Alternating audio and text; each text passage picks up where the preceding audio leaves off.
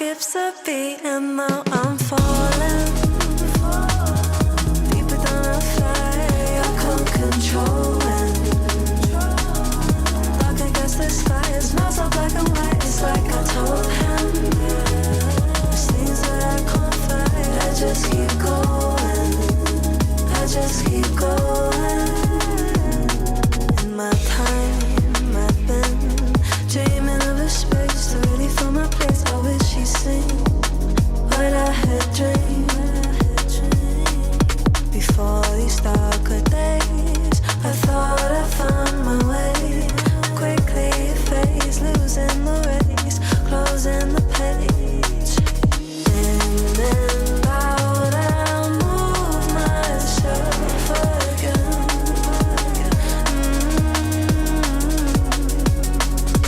Time moves fast, I feel my heart beating.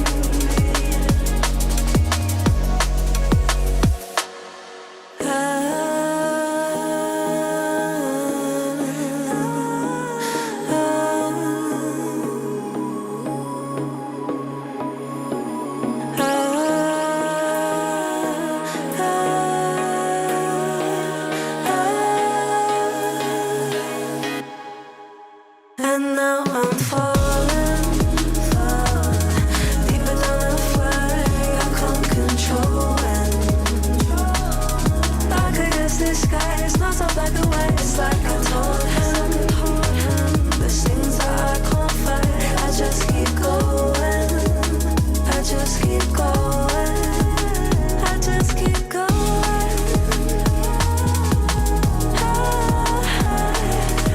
I just keep going. Dark against the sky. There's things that I can't fight. I just keep going. I just keep going.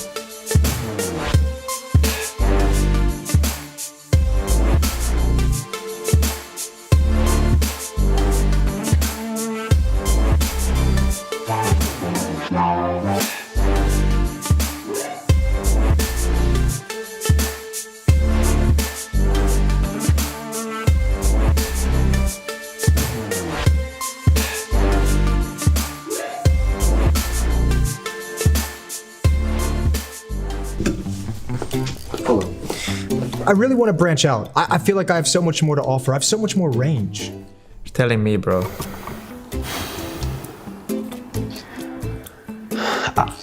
I look at you and I just see Frodo. Return of the King. You seen FaZe?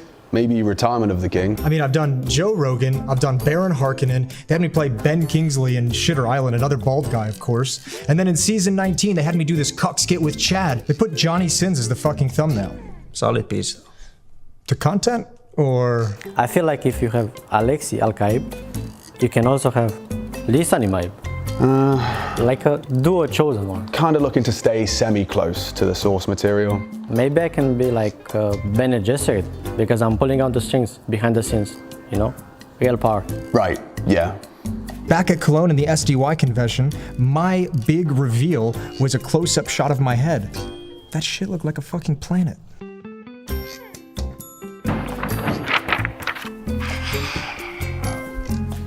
So, what makes you think you'd be a good fit for the role of Harkonnen officer? I have no eyebrows. No makeup required.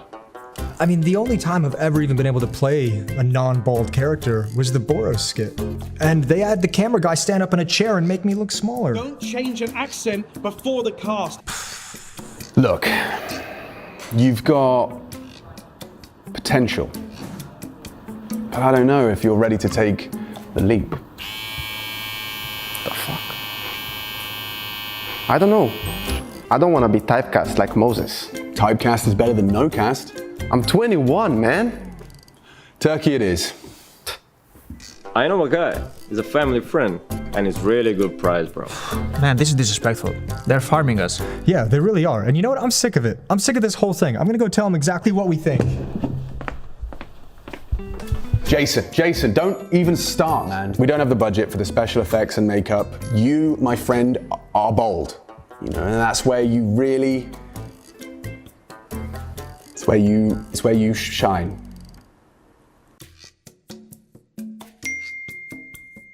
Looks like makeup's having some issues. We might have to shave your eyebrows. How do you feel about that?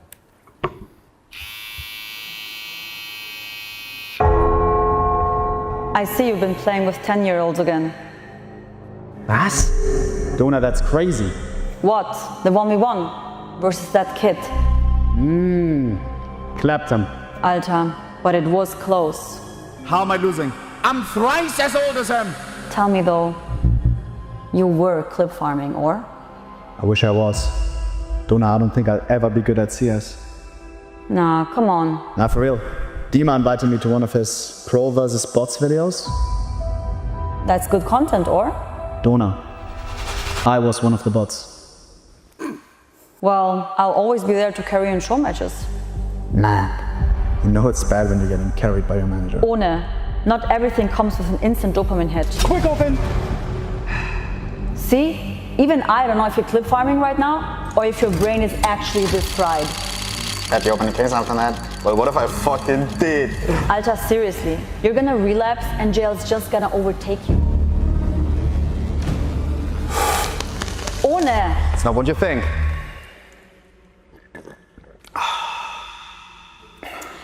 One last thing though. There have been rumors that you're selling fentanyl on cathedral grounds. You too? NIP paper, Mectin heat, ohne Fan. I'm fucking done. Any more of this? We're doing co-streams, Minecraft, and that's it.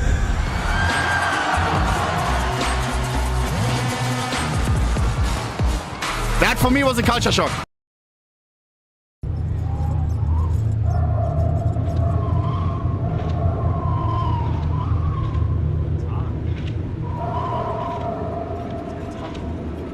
It's a lot, Chad, but you know, they're guys that are out there crushing it right now. Jason, Moses O'Toole, Henry G. Greer. Look at those guys. They're killing it. It could be time to make the move to coaching and management. Yeah, I mean, Moses is getting paid. You know, Elon Musk money banking up for that guy. He does have a kid. He's trying to check as much as he can, but I think Sponge has played this down too well. What? I knew I should have got a fucking in-game leader. Why? Listen, Chad, you don't have to sweat it. It's gonna be fine. It's an easy game. Coaching's not that hard.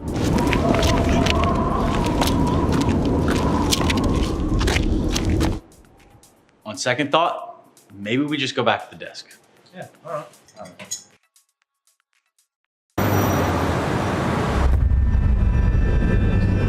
Look, man, I know it might sound crazy. Ends is our captain now. You know how he feels about European authors?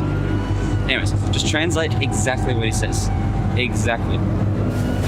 Exactly what this is. Okay. 910 will see us now. Okay. Come with me.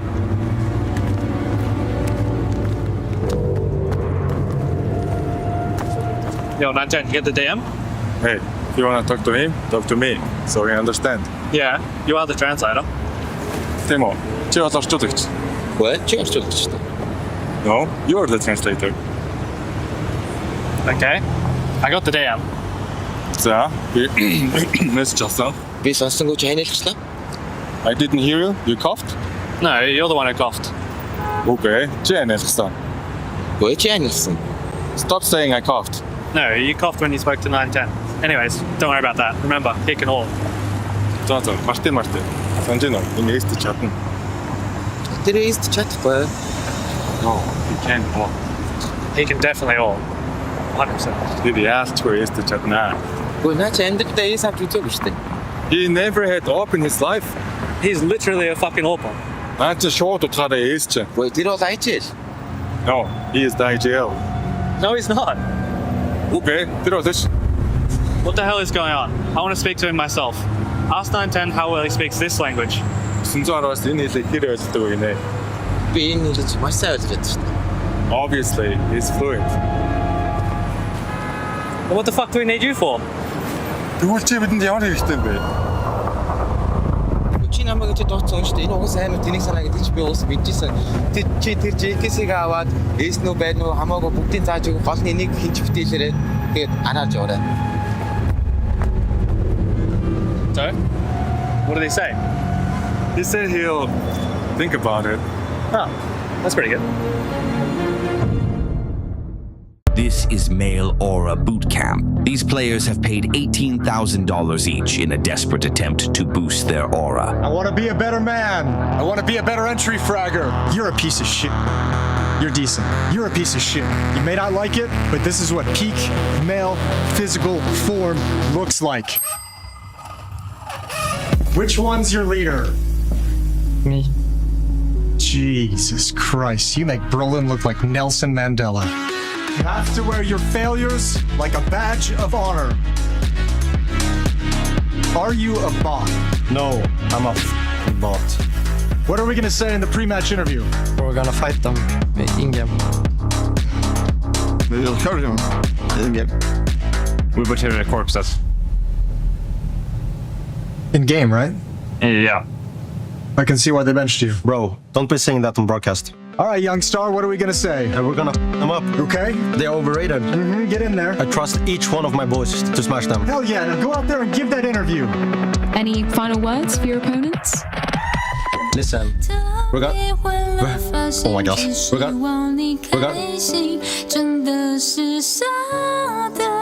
gonna butcher their corpses. Right. Okay. Thanks for that, youngster.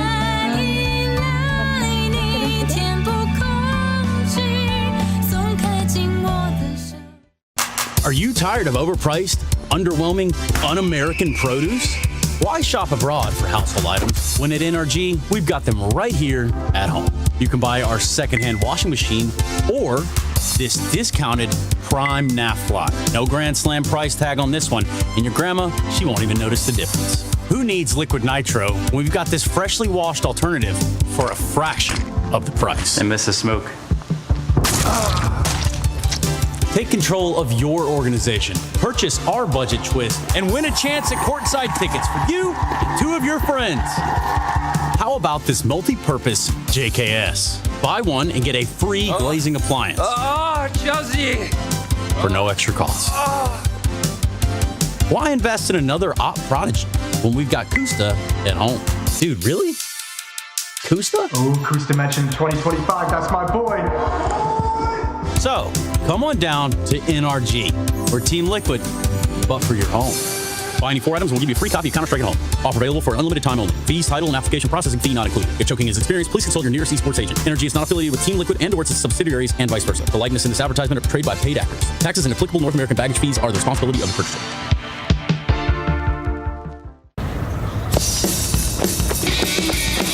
Choose big. Choose a job. Choose a career. Choose the fucking big house.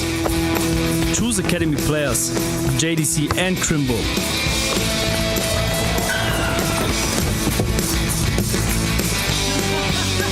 Choose good vibes, low pressure and Cologne 2018. Choose friendship.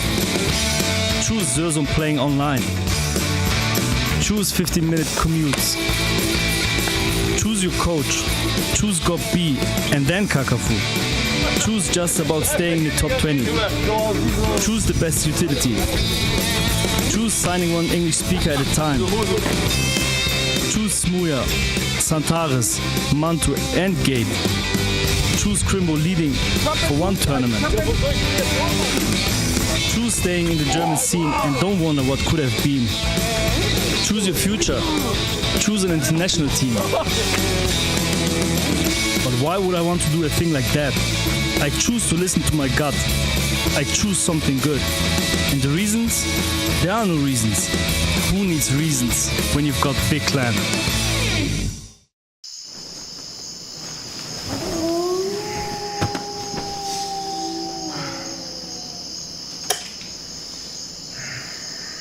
Another sleepless night?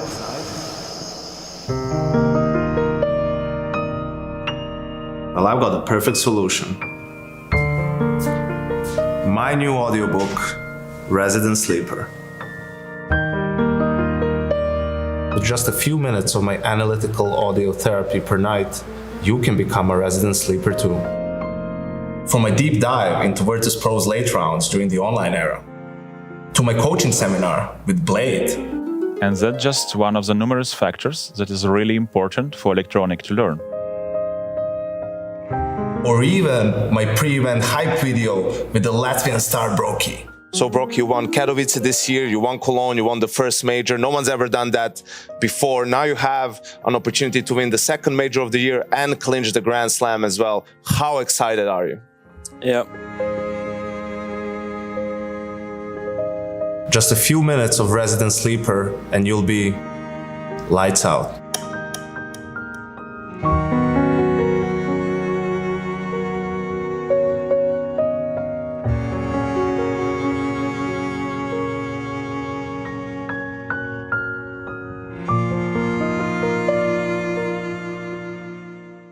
You've reached the age where everything in Counter-Strike is a challenge. You've played this game for over 20 years. Your smoke lineups miss the mark more often, and you can't entry frag the way you used to. And now there are other games that make life a little bit easier. But you don't have to remain unsatisfied. FPS dysfunction is nothing to be ashamed about, so ask your stack about CS2 today and join 1.8 million concurrent players who have already turned their limp, bot-level bottom fragging into a whole new experience. Open skyboxes allow for a whole new world of nade lineups, so you can get as sweaty as you'd like. Yes, let's go. A revolutionary sub-tick system brings back those ultra-sensitive headshots, so you can frag like an 18-year-old FPL star again. A revamped matchmaking and in-game ranking will have your queues popping again, and again, and again. Let's go. Volumetric smokes with improved swelling to help you fill choke points of all shapes and sizes. Multiple game updates a week will have blood rushing to places it hasn't been in years. So you don't have to suffer from FPS dysfunction, settling for lesser games. With CS2, you'll be standing tall, polishing your trophy in no time.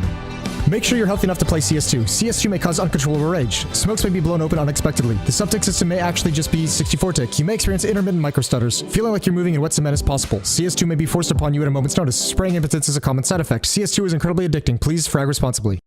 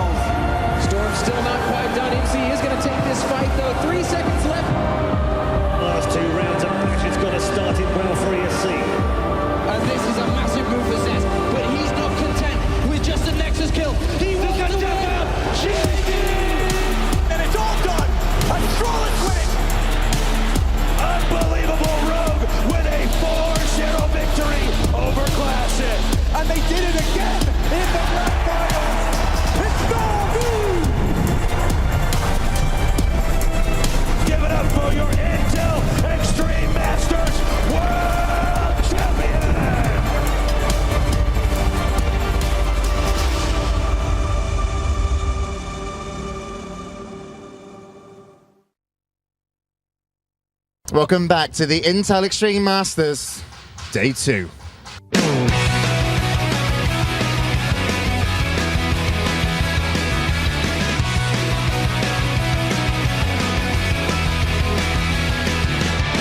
So, it's about time that we took you guys around the venue, and also it's pretty cold out here, so let's get inside and check out the first ever esports arena. Follow me.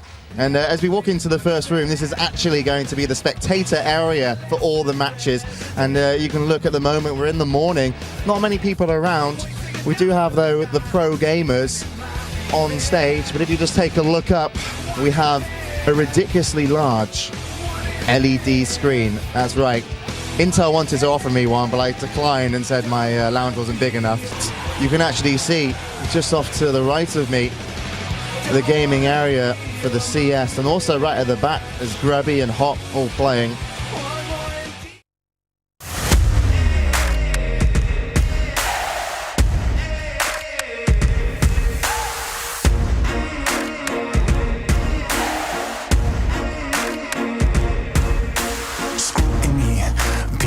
Up the truth, this ain't new to me. Since the age of 22, I've been using it like it's fuel to level up, like it's champagne in my cup, like there's nothing interrupting my pursuit of dreams. There's a vision in my mind, it's consuming me. Take my confidence combined with opportunity, mix it up with unity, soon to be the greatest of my generation. Operation Victory. Fight or fly, we will stay through the perils we dare not to stray. Spark the match, light the flame. Out of luck, out of sight, dangerous, dynamite. Dynamite! Setting fire to the clouds at the speed of light. Going up, not coming down, screaming. Superman's kryptonite. Blowing up dynamite. Dynamite! Setting fire to the clouds at the speed of light. Going up, not coming down, screaming. Superman's kryptonite. Blowing up dynamite.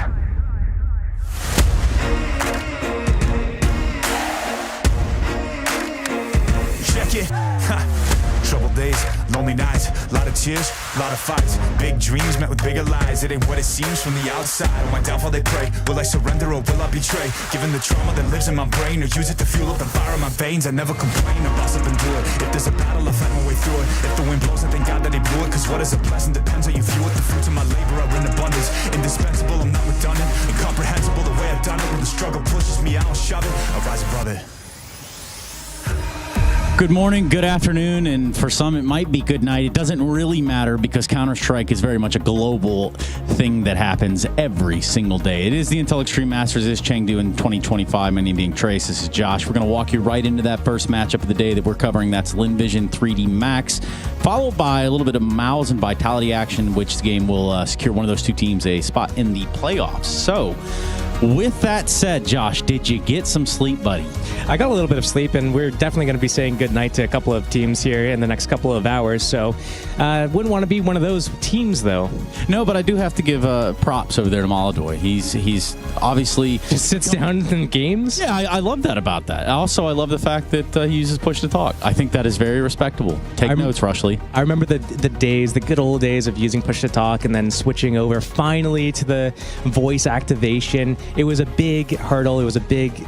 honestly, I should have marked that date down on the calendar and just celebrated the anniversary of it every year. Yeah, might as well. I mean, it could be like a second birthday type thing, or none of that. In fact, we could talk about what happened yesterday, Josh. We got a lot of Counter-Strike under our belt just in day one, and some of those conclusions gave you what inklings? Well, there was a little bit of surprise. We got to see Vitality dropping a map to Virtus Pro, a team that I, maybe had brushed off earlier in the day. But, we got to see Vitality come out on top there. The Mouse Phase game was fun. We got to watch that here. It was on the A stream. Well, first of all, let's run it all the way back to your comments about Virtus Pro. What about them? Tell me about sleeping on Virtus Pro. And what does it feel like when they almost did what they did?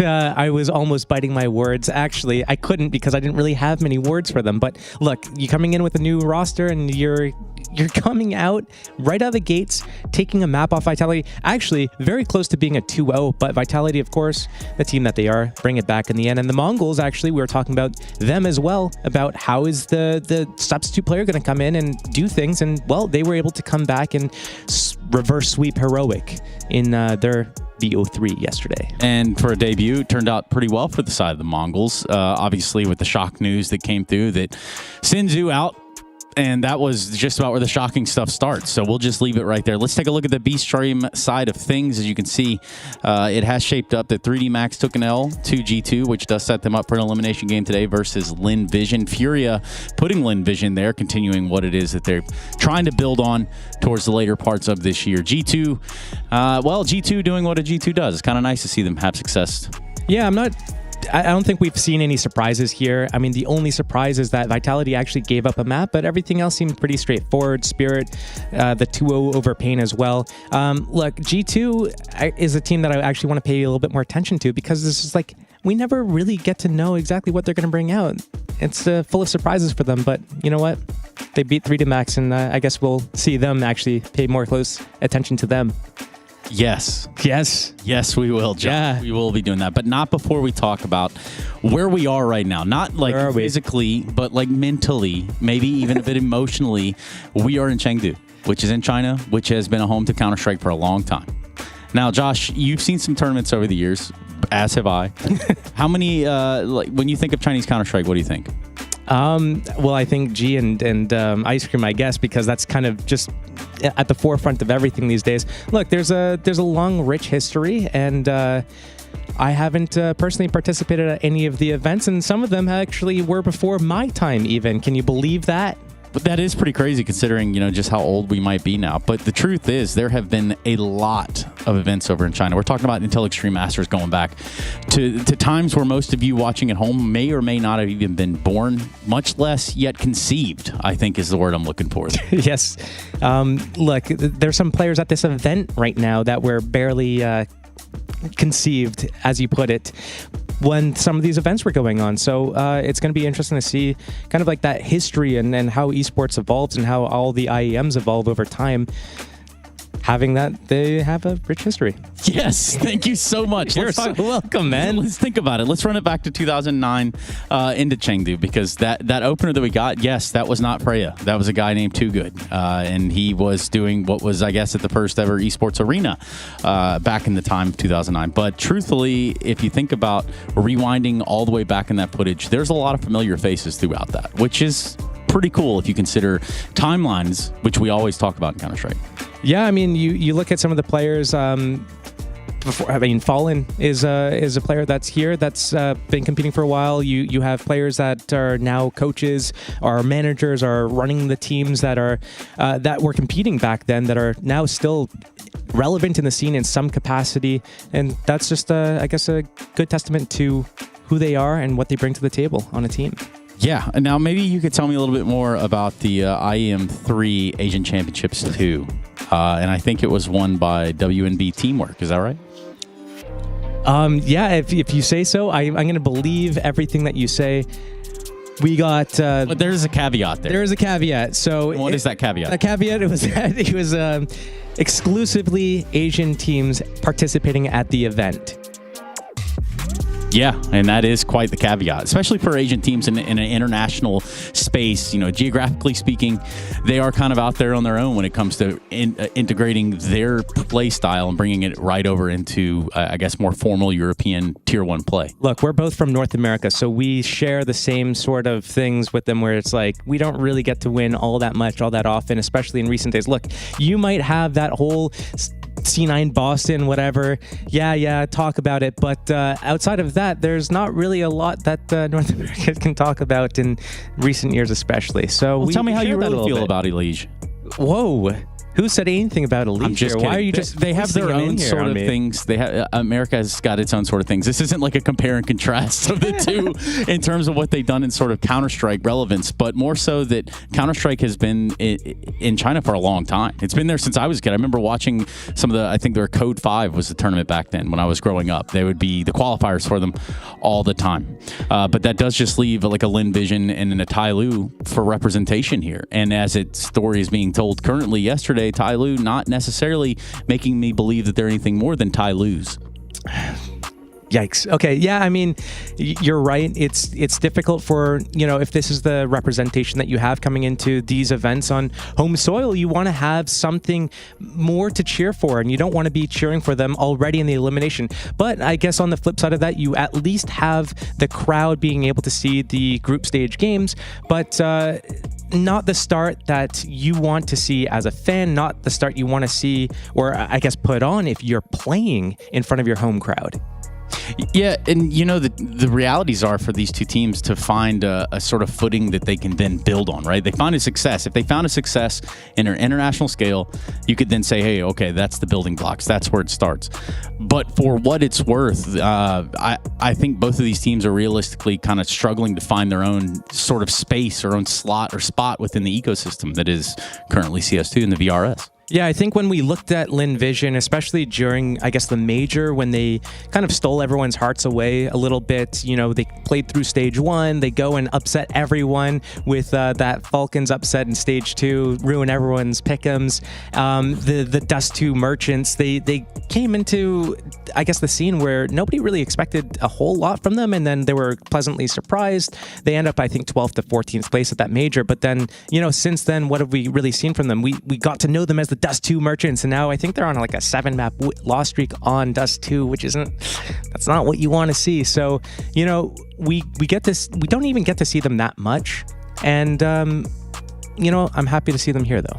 Yeah, I do think that there's still a chance. I mean, it's improbable. It's not impossible. It's just a little improbable. I mean, if you just think about the tiers of echelon of play between, say, your Tai Lu, your Lin Vision versus that of the Zywus and the Vitalities, the more crisp, clean, concise, well-oiled engines that we have around the space, it's not even comparable. But we can compare the brackets, Josh. We can do that if you want. Yeah, send it. Show me the brackets. Show me the brackets. Show me the brackets. There it is. Okay, Josh, so you got Group A up there. It's starting to take some shape. Falcon Spirit, banger. Mongols, Astralis. Astralis did what to Navi yesterday? Yeah, right?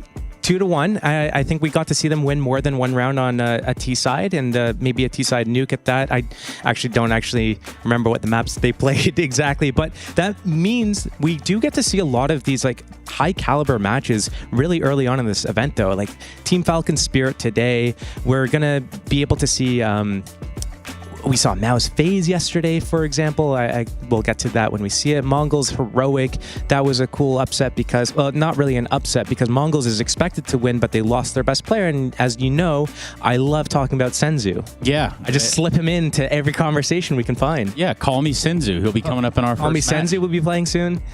Yeah, so let's take a look at Group B. Go ahead and flip that page over because Josh kind of alluded to I it. jumped the gun. That's all I'm good for. The Mao's versus FaZe spoilers, Josh, I just don't know if we'll ever recover, but it does set us up for Mao's Vitality, and there's a lot of juice in that matchup.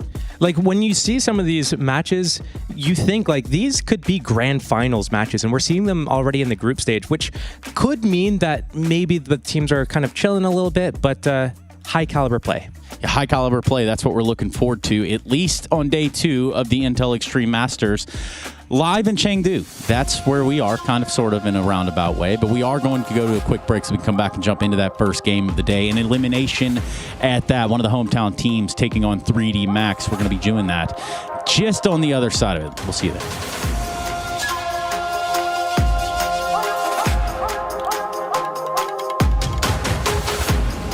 Here's to the challengers. The ones who don't just settle for decent elo, but hunger for something more. The ones who don't just queue for another match, but prepare for war. You can doubt them, overlook them, even count them out, but you can't stop them. Right now, I'm with Dupree, who I can see has got tears. While others play for fun, they play for legacy. This is ESEA League, where challengers take their first step. This is Basement Dweller's first advertisement. And our second drop is, it's up, actually. If you're seeing this, it's up. It's available on the ESL shop. We had our first go at a jacket, and I'm really proud of it. I've always had an interest in clothes, but, you know, seeing behind the scenes how the sausage is made has been a lot of fun. And if you like the clothes, tell me. If you hate the clothes, tell me, but try them before you slag them off. I think they're really comfy. So yeah, that's my advert. I'm gonna try again. I'm gonna record another one.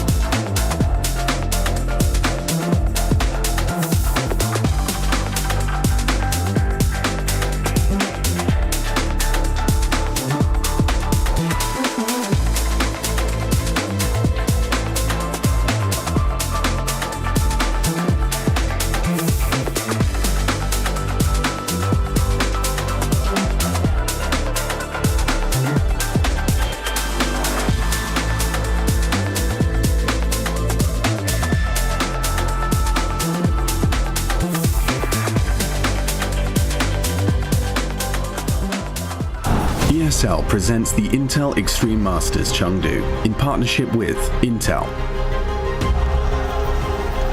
Acer Predator, DHL, Kidia, and Zoe.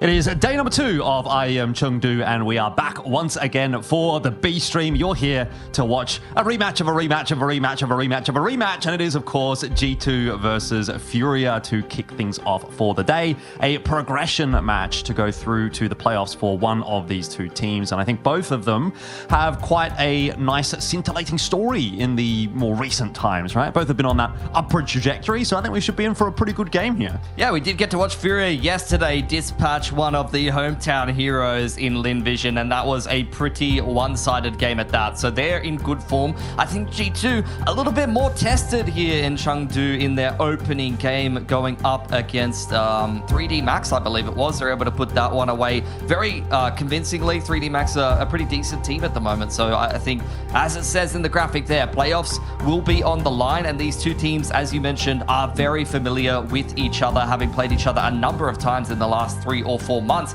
And it's really gone back and forth between these two teams multiple times now, usually a 2-0 fashion, and you will see it there, going every which way between G2 and Furia, two very, very solid teams at the tippy top echelon of Counter-Strike at the moment. Yeah, I mean, it's crazy to me to see that it's gone back and forth that much, but it's always been a 2-0 up to this point. Like, that really does feel like at some point that's got to break. If these teams are so evenly matched that they can continue to take matches off of one another, at some point we're going to have to see a BO3 go all the way to a 3. It could well be to today. I definitely feel as though it's a real possibility. I mean, we, as you said, got to watch Furia get off to a decent start yesterday. I don't think it was necessarily anything too outrageous from them.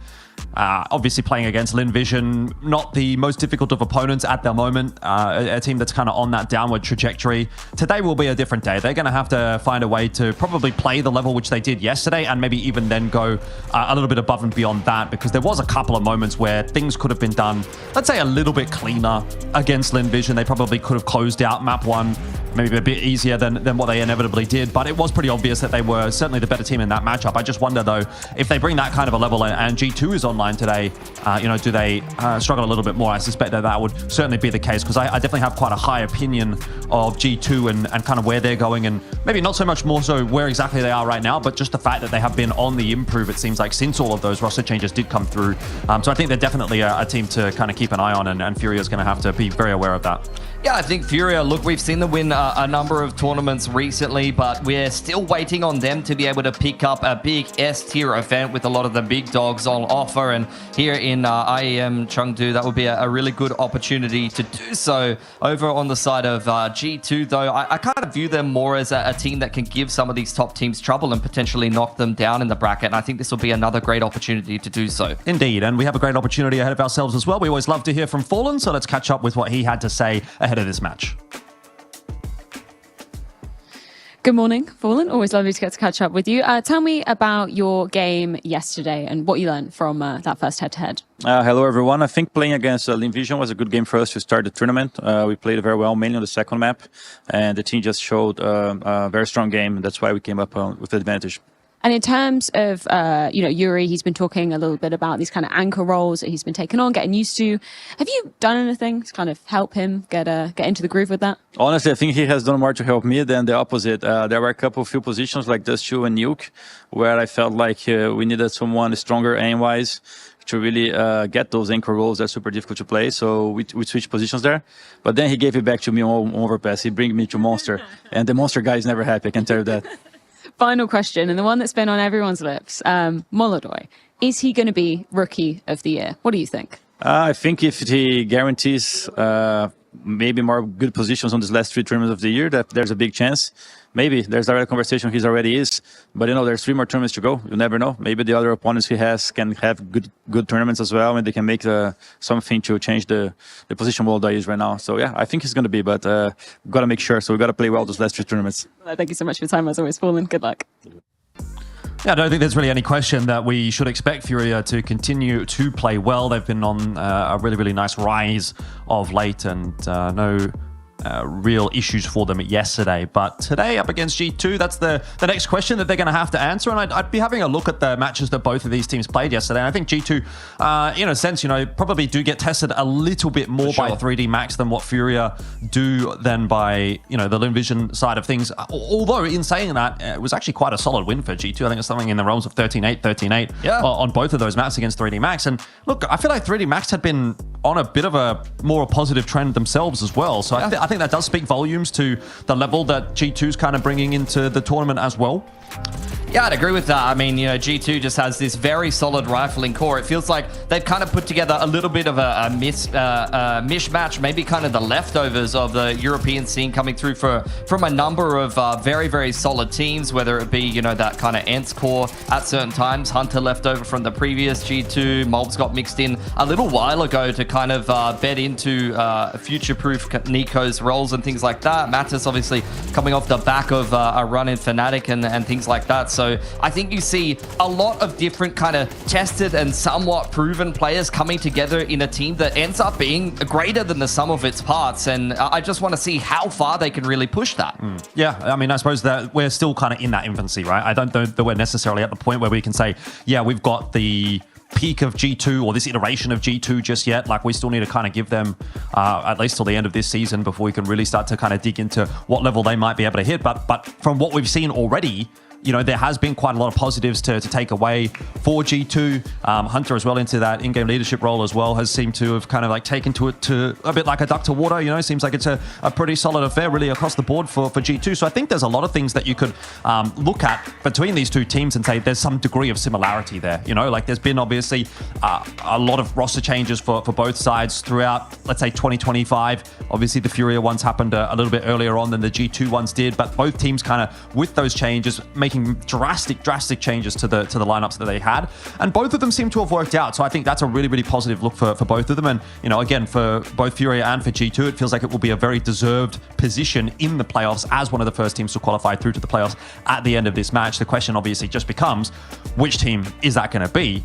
To which I would ask you now, where do you sort of see this one going? Because for me, looking at this one, I think just generally speaking, I would probably have Furia coming in on paper as the slight favorite in this matchup. Do you agree? Yeah, I would agree with that, but I think it's a very slight edge, and you've seen just how back and forth this series has been with, each different team winning it. The last one was G2 actually picking up pretty cleanly over there in EPL 22. Before that, you did have Furia win, and you can go back and forth for the last couple of months with some very clean wins over on the favor of G2. So you've got to give them the respect that they deserve. They very much can win this series and have won this series very cleanly, even in the last couple of months.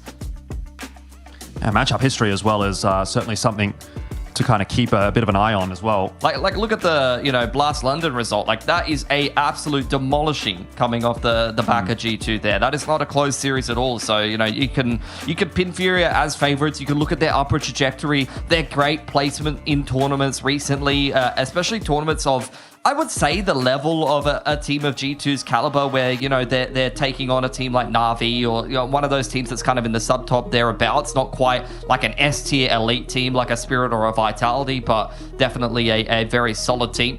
Regardless, we will see the veto coming out, and this is what really interests me about this matchup, because we talk about it a lot when we cover a lot of domestic events. You get these teams that play each other all the time, usually domestically. In this case, Furia and G2 very, very familiar with one another, having played a lot of matchups in the last couple of months, and you've seen different maps come out a number of times and different kind of angling on the vetoes from these teams.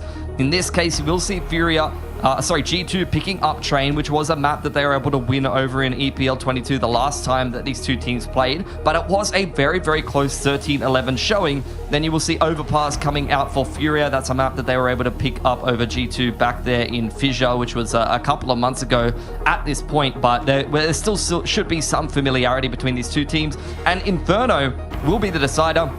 Was also won by Furia the last time these two teams did play. So they have played all of these maps against each other in the last couple of outings, in the last two series, and really now it's a question of map order, jostling for position, and how will these teams adapt and change things up as they head into this particular event. I mean, it does seem like it's G2 that is really kind of leading the change in terms of the veto that we are seeing here, because historically they had been the team that had been picking into Inferno. Inferno's actually been played in every single one of these series, bar the most recent one, which it actually ended up being the decider. We obviously didn't get there because it was a 2-0 as well, but in all of those series, G2 was picking Inferno. Yeah. Obviously, in the previous series, they didn't pick Inferno. They did go into that Train instead, which they've opted to go for here again. They've left Inferno through as the decider. So I think just looking at that on paper, you'd probably have to say that works out, I'd say, slightly favorable for G2, that, if they can get that map through in the pool anyway without having to pick it, then that also means they get that sort of extra trump card, I guess, in the sense that they can pick train here, see if they can destabilize Furia a little bit on that one, and then if push comes to shove, if things don't go well on overpass, they still have that map of Inferno, which they were happy to pick into previously anyway as the decider. So I can only imagine that's a happy veto as far as G2 is concerned. But let's see if Furia can cause a bit of a ruckus here. We'll start things off on train for the first qualification match here at IEM Chengdu. It is a match that will decide the first team to go through to the playoffs. It will be Furia and G2. Sixth time that these two teams have played each other in the last 3 or 4 months. Well and truly familiar at this point. G2 will start things out on the T side and some quick movements in towards halls. Yeah, very quick movements indeed. Some Pious taking a lot of that space. Yakinda's going to have to take first contact here in Pop Dog, and that has not gone well for him at all. Nice, sharp headshot or two coming through there from Malbs.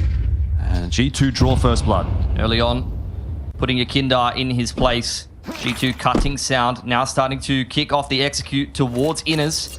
Will be Fallen and Yuri playing at range with the USPs and the P2K.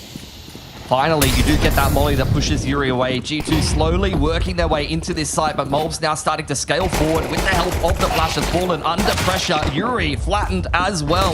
This is going swimmingly for G2. Yeah, fantastic entries across the board. There's just no answer at all for Furia. Quesarado is left alone. Doesn't really have a snowball's chance in hell in this round, unfortunately. So just going to have a little bit of a look around, see if he can maybe find a pick here or there, get a little bit of extra cash in the back pocket for the fellas. But yeah, that's a resounding start really from G2. I mean, that's a gauntlet that's been thrown down against Furia in the pistol. Yeah, it's good to punish Yakinda early on in Pop there as well. Is a position that, especially if you're going to put a little bit more of a premium on making your way towards Inners, the CTs do want to go for some of those quick pinches and flank plays there. Be able to win some of those duels, punish the aggression over there as the T side early on, and you could be off to a good start. Quesarado does hold on to his Kevlar there, and does have 2k in the bank account, so I think he can get himself a Famus going into this next round if Furia do want to force. I mean, how confident would you be with a force after a round like that?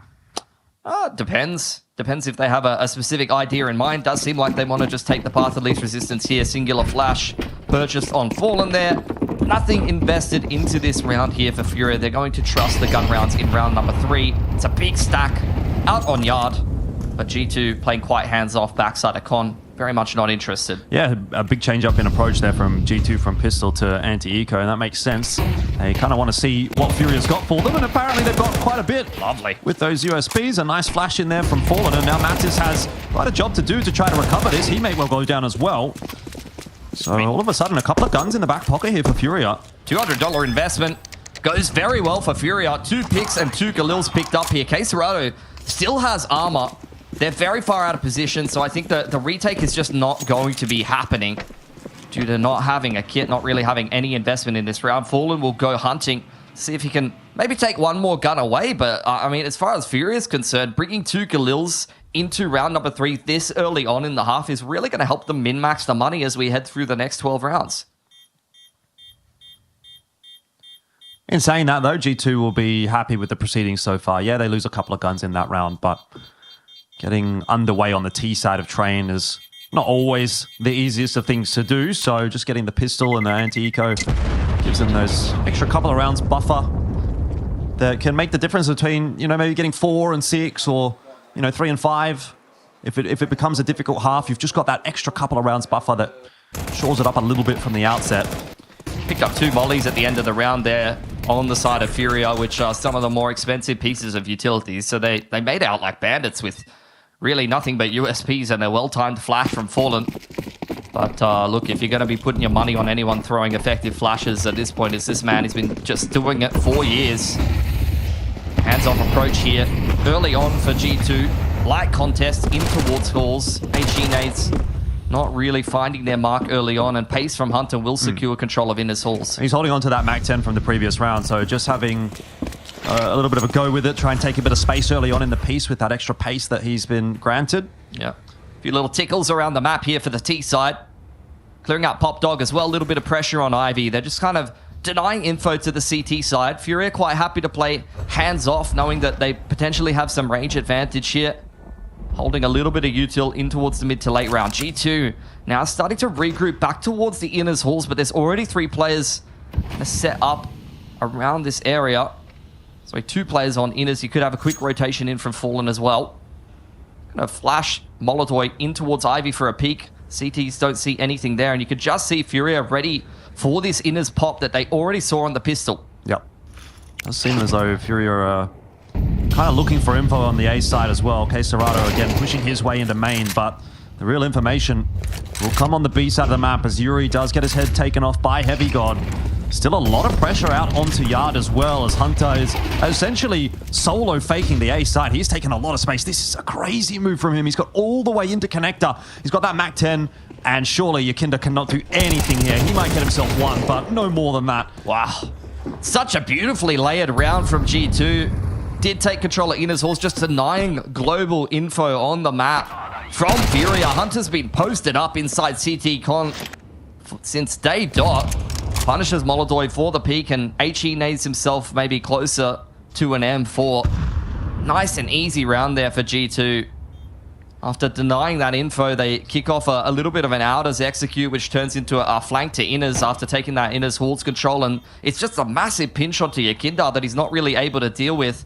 Could see that Furia did try to go for some of that mid-round aggression. You saw the flash play in towards upper ramp, but G2 were ready for it. Heavy God was already posted up. He was anti-flash for quite a while there, and immediately punishes that uppers aggression.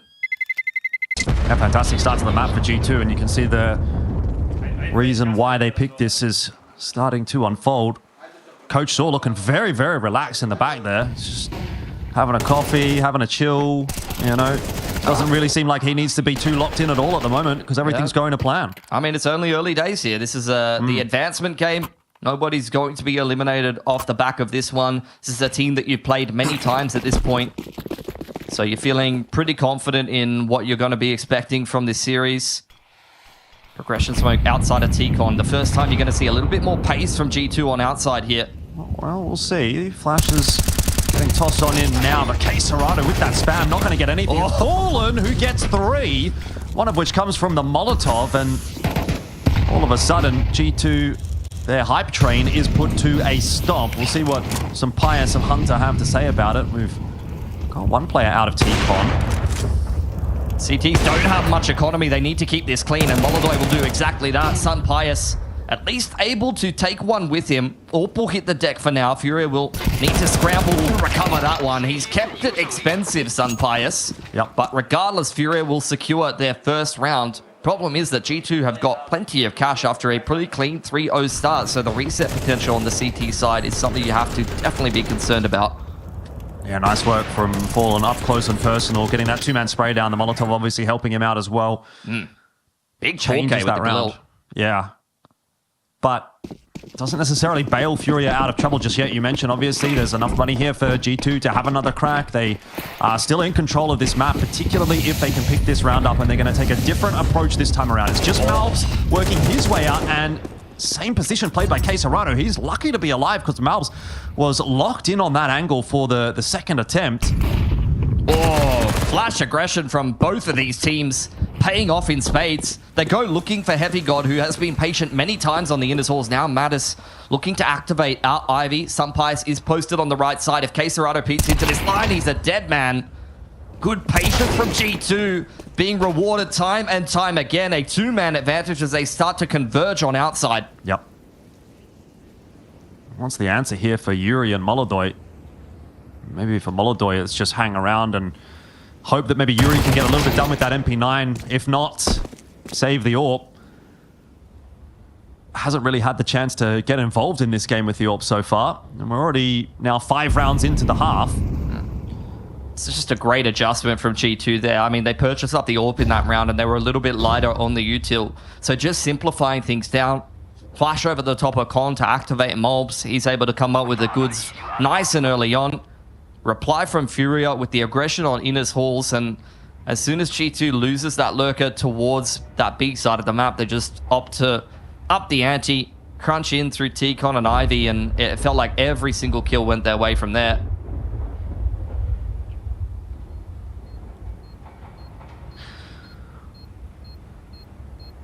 Bit of a hunt happening here for G2. Let's see if they can find Molodoi. There's not a lot of time on that bomb.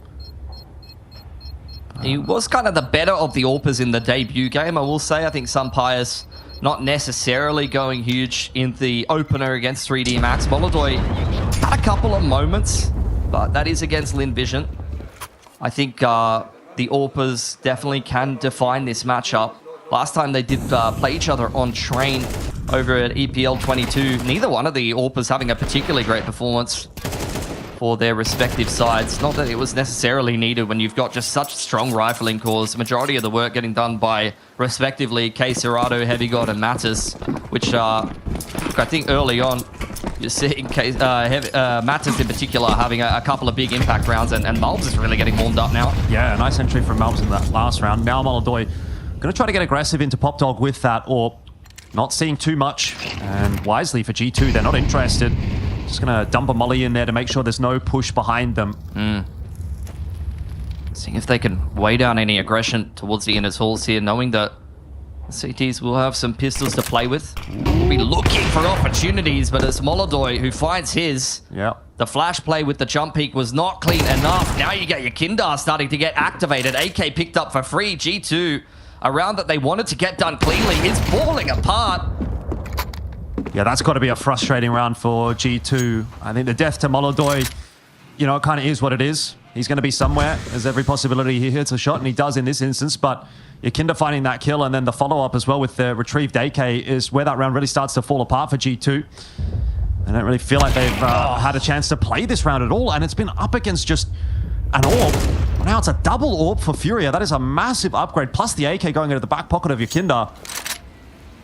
It could be a real shift in momentum here if Furia can capitalize on this gift that has been bestowed upon them by G2. I mean, it's a 4-1 start for G2. Everything has been going their way, but this is the kind of round that flips this game on its head. Look at the economy of G2 following this round. Molodoi slowly but surely closing in, scoped up on the angle. Wasn't caught off guard a singular time this round. And that's going to be a little bit of a facepalm for a G2 that felt like they were in total control. Yeah, I mean, big win con obviously for Furia is getting Molodoi involved, especially on this CT side, and that's the first instance of it. Nice couple of kills as well, it has to be said, from Yakinda in that one. Maybe this Furia engine can start to come online. Double AWP, Fallen, back with the AWP in his hands again. It's like the good old days.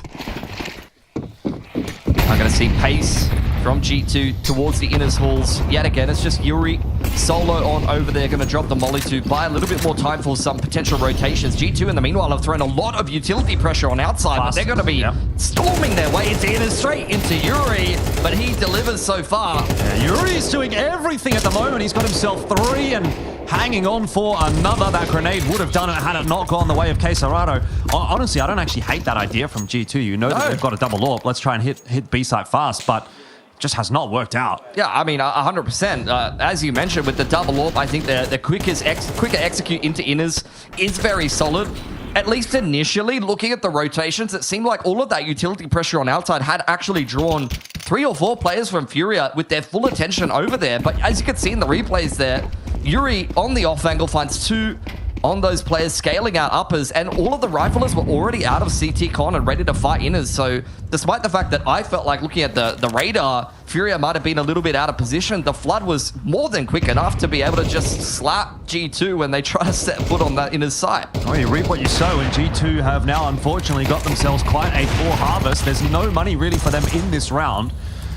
Some upgraded pistols here and there, and Heavy God trying to do what he can with the P250 is only going to be good enough for 1. And in such a quick amount of time, we've gone from a really dominated game by G2 to a 4-4 even scoreline with G2 calling a timeout. It felt like some slower rounds, very measured play from G2 to start off this game with Train on the T side. This was their pick. Everything was going to plan. You were talking about how comfortable Saw was looking. Now he's pacing back and forth a little bit more. He's looking a little bit more nervous. And as you mentioned, in a matter of minutes, we've gone from Furia being broke with a solo AWP in Molodoi's hands to money everywhere 10 plus K on some of these players. They are not running out of cash anytime soon. Maybe not for the rest of this half. And now G2, what was it? Pretty easy, straightforward T-side where they just need to go from reset round to reset round and keep streaking away with the momentum. Now they're going to be forced to work for anything. It's crazy. Furia have done a Stewie 2K. They've taken all of G2's skins. Oh, bro. Yeah, look, we've also revoked Jacob's Australian citizenship, but that's a story for another time. Luckily, G2 have got a bit of money in the back pocket here, so they can afford it, it would seem, and they're going to roll on into round number 9 with some weaponry in tow. No AWP for them on this round.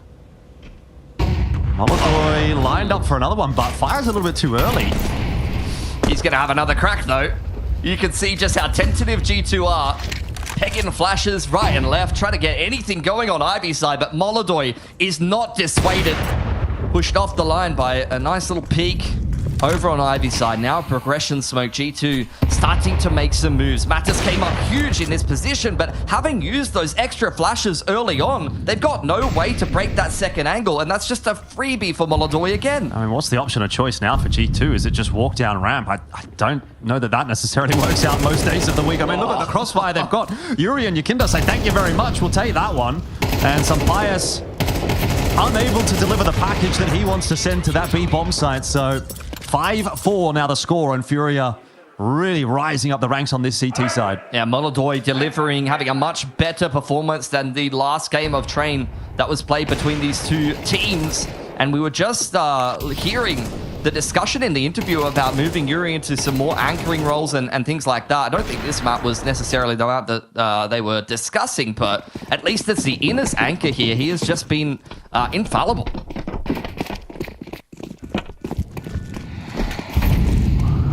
Quick play into connector here for G2, but Molotov's going to keep them at bay for now. Again, G2 just turning their attention back towards Ivy. We're going to need better flash coverage this time around. It doesn't even matter if Molodoy can see or not. I mean, pistol's only here for G2 as well, so they don't really have the stopping power. Molodoy hitting everything. I mean, everybody hitting everything. It just feels like everything has changed up on the turn of one round. Furia have gone from not even in this contest to utterly demolishing. Shots connecting with the orbs, shots connecting with the rifles, everything going their way. They're barely losing players. Everyone performing across the board. How much money have they got? Oh, just tons. I've never even seen figures that look like that. You know, yeah, that's because you commentate together esports $50 for fish and chips in Sydney. But look, G2, let's see if they can turn around the pain train. It's not going to be easy to do. Pacing towards Innes yet again. This time, Yuri looking to contest, creeping up on low ramp. Yeah, bold play, but the way that Furia is going at the moment, I don't mind it at all. He's going to catch Heavy God. The flash assist coming through as well.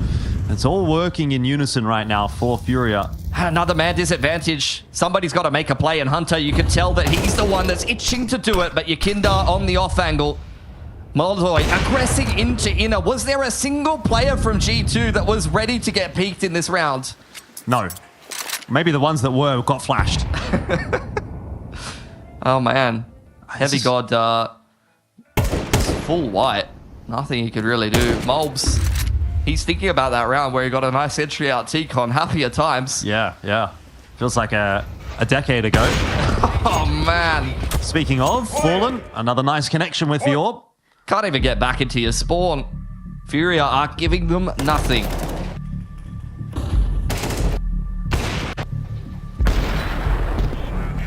Bang. Yeah, this is really just, I feel like a lesson in Counter-Strike. You know, it's one of those games that can really turn on a dime. You're never, it's never over until it's over. And it's for reasons like this, it just felt like we've watched two completely different games in the same half. I mean, it's nice to see a team that's not Australian get eco'd and then, you know, the game immediately slips away. That having watched many years of Australian CS, it is usually the storyline of like, oh man, we're in it. We're doing pretty good. We're so back. Oh my God, we lost to Pistols. Oh, it's over. Hey, FlyQuest is not even in this tournament. They did not deserve for wrecked. But I tell you what, like, end of the day, if G2 do get to 5, you still go, not too bad of a T half. 5 on T side, win a pistol, we're in it. Yeah, exactly. But it's really about momentum right now for Furia. And the question, that is really being asked at this point is how are you breaking that momentum? As G2, can you get just one round towards the end of the half with an MP7 Khalil Deagle by against, only a singular AWP? Furia feeling like the double AWP has already kind of delivered enough, especially against a lower buy. You could definitely see G2 picking up weapons where they could pick up the pace a little bit more. So I actually like the fact that Furia's gone away from the double AWP. Yeah. Nice little high-low. Inside a pop dog there. Molodoi floating around outside an Ivy. G2 really running the clock down. Yeah, I wonder what the ultimate goal for them is here. You'd have to imagine it's going to be an A finish. But how do they hope to get into this site without the map control? Well, here comes that push from Fallen that might give them an angle, but just catches Heavy God. He dinks him, but he's only got an MP7. They've just been bullying him on the lurk time and time again. Okay, Serrato floating around behind this smoke is going to be a difficult one to dislodge. That Molly will change up his position, and the Deagle actually does land its connection. E-Box player dealt with as well. Malbs finding those entries that he was having so much success with earlier on in the half, and a missed shot from Molodoi. I can't believe what I'm seeing. It feels like we've gone back to the first 5 rounds of the game. Malbs doing everything. On plant, though, denied. And so Molodoi has a chance here. He has swindled his way onto the side. He's got Hunter, and now into the 1v1 against Mattis with 13 seconds. All he has to do is watch this cross and make sure it is not successful. 8-4, Furia dominate the first half on Train.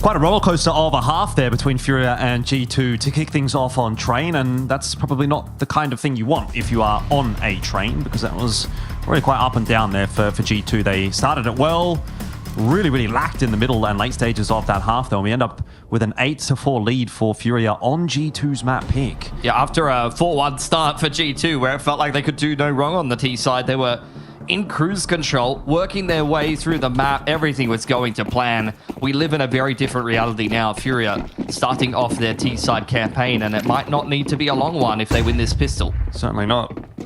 Quick flash into the B halls.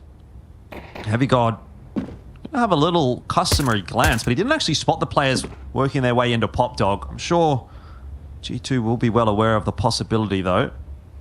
A nice setup to get their way quickly into the A side. Here come the smokes, one for Connector, one for Icon as the push comes through for Furia, and no real contest thus far. Some shots starting to flow back and forth, and Hunter on the site is going to be the critical player that will fall and open up the possibility of a bomb plant if it were not left by E-Box, but it doesn't matter when everyone is dead. Fallen just so incredibly sharp in this current era. After his transition to the rifle, like his mechanically has just impressed so much. Remember him having flashes with the rifle back in the day when he was on the AWP here and there, but like it's just kind of crazy that this man's rediscovered a level of form that really just over-delivers on what you would really expect from the man. And I think it's a key reason why Furia has so much depth. T-side pistol picked up here, forced by, in reply from G2, Yakinda has crept out in front of the T-con smoke.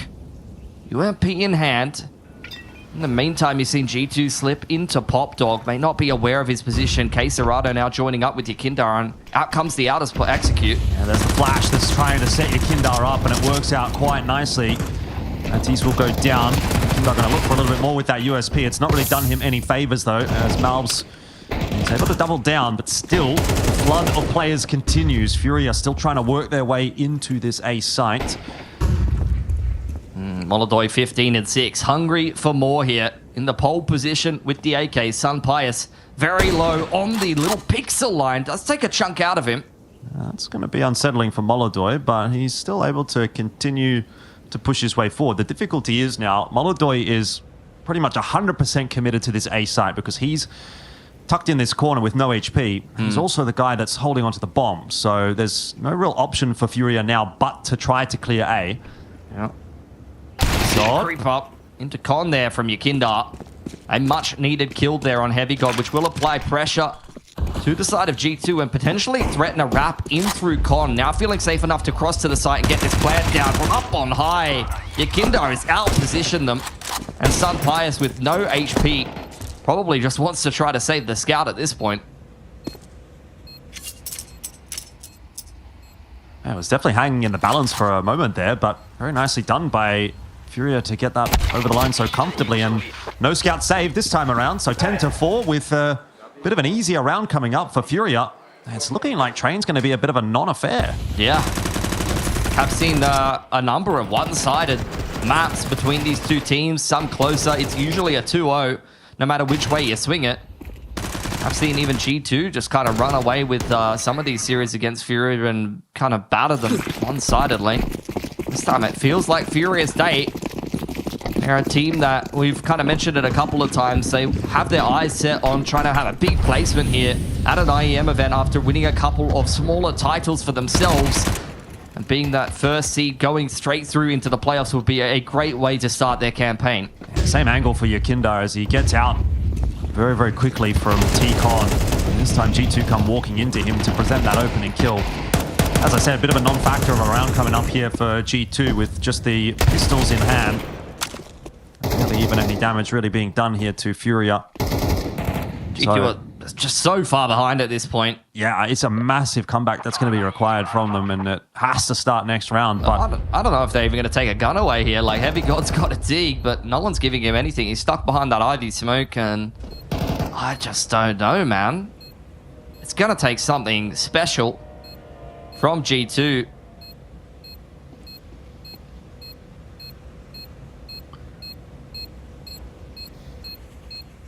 This was the standout performer the last time that G2 were able to take on Furia on train and get the dub. Currently 3-11. Make that 3-12. Can't connect a shot with the D to take even one gun out of the hands of Furia. It feels like since round number 6, they can do no wrong. Yeah, this has been a dominant display by Furia thus far. Doesn't feel like that's going to slow down. But of course, come round out here for G2, so let's see what they can do on their CT side. Unfortunately, they're really not going to get the chance to get rolling on it.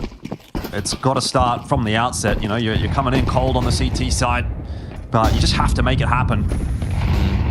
Pace from Molodoi, Sun Pius, the first time he's got the AWP on this CT side, and if he doesn't deliver with it, it could be the last looking at the scoreline, so it's a good opener.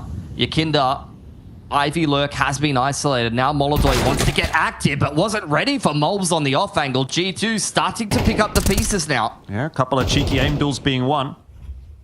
That'll be a big difference maker. G2 want to continue to push their advantage. They'll take long control.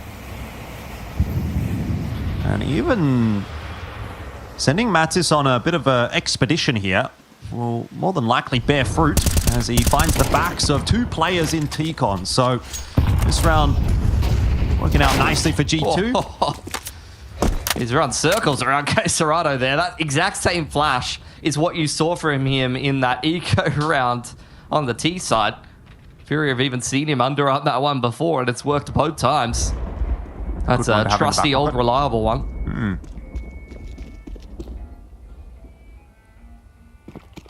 The vibes are weird here, bro. What is going on with this, like, music? Can we change the station?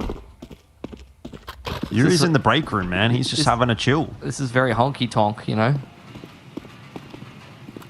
We're done with Atlanta. This is Chengdu. Thought you were into that kind of thing. Yeah, that's true. I mean, we got some southern food the other night. Some American barbecue. Hell yeah, man. Awesome, good stuff. I mean, Brazilian barbecue seems to be cooking pretty good here. I didn't know we were doing our feet picks on ESL CS, but all right. Be my guest, mate. Fair. Save does come through there from Yuri. G2 not feeling bold enough to go for the hunt. It's really only early days. They need every gun that they can get if they're going to put this comeback together. Right. Well, yeah, I mean, it had to come together in that gun round, and it did, and that has at least given them the chance to continue to play. But how long is that going to run for? I mean, it had to be sort of 7 rounds in a row. Still kind of has to be 7 rounds in a row. At least to hold on to control of this game. So it's a long, long way. But Sun Pius is definitely putting in that work at Ivy. That's the second opener for him in as many rounds. Yeah, wins the AWP duel versus Molodoi as well, who was on a bit of a heater up until this point. Says pipe down, son. We're getting back in the game. Yakinda hanging around here. Thinking about his timing to potentially take a peek as some more pressure coming into outside for Furia, trying to take some pressure away from Ivy. And look, that's not really had any effect on Sun Pius. It's just the sharp shot, nicely timed peek from Yakinda, and now we're going to get a biff over at Pop. Uh-oh, this could go wrong for Furia. See if they can catch the timing. They don't. Yuri gets 1, but luckily, Mattis gets 2. So G2 still walk away happy and walks right into the setup. But at the end of the day, just shoot a little bit better, and that makes a big difference. Mattis caught off this time. Gets info, though, and those players that are already set up on B are happy to stay. For sure. It's a good setup here to defend this B ending. Alt posted up on the rotation here for Yakinda, but there's no one to even rotate into position because, as you mentioned, you have seen G2 posted up here for quite a while. Off angle over here from Heavy God, waiting for Furia to creep up their way through Con. Don't know if he's going to be able to spot them on the rotation. In towards outside. Oh no, Hunter could be a dead man here. It depends on where he ends up going. If he stays in position until that bomb plant, he will be able to find himself a kill. Has been now spotted out. Fallen will take that fight with glee. And he'll take the bomb plant as well. So Heavy God missing the trick there with that cross. He's going to have to get this job done alone. Will be smoked off. And the molly into Pop Dog as well. So just no real easy avenue forward for him. And Queserado aware that he's in the smoke. But Cuts loose a couple of shots. No real connections on his behalf. It's Heavy God that comes off better for it, but he has still got that time working against him. Even the nade into the smoke doesn't present anything, and he will give up the round. It seems like time has ticked a little too far away for him to be interested, and that is going to be a bitter pill to swallow, as it will give Fury a 12, and it will give them map point. On their opponent's map pick as well. Very, very nicely done there from Fury. Great mid-rounding in the XVX, finding the gap that needed to be exploited. Wasn't really much that Hunter could do from that particular position, unfortunately. Despite the fact that the round starts off well for Sun Pius, Yakinda buying his time to get a messy exchange towards Pop and Inners. And after we boil things down into the 2-on-2 with Fallen alive in the server, just out mid-rounding G2 to put them under the pump, facing up against Map Point. A team that they were able to beat in their last outing. Did squeeze a 13-11 on Train last time around. This has been a very different affair, unfortunately. No warp this time around for G2, and that's... Oh, no, there is there. Never mind. I was going to say that's been a big point for them in these opening couple of gun rounds on the CT side, so I think it's very important that Sun Pius is going to be able to, you know, keep having a crack. I'm interested to see if he will continue to go toward Ivy, or does that become a little bit predictable now that he's found 2 kills over in that part of the map? You know, is he going to change it up? And it looks like he's going Ivy again. It's keeping the setup that has been working. I mean, it really was kind of the XVX that didn't go well. Molbs charging through off the back of a flash or something in towards T-Con, punished by Molodoi. Sun Pius, though, continues to deliver. Both of the AWPers cutting down numbers. Molodoi might have a chance here again onto Matisse, who is jumping up on top of the train. Not keen to swing it in the end. Molodoi smoked off by Sun Pius. And meanwhile, Furia making some moves towards Inner, but a 2-man aggression on low round. Once again, it is these duels in the mid-round. Heavy God peppered quite heavily, down to 5 HP. Sun Pius accordingly going to rotate, try to reinforce the inner side, as will Matters, but this is anything but a commitment from Furia. And with 2 mollies thrown over there from Furia, it really kind of fakes that there's more commitment, more numbers towards Inners than there actually is. Sun Pius died to the molly. What? He was full HP, wasn't he? See, yes, he was. Heavy God was the low HP player. We'll have to see if we can get a replay of that one. Quesarado gets the trade onto Matisse, and so numbers advantage. And again, it's Heavy God that's stuck in the 1v2, but this one feels even more impossible than the last. He's got no HP. He's got 5 HP to his name, so this is going to have to be a perfect read from Heavy God. Yeah. But he is making steps, and that has been heard. A lot of weight on Heavy God's shoulders, and you're exactly right. Molodoi posted up on the line, and he has not been missing this game. A 13-5 dropping on G2's map pick to start off this advancement series here. And it really didn't feel like it was going to be the case, right? Like, we watched those first 4 or 5 rounds and we thought, man, G2, they're off to an absolute steamer here. They're going to dominate. What a great pick of Train. Wow, this I team's going well. Look how relaxed Sword looks. It's a little bit of a different look for him walking off the stage. He's stressed, frustrating game, definitely, I think, for Saw and probably for the team as well, because they really did have control of that at the beginning. But it was that one round against the sort of the pistol buy. Obviously, Molodoi holding on to the AWP in that round as well, having a big impact, and that's where it all sort of fell apart really for G2, which is, it's this round here, round number 6, I think it was. That was just a runaway train from there. G2 got 1 round after that. You know, in however many that was, it just absolute drubbing from Furia. Pistol 1 as well on that T side. Like, the momentum never stopped. It really didn't. I was hoping that, you know, in those opening 2 gun rounds on the CT side, when you saw Sun Pius hit an AWP shot, hit another AWP shot, it's like, all right, okay, we're starting to cook a little bit, but it was still, unfortunately, not enough.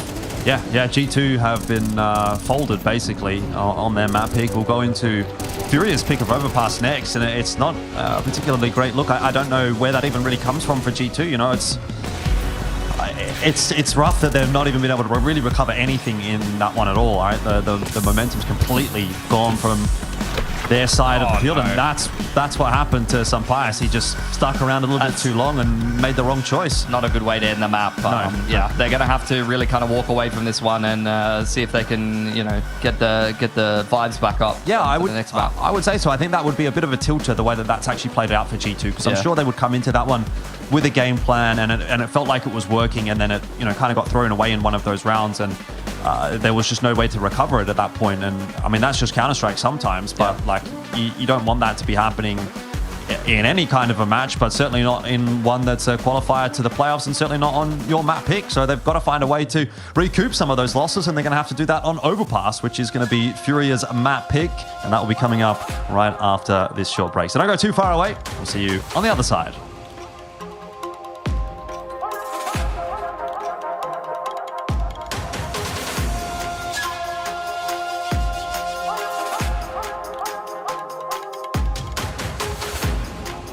Here's to the challengers, the ones who don't just settle for decent elo, but hunger for something more. The ones who don't just queue for another match, but prepare for war. You can doubt them, overlook them, even count them out, but you can't stop them. Right now, I'm with Dupree, who I can see has got tears. While others play for fun, they play for legacy. This is ESEA League, where challengers take their first step. Hi, this is Basement Dweller's first advertisement. And our second drop is, it's up, actually. If you're seeing this, it's up. It's available on the ESL shop. We had our first go at a jacket, and I'm really proud of it. I've always had an interest in clothes, but, seeing the behind the scenes, how the sausage is made has been a lot of fun. And if you like the clothes, tell me. If you hate the clothes, tell me, but try them before you slag them off. I think they're really comfy. So yeah, that's my advert. I'm gonna try again. I'm gonna record another one.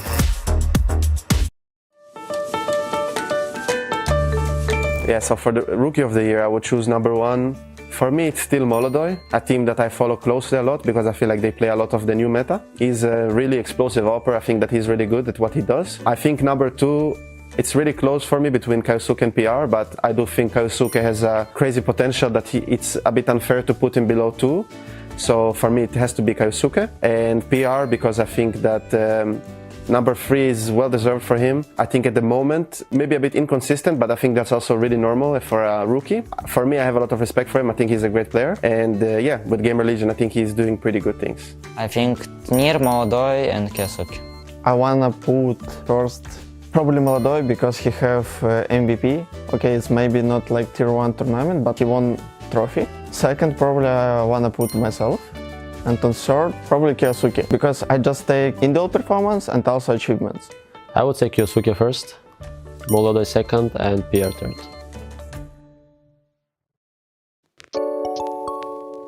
Training position right now, G2, I think identical what I had in Fnatic, so I didn't have to adapt that much, to be honest. And CT is basically mid control, like main control, trying to direct what's gonna happen, because it's the most important position from CT point of view.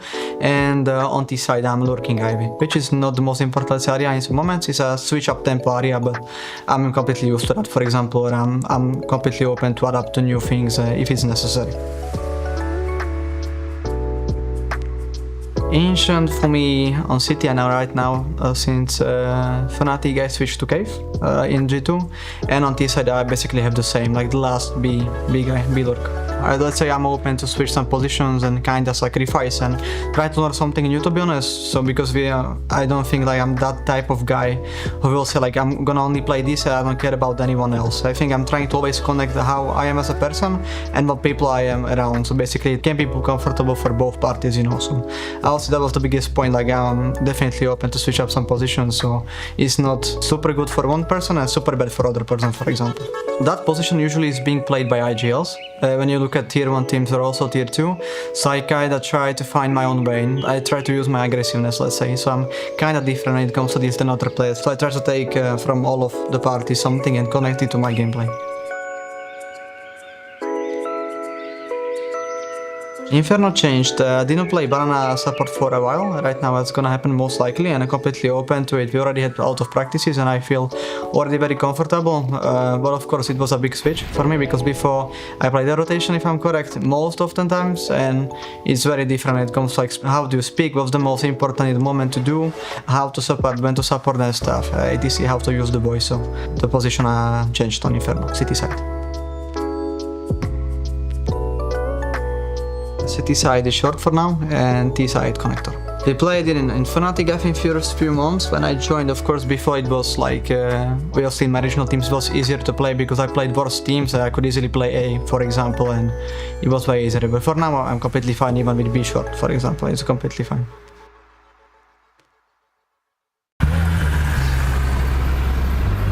God, you look like shit, brother. You get that zoned out look every time you lose, don't you? Yeah, let's go. Come on, it's a beautiful day. Forget about the old games everyone has. Come on, stand up. So you're not at your peak form anymore. Who cares?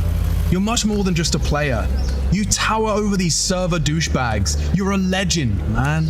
You're a global force. Don't you get it?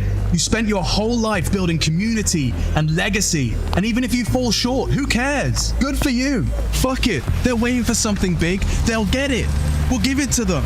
Drop that goatee, reignite that fire. 30's the new 20, motherfucker! You were the original! You paved the way for all these young guns. Give the people what they want. Some good old-fashioned clutch magic. Fallen Phoenix rises. Another shampoo bowl with your face on it. Guaranteed. You were larger than life, man. You brought joy to people's sad, meaningless lives. You made them jump, laugh, shit their pants from the excitement. All you have to do is... How he's alive. Chengdu steps into it. Got the no-scope, and he's gone back again. Fallen is just on another level right now. That's what I'm talking about. Heads popping, big, loud, fast. Look at these fans. Look at their eyes. They're all sparkling. They love this shit. They love it. They love blood. They love action. None of this slow, tactical, drawn-out bullshit. And the next time you call, it will echo in millions of minds. You will glimmer on thousands of screens around the globe. Another major. You are a god. See? Maybe now they will understand. There you go, you motherfucker. The defense I was talking about before, but they get caught by the rally of flashes. Now out mid, Lucky looking for space. Yeah, he's got to wait for that CT smoke, though. It is going to land in time. Westmelon, I think Lucky caught his jump across bricks, and oh, he's ready for Sue. Maybe not, though. Okay, yeah, he's going to have his back turned. Westmelon profits. It's the second, though. The bomb carrier of gravity gets the kill that secures the site. It's a hard retake, Alex. It certainly is. They have got like the bare minimum as far as kits and utils concerned to make this work. Get past Macca's orb, but he seems quite confident on this line. Just that tip of the head. They hit the crouch key bang on time. Flash to try and delay. They spot the bricks player. They know where they both are. The frags come in, and Lin Vision, a must-win round. They evade what would have been map point. Their buy would have been tough into the next as well without saves. So if they went for that and they lost everything, there could have been some real emissions with only, I think it was 2,900 going into instead, you bring 2 AKs and your AWP, you'll have everything you need. I mean, it really is going to make a world of difference. And you would have had that broken buy playing up against 12 as well. Tactical timeout, I think this is right what the doctor ordered. So your decision at this moment for 3D Max is we have 6.5, 6.3, 5.2. That's 3 players with rifles and Macca with an orb. Exorcist can get a Galil, Body could do the same, or they could work on something even lighter if it needs to be util dependent. You take a look at the spawns that you get. Gravity has a good long spawn, Lucky has a good long spawn, but Macca, Exorcist, and Body don't. Last round, they tried to go out long on that later timing once they identified the setup, and they got absolutely punished for it. So they might just settle into a default and think, hey boys, if we play our regular tempo rounds, we should be better as a team who plays European meta Counter-Strike more often. And they'll make a mistake. So likely just to see them go into something a bit more default-centric right now on the 3D Max side of the server, but this is all the rounds. We're going to need everything in regulation or overtime to decide this one.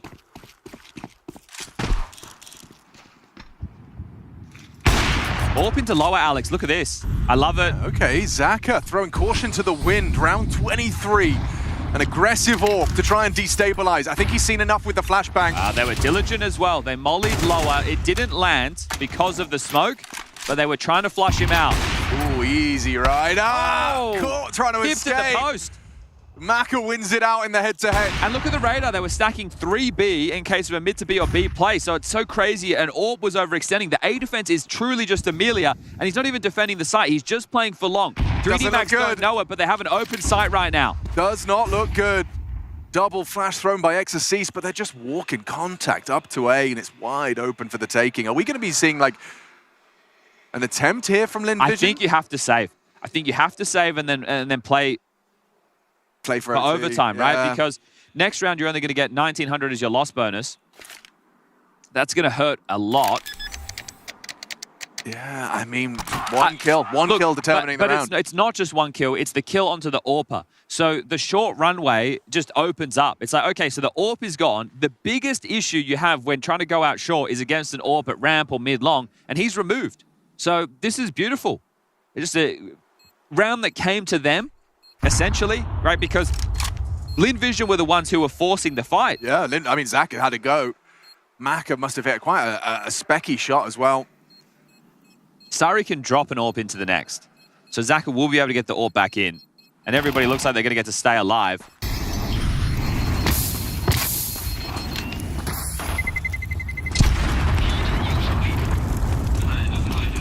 Wow, 9 alive as 3D Max secure 12th first. Well, it's not the first time these two have gone to overtime on Dust 2. Last time at CAC, that's not long ago. That's just on the 15th of October, less than a month. It was a 16-13 win for 3D Max. So they...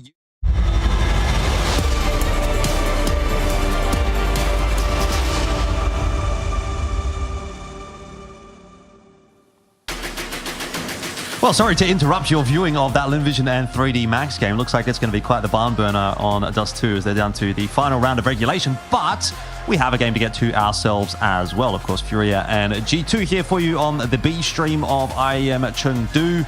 And it's looking pretty good for Furia so far. Train was a comfortable win for them, far more comfortable than it seemed that it would be from the outset. So some soul searching needing to be done by G2.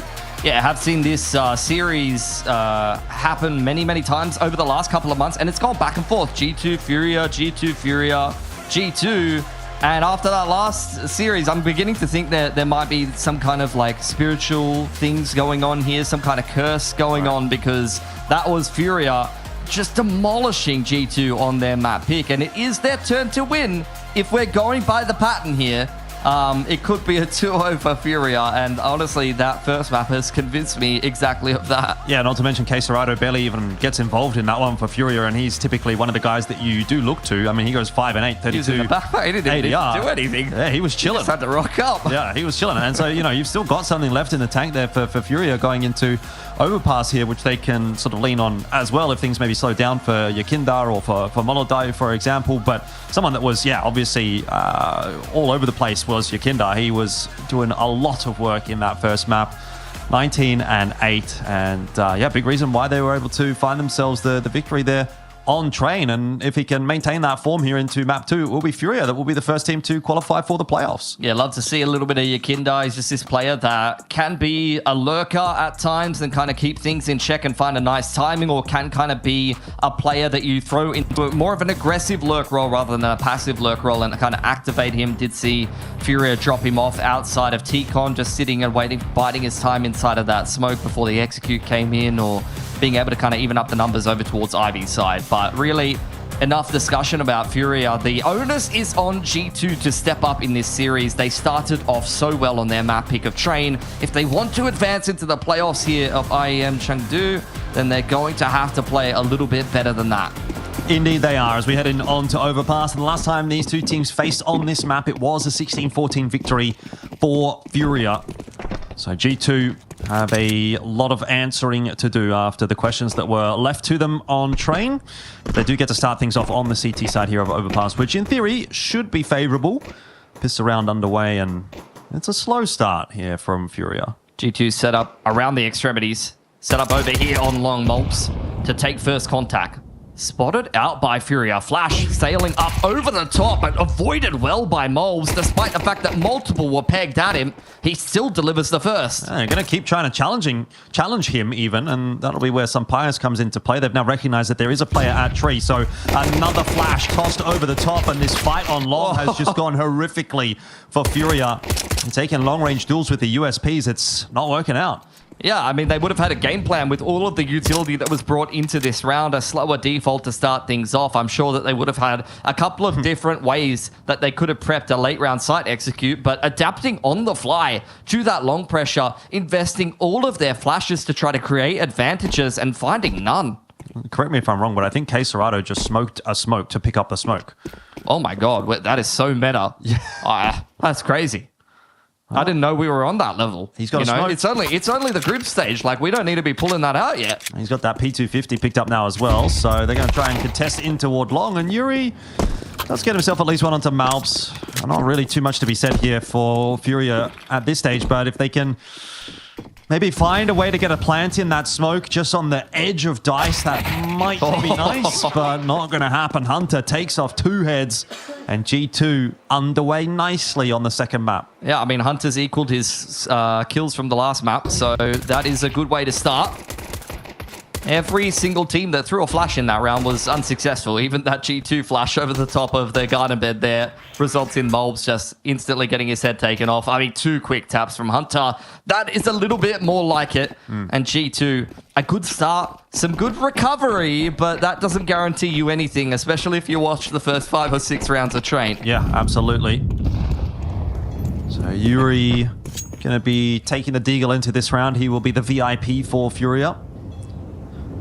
See if he can do some damage. Just keep G2 honest. That's really the only objective in this round for Furia.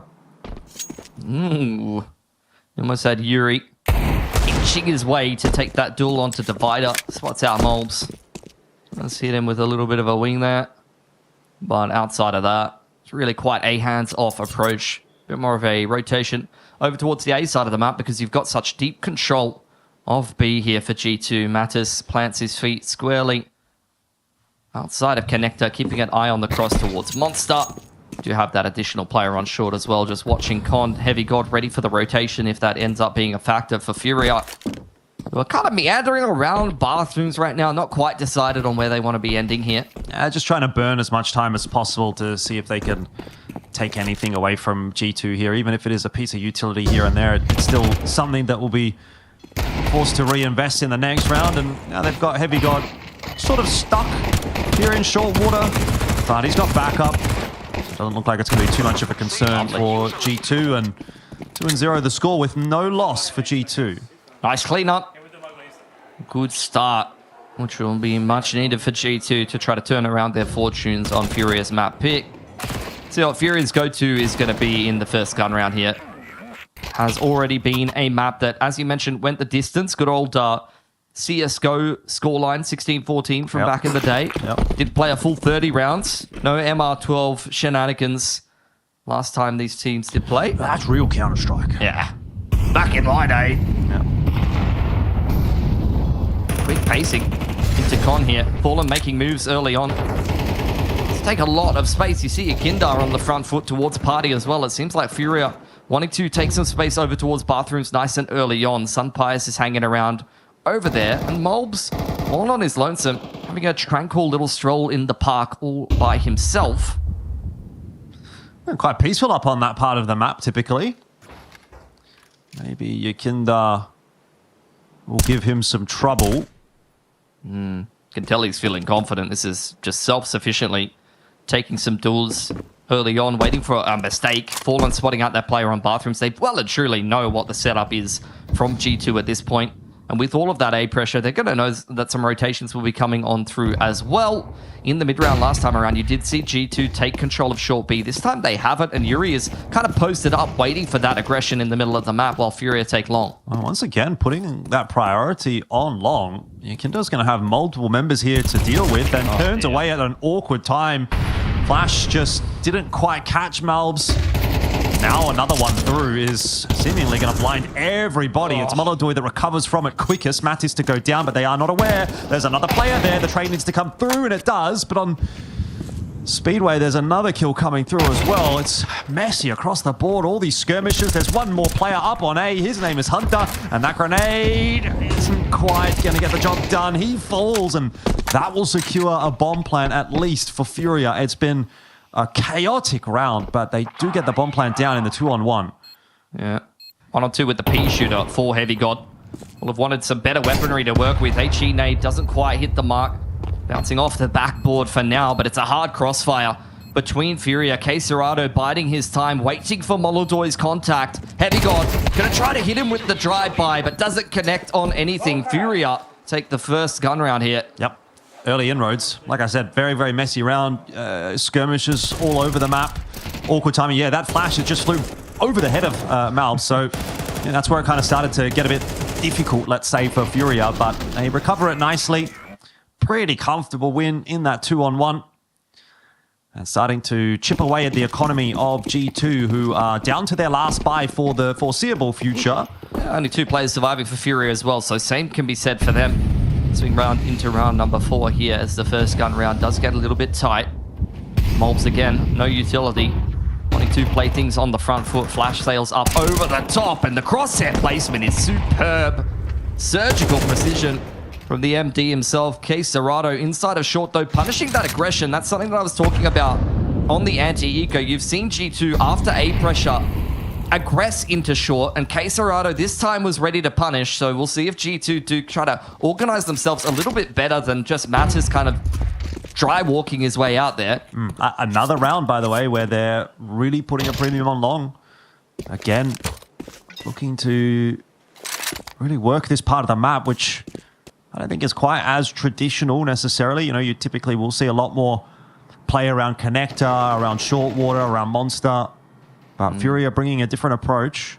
They're going to be aware that Queserado may be lurking on around here. It's really just a game of timing, and Heavy God a little bit too heavy-handed there, unfortunately. Man advantage for Furia, and again, G2 making moves into short have been punished. Some util pressure on the A side of the map, trying to pull the rotation away, and it's a full commitment back towards B. But Hunter, all the way through the monster tunnel, is causing some problems here. That's the bomb dropped. That's a big problem, but it might not really eventuate if Queserado keeps on going on a tear. That bomb will be retrievable. Yuri finding the trade for Molodoi. And again, we find ourselves with a 2-on-1. You know, less than 10 seconds on the timer as the bomb plant's going to go down.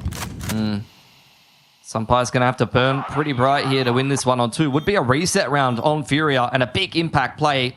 No kit to work with. Oh, he's going to have to make noise one way or another. See if he can find a kill. Nice. Gets Queserado. Trouble is, time's ticking away from him, and he does not have a kit. He's also fallen down, and that is going to cost him some crucial seconds. Yuri, well aware of it. He hears all those footsteps. He knows he's not on the defuse. He knows that he has won the round at this point. So some players, well, he could have got that final kill. It wouldn't have mattered. Another round on the board here for Furia, which, yes, again, it goes down to one player, but when you're on the T side, you can kind of sustain that, particularly with the fact that G2 is now going to be broke. I mean, you see that nice opener from Molbs instantly getting turned around from Queserado. Aggression on that B side of the map, heavily punished by Furia, and in such a tight round like this, multiple players just losing their lives in that part of the map, kind of untraded, self-sufficiently looking for duels and timings and information. It's really what allows Furia to leverage a round win that breaks the money here of G2. They're considering a force buy, knowing that Furia are also quite broke. Both of these gun rounds so tight, just coming down to close XVXs. I think G2 at this point, they've had every opening, especially Molbs. He's had 3 opening kills already in only 4 rounds. G2 are starting these rounds so well, but in the mid-round, Furia is outmaneuvering them a little. Going to be a forced buy from G2, so they're not ready to let the control of this half slip just yet. Going to keep trying to fight for it. Not the buy that you'd want to be trying to reset Furia with and recover on your CT side. Some movements in the middle of the map here from Furia. K Serato continues to deliver on this B side of the map. He is infallible. Oh, this is falling apart for G2 after a nice start again. Yeah, much the same fashion as what we saw on Train, where G2 got off to a good start there. I mean, maybe not quite as clean of a start here on Overpass, but certainly had their noses in front for a moment. And once push comes to shove and we start to really get a little bit more into the regulation rounds, seems like Furia, today at least, keeping themselves in the winner's circle. Still progressing through long. Yeah, Hunter has recovered his performance coming into this map thus far. This is maybe a little bit of a bridge too far. He's just got a duel with another player with an SMG. Still can't win it though. Mattis never even really got an opportunity to get involved here. This will be a really nice recovery round as well for Furia. 2 kills on the UMP, plus it looks like it'll probably be 5 guns alive. Money's going to start to build back up. I wouldn't mind an M4 if it's on offer. Unfortunately, it's not. Yuri taking everything away from G2. It's going to have to be a full save. And with 5 players surviving, any thoughts, any opportunities, any reset window that G2 wanted to take advantage of is very much gone by the wayside at this point. Again, similar to that half-buy round that they suffered over there on Train, this is Furia seizing full control of this game. Their economy is going to bloom after what should be a pretty clean anti-eco. From there, it's just G2 trying to scrape whatever they can together in this first half. Good play into connector this time around from Furia. Not something that we've seen really from them too much. Kinder is having a look on long, and he will claim another kill onto Heavy God. Does get overwhelmed, but luckily you've got Moldoy there as the insurance fund, and he pays out nicely with a 3k. Easy round for Furia. Up 4-2 now, and it's looking like it's getting more and more comfortable. Yeah, they're in flow state. Did lose the UMP, so that'll give an opportunity to just pull the AWP out of Moldoy to change things up a little bit if they do want to go for that. Finally going to get a chance for G2 to get the AWP going for themselves. Sun Pius has been lying in wait. Delivered every single time he had it on the CT side on Train. He's been good for these opening kills. And again, as I mentioned before, Molbs has been great for these opening kills as well for G2. It's really just a question of conversion once we head into the mid to late round.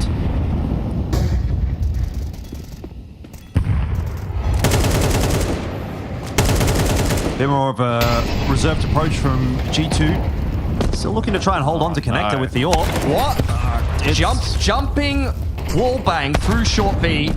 I mean, look, that's very fortunately been turned around pretty quickly by a couple of kills from G2, but a pretty BS way to start this round. Yeah, we'd have to see if we can... I'd love to see a replay later. of that. Look where Hunter died. He was jump spotting on short B, and he's been jumping M4 killed by someone in connector. I have to see that. Yeah. All right. I mean, you say it's turned around, but we're back into a 3-on-3, and Sampaius is quite low on this A site, so if he misses a shot, he's going to be a dead man. Luckily, he'll connect onto Yakinda. Necessary. Lining him up for a second. Boots on the ground inside a bank. We like that. Up the door. Not handing out any home loans today, even for Mr. Moneybag Shampoo commercial himself. Well, okay, Serato a little bit slow on map 1. Let's see if he can do anything here. Answer is no. So G2 respond back in kind. Get themselves a third. I mean, Sun Pius has been money on the AWP on this CT side. A 4K as soon as he finds his hands on it. It's good on It's almost criminal that like G2 haven't been able to start these hards cleanly enough to actually get him. What is that, man? Honestly, it looked like a solid flick. Like, that's exactly where he should have put his crosshair, but it's just ridiculous. Yeah, he's just got scared and bumped his spacebar or his scroll wheel or whatever he uses to jump. It's like a jump scare. Well, he's definitely hit A button there. In every sense of the word. Either way, a bit of a response there from G2, but still going to need to put a bit more together to start to convince us on this CT side. Is this short aggression a little bit more cohesive with multiple players committed on into it? Sun Pius, you can tell he's really feeling himself at this point. Door blown open, smoke to follow, opportunity not quite converted. Yeah, Fallen takes the opportunity with that smoke to progress a little deeper into connector, and again it is the fight up long that's going to be the key factor, but Malbs is just doing so much work again for G2. He's dominating them self-sufficiently. There's no support behind these plays. This is just Malbs on off angles saying, come at me, bro. Yeah, Molodoi was completely bamboozled, didn't even see him, and Yakinda unable to find the trade. This round is going to fall apart unless Quesarado maybe does something here. Oh, he will. A huge double. Make it a triple. Quesarado says, thank you very much. I'll take the B-bomb site. 11-4. Anything that Malbs can do, Quesarado can do better. Hunting down the hunter himself. Looking for the ace. Oh, that's just and criminal. G2 have had enough. They say, please, no more. Yeah, that's illegal. Just such a nice start for G2, and then it's like, nah. Legit, every round has been like that, you know? It's like, Malbs, how many opening kills can this man fight? He's 4-0 in opening duels, 3 multi-kills. He couldn't possibly be starting these rounds any better for G2. Sun Pius is delivering with the AWP.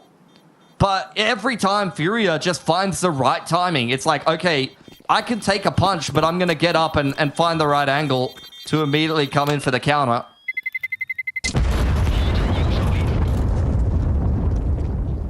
5-3. T-side start here for Furia as well. So packing on the numbers on the more difficult half. It's got to put G2 under the press here. What a raw adjustment onto the pillar player, by the way. Yeah. Great transfer. Ready for the player in water to try to come in for the trade as well. That man really can do no wrong. Was the highest rated player in their recent win over at Thunderpeak. For a reason, although it is just an incredibly well-rounded Furia that really makes them so dangerous.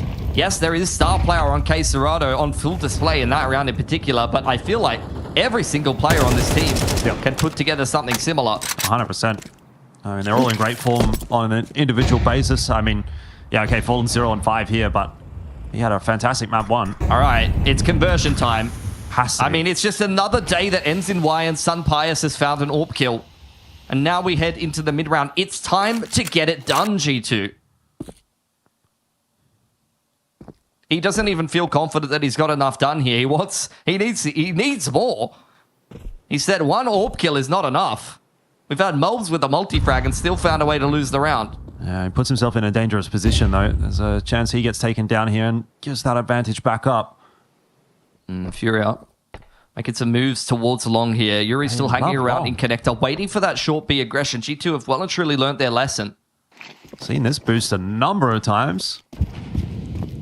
Although it's Quesarado this time up on it instead of Yakinda. Furia definitely have a game plan that is centered around long in some capacity. Will be smoked off and blocked for the time being. Malb's going to play close up on the site. Sunpire still peering down Divider, waiting for Yuri to make a mistake. All of that utility has been used by Hunter on the rotation, so he's not going to be able to bring that over to the A site. They can't rotate off. They can't go B anymore. The bomb is well and truly committed to A. Molotov into the corner. Will fizzle. Actually, it landed in the smoke, but he still peeks. Fallen gets the entry. It doesn't matter. They're going to give the round up. What is going on? Furia, I think that's the first time that you've seen a bit of an egregious T-side round from them. They just took too long to get organized. I can't really explain that one. That's a bit of a lifeline for G2. You know, Furia, they've usually been so decisive after losing the opening kill. They're going to take a timeout. The coach is not happy with that.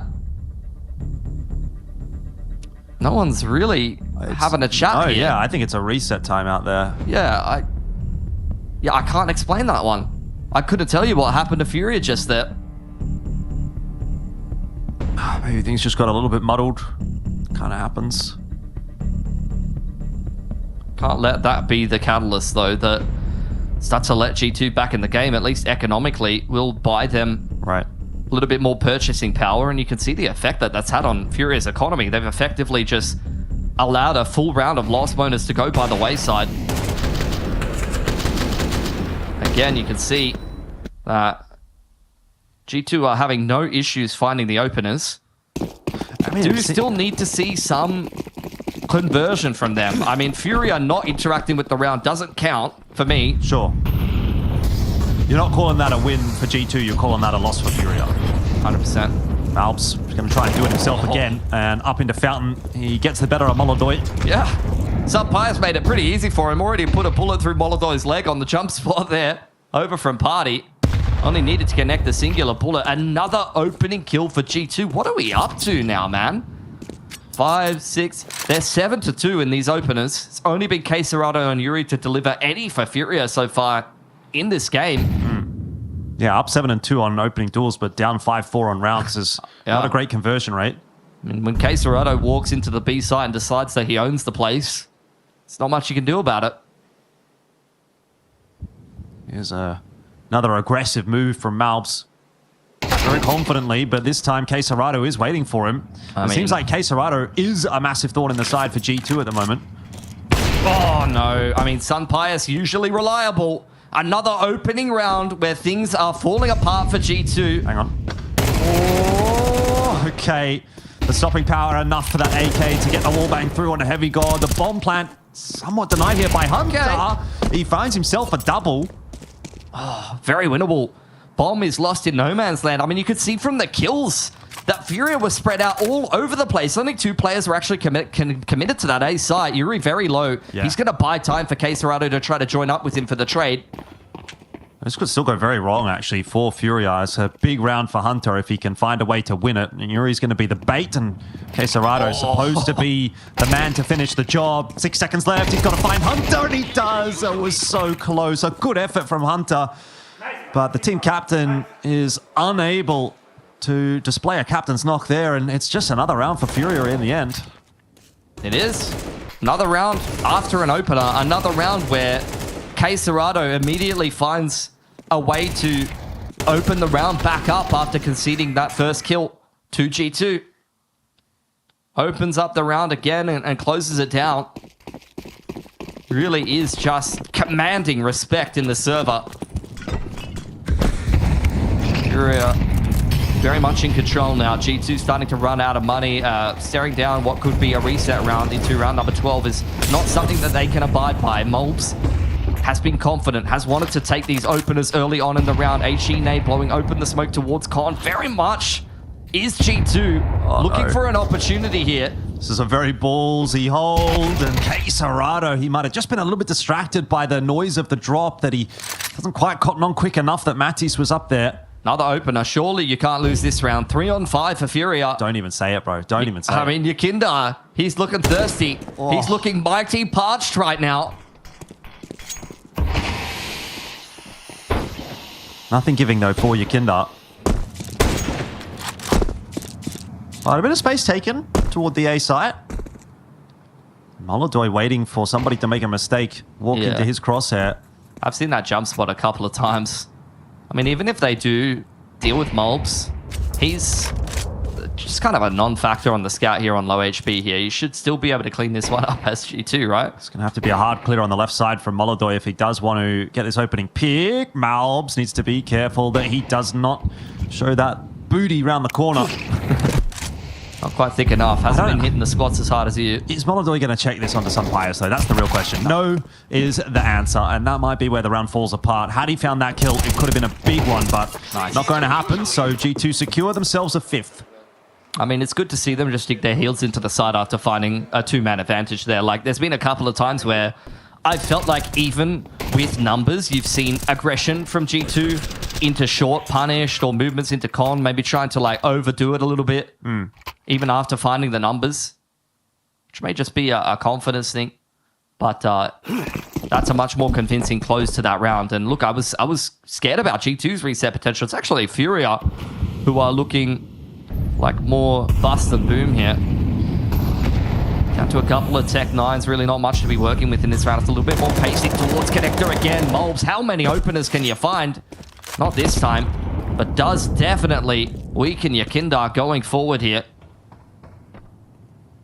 Yuri's found a little bit of space, and he'll be aware that Malbs is sort of roaming around bathrooms long. He's going to go hunting for him, and he will catch him as well. So that's an upgrade. M4 into the hand of Yuri. You immediately see the rotation straight away from G2. Sunpius knowing that he has to stand and deliver, and there is still some utility pressure over on him, but it's no information on this A side of the map, and as a result, G2 were trying to find something in short B, trying to isolate a lurker that was hanging around, but the majority of these Furia players are creeping out Monster. I like this. Queserado has to be aware of the tight line. Heavy God not going to be affected by that flash at all. We'll actually bring it back to a 4-on-4. Yakinda unable to strike on short. Trade is in though, courtesy of Yuri, and now Molodoi doing the same at Monster. 3-on-2. Furia working their way into the side to get themselves a plan, but it will be at the cost of Yuri's life, and Sunpius wants to keep on going. Gets aggressive with that orb. Lands a connection onto Fallen. It leaves Molodoi alone.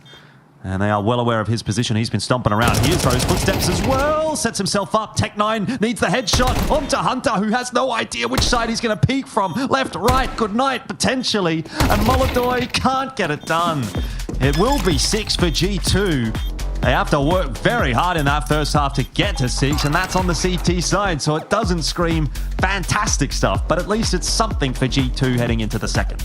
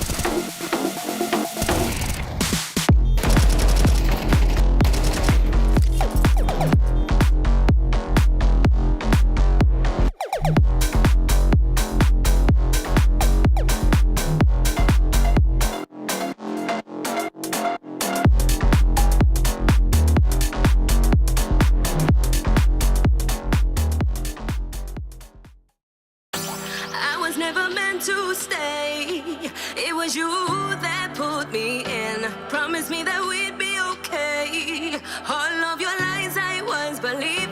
You were there most of the time, but that was never good enough for me. Had me going out of my mind, had me going round like crazy. Why we gotta end this way? Why is there always a show for you to let me go? You got me like crazy, like you were always right and I was always wrong. Crazy, baby, where did our love go? Crazy, like you were always right and I was always wrong. Crazy, attention, where did our love go? You would always bring my fault.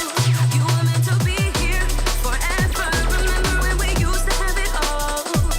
We were so good together. Why can't we both feel the same way? Why do I need to explain?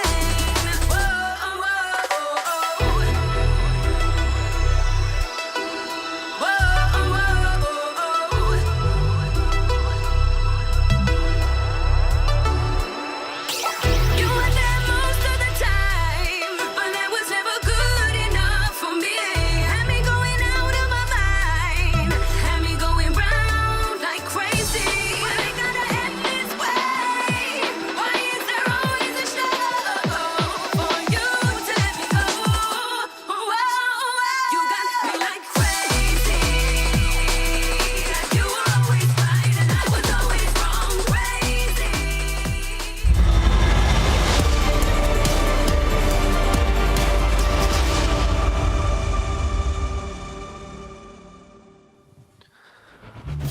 6 apiece is the scoreline here on Overpass Map 2 between Furia and G2. It's neither here nor there, but when you take into account the bias of the map, I'd say Furia are feeling pretty good about going onto the CT side. I would agree with that. G2 dominating the openers, but having a tough time converting a lot of these rounds. See if they can be as successful on the offensive side as they were in the early portions of some of them. Big movements over towards the playground.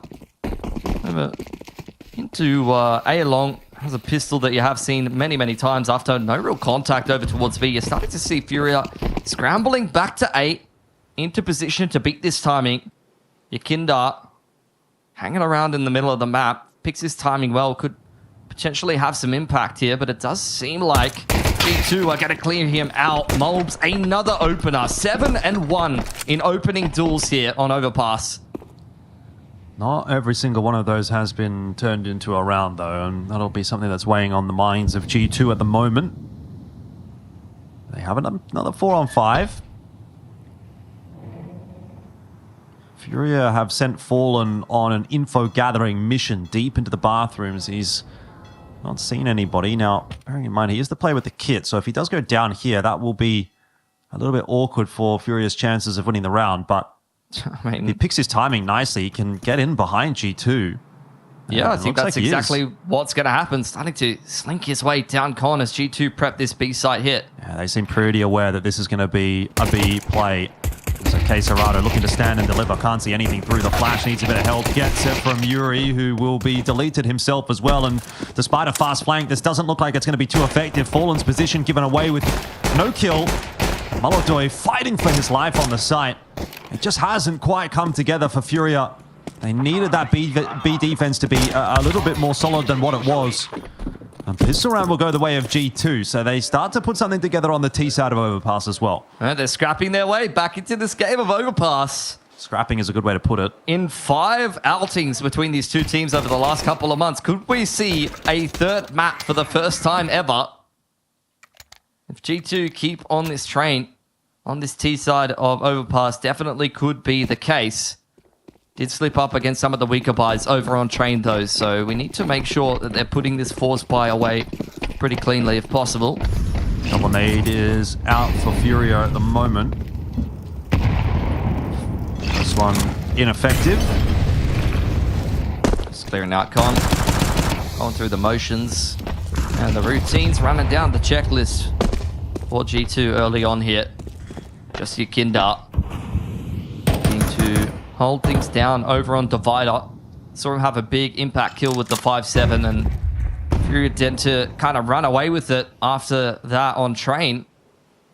So, you know, he's very comfortable at these kind of ranges with this weapon. I mean, he's up close and personal, both figuratively and literally. The man is basically smelling the pixels, as you can see in the player cam there. Hope they smell all right. Yeah. No loss for Furia just yet. Time ticking away, a bunch of upgraded pistols. Still a world where this goes wrong for G2, but less likely that that's going to be the case if they decide to go A. There's only the one defender there, that's Yakinda. 4 players stacked down toward B. Yakinda's not spotted any information that would prompt a rotate just yet. Now coming through as that util starts to get tossed in by G2. There is going to be a defense on this A bomb site. Nade blows open the smoke. They do spot the player out of truck, but no connection still. Opening kill the way of Yakinda. Remember how that round on train turned. It was off the back of the 5-7s. And Molodoi with the Deagle also able to strike. There's 14 seconds left. G2 are scrambling for a bomb plant now. They still haven't cleared the site, and Quesarado doubles down. 6 seconds. He just has to live. He's got it though. Oh, I don't know actually if he has. Oh, not quite. Furia just sowing enough seeds of deceit inside of the site to secure it on the force buy, and G2 have got to be kicking themselves at this point. It's just masterful play from Yakinda, buying time from the site box, drops that smoke just to block, just to buy enough time for this flash to sail up over the top from Yuri, and the rest of Furia to flood on in before G2 can even get themselves into an after plant. How do you pick yourselves back up after that one? Well, they're going to have to do a better job of it than what they did on train, because it was in similar circumstances where train just got away from them. They lost to a pistol round, really.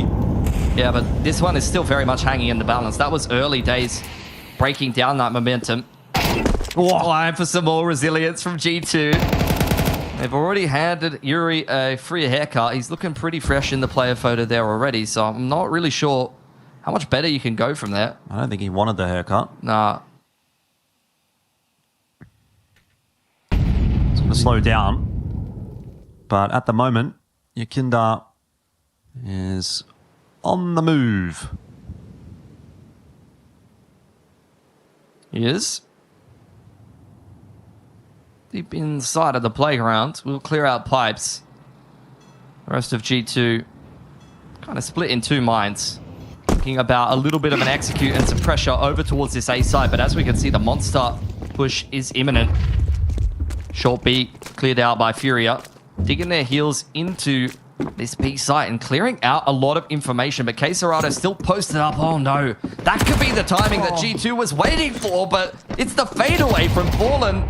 Now you're seeing Mobs all alone with the bomb outside a Monster. Only 30 seconds on the clock, and G2 looking very disjointed. Mobs delivering though. Yeah, but they will see the bomb. 20 seconds left. He's on his way into short water. Yakinda, if he finds a kill or two here, it could be the round. It's not quite. Look at Furia. They're just scrambling back and forth in spawn. They don't know what's going on. Yeah, they seem to be completely bamboozled. Molodoy here, 10 seconds on the clock. He's got the AWP in hand. Mattis will go down. Bomb 6 carrier, seconds. if he is picked up, that will be the difference maker. He wants to deny the plant, but he can't get there in time. G2, a really messy round, but unless Quesarado pulls something off here, it should be theirs, and it is. 8-7, that was chaos. Mobs under immense pressure outside a Monster. There has to have been sweating bullets. G2 very disjointed, trying to push and pull Furia around the map, which is exactly what they did. If Mobs doesn't connect that Deke headshot, that's the bomb dropped outside a Monster and the round's over. I cannot believe that they found the passage of play to win a round where one player with the bomb was in Monster Tunnel on the CT side of the map, and you had one player over it long, and they still found a way to put that together for a round win. Unbelievable scenes from G2. Not over yet. G2 still have some recovering to do with regard to their own economy, and that will hopefully happen in this round, but there's been an investment again from Furia and the upgraded pistols. Oh, Molodoy's posted up. Waiting to see if he can spot the head. Sun Pius starts things off well. There's the jump up off the back of the flash. Maybe a little early, but still a good start for G2 nonetheless. Need to make sure they convert this. They don't need to rush things here at all. Still a minute 10 on the clock.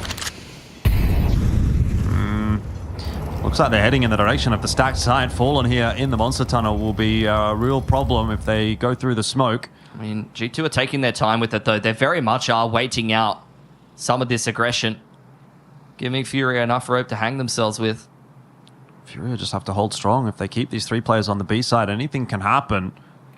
Obviously, they're going to want some info. Smoke in. Fallen's position given away that he is close, but he's managed to change it up a little bit. That 5-7 can't strike what it needs. Molodoy only good for one. G2 will avoid the iceberg. And swerved around it nicely, and I think it's going to be smooth sailing from here. That was the round that really will tip things heavily in their favor on this T side. It's really felt touch and go for them today. A confident start on train that got dismantled into a landslide victory for Furia. In this game, really, it's just felt like it's been hanging in the balance, despite the fact that G2 have started so many of these rounds so cleanly. It hasn't ever felt like they have been commanding this game and front-running it. Finally, now, not only will they go up 9-7, but they'll break the CT money here after the force buys go back and forth in the first 3 or 4. Kindar ever dangerous with the 5-7.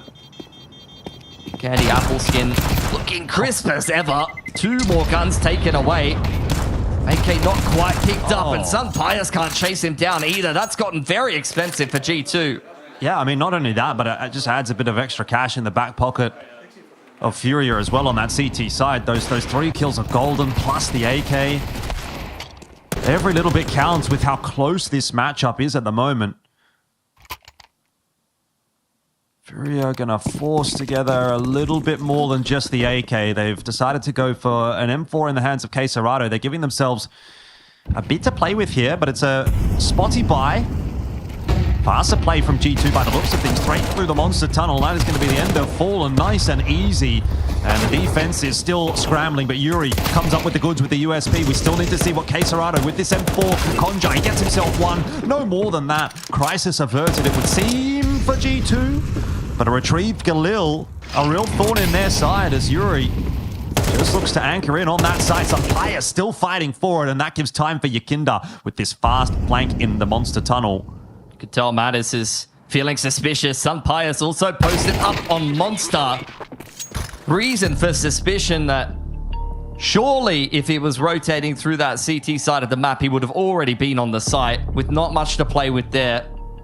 So the flank was incredibly sus, and G2 was switched onto it. Oh, that really got touch and go there for a minute. Yeah, I mean, you could see... You look at Caserado waiting in the wings there. I'm surprised he wasn't a little bit more active there. Yeah. I mean, the USPs were doing so much damage. I felt like if the M4 was on the line, maybe something could have happened, but instead it was a bit more of a bait setup, I guess. I think it's one of those situations, though, where like all of the CT players kind of get forced back into that water position by the util, you know, the flashes. Where do you naturally go when you get flashed on that B site? You sort of duck back down below the site itself, and so everyone was kind of just congregated in that one position. When you see three CTs stuck there, you kind of know that you're not going to be able to hold on to the side at that point. I think that where this round actually turns on its head there is that kill onto Yuri. You could see he was trying to bunker down, slow down that play. He mollies behind the smoke so that he can't get pushed from that side, but not able to survive long enough for Yakinda to really come into play.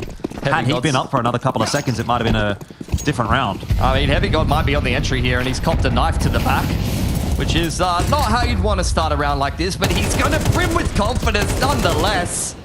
Give this man a handicap and he'll still deliver. Sunpius to follow up as well. G2 are very much hitting their stride now. Yeah, it feels like we're getting closer and closer to hitting a map 3. The way things are going at the moment, Furia have just fallen off in this second half. And G2 finally displaying what we were hoping to see on map 1. He's ready for the boost play as well. This man can't be faulted.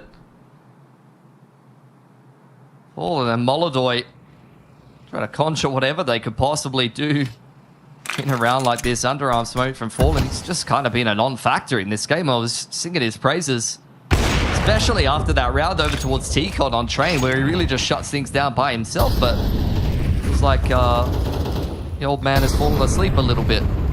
Sometimes it do be a bit like that. You're 30 plus. I'm pushing it. One more year for me. I've only got 5 months left, and then take me out the back. I'm done. I can barely get through the day without a nap these days. So you took on this morning. You literally, our call time was on the hour. He was in bed until 57. Yep. Yeah, I mean, you got to get that sleep in. It's good for you. I might have to have one, because it's looking like for the first time we're going to head to a third map between these two teams. That's going to be some uncharted territory. Well, I mean, it's not over just yet. Let's see if maybe Molodoy holding on to this AWP can get up to something in the next round. I mean, it hasn't really felt like it's been a big factor for Furia, this CT AWP. I mean, he didn't have a chance to get involved in the round when G2's just sending it straight down B. Finding opening kills in the middle of the map. Like, you're just forcing the AWP into a retake. I mean, they're not even the ones forcing the AWP into a retake. This is all just Heavy God looking for that short B control. That's exactly what that play is designed to do. More so, they're trying to set up Sunpius on that AWP line towards water. It's a pretty classic play on the T-side overpass nowadays. I've seen it for many a moons at this point. And when G2 are given all of those peaks, all of those opportunities by Furia trying to set up in the middle of the map by that player on the B side, things just get easier for them when they're fed those picks. Molodoy down towards B this round. That's not where G2 are headed immediately. I mean, Molbs that's just delivered in the early round every single time. Only goes 1 for 1 this time around. Fallen can't get his hands on an AK though, unfortunately. Kill's a kill though. You'll take it in the circumstances for Furia. It's also given Molodoy the confidence to push a little bit further into short water. I mean, I think that's exactly what you want to do on these kind of rounds. You want to muddy the waters with the pistols, push it around into a weird state where the T-side team speeds up their decision making, and if they speed it up in the wrong part of the map into the AWP, kind of maneuver things a little bit too hastily, then that's where you can definitely punish, especially when you're a player in the form of Molodoy. I've seen him touted by many in some of the break content as Rookie of the Year contender, but as mentioned, I think in the interview, you need to close out these last couple of tournaments of the year very nicely for himself. Yeah, I mean, we've also got to talk about controls, you know, like I feel like no bias. Controls, yeah. Yeah, I mean, look, he is one of the greatest teams at bashing noobs online in Asia CS, and I did not think he would do that against Tier 1 opposition, but I was wrong. I'm just a hater. I didn't know that, 28-year-old talent was a word, because I'm 29 and I can't frag like that. Maybe you can run it back. There's no way. This is... I was washed when I was a teen. Fair enough. I've been thoroughly clean for many years at this point. Again, nothing from Molodoi in this round. He tried, he was seeing all of that aggression towards the B bomb site. In the previous few rounds, he said, I'll put myself on short here. See if I can get involved early, but G2 have navigated that one quite nicely, and they'll be up to 12. That's the AK that Fallen would have loved to grab earlier on in the round, and then we could have been cooking with gas. That point for G2. Push us through to a third. Great resilience from G2, it has to be said, after how that first map went. It was a landslide, all of the momentum with Furia. There were many points in this game where, okay, Yuri's got the AK at the end of things. It's been calmed over. Was an early pick found, so that's a little bit of a boon. For Furia, they'll need it. They're going to need 5 in a row here to push us through to OT. But I think for G2, it's just great resilience being shown. You love to see it. It's not like they haven't had their opportunities in this game. They've had so many opening kills, but the way some of those rounds went, especially after how Train went, like if I'm getting flattened by K Serrato on that B site, there's a lot of teams that would crumble, and the game would just be done from there. So credit to them, very much stepping up. This game of Overpass, which, look, being the pick of Furia, only was one in OT last time around. Yakinda.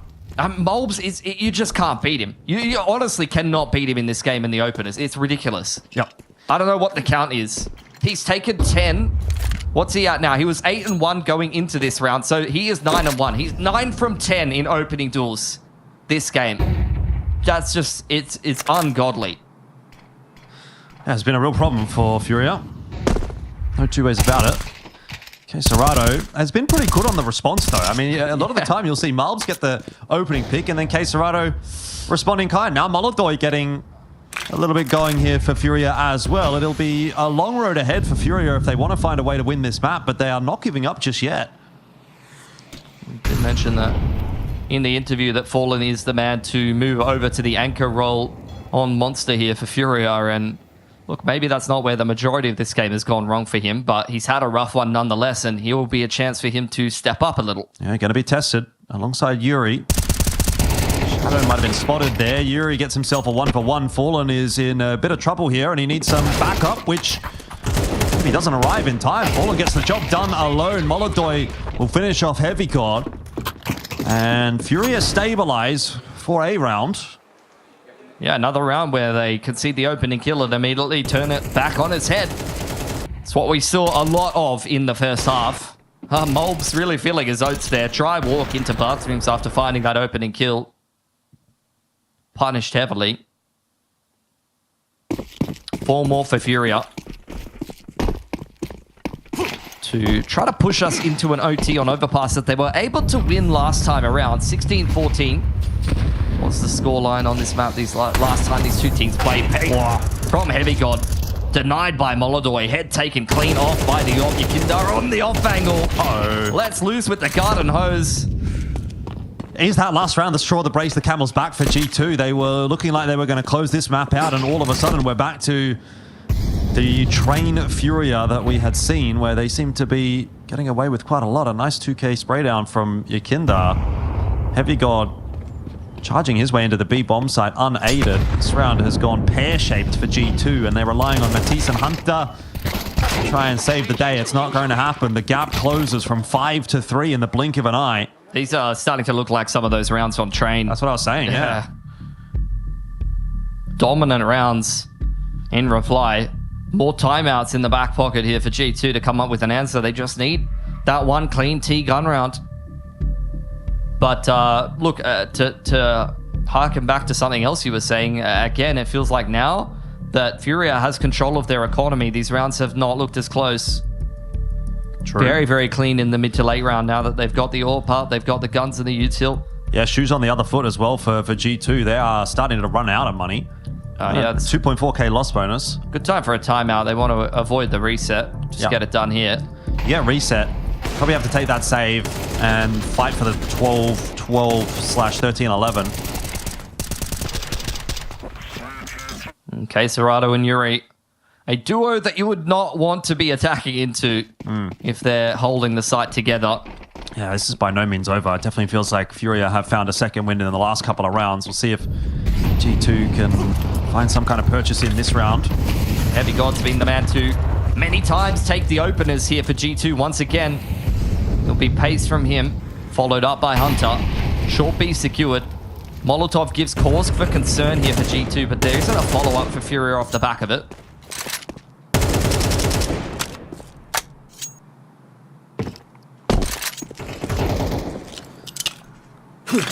Action slows down. Neither team wanting to make the mistake at this point in the game. Smokes exchanged, one to back Monster, front bathrooms for G2. They look to start to make some moves over towards this A side of the map. Yakindar making them look a little foolish on the off angles in just the round previous. Movements towards Monster. Fallen waiting for it.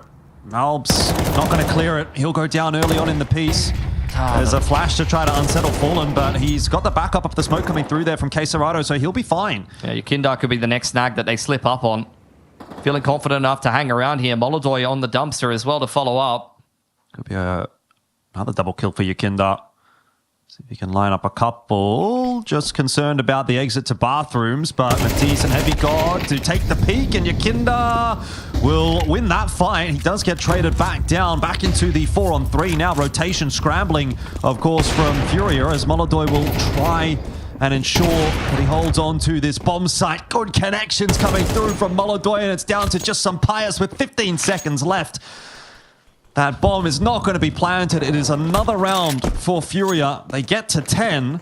They don't get that full reset that they want because Sampaius is going to take an AK into the next round, but it's looking like Furia are keen on making this happen. It's just good disruption from Yakindar. He's essentially the alarm system for Furia that lets them know that that A side is going to be under pressure. Fortunately, that's where Molodoy thrives. Rare loss in an opener there from Molbs, courtesy of a cheeky off angle from Fallen. I mean, with the game that he's been having, those are the kind of dubs that you want to be taking. Don't even get into an aim duel. Let's just play a clever position and get our ones. Pistols out now for G2. Hero rifle saved over it from the previous from Sampaius, which means that the AWP fund is not looking good at this point. Little Timmy's not going to college. No, that's for sure. Hunter with the Deagle, hunting for an opening on short there. Will just be pushed away by the Molotov. Sampaius has walked his way out the monster tunnel. This could be the straw that breaks the camel's back, actually, for Furia. Quesarado needs to come up big. Wayward spray, but he gets it done, and a spam through the smoke might just save the day. It's an awkward round. The hold, very, very messy, but it looks like it might just be enough. That was a scary moment for Furia. But Heavy God going down. It's 11 now for Furia, and they hang on again. It's just recovery, and again, it's the backbone of Furia. Yuri and Quesarado combining for the majority, and Molodoy, whether he's in heaven or over on Dumpster, playing the rotation game and being the turret that sets up once G2 tries to breach the site. Had multiple opportunities there. G2, the full gun round that they have been waiting for. As mentioned before, no AWP going to be on offer, down to a couple of Galils. Oh, remember the last time they played this map, it was a 16-14 win for Furia. Yep. History repeats itself, as it said. Oh, I did have a dry walk from Molbs on the front side of bathrooms there before. Molodoy was set up for it, and that's exactly what was going to happen for a moment. But G2 dotting their I's, crossing their T's. It'll be a smoke to front side of bathrooms first. Molly over onto Divider. Instead, it's this long setup that we will see. And after those couple pieces of util, you'd be expecting a flash over long. But you'll see Furia will hear multiple flashes through the middle of the map with some utility into connector. Does that prompt Yakindar to get active on the push here? I would think it would have to at some point soon. But in fact, they're actually just going to decide to back off. See if he decides to tuck into bathrooms and have a look down connector. I mean, Yuri's rotated over here, has got a molly in the back pocket, as does Fallen. They've really got some stopping power on this B side as they shift towards a monster hold. Util's coming over the top. The game is up. It is going to be a B here. Fury are now aware of that. Shots through are nice. Quesarado and Fallen claiming a kill. And again, G2 stopped short of that B bomb site. Yuri hasn't even had to come into play just yet. He'll get a little tickle on the back of Hunter. And that'll be finished off by Fallen. And it looks like Furia have gone the distance. They have worked hard. And they might have to keep working hard because Sampaius with the two-man spray down there gets himself a small chance. Can he make something happen here? Kinder inside of that smoke.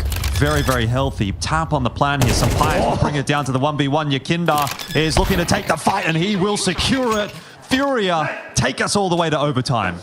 Sampaius makes them work for that. But those key Molotovs on Fallen and Yuri just hold that B push in its tracks. Look at these Ts on fire as they try to force their way into the B site. It was so telegraphed right from the get-go. You had the long setup from Furia, heard all of that utility over the top of connector. They knew that the B pivot was a possibility, and they break that down so easily with just well-timed utility. Furia win 5 in a row to push us through into another OT on overpass between these two teams. And you gotta say, G2 will be thinking about how that last OT went on overpass.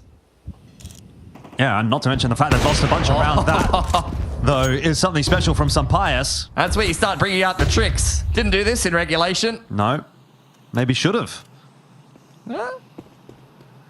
Look, an opening kill is not something that G2 have had a tough time coming by. That's true. That's what I was going to say. I mean, how many opening kills has G2 had and not been able to convert on?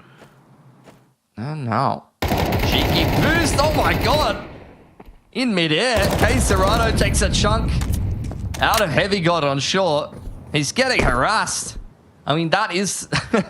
The short lurker's job on this map is to just absorb utility, players closing in all around you in the mid-round. If you can deliver, if you can punish that aggression, you'll win the round outright. And if not, you might have to turn your attention towards other avenues. Molodoi only 1-for-1 is not good enough to stop G2 getting into the site here, but Yuri also looking to punish them on the cross. Low HP players, easy cleanup for Yuri.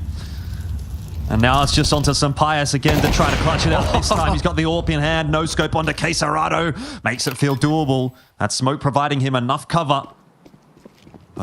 Here's those footsteps. Fakes the plan. And that has given a bit of space for both Yuri and Fallen. And now he is being spammed through dice. 13-12. Gotta be frustrating. I mean, Sampaius has had a great game. At the end of regulation, he gave them a bit of a heart attack. And I was wondering if he was on to right that wrong. Not getting the game across the line at the end of things. Try to win that one on 2 to put G2 off on the right foot. That was really where that round turned. Once again, Yuri delivering in a site anchoring position. The 2 kills that were needed to secure things for Furia after conceding the man advantage for what feels like the millionth time. I mean, that's how the game started. And if you look at Mulbs, the openers are palpable, but Furia has kind of recovered stuff from there. It's 15-9 in terms of opening duels in regulation, favoring G2. Which, when you look at the fact that Mal's is 9-2, I think a little bit more even for the majority of the rest of the exchanges. It's really only Malbs that is dominating these openers. Yeah, but even then, like, you should be closing 70 to 80% of the rounds where you get the opening pick. That's not anything like that. No, it's not. Exactly. And that's why it went 12-12 instead of, you know, something like 13-8 or something, whatever, you know. A lot of that has been courtesy of this man, Quesarado, on the boost. Tickled by the grenade. And Heavy God follows up well. It's another opener, but will it make the difference? Yakinda responds straight away. And Molodoi does as well. Shotgun AWP style. Just the better of Mattis at the top of connector. It's Groundhog Day again. Opening kill. A quick 2 in reply from Furia. So what is that? That's now 17-9 in terms of opening frags throughout this map. Going the way of G2. Heavy God's very, very low, of course. But again, it just seems like Furia have this a little bit of a stronger mid-round. Great potential to pull this one back and get a 14-12 and really continue to put that pressure in onto G2, who I think are going to crack. I think this is already starting to get too far gone. Yeah. Everything points towards it. The win-loss record, just the way that these rounds have been going. We've seen great tenacity for G2, but honestly, we've seen greater resilience from Furia. Hunting for a big title here after a couple of wins this year. This is the kind of resilience that could make them a champion in a tournament like this, even just early on in this group stage. This is the kind of grind that you want to see. Yakinda, isolated by the Molotov, will be a non-factor going forward here. Molodoi next to deliver, whiffing the shot. The flash unsettling him, and now he's scrambling on Truck. Hunted down by Hunter. G2 will secure the plant. Yeah, it gets a little bit awkward for him there. Yuri will have a second chance at life here with Heavy God having missed that shot, but it doesn't necessarily help out too much because Heavy God has just pushed deeper into the bathrooms and ultimately will be able to get in behind Yuri here. He's just not expecting it, or he's foregoing that possibility. He doesn't really have the time to be worrying about it at this stage. Fallen is the one that needs to get some work done, and he does find that opener onto Hunter. Now gets the info as to where some bias is as well, and he knows that Heavy God is somewhere behind him, but time is running away from Fallen. And 13-13 secured by G2. They bounce back. And evening up the scoreline. Some Pius has had a phenomenal game. Heavy God again delivering on that short B aggression. Seems to be pretty good at finding some value on over there. The molly isolating Yakinda, and I think really just the fact that Molodoi doesn't have a chance to connect there. Far too much pressure on him. The flash throws off his first shot, and Hunter's able to get far too close after that. Board position again here from Yakinda. Wants to take that early fight, but has just been pushed away. Smoke to front bathrooms. Heavy God has once again made his way into the sloshy waters of short B. Queserado's expecting him. He knows how to get down and dirty. We've already seen it this game. It's a slow pacing for G2. Here's a little bit of utility pressure over towards that B side of the map. Progression smoke outside of Monster. Furia replying with a molly. Flash in the face of Matisse is not going to slow his progression.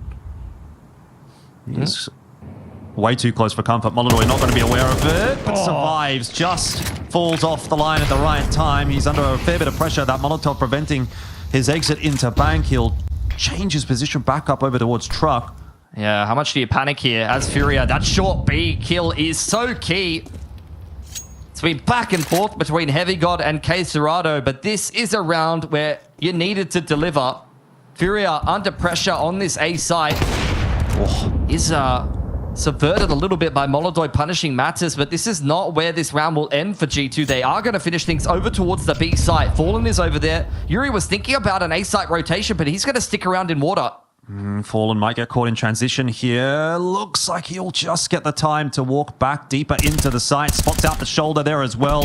And now has to fall back down into pit with Yuri. Both of them are dealt with. It's not a strong side hold at all from Furia. Beautiful. Down on the rotate, 14-13. G2 give themselves a second chance here with the 2-1 scoreline in the first half of OT. Yeah, some Pius are so switched on there. Posted up in towards Heaven. You've seen Molodoi come in from those rotations. He's always been in Heaven or over towards Truck or Dumpster. They know his routines. And that's where you, on the offensive side, know how to punish a player coming in on the rotation from Heaven while the rest of the entryers fold the site. It's like reprieve from G2 after what was an opportunity that felt like it was being thrown away in regulation. A bit of hard work going to be required now for Furia on this T side if they want to make this map their own. Again, Mulb's being given immense amount of responsibility. He very much is all on his lonesome on this A side of the map, but this time he's not going to really be aggressing too much. Maybe on long A in the mid round is where you might see him get a little bit active, and indeed he will have the opportunity to do so because Furia are making some moves over here. I mean, this is where it got awkward for Furia quite a number of times in regulation. Was the push up long? Some Pius is bringing some flashes over to Truck, so that could definitely activate Mulbs here. He's in the position to make something happen. No flashes getting tossed for him just yet, but he's hearing footsteps, so if they're going to happen, they'll happen now. It looks like it's just going to be the two-pronged defense. And again, you know, it's the same boost for Furia. Like, G2 have seen this. They're ready for it. Shots are going to be whiffed on both sides. Yakinda goes again. And here's a flash that will completely catch Malbs, but it is a player anti-flash, Matisse, that will make the difference. And again, favorable enough trades for G2. Molodoi just gets out of there with his life. In the end, it's 2-on-2. How is that only a 2-for-2? Sun Pius, you've seen him dancing around this A site many times already. 25 seconds on the clock, and he needs to deliver here. Well, it's a slow walk up long. Sun Pius backing off to a little bit safer of a position. Getting the info, this util is kind of giving away the game, and Furia just walk into his line, but Sun Pius misses the crucial shot. Heavy God ineffective from this position as well. They're covered by Dice. The bomb plan is now down. They can walk their way into bank. HE on Molodoi could finish off Sun Pius here, who gives it a little bit of a bouncer off the wall. Heavy God creeping up short. Yeah, this is where it really comes together. Heavy God. And his timing will be crucial. It is being watched for the moment by Yuri, but he's got to choose the right side of Dice to keep an eye on, and Molodoi hits the shot onto Sun Pius. Now they're aware of Heavy God, and Furia, by the skin of their teeth, get through that round. It's the second time that Molds has been caught full white by that same flash from his teammate. I honestly love the setup from G2. Before they even went for this bait setup towards Garden, you had multiple flashes over Divider that made Furia consider the fact that maybe that was a setup over towards short A instead of over towards long there. Instead, it was Sun Pius posted over there and a bait setup on the Garden bed. If Moles had not got full blind there, he would have definitely mopped up. As things stand, the round gets messy enough for Furia to find a way to win it, which just makes it feel like another missed opportunity for G2. How many of those has there been in this map? Certainly no shortage of them. And G2 are going to be kicking themselves if they do end up losing it, that's for sure. Well, Furia did win this 16-14 last time around. 2 in a row needed to secure that same scoreline. Molodoi feeling a little too bold. Can't go toe-to-toe with Heavy God. Case Serrano, though, it's the same story again. You lose the opener, and this man will bring you at least one back. Dude, he gets 2 back through the smoke. That is quite fortunate for Furia. He's got nothing to work with there, just game sense, intuition. Yeah. A little bit of luck, obviously, as well. See what Malbs can do. And he does get Yakinda. Malbs has just been so good over here on long. Sun Pius feeling like he needs to activate again in the mid-round as a result. Finds a nice timing, but it's another shot missed. Malbs down. Round is slipping away from G2 once again, despite a good start. Could be another 16-14 on the cards here. Back down connector, though. Will be a chance for Hunter to step up. Has a Molotov in the back pocket here, but drops it early. 18 seconds. Where does he choose to play? Smoke's going to go in for Heaven. And Hunter just going to take the fight on the off angle. He'll be spotted out by Fallen. That's routine. And it looks like it'll be a 15th. Once again, we might be seeing another 16-14 go the way of Furia on this map. Sun Pius will hang around, but not for too long. He wants that AWP in the next round. You've seen the same reaction from him. He's been in a lot of these XVXs in the late round and just been in an untenable position. It's just got to get frustrating at some point, especially when you're almost on for the 30 bomb this game. He very much has been delivering, but he just continually gets put in these situations that he can't convert. Yeah.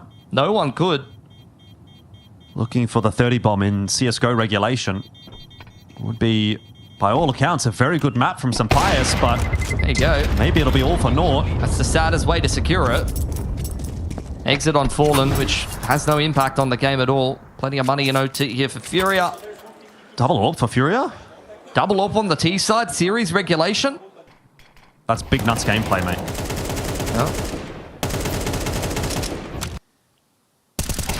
It's just...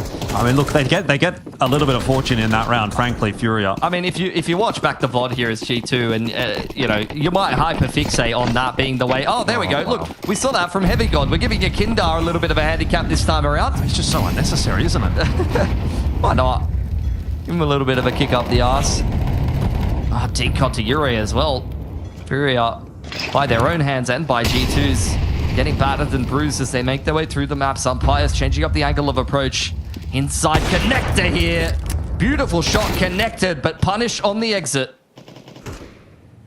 Oh, Molodoi, what a shot onto Matisse as well. It just, every time G2 gets the opening kill, there's one or even more likely two in response from Furia somewhere else on the map. They're very disjointed and spread out at the moment for Furia, which may present opportunities for G2 to take advantage of, but they're just really not in any aggressive positions to speak of. And even if they were, you can see Furia's stance right now. They're just waiting for G2 to give them the game here.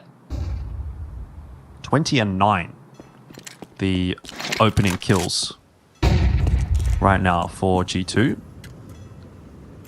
And they're going to lose more than double. Yep. Potentially. Smoke flying out onto the A site. Another one will join at Molbs. Does he choose to stand and deliver? He will. Going to try to win this one here and push us through into another OT. Molly fizzles, but it doesn't matter. Fallen connects the shot onto Malbs. This double AWP setup is working out. There's 16 seconds left for Furia to get that bomb plant down, but they are not under any time pressure at all. Fallen is putting on a masterclass with the AWP, and Furia have put on a masterclass in a recovery situation. Overpass once again will go their way, 16-14, just like their last matchup against G2, and just like their last matchup against G2, it's going to be that 2-0. There is still no third mapper required between these two teams. Got it done in 2 is a good feeling heading through into the playoffs here for Furia. Pretty clean group stage. Has to be said, though, didn't feel like they played a G2 that was on their A game today. Even if they were starting out a lot of these rounds quite well, even if they started train quite well, something felt a little bit off about G2, especially the way that they were converting. However, you have to say Furia, who are on the hunt for a title here in China, have shown some real grit, some real resilience to be able to scrape that win across the line, particularly in this map. I mean, the first map, they won a little bit of a easier round in terms of, getting away with a pistol win and maybe a hero AK or 2, and then it was a landslide from there. But look, at least here on Overpass, they very much were made to work for this one, not only in terms of being behind in the overall scoreline. You'll see it here in the replays. They were down 7-12, actually, not just 8-12. But like you said, starting out every round, losing an opening kill, someone hitting the deck, a lot of teams will just crumble under those circumstances, but they just delivered every single time. Yeah, fantastic stuff today, really, from Furia. Great mental fortitude to make it to that 2-0. And they, of course, are going to be rewarded by being that first team to go through to the Chengdu playoffs. We'll, wait and see who they end up having to play based on some of the other matches that are going to be going on. But yeah, I mean, also, I will say a really good recovery from Fallen in that second half and even going into OT, because he was a bit of a non-factor really in the first half there for Furia. I think he was like 2-11 or something like that. Yep. But came back with the goods and ended up finishing at a 16-21, which obviously, it's not a phenomenal scoreline by any stretch of the imagination, but it's certainly a pretty good recovery when you're considering you started at 2-11. So not too bad at all there. And we've got Yakinda ready to have a chat, so let's dive into that one because we do want to hear from Furia themselves. Yakinda, congrats on the dub. Very nice stuff from you today. I'm sure you're feeling good after that one. Thank you. I have a little bit mixed emotions because I felt like my team was sabotaging me this game. Okay. Tell us a little bit more about that. I don't know, but like six or even more flashes were missed for me, and I'm just dying like a fucking noob. Like that it just pissed me off. But I'm of course very happy to win because, us and G2 right now have a little bit of a rivalry in a way. We've played this season only, like this was our 6th match, and now it's 3-3. So we kind of had it a little bit personal because we lost the last time, and last time it was 3-2, but that was good.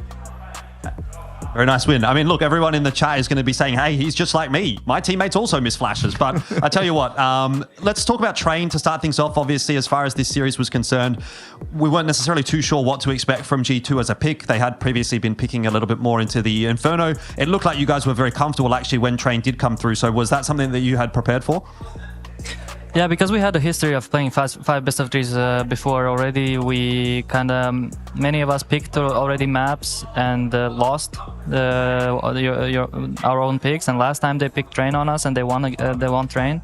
Also Inferno and Dust 2, they're two other main picks that they're not going so well.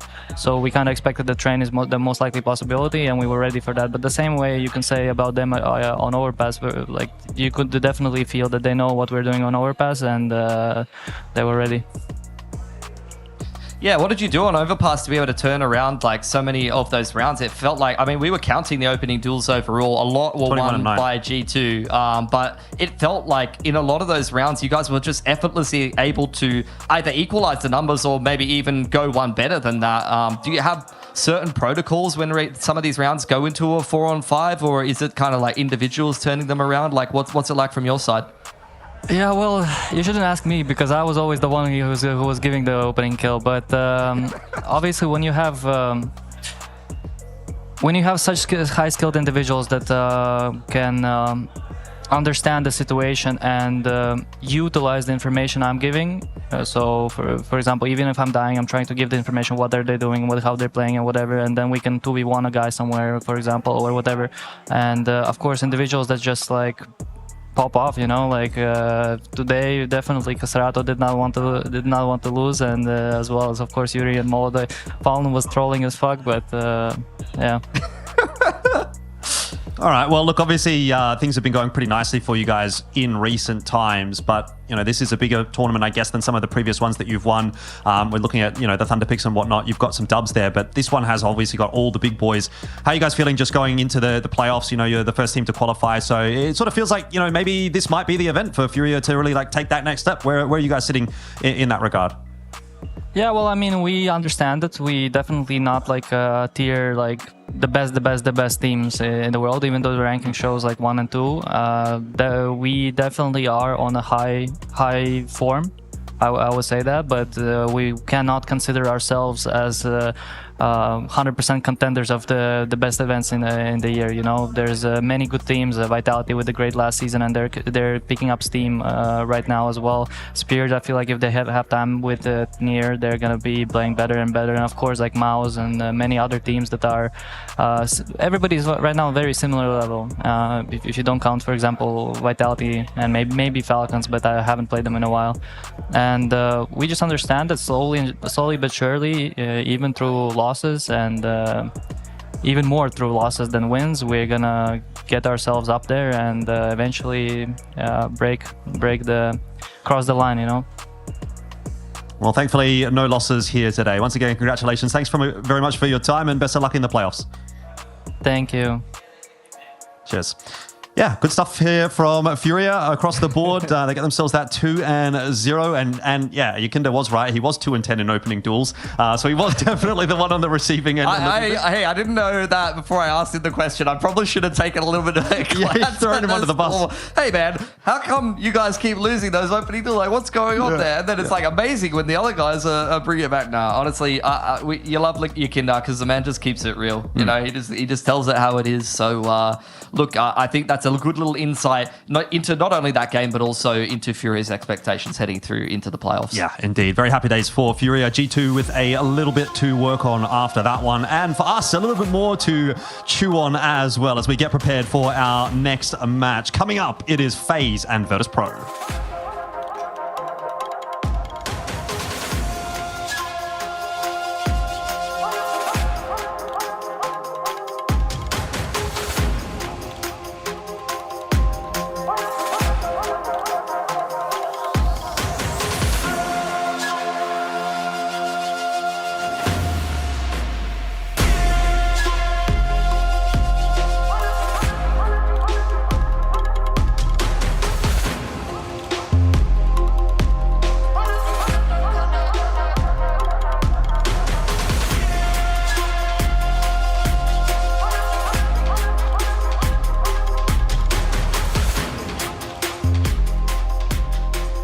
Here's to the challengers, the ones who don't just settle for decent elo, but hunger for something more.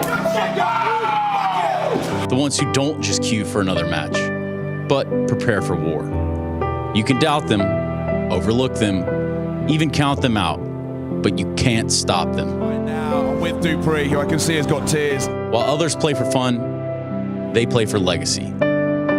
This is ESEA League, where challengers take their first step.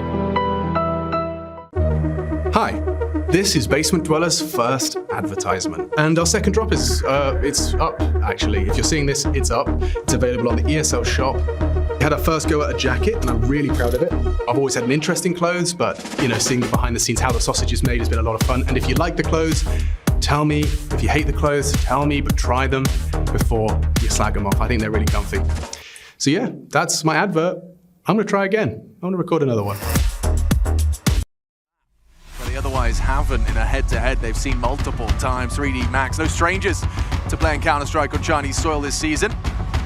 Now it comes down to Train as a third and deciding map between these two. Yeah, 3D Max are the ones who decided to take us here in the veto. They had the option to remove Train or Overpass. They took Overpass out of the pool, and in the last 3 months, 3D Max have a lot more officials on Train, 10 in total to 2 of Lin Vision.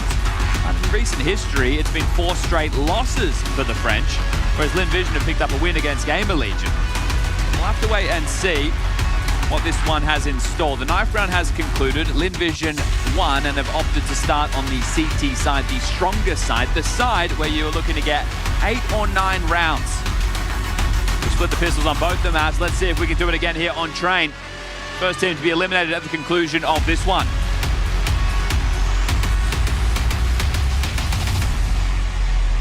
XSC is going to be giving the util over to an armored gravity, so bomb, Kevlar and nades onto the IGL. In response, we're going to have a similar amount of utility distribution from the CT side. Is it going to just be like a direct inner hit, or is there more layers to this? Looks like it is, just a straight direct hit B. 3D Max, they're not messing around here. Emilia will flash for the swing, but behind the smoke and a shot hit from Starry. Nice shot. Starry racks himself up a double kill before Gravity can get anything going for 3D Max. Now, he'd love to plant, but I don't know if that's even a possibility.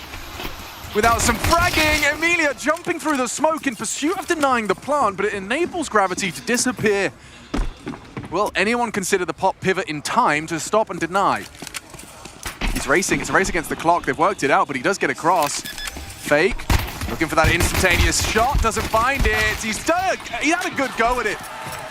Trying to find that instant headshot could have made it a whole lot more competitive. Gravity gives it a go. A couple of details of that round that I like from both teams. One, 3D Max having their main player throwing the molly in towards connector to deny the quick rotation into B. Not that one there, the one that was thrown from outside. The other detail is this smoke that you see there plumed at the back of Thomas. That's a defensive CT smoke. And the reason they've thrown that is Glocks want to channel up as quick as possible to restrict the rotation in through connector. Because it forced them wide into the side, it allowed Starry to have favorable fights. That's cool. I like that from Lin Vision. Yeah, it's not something I've seen too much either. Gravity, what do we... He refunded his flash. Okay, well... We're not flashing into main anymore. I've changed my mind. I've crunched the numbers, guys, and I need these $200. Well, they have all of B apps control, which means you cannot be popped. You are very restricted in your movements right now, 3D Max, and it's already a full eco. So this will be 2-0, unless Lin Vision decide to unplug their mouse, keyboard, headphones, monitor, brains. Don't do that. That sounds painful. Yeah. Technology's not quite there yet either. Good on time.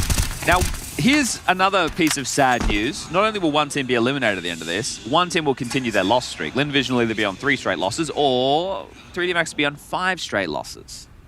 So that's 1, 2. For whoever loses this train match, or train map rather, their loss streak extends and you're eliminated in last place of the... For Lin Vision, the last tournament, are they in attendance at the Hong Kong event? No, they are not. Okay, it's so Tai Lu. Tai Lu. Okay, so yeah, so we are going to be seeing that then. Yeah, so like it would be a real kind of tailspin moment if you feel like you've hit your worst form. Yeah, Lin Vision will be playing in stage 1 of the major, whereas 3D Max are, I believe, in stage 2. Right, so they'd have a bit of a longer break. Exactly. And this is the thing. I wouldn't use this as condemnation against 3D Max looking at their season. but they did choose their season, right? So these are the results they're having regardless, as we do get underway with the first rifle round. Lurk Smoke and Sandwich Smoke out the gate, so this still puts some question marks. Not for Starry.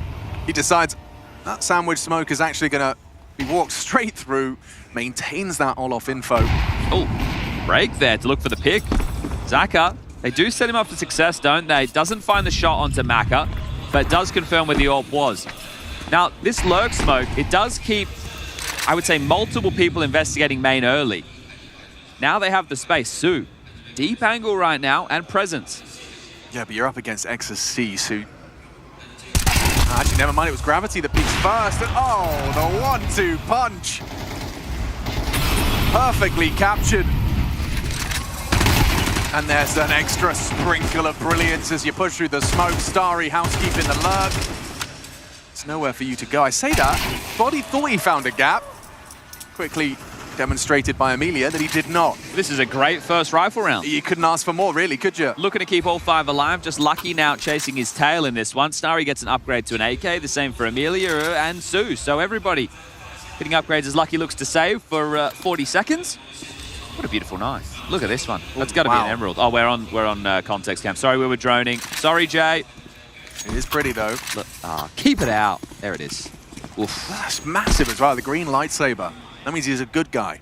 Ah, yes. Yeah. Those purple ones. Bit of both. Perhaps. Is it? Well, or is it just red for the Sith? Well, that's why Samuel L. Jackson's got the coolest lightsaber. What color's his? Purple. Oh. So but he's not a bad guy? No, well, that's the idea is George Lucas said to him, he said, yo, so we've got it so it's like, you know, blue and green. Yeah, there for the goodies. Good, red, bad. And he was like, has anyone ever had a purple one? And he was like, no. Can I have one? And he was like, yeah, sure. Okay. So I think Samuel L. Jackson kind of, you know, he ruined the lightsaber color code. He ruined the whole system. Yeah, fair enough. But he kept it, you know, morally questionable. What does purple mean? No one knows. No one knows. Provocative. You could find the UMP fan that is Starry. There's a couple of them out there. The MP9 nerf, greatly exaggerated. Still seeing a lot of it. Yeah. I think necessary nerf. Yes. Maybe bringing it more in line with expectations. Okay. Famis getting a bit more play. Yes, it is. That's true. That's fair. B execute. 3 Molotovs. Do we get 1 device, 1 con, 1 back bomb? That's back bomb. That's con smoke. This is high ramp lurk smoke. Body's going to throw the device one. No, he's not. Okay. Well, Amelia doesn't get the kill, but Lucky helps him out. They don't have to commit. So they are, though. And it's Body's Deagle finding Starry. Guys, not another light by loss. They can't. I mean, how many of these are you going to give away in a series? Dust 2, they had a couple. Looks like this one's going to be saved on the retake. Yeah, Westmelon makes a strong case for it. Body, sure, he hit one, but picking up... ESL presents the Intel Extreme Masters Chengdu in partnership with Intel, Acer Predator,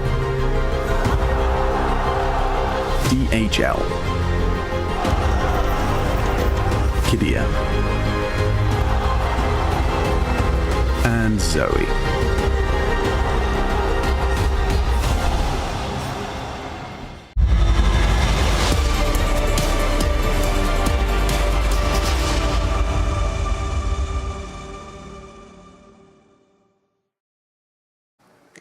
We got FaZe taking on Virtus Pro up next. Carrigan, as I'm sure you watched the game back of Vitality versus Virtus Pro yesterday, they gave them a run for their money. How much of a threat are these, new, younger players on the side of VP?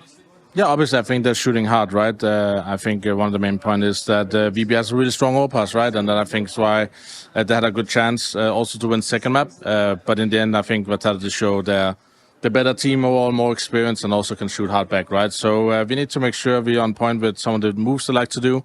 We're both kind of new teams, right? With new structure, they have a new IDL, new players. So it's going to be a fun match to try to adapt on the fly. Speaking of the newness on the side of FaZe, obviously it was unintentional for Jacob to be watching from the sidelines at APL, but do you feel like that was still a valuable experience for him? And if so, what do you feel like he learned from, getting to sit back and watch you guys play? Obviously, I don't think there's much to learn. We changed some roles to accommodate Rain as well. We didn't want to put him in some of the roles because we changed things with Rain out of the picture, right? So I don't think he learned so much, but I think the key was to be around the team, be part of the team, not sitting somewhere in Poland waiting to come play. I think that would be a very bad feeling. So we kind of used this as a thing we did do in Katowice, where we had JKS helping us, but we were playing as a team. I think he was playing face with some of the guys in the evening, so to keep warm, right? So I don't think it was really an experience for him, but I think maybe it was one of those moments where he really wants to play and prove himself, right? No, 100%, particularly when we're edging ever closer to that major. Considering this is the last stop for you before then, what do you feel like you guys have to prove here before we go into, the tail end of the year, the biggest tournament everyone's looking at? The main goal for me was to say to the team that we don't have to prove anything to anyone else. We are here to prove something to ourselves with the playbook. What we have done this week coming into the tournament, let's try to play how we did in practice. It felt really good. Now we have to learn from the mistakes in official when the pressure is higher. Only by then we can know how we look at for the major. So this is really a test tournament for us. Yesterday, I think we were not really there as a team and also not as individuals. So today we need to step that game up. I know from what I've seen how good we can be, but we need to prove it to ourselves. And once we've done that, we can prove it to everyone else after. Hopefully we get to see that version of FaZe inside the server today. Thank you so much, Carrigan. Good luck. Well, we go from the upper bracket now down into the lower bracket. We had a progression match and now we have an elimination match. It is FaZe and Virtus Pro that have both found themselves in an unfortunate match, let's say. Obviously, you don't want to be the first team or one of the first teams that will be eliminated from IEM Chengdu, but one of these two teams, that is the fate that awaits them. Absolutely. I mean, both of them have drawn a rough first round opponent, so I don't think it's anyone's surprise that you're seeing these two teams facing each other down in the lower bracket. Maus and Vitality are very rough draws, especially for a team like FaZe, who did win Chengdu last time around, but they may be eliminated in last place if they drop this series to a VP that respectively did push their tougher first round opponent much more than FaZe did against Maus. Yeah. Look, day one for FaZe, it was tough going. I think it's always going to be tough going when you're playing against a team like Maus, but you can see the numbers for yourselves there aren't necessarily screaming that they had an outrageously enjoyable time. No, look, Twist has not had a bad day at the office there. I think you're going to be looking to Brokey to be rediscovering some of that tantalizing form that he has been known to have in the past, but I think there's a reason why you saw him out of FaZe for a little bit and then back in. He did have a good game or two, but unfortunately this is kind of more of a return, at least in that initial series, to maybe in some underwhelming form for him. He'll be key to kind of step up in this game. I think the same thing you can say about the AWPer on the side of VP, although it's a very different career trajectory for someone like Bist as it is to Brokey, who's been there, done that, had some of the biggest highlight plays at some of these massive tournaments, has won a few big tournaments for himself. For Bist, I mean, it's only really his career just starting, but unfortunately the debut for the rookie here on Virtus Pro wasn't one to really remember. No, certainly not. I mean, I think there was definitely moments where we went, that's not too bad, but if you take the series as a whole, he definitely didn't really live up to any kind of notable expectation. I mean, 45 ADR, 26 and 40 over a BO3, especially as an AWPer, is just not the numbers that you're really looking for. I think largely it kind of flew under the radar in a sense because we had such strong presence from a lot of those VP riflers. You'll probably see some of those reflected in the numbers here. Fame had a really, really good time. Toro was definitely pretty decent on one or two of those maps, and there was a couple of moments in there as well from Flit, I'll say. So it didn't really feel like a particularly AWP-centric matchup, either for ZywOo or for Bist yesterday, but end of the day, you need to be bringing those numbers up. Certainly in a matchup like this one where they are on elimination point, we're going to be keeping a bit of an eye on what Bist can do, and again, see if Bist can kind of find his feet at this tier 1 level of gameplay. Yeah, I think for Perfecto was calling a pretty good game, honestly, yesterday for the most part. I think there was some questionable rounds and maybe some stubbornness that did lose them the game a little bit on Dust 2 to some extent. And I think individually he was found lacking in a few key situations, which you have seen from him a little bit here and there in the past, even when he hasn't necessarily been taking the reins in terms of the IGLing, which, look, with this new changes in towards VP, it's a different era for them. It's a different era for FaZe since the last time they played played each other a couple of months ago, interestingly enough, at that last Bounty tournament where Virtus Pro said, we will pick FaZe to play. It was one of those tournaments where you get to choose your opponent, and VP has already said, at least the old iteration of the roster, that this is a team that we could definitely be beating. So they need to bring that same bravado, bring that same gusto into this matchup today. And I dare say, off of their performance yesterday, they will feel some degree of confidence coming into this game. But it is a lower bracket elimination game, and you have some younger, less experienced players on the side of VP now. We'll see if the pressure's going to get to them. Yeah, it's definitely a different vibe, different kind of feeling to the first matchup that we got to watch, where both of those two teams were kind of on the upward trajectory, that being obviously Furia and G2 having had pretty decent seasons so far. Now we're obviously down in the lower bracket. We're looking at FaZe and VP, and VP have had a bit of wonky shenanigans happening, and they've obviously made some roster changes to try to rectify that. I think you can kind of say the same thing for FaZe, and there's always been a lot of discussion around, you know, FaZe, who was going to go out of this roster. Should it have even been Rain? Should they keep Jacob? Should they keep Rain? Whatever. Who knows? But they've obviously decided to go with the roster that they have, and now it's time to kind of start looking to try to deliver on that. And I think that's what Carrigan was kind of referring to in the interview, that they have to prove to themselves first, and then they can prove to the rest of us as to why this roster is the roster that it is. But that will start today here in this matchup against a relatively embattled Virtus Pro. Video coming out now. We've got the Nuke and the Train Bands. Yeah, no surprises there. I'm expecting VP for the Overpass pick. It was great yesterday against Vitality, and it's a map that FaZe have yet to find a dub on. FaZe will be well aware of this. You're going to have some classic Carrigan prep coming into this game. He's going to have to have dug through the Overpass from VP with a fine-tooth comb for FaZe to start things out on the CT side. Yeah, 100%. I mean, I think looking at that game that we saw yesterday from VP, I could see a world definitely where they can dismantle FaZe in this matchup. We've got the Inferno as the decider. I don't know that there's necessarily a huge amount to say on that one, but I was positively surprised by what we got from VP in general in that matchup against Vitality. I just have to wonder if that's a one-match wonder or not. You know, is that something that they're going to be able to replicate on a consistent basis? Are they going to bring that level in this match, or are we going to see a bit of a regression back to a VP that was really, really struggling? That's something that we'll wait and see today. I mean, both of these teams have to step up. I think back to, you know, the FaZe prep, they've seen that Mirage game from VP yesterday against Vitality and thought that's definitely something that we can beat. Thinking back to the T side of that game, Flit was really struggling. Overall in the series was totally fine, but particularly on that T side to start things off was having a really rough time of things, and you could tell the frustration was seeping through from Virtus Pro in the player cams. Wasn't a particularly good finish to a series that started so well for Virtus Pro, but they're not out of IEM Chengdu just yet. An elimination match between them and FaZe Clan to see who will be out in last place. Underway on map number 1. It is going to be Overpass, as expected from Virtus Pro. Had a pretty good time on this map yesterday. But the question is, has Carrigan been able to delve into the annals of history and come up with anything that he's going to be able to use to dismantle VP on this map? Yeah, I mean, VP was using some pretty classical conditioning on the T side yesterday. So there will be a lot of set routines that FaZe will be aware of, having watching the opening portions of some of those rounds. See if that is a similar kind of playstyle that VP wants to employ in this particular game.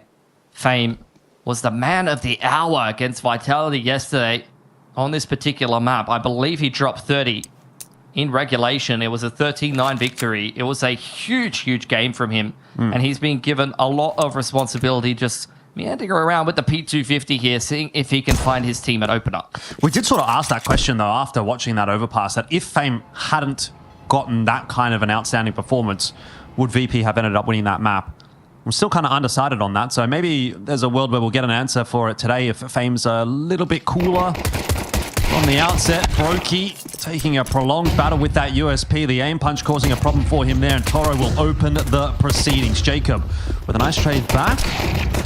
Now he himself will fall, but we've still got defenses on this B bomb site in the name of Twists. Carrigan coming in on the transition as well to assist, and that is looking pretty solid so far for FaZe. Twists will clean it up. Good solid hold to start off the pistol round, to start off the series. Yeah, some shakiness early on from Brokey. You need to see him recover things a little bit more, especially now that they've started well on the CT side. Wouldn't be surprised to see him with an AWP in his hands pretty early on here. but the rest of FaZe seeming to deliver, where VP unfortunately flounder a little bit, despite the fact that they do get some trades on into that B site. Won't have the great start that they did on Overpass yesterday. They're going to have to be made to work for it a little bit more.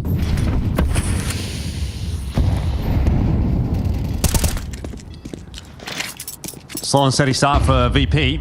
No investment into this round, so good chance for Brokey with this MP9 to farm up a bit of cash.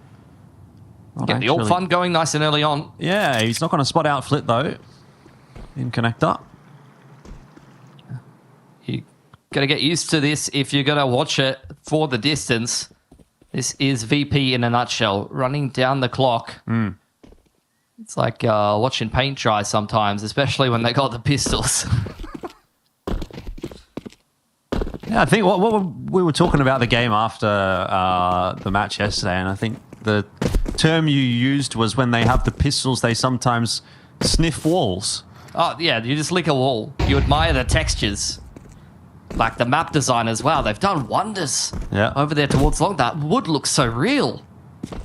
How about Frozen's Head? Can they inspect that? Doesn't seem like they're going to have too much success. They eventually do push him over, but it took quite an effort. Was there an M4 that was retrievable there that wasn't picked up? I think like Brokey was kind of in the neighborhood, but I'm not sure if he would have made it over there in time. Surely he would. Look where Frozen dies. It was a laboured approach. You don't think Carrigan could have got that M4? Yes, he was definitely there. I think he absolutely could have gotten it. Nah, Famas is goated, man. You reckon? Yeah, for sure. Oh, terrible weapon. Great weapon. Catch me, never. Look, sometimes you've only got 2K in the bank account and you've got to make do with I'd rather an MP9. what you got. Or a 5.7. Nerfed MP9? Yeah, maybe. Old MP9, for sure. Maybe even over an M4. Certain positions. Anyway, much of a muchness. FaZe off to the 2-0 lead. I mean, these are the routines we saw from Virtus Pro yesterday. Toro exploring the middle of the map. Now some movement from Fame over towards that A side of the map. Do have that lurker planted outside of B. See if that's something that FaZe do want to try to isolate and apply pressure to later on.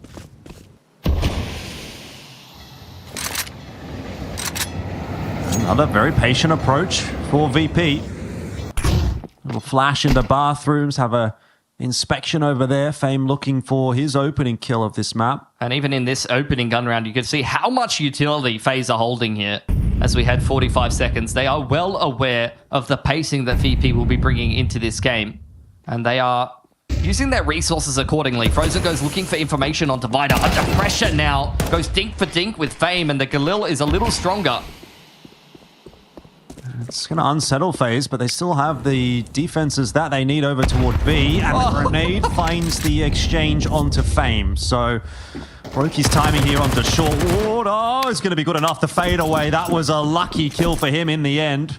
He does get the one on the Bist. It's the wrong info, though. Yeah, they've got it misread. They thought that was just a lurker throwing a fake. 10 seconds on the clock here. VP have walked into this house completely for free. Door is wide open. FaZe are scrambling to get back inside. Jacob finds the trade which he needs onto the bomb planter. It has gone down, and now it's onto Perfecto solo. He was unable to pull off any clutches yesterday. There was a lineup for him there, but good kill from Twists, and FaZe will breathe a sigh of relief. It might have gotten a little bit more expensive than it could have. Yeah. But a win's a win. A little out of position, but not punished for it. And that is just the playstyle that Virtus Pro did bring. You even had it from Flavesy in the interview yesterday. Even Vitality thinking, oh man, these guys just have a little bit of a different approach that if you're not used to playing against it can be a bit annoying, or, you know, can pull out a few mistakes. I think that's the perfect example of it. Even though FaZe don't concede that round, they had a very big misread on what was happening in it. Yep. Can't be affording that in a more dire situation. An investment from VP here, given the Galil, I should say, over to Flit. It's waiting out the initial exchange of utility, and then organizing themselves for what will be some kind of B-pop. FaZe have had a big setup on this side of the map multiple times now, and again, point out just how much utility FaZe Clan is holding on to in the early round. I almost want to see if that's something VP will start to adapt to. Well, here comes the push from VP. Nading open that monster smoke. It's not been successful at all. Carrigan, 5 flash assists in that round. Yeah, I mean, it's just one of those things where he's been in the VODs. He understands these timings that VP are using. There are very much correct approaches to be able to break these kind of rounds down, and it comes off the back of good setups and good utility. Both were present there for FaZe. Counter flashes on point and players ready to capitalize.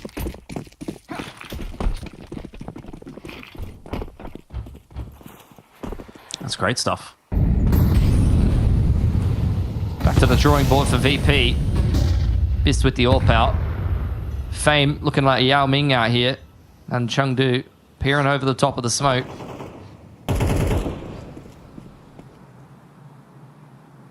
That's analogy that's going to go over a few people's heads, but certainly not over Yao Ming's head. No, definitely not.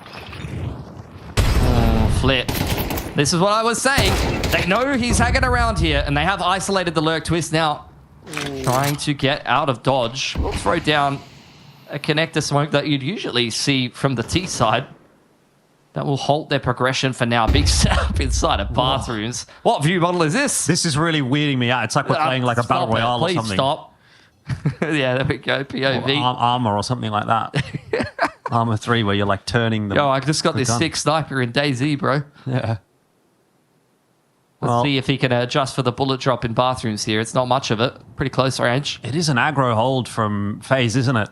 I don't know that Toro's going to check it. Well, he does, but a little bit lazily in the end, and so he'll go down. Brokey also connecting onto Perfecto. The 1-2 punch working out perfectly, and here's Brokey maybe starting to come online, which is something that we would love to see today. And Fame, a long way away from the success that he had on this map yesterday. He's 1-4 and now saving his gun, or attempting to save his gun. It's a very different game. Into the AWP. Nice and easy for Frozen. 5-0 for FaZe, and it has looked effortless. VP, same play style as yesterday. This is the thing when you're one of these underdog teams. You're bringing some good prep. You're bringing your own style into a tournament with so many quality teams, so many contenders. FaZe is not even a team that you would necessarily name as one of those. Names on paper, though, an experience factor. Definitely a team that you have to give respect to. You cannot just run the same stuff that you were running against Vitality yesterday. Carrigan is all over this. Yeah, 100%. I mean, we were actually quite positive about what we were seeing from the calling of Virtus Pro on this map yesterday, and the mid-rounds all looked fantastic, and, you know, we were really happy about that, but they need to change up their timings, man. Like, we can't just keep dry walking into these setups and running these mid-round to late-round execute timings that FaZe are just holding the util for. Like, we need to actually run some of these short beat defaults, maybe look for picks early on, make some early moves in some of these rounds to just kind of change up the timing, because otherwise it just feels too played out, too predictable.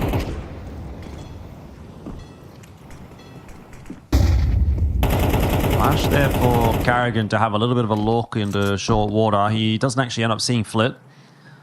We're going to reserve your expectations as Virtus Pro here. Only pistols, but if they can find the right timing, then they can make some magic. Smoke's exchange in bathroom. Smoke on Monster, Molly towards short B. Longer VP wait. The lighter the resources for FaZe Clan. It will be a B ending yet again. Only Jacob and Twists over here, but they still do have a smoke to play with.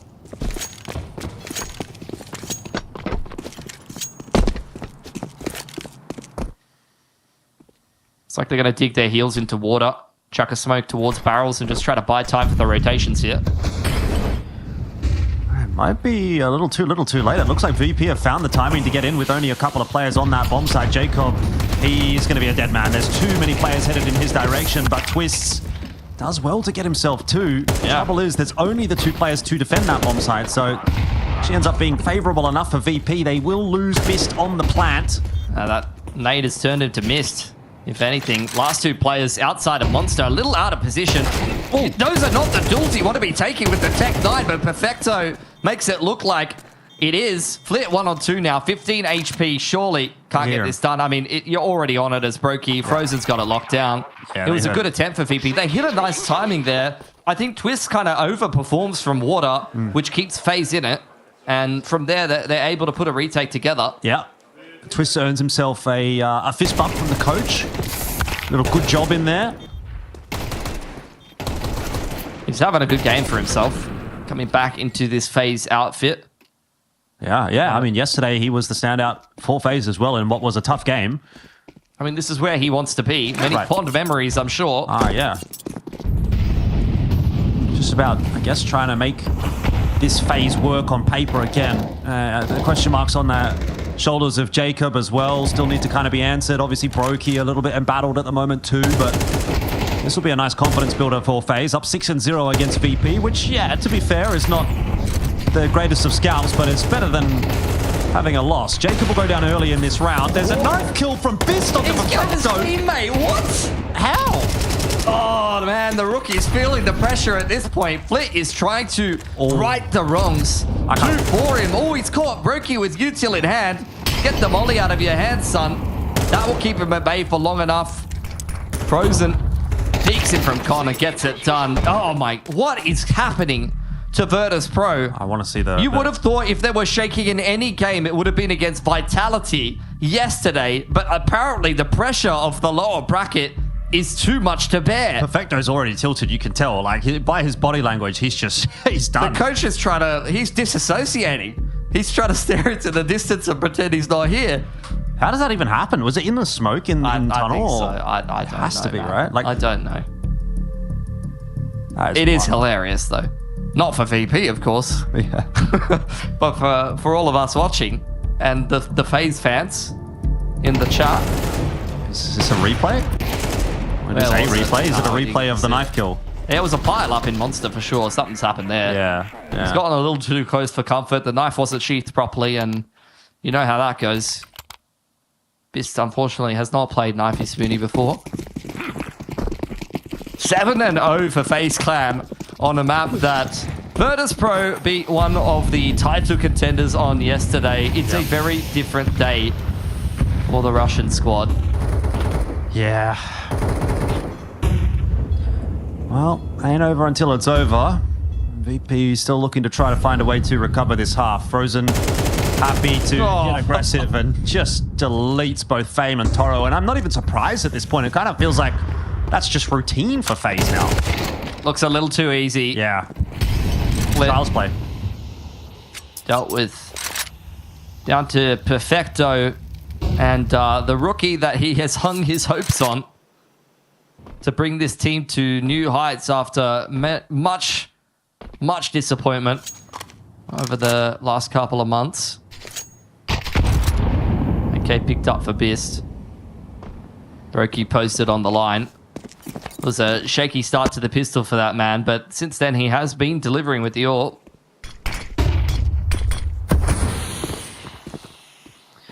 Doubtful that we're going to get much of a recovery in this round from VP, but a bit of extra damage would not go astray. I don't think it really matters at this point. Like, FaZe's money is excellent. Trying to grasp at straws, you know? I'm trying to stay positive.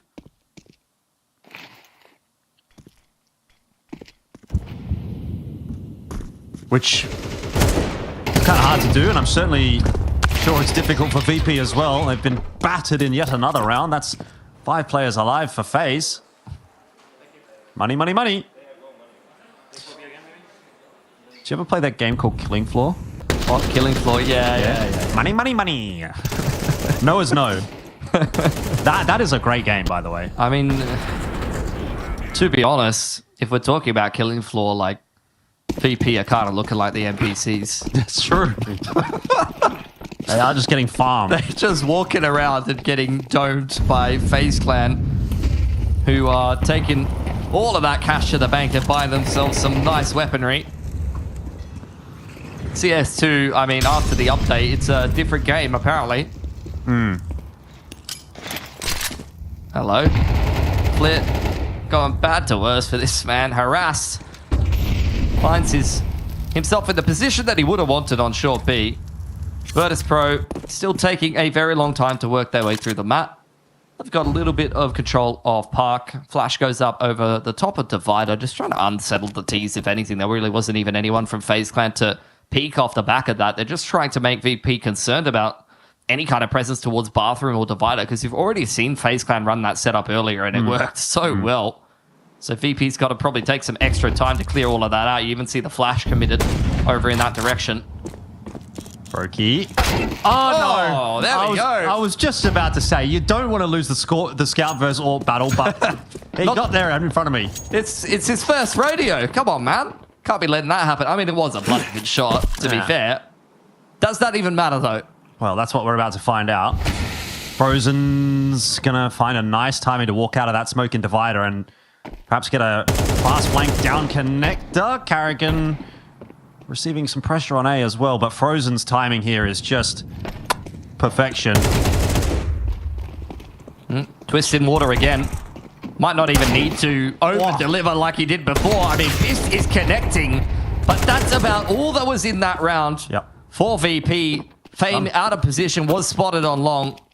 We'll just take an AK away. Yeah, forget the orb. Just give him a scout. He's doing more damage with the scout. No, he's getting off and the again. time. Twist is a savage, man. 16-2. Happened a couple of times yesterday to VP, I think it was. Yeah.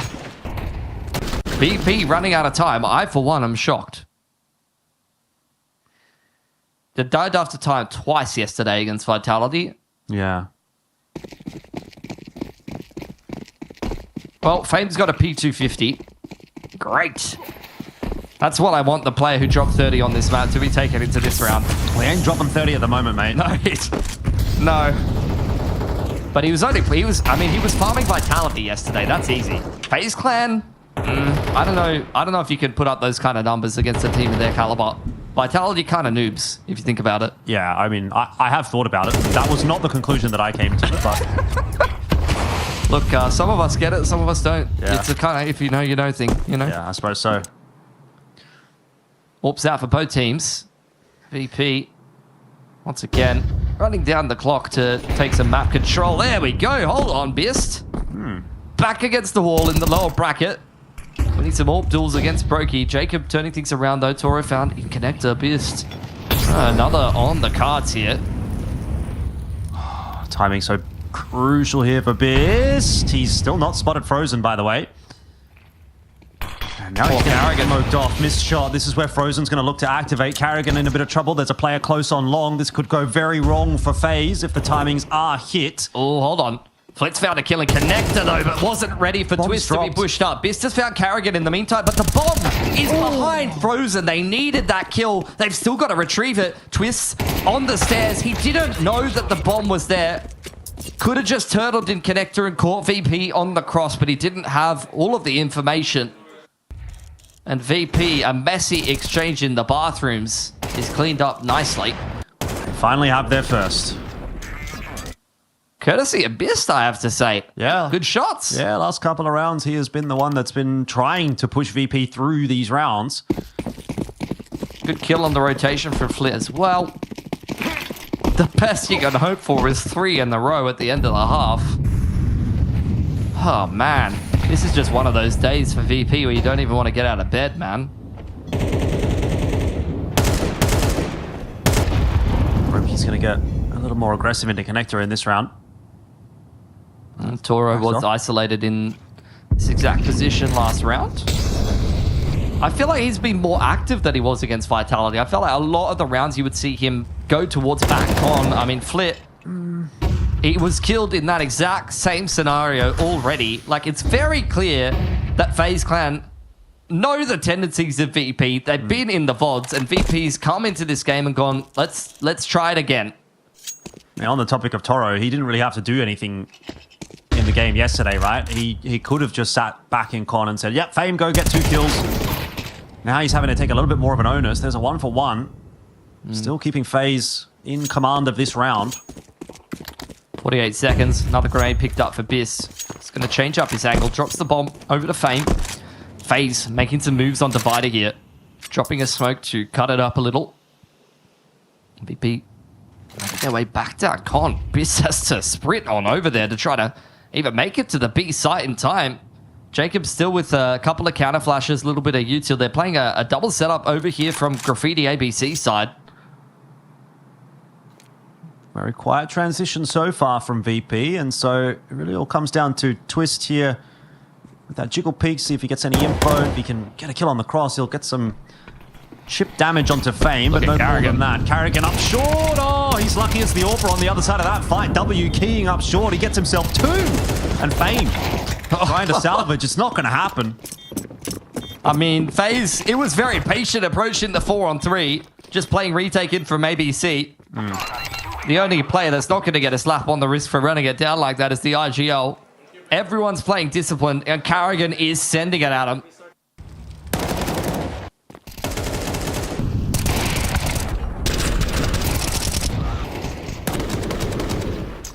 I mean, FaZe have seen the VP playbook at this point, and they're not impressed. No. 19-3 for Twists. 11 on the cards for FaZe at the moment.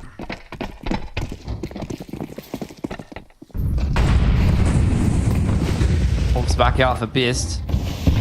Quick moves into Con yet again for VP. Flit under pressure. This time, a little bit more reserved of a position from him outside of Monster. Does not want to be a liability on the lurk. It's been found by FaZe in the openers a couple of times now. Best VP can do in this half is double up their rounds. It's a grim proposition.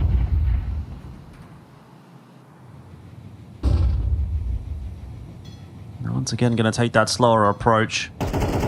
Give Biss a bit of room to work here, and he might actually be given something by Carrigan. That is a play that FaZe have made a couple of times. The grenade is going to go too deep to catch for Carrigan, but you can kind of tell VP are thinking about it. You know, they've seen Carrigan flash onto short in the mid-round, and they were hoping for it this time again, and they got it, but didn't result in the kill that they need. They've seen it set up inside of bathrooms as well.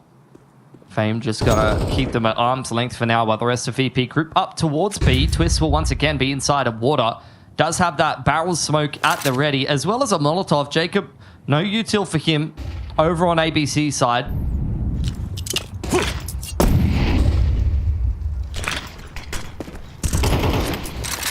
Nades probably gonna do a little bit of damage there. Toro cops the brunt of it, and Twists again is just waiting patiently as the anchor on this site. He's done such a great job so far. He'll let Carrigan have his moment and then back him up nicely. Perfect setup. Oh, beautiful stuff from Twist. He has just been an absolute menace on this B bomb site, and Overpass is looking like it will be signed, sealed, and delivered in the favor of FaZe. We've got one more half to go, but it might not be a long one. We'll be back in a sec.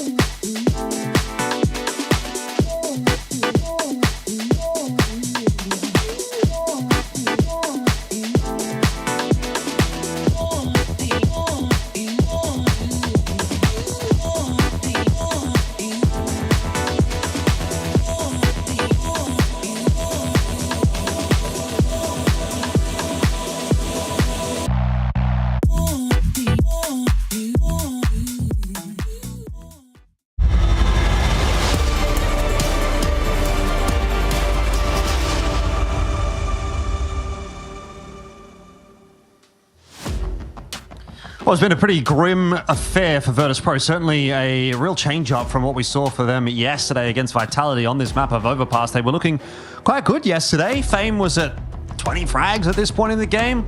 Unfortunately for them, they're now down 11-1 against FaZe. Twist has 20 frags this time. 8 multi-kills in 12 rounds. Not bad. It's a pretty good B anchoring from the man who has returned home to some extent. Not only on FaZe Clan, but also they are the reigning champions of this event last time around in very different circumstances. However, this kind of performance makes you wonder if they can rediscover some of that form or if VP are just not really showing up to this game. Fame. Oh, very nice. Gets himself that double with the USP. This round starting to go awry, but FaZe still good on the entry, courtesy of Jacob. You can't lose the round after it starts in that way. Perfecto finding another. Fame is the ever-present thorn in the side of FaZe that they have to consistently worry about. On the site, a couple of gooshes have been handed out. Oh, a lot of them. Yeah, very low HP players here. Jacob, if he could get a clean kill onto Bist, he might be able to pull off a 1v4 here. There's a lot of time to work, and they're going to give him some of that courtesy, but we'll go the way of Perfecto. So Virtus Pro get their second. There's nothing to celebrate about right now. Minimal fanfare.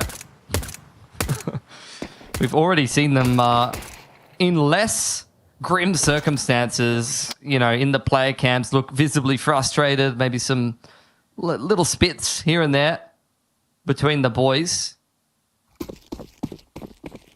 Tensions definitely getting to a team that is undoubtedly still working through some friction points, some differences after a few changes. I mean, although FaZe has made changes, it's, you know, not an unknown quantity. We know what Twists can deliver, and this is exactly what you think of when you think peak Twists. What, sitting in T-spawn? Oh, yeah. Sitting with a in Glock? T-spawn, hitting the inspect button. Wow. This is Counter-Strike 2, ladies and gentlemen. This is what I think of, you know? Nothing will get me more excited for the major than exactly this. Yeah, I mean, this is absolutely brilliant stuff coming through from FaZe right now. The way that they're sitting in T-spawn doing absolutely nothing. No one has ever done that in the history of Counter-Strike. I think this is just a masterstroke from FaZe. See them creeping up. Oh my god, they're going to actually make their way towards Monster. Toro, oh my god, it's a bloodbath. Caught by all of the utility. That's a clean ads eco for VP. Oh my god, I'm thrilled. What a letdown. I really thought FaZe were onto something there. Yeah. The do-nothing approach, you know? Not as effective as you would think, but with Glocks, there's not sometimes much you can do. Oh, it's going to be the Tech 9s this time. Mac 10 for Jacob. Oh, they're really prioritizing the full util and the AWP. They are very far ahead, so I think FaZe just really trying to min-max the loss bonus and seeing if they can hit a good timing here with the pistols. Yeah, I mean, also, you can definitely bust your way into the B site with a buy like this. I think a lot of that comes down to the util usage more than the guns in that instance. I mean, maybe that last round was a tester. True. Carrigan lining up a flash. They'll be thinking Toro might be playing close. That flash is actually not connected from Carrigan, but it's not going to matter. It's just him at the moment. He does find the double. Carrigan in there to find the late fadeaway kill onto Perfecto. It's 2-on-2. They will get the bomb plant. I mean, Perfecto did the best that he could there. Yeah, Carrigan's been tossed a gun there by Brokey as well, so they've both got an M4 in hand, and VP in transition. You cannot lose this round. Oh, you can. Up against the pistols and armor, I mean, it would be map point for FaZe, but mentally, it would be VP broken. Full HP, helmets as well for both of these Ts. Very winnable round for FaZe, but Brokey might have let them get a little too close. There you go. Carrigan and Brokey just a bit bamboozled there. Yeah, Fade's going to get on the bomb, but the damage is done. Bomb plant, loss bonus maxed, and 3 guns taken away. FaZe, if they don't get it done in the 2-on-2, they've got full confidence that when the gun rounds start rolling, the good times will keep rolling as well.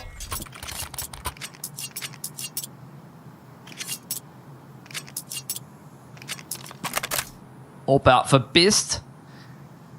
Hasn't really had much of a chance to get involved, but a few nice shots being hit on the T side. his job to really make things easier, if possible, for Virtus.pro in a comeback like this. If your AWPer starts hitting shots, then some of these rounds will feel like you just need to go through the motions and, you know, convert man advantages. Need some easy ones in a 4-11 deficit, that's for sure. Yeah, yeah. Yeah, it hasn't really felt like this half has really gotten underway yet. I don't feel like this game's gotten underway. I think Twist is still in the bloody aim bots right now. Can't be doing them like that, man. But VP, you know. Hey, I'm harsh, but I'm fair. Yesterday, I was singing their praises. They were beating Vitality. Today is not yesterday. And now you're just low-key calling them bots every second round. Called them NPCs earlier, bots now. I mean, what's next? The next thing is AI. I mean, that's what's next. Is this like the new artificial intelligence team that they're trialing in ESL CS? VPT. VPT. VPT.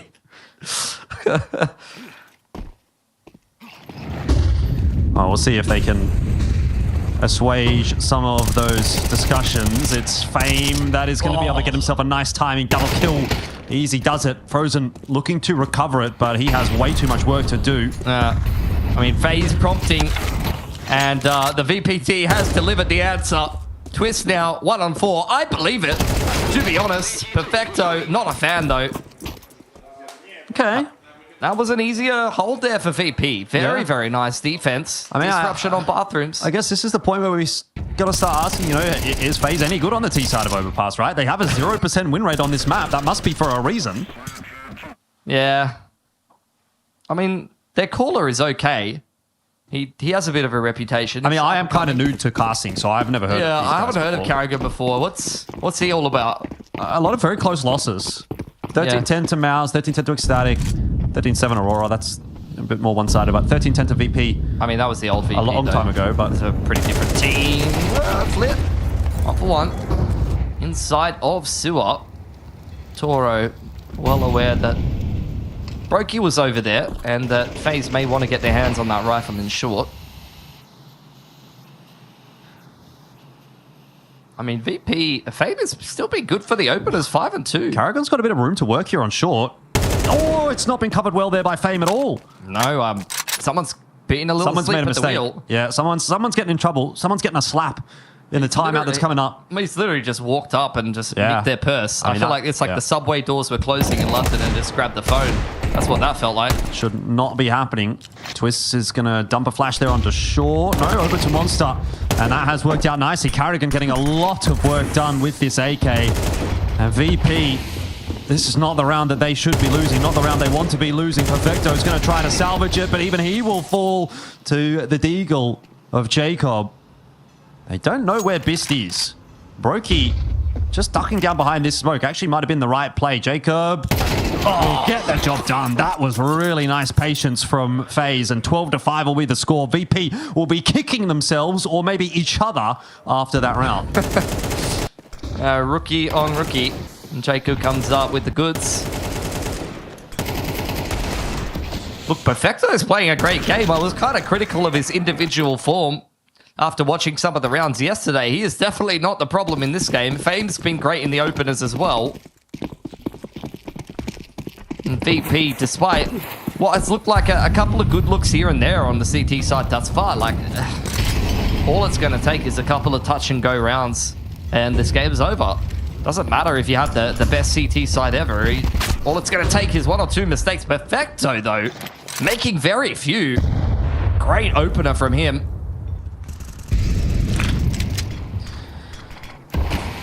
Doesn't mean this round is done by any stretch of the imagination. FaZe will slow down. They just don't even really have minimum control, to be honest. Jacob was the player furthest progressed through the map. Bottom side of connector there. So on Overpass, to go back to the drawing board with a minute on the clock on a map this big is like, it's going to take a while. You're definitely going to be coming down to the last 15, 20 here.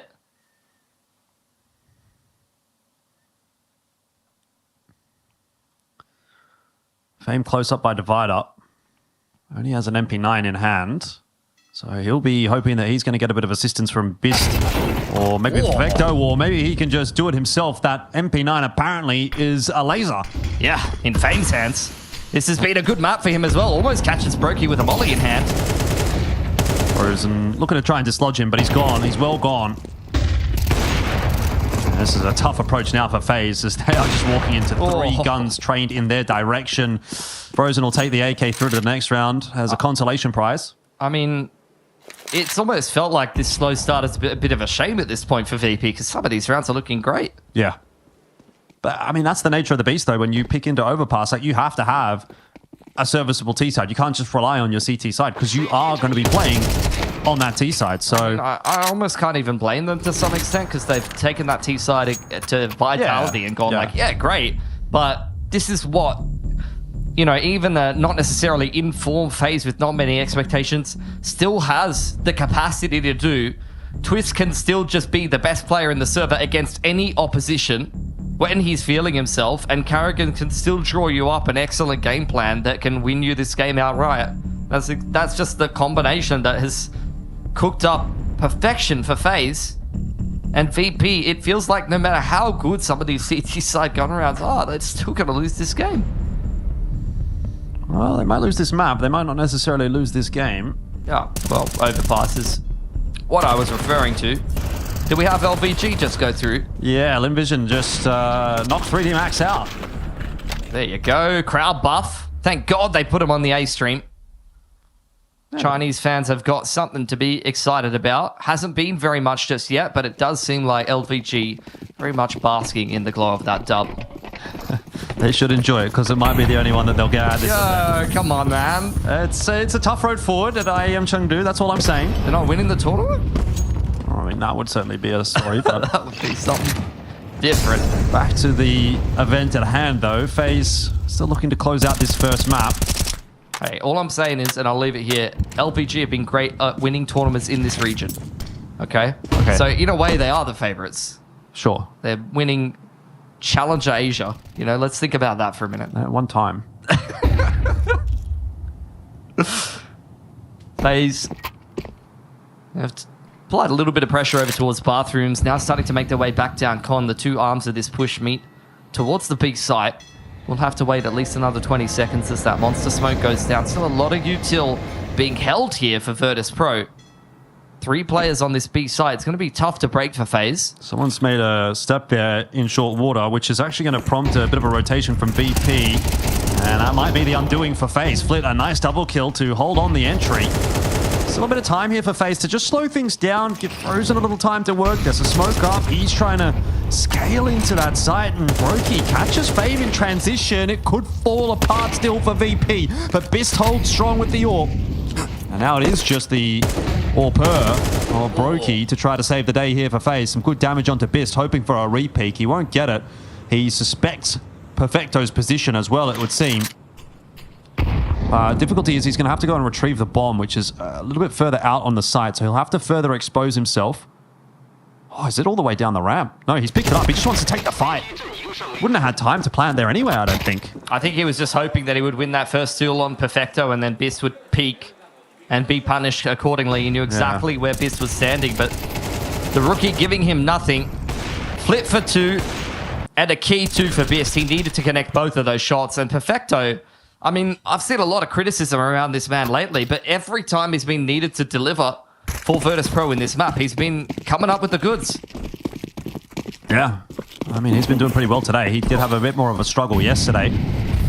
It seems like we're going to have to lock ourselves in for a bit of a longer map here. It felt like it was a foregone conclusion, but VP are working hard for this comeback.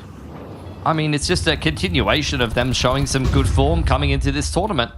Unfortunately, that form is a little streaky sometimes. Yeah. Bist, though, he very much, now that he has the AWP on this CT side in hand, is delivering a much better performance than we saw yesterday. Sometimes can take that initial game for a rookie to get comfortable with this kind of environment. We've seen what his ceiling is, what some of his potential is in some of these online games when he's been playing for the VP Academy side.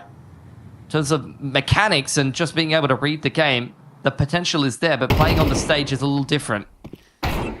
Oh. Well, through the molly, Carrigan's going to go and try and be the hero again on an entry path into the B site. Won't work out for him. Just Brokey, who is spotted by Flit. And another for VP. They're now only 4 away. Another good multi-frag for Flit. I think from that pillar position, he's been very solid for VP. Every time he's been tested inside of the B site. Yeah, it's unfortunate. Like, if they would have given themselves, like, you know, we were joking that, oh, you know, 3, like, on the T side doesn't sound that good, right? When they were down 9-0. But it was like, well, if they actually would have gotten 3, they'd almost be at an even scoreline right now. They only had 1 round on T side. Yeah. And that's also, by the way, all that FaZe has got on the T side right now. Sure. FaZe looking to simplify here. Smoke towards front side of bathrooms to deny a little bit of information, and a flash up over short. Does deposit Frozen in a more aggressive position. The rest of FaZe waiting for this monster timing. Toro to defend. Flashes over the top. Toro looking to get some util down. Actually gets caught with an aid in hand by Frozen. Jacob responding in kind onto Flit, and this might be the final nail in the coffin for VP. It's been a stoic attempt to try to come back on their map pick of Overpass, but may well be all for naught. Beast will need to pull off another miracle play with that AWP, or maybe Perfecto around this smoke can get something done. Twist will go down. How has he got 2? He's lined up Jacob as well, and all of a sudden maybe a chance for Virtus Pro, but it is a slim one at best. They just have to try to edge their way in. They've got a smoke. They can maybe defuse inside the smoke with the time that's available. Brokey standing and trying to deliver on that site. Incense flies over his head. His head gets ripped off, but there's one back in response from Frozen, and that time is ticking away far too fast. Carrigan surely gets this done. He will. It's over. FaZe, they take map 1, 13-8 away from Virtus Pro. Oh, all it took was that one mistake. And in this case, it was just the layering of the flashes. Both of those players inside of the B site. Toro and I think once again Flit on pillar, caught full blind by that second wave of flashes. And in that 3-on-3 phase, they're good enough to close. Credit to VP, they really did try to scrap their way back into it. Yep. I'm surprised that Faye wasn't covering that player on the defuse. I guess Carrigan goes overlooked in short there at the end. Yeah, I mean, even if not, like, the time was becoming such a factor that there's every possibility Carrigan gets that one done anyway, but I think the real thing that we have to look at there and sort of break down was the T side of Virtus Pro, because, okay, there was no issues necessarily on the CT side. You're going to lose some rounds here and there. They only lost 2 on their CT side. Yeah. It's the T side where they let themselves fall flat by getting only 1 round on your map pick. That is just unacceptable. I think ultimately it's actually the same issue for VP as losing the Dust 2 game against Vitality, and that's just stubbornness. I think, you know, trying to go for a very similar approach, very similar pacing to what they did against Vitality yesterday and expecting it to work. Similar to forcing all those mid to pre rounds yesterday, the calling, when it works for Virtus Pro, is excellent. I love a lot of the looks that they've shown in this tournament thus far. The problem is they just don't have the adaptability that you need for them to be a really competitive team on this T side. It feels like they really try to go towards a lot of the same ideas, and even if they don't work, they really try to force things. I think they need to adapt on the fly a lot better if they're going to try to go the distance in Chengdu, but 1 map away from just being sent out of the tournament here, unfortunately, already. Yeah, and I think if they get knocked out in essentially last place here at Chengdu, it will be an underrepresentation of, I think, what they were able to deliver. Sure, but sometimes that's just the way that it is. They're obviously going to have to try and turn things around. We do have Mirage coming up next. That is FaZe's map pick, and VP is facing elimination. So we'll see you guys in a couple of minutes and see if VP can prolong this game.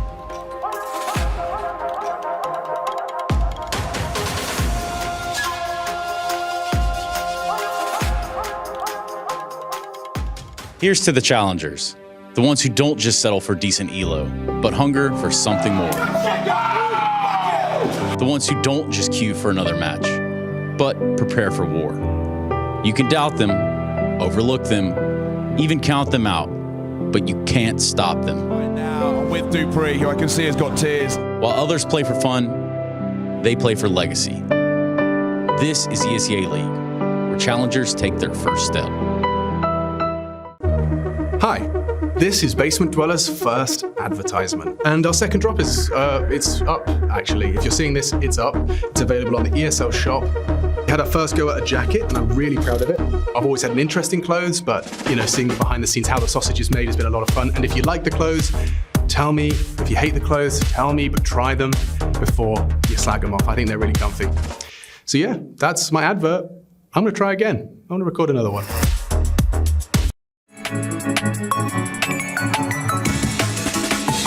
Like we just witnessed there.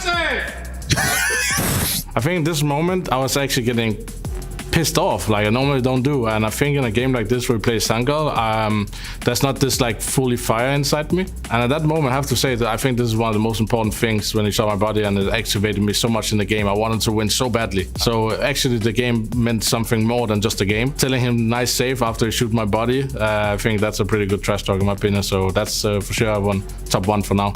I know which one it is though. Yeah. Nice songs! Yeah. Sauber! I have good history with taps and we're good friends. I speak German. In theory, it was one of those moments where I just suddenly start speaking German to them. I don't think the trash talk is so much there. It's more like just me speaking German. So I'll put that on the lowest, I think 8.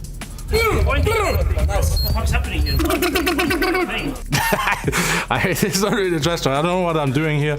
I just think I'm explaining to them how we shot them. I think I'll put that on 7. Finn walks it in. This trash talk is more about myself. I think I was having a shaky aim in an important round, and then I was just like, I was saying I was a little bit nervous. So it's not really trash talk. I think it's more trash talk about myself. 6 out of top 8. He's coming left side. No! I'm wrong! I'm killing Simon in the back! That's not possible normally! I think this one is actually pretty good because there's always this idea in all teams that you can't kill Saibu in the back. We played a strat where the whole idea was that I'm running out and I don't look at the long guy and I'm trying to kill the Orba on long. So I'll put that on number 2. It's really funny actually. Zywoo into the 1v2 clutch. No, you have to be kidding. He thinks he's still on phase, Connor. I mean, this one is, we are getting wrecked by Vitality, and then Robs is helping us out a bit. He feels bad for us, and he kills the teammate, which means I think we win our first gun round on Anubis, so it's funny for us. 3 out of top 3, just because it's a funny moment. Gehst du? 5A! Hallo? Falsche Seite! Wrong side. This one is a little more trash talkies on German. I think we faked them or something, and we went to the other side, and they're rotating 5 guys to the wrong side. The other one that was German was more calm, but this one is more like trash talking in German to big. So number 4. Oh my lordy, they won it again. I'm obviously fired up, so I'm just shouting at them, and I think they did a bad retake on Dust 2. Maybe it wasn't that bad, but I'm just trying to tell them they need to train their retakes, especially when they want to start shoot body, you know? Like, I have something personal against Ekfly. You don't shoot my body like that. So yeah, they need to train their retakes.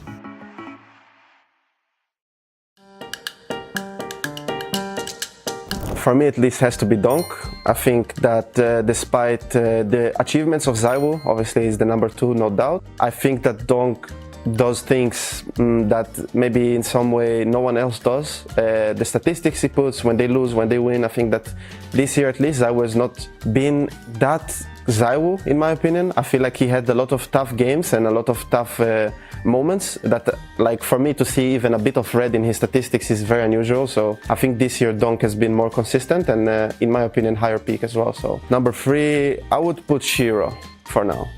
I would say 1 Zywoo, 2nd Donk, number 3 maybe Robs. I keep changing my mind between Zywoo and Donk.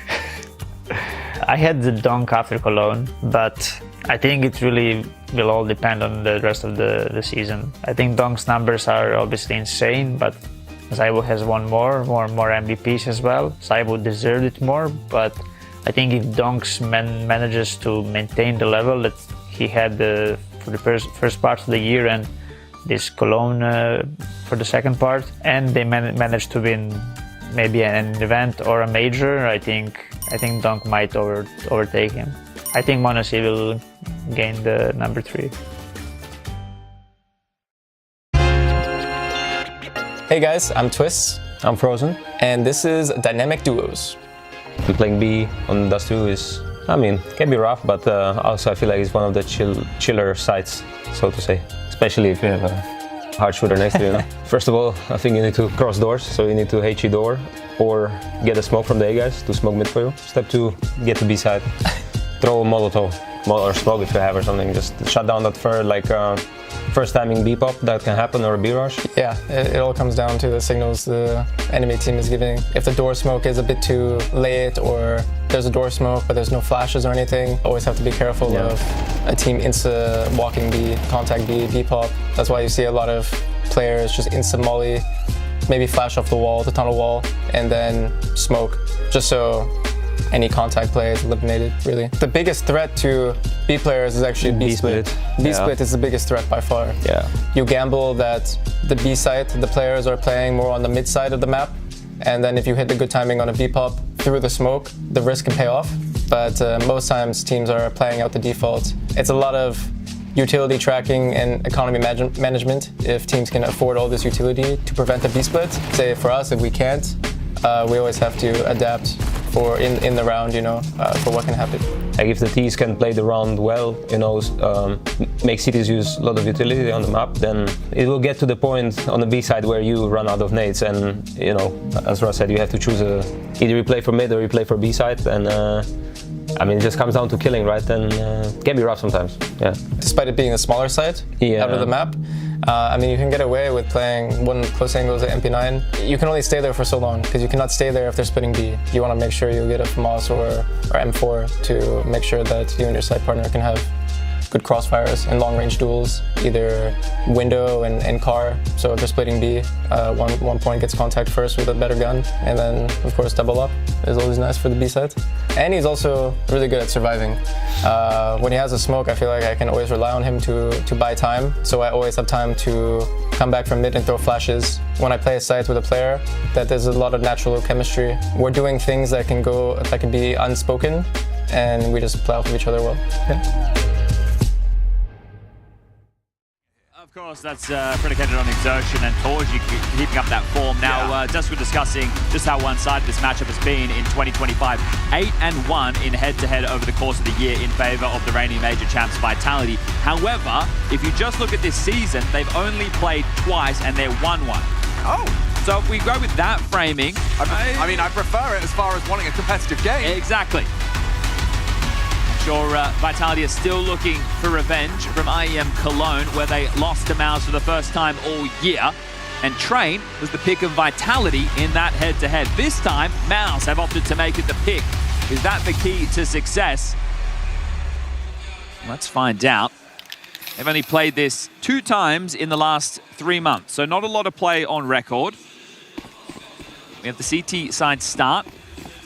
Zywoo has been gifted a HE, Apex with a flash, and Mezzy the smoke. No kit, and heavy presence over towards A early. Now, is it pop or is it B? You still have Brolin in main, and he has a smoke and a molly combo. So they've gotten the control. There's no trap, there's no flash, no push up low ramp, no one searching high ramp. Looks like it will be the pop play into the A split. You're going to have to get past Zywoo. Flame's fiddling with his headset. Okay, making sure he's happy. Camera smoke. Zywoo with a well-placed HE grenade, but a little premature. No damage inflicted. Into the site, and now a brawl imminent. Lots of bodies. Flamesy removing Spinks as the bomb goes down, though. An exertion jumps through into Mezzy. Flamesy another. Awkward for Brolan. Very little hope. It wanes and it fades as we see Zywoo get just the first started. See Mezzy. Flamesy with impact. Yeah, see Mezzy throw the defensive smoke back a bomb there as well. Maybe that was to extinguish a molly in play, but either way, it definitely caused some issues. And the admins are already coming to help. What's wrong, Zywoo? What do we need to fix, mate? Straight under the table. Celebrated too hard. What did he pull something he's out? He's had a haircut as Zywoo. He's gone the mullet. He's got the fringe out. All right, well... bangs, if you're American. The bangs, yeah. Well, that one banged, didn't it? Yeah. 3 for Flames. Oh, he's got his headset off still. So for a dude that was clearly having audio issues, yeah, I think he did pretty damn well. Pretty damn well. We'll get this tech sorted, but we can start to discuss what the buy will look like. Our voices aren't going out to the arena. They can't hear us. It's Mandarin. A couple of Galils. Tech 9 for Brolin, and Deagles for Exertion. Jimmy yet to buy. That's the stage for everybody playing at home. If you are tuning in, we've got 2 setups on either side to keep matches flowing all day long. We have a group stage audience. Not too common, but with the Chinese fan base, there was the want. And if there's the want... Ooh, Jimmy! Getting some representation in the crowd. He'll be happy with that one.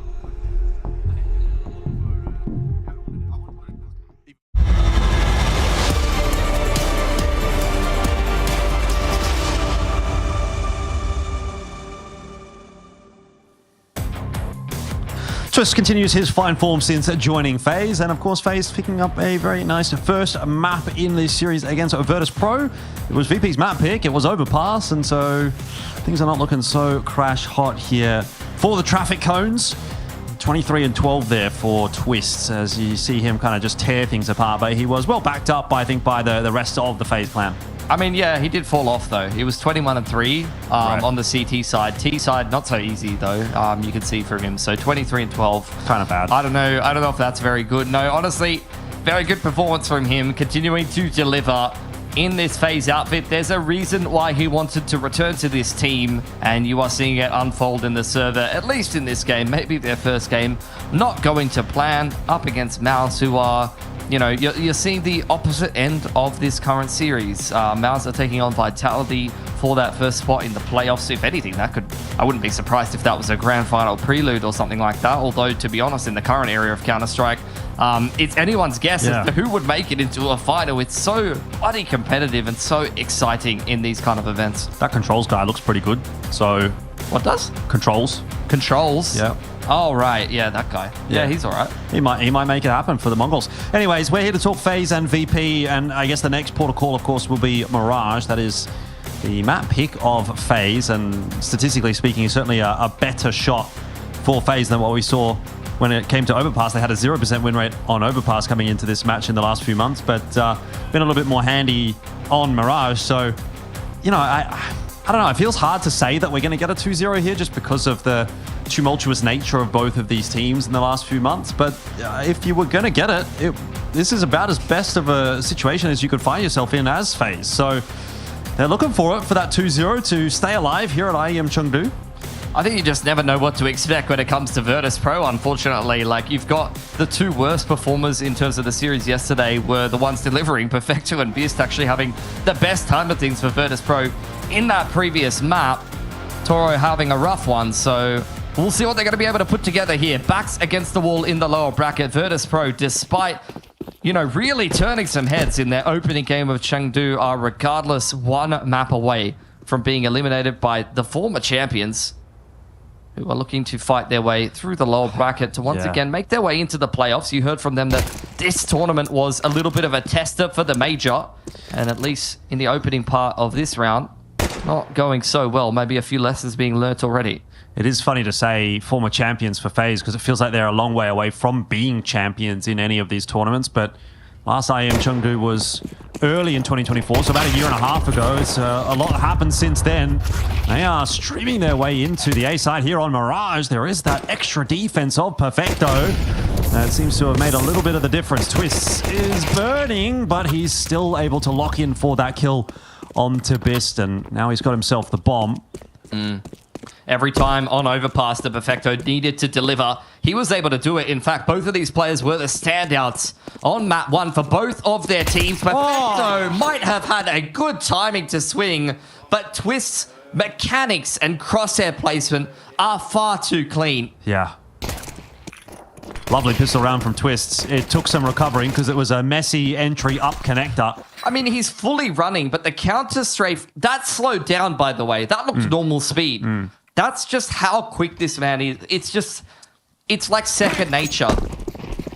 The movement and the aim in perfect tandem. Like, it's beautiful to watch when a man of this level of talent is on form. It does seem as though we're going to be picking up where we left off, which is FaZe dictating this game. Twists being a big reason why.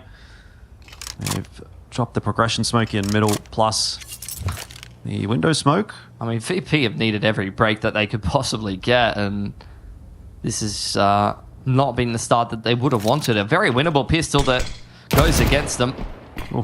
One or two converted by Twists. Perfecto has been handed a firm warning. And speaking of the man, he's straight into the B side here. Yeah, B side left completely unchecked. VP is setting up for exits at this point.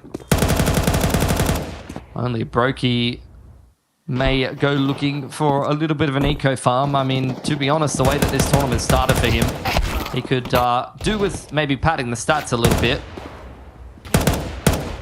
They're in danger of losing a gun or two here. Jacob under a bit of pressure. He'll be actually helped out by Twists, and that settles the nerves enough to finish off a couple of quick kills in mid. So crisis averted for FaZe. Just Carrigan going to be going down in this round. FaZe not giving anything to Flip. Don't want to be charging down a player on default with a dig. Nice and clean for FaZe. Only a Mach 10 and armor lost and a handful of util. That is a good way to complete your anti-eco.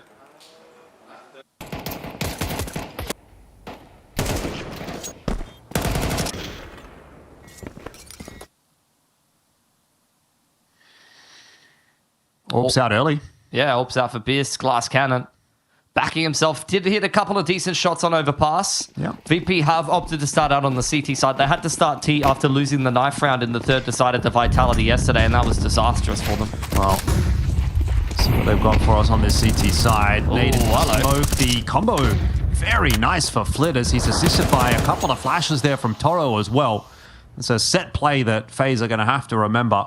A great opener, but it's far from done at this point. Twist and Frozen still alive. These guys can definitely deliver some impact here, even if you're down in numbers. Not much utility left over. Bomb will be retrieved by Frozen. Flit still hanging around, has found impact nice and early on in this round, so you can tell he's feeling himself. He's going to back himself to take even further duels, especially as the util starts to fly in. A lot of it being invested, but it's not going to dissuade Flit from this position. He's just waiting for the perfect time to take a peek into middle, which feels like it's brewing. Eventually, Jacob and Twist are going to have to make a move.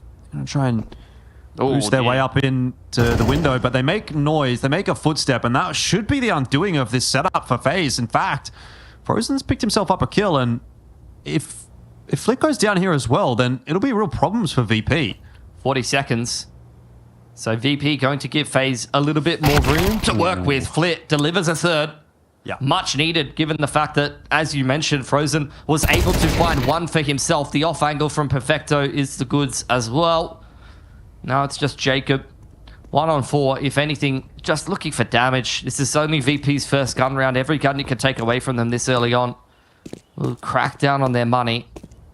Just a little more. That's some great game sense from someone with little experience. Oh, could he do it? 5 seconds on the board. Oh, he's not going to check. He's not going to check window. Oh, that would have been the most unreal clutch. It would have been. Incredible game sense to know that player was up on triple. You could tell he had all of those positions from VP mapped out in his head. Thought that Flit had fallen away through murder hole into CT or market rather than just turtling in window. That's just one of those decisions that is made in the split second at the moment.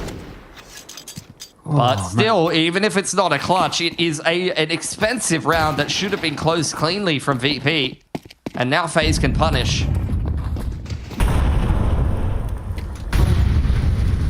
I felt something in that round, you know?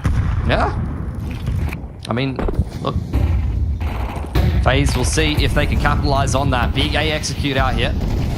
Carrigan leading the charge with the SMG in hand. He's going to fall quickly, and Bist also able to get himself one. The entry's actually a little bit late, I guess, for FaZe, but they trade him down effectively enough. Perfecto and Fame not able to spot out that cross. There's just a wall of smoke across the site.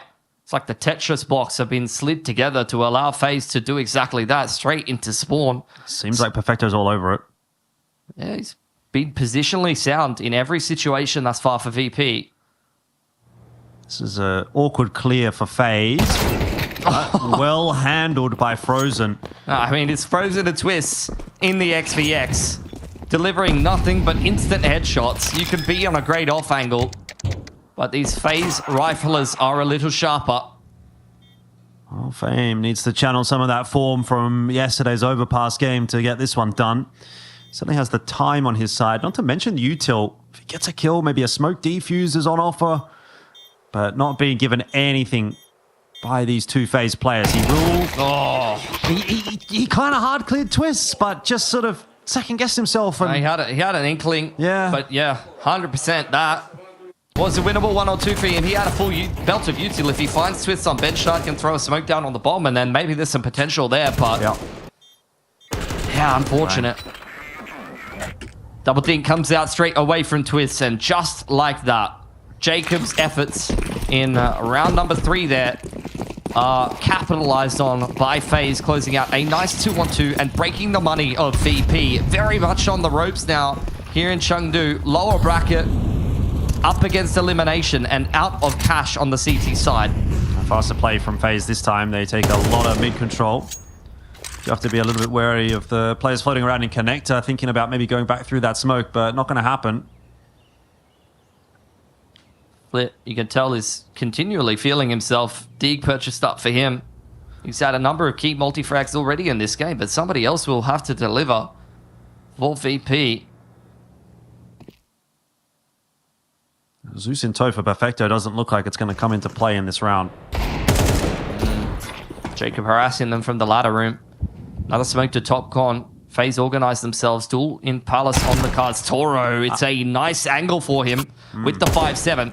Rifle picked up now. Jacob rattling off a few shots towards the B side. He's been given opportunities, but if anything, that's just information that that's where VP resides, and as such, FaZe will make their way towards A. Do have to be pretty concerned still about that AK hanging around in Palace, but starting to whittle away at the forces of Virtus Pro, so unlikely that Toro's really going to be able to have any kind of an impact in this round. I mean, they've just sectioned off that entire area, continually smoked the entrance, just keeping it in the back of their minds. They've said, great, you can live in the Palace. You know, we're not interested in any more. It's just a back 10 for Fame. It's not going to be a round, that's for sure. They're too far away to really go for this retake. They are hitting their shots, though. Yeah. It's a pretty expensive round for FaZe, all things considered, but you can still see little flashes of how locked in some of these players are on VP, but might not convert to a series win here. Great. Perfecto's got a Mac 10. Excellent. Jacob not going to go down after time. 2 alive at the end of the round for FaZe. Great start on this T side, and VP must once again respond. They've done their best work in this tournament when they are front running. When they had a poor start against Vitality on this exact map, things very quickly spiraled out of control. I start to question whether VP have the resilience they need to be able to fight their way back into this series.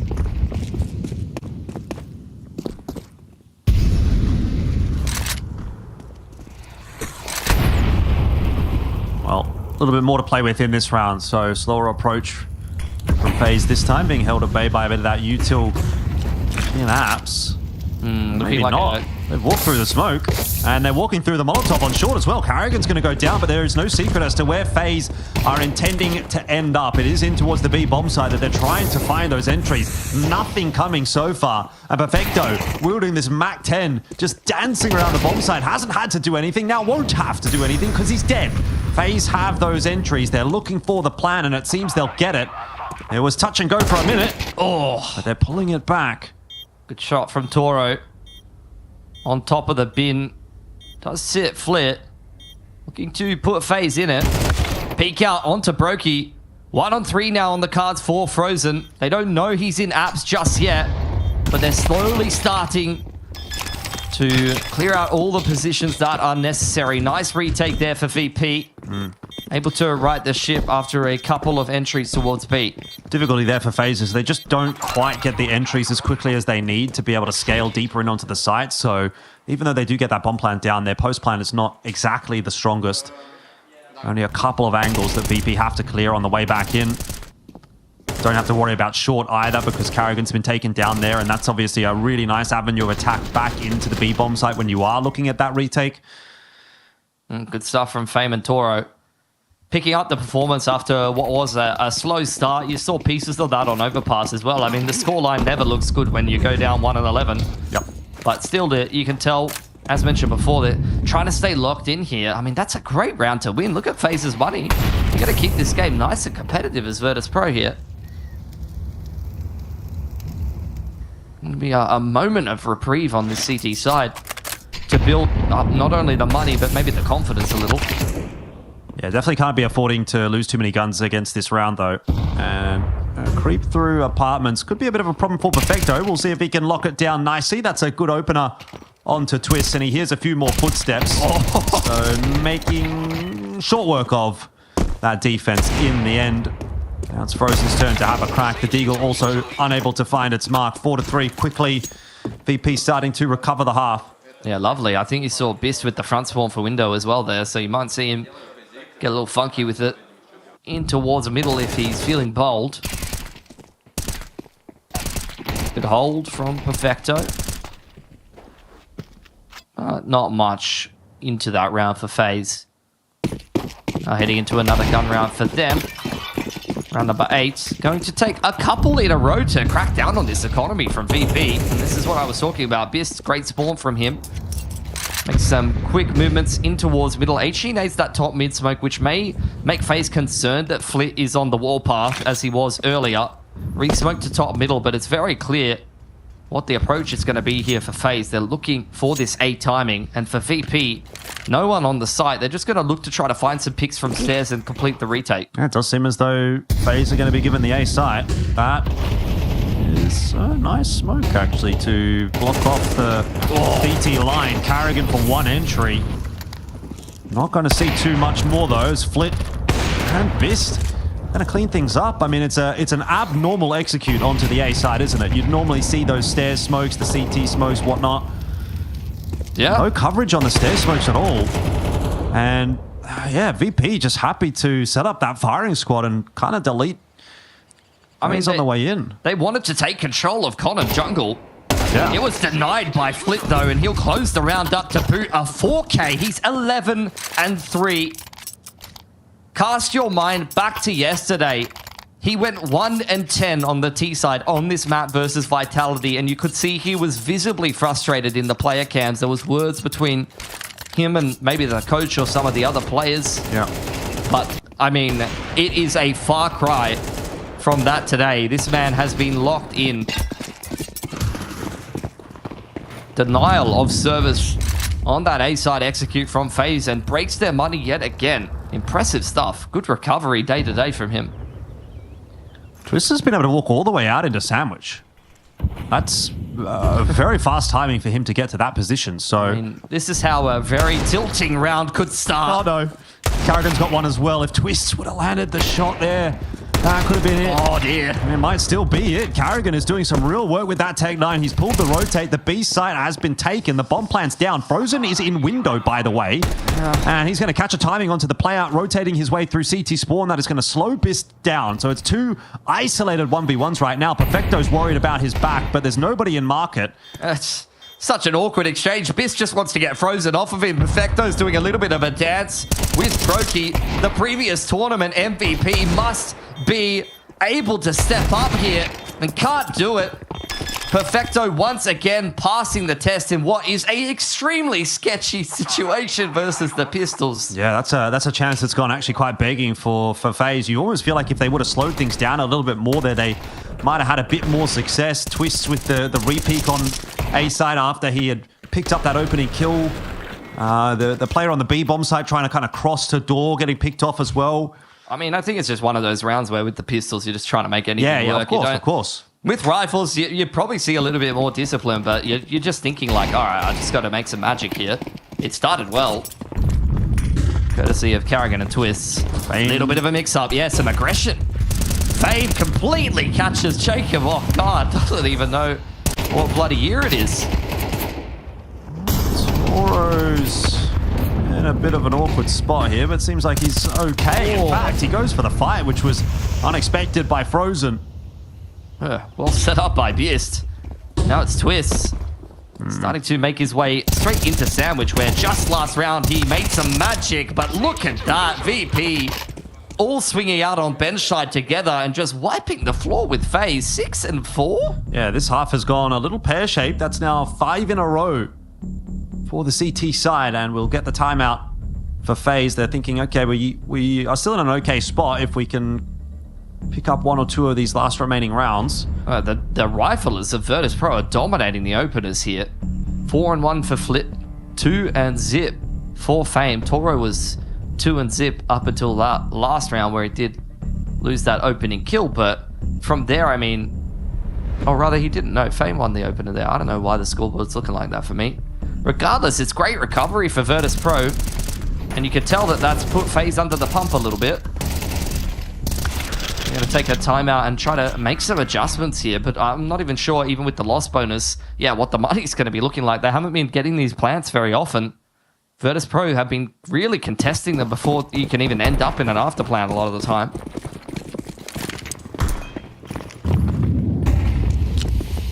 Another pistol armor buy, better util behind it for FaZe. There we go. Same play for Flit. Looking to try to bully the pistols if he can. Keeping an eye on it. It seems like they're pretty aware of Flit's position, but the counter flashes come through. Really nice from Perfecto. And Flit continues the farm. Yeah, supported well. Frozen now trying to make something happen, but Perfecto setting his teammate up with a flash.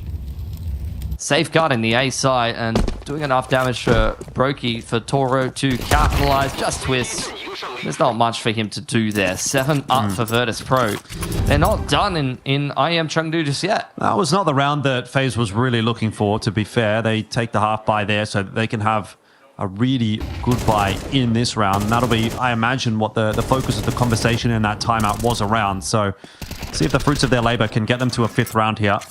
You see Carrigan right now, 1 and 7 in openers, which is not that uncharacteristic. He's having a rougher game, calling on the T side, but this is kind of his MO, right? He loves to play that sacrificial role on the T side. And the only thing you've got to keep an eye out is whether he's traded well. That's the second time that Jacob's been isolated early round, though. He was trying to get a little bit of pace going on Catwalk, and VP were all over it. Carrigan tried to make something happen in the man disadvantage, but Flit cannot be faulted. Yeah, this is looking like it's going to be 8 for VP, unless maybe Twists can activate here in ladder room. He's got that player close on short, and he will have heard the ticks from that Molotov, but just not quick enough around the corner to pick him up. Frozen in a dangerous position. Perfecto, comfortable frag for him. Yeah, he's chilling up there on the couch. Kind of half-hearted for Frozen. Twist now over from stairs, had an opportunity. Yeah, definitely. Not going to happen this time around. A nice recovery. VP on the second map, looking like they're the real deal. 8-4, trying to recover this series.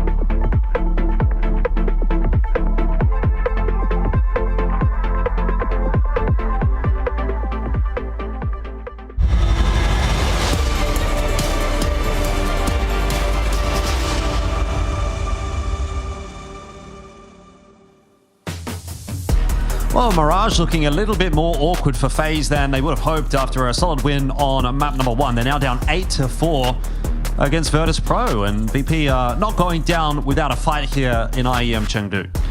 Yeah, Flit, an outstanding performance from this man. I think at one point, he started that half 0-4. So that means he went 17-1 out the rest of the half after the first 4 or 5 rounds. A lot of big moments from the rest of VP as well. They're not done here just yet. This is bold from Frozen. Already a couple of players having crossed into apartments. Going to be a real problem for him. He's not in position. And so Toro will take him down. It's all on Carrigan, whose shots are not connecting. And you already know this is going to be a really dire situation for FaZe to find themselves in. That B defense just goes wrong. The pain train just continues. Now onto the T side, and the aggression not going to stop anytime soon. Jacob does punish, at least for one. Demands some respect from VP. Nobody giving him anything. So many different angles for the T's to swing in tandem. Brokey only now just making his way through market, but there's just no clean angle of approach. The duelists come up with nothing. The most impact that they've really had is being handed over to Toro in that round, 9-4. Yeah, I was going to say, FaZe typically do tend to do a little better on their CT side on Mirage. So, you know, a world where they can recover this one, but without that pistol, it's going to take them a good while to actually get involved in this half. We've just got a singular flash for Twists in this round, so probably looking at double digits for VP before FaZe really get to have a bite at this cherry. Yeah, it's going to be a mid-crunch with the flash coming in from spawn side. Would really take VP kind of making it deeper into middle and kind of lackadaisically walking their way through to get caught by something like this. And a team like VP, they don't really like doing anything in the first 20-30 seconds of this round. Like, Twist is going to have to be mighty patient to find impact with this flash. And look, he's still holding on to it. They might do it off of someone's contact here, perhaps. Yeah. Not seeing anything yet, FaZe, so no reason to toss that flash. They're not even going to go mid. Just leaving that one lurker in towards underpass and regrouping towards A. Going to play this one pretty standard, just A execute with all the bits and pieces against the pistols. Couple mollies in some of the annoying positions should be pretty easy.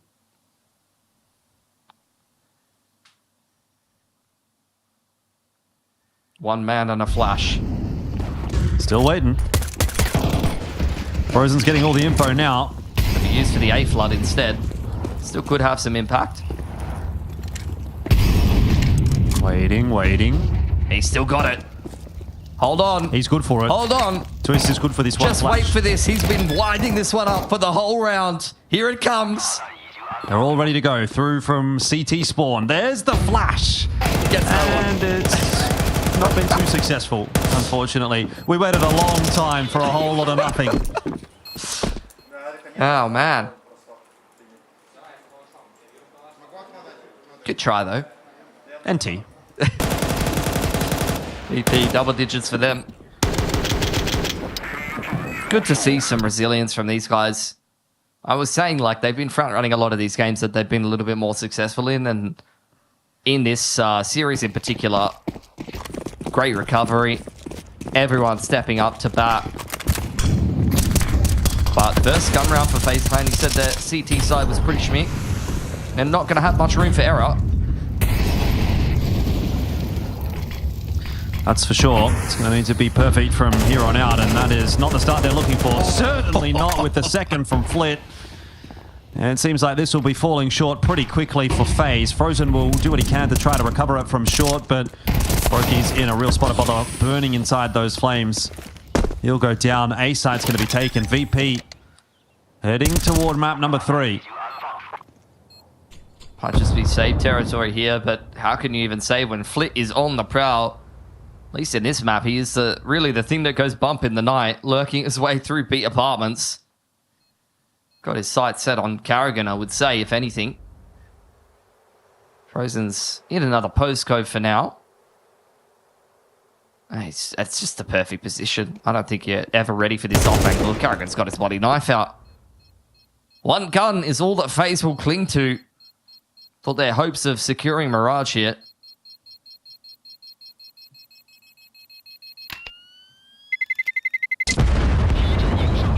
Definitely feels as though Inferno is looming.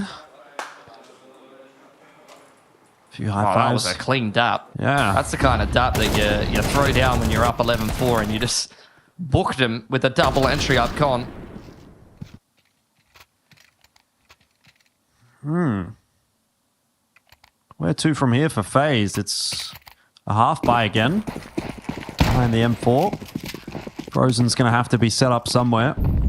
Looks like he'll go connector. Wanted to maybe think about fighting middle, but Molotov's going to keep him at bay for now. The actual aggression will happen through the underpass. A flash or two over the top from Twists will allow FaZe to take that area of the map, and VP are not going to be aware of that. They're too far away to hear the flashes, but it might not really matter if this fast hit comes through on A anyway. Frozen, hold on, has a nice bit of spam through that smoke onto Fame, and Carrigan is hiding in the smoke until it's blown open by a grenade. So 1 for 1 thus far. VP not having the entry onto the A site they were looking for until Frozen falls. It now feels like it has shifted back in the favor of that T side. Twists on triple. Couple of pistols in the mix. That if things get a little messy, could quickly start to spiral out of control for Virtus Pro, but they are hands off the wheel right now.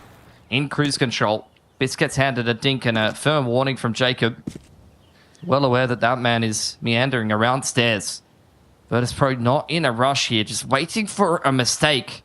Know they have plenty of time to work with. Twist is going to be the X factor. If he doesn't get properly cleared and he can maybe deny the bomb plant. In a dangerous spot, though, will be dug out by Flit, and that's going to put extra pressure on Twist. He knows that he'll be wrapped upon from stairs and has to try to make a move. So 12 comes up easily. Look at that. VP just max chilling. I know. He's just admiring the view that was a great anti-eco on that A site for the second time running there for VP. Well, it's great from Frozen. Find that player coming out of Palace.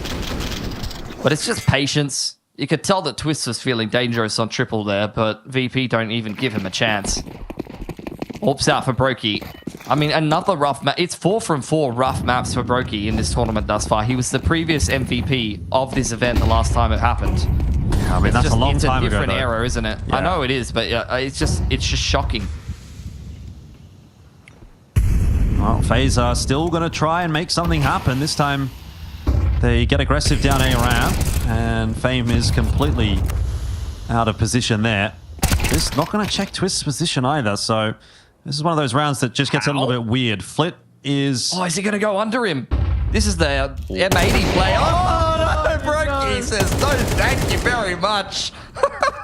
I mean, fair enough, though, from Flit. Like, you have to take that risk in a 3v5. Who was it that did that on it? I think it was Hexed on M80 or someone did that the other day in the market. Or a couple of months ago. I remember seeing that clip. Thought we were on for another one. I think Brokey's seen that clip. He's like, no thanks. Yeah. I'm good. Not interested in buying what you're selling. I'm just browsing. Now he's in a pretty good angle here to shut out VP from this round. They've only got the singular flash. It's probably, I was going to say, going to be a contact approach. I mean, the flash is really a non-factor there. Carrigan cleans it up. A 5th for FaZe. Many more needed, though. Yeah.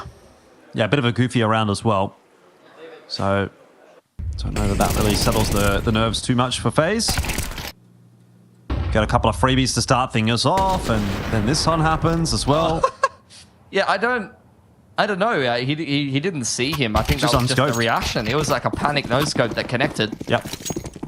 Maybe a little fortunate, if anything. 100%, but... Moot point now. Brokey in the window. Receiving a lot of util in his direction. From both teams, actually. Bit of a flash coverage over the top here from FaZe, trying to keep VP at the boxes. Aggression into ramp. Toro was stomping his way out of Palace. That's certainly been heard here by FaZe Clan. Jacob and Frozen, well aware of his position. Dink for dink. Never goes well for the M4, though. Could be the beginning of the end for FaZe on map 2. Bist posted up. Waiting to reel in a big fish and then probably hold it up, smiling on his dating profile. Oh. I hear that's all the rage. For sure. Is that the meta that you're rolling with at the moment? Not much of a fisherman. No. but I get a lot of bites. God, I hate you. You're insufferable. I can't believe that's true. Perfecto. He's been pretty good today. I'd give him a go. That's weird, though. Oh, where I'm taking this. Get it back on track, mate. Yeah, 5 on 4 for VP to secure Mirage here. Let's be a little bit more literal. Molly dropped by Frozen. Wanted to warm things up a bit inside of the A ramp. It's utility pressure on the A side, but VP really have their eyes set on B. This is a serious fake attempt on A.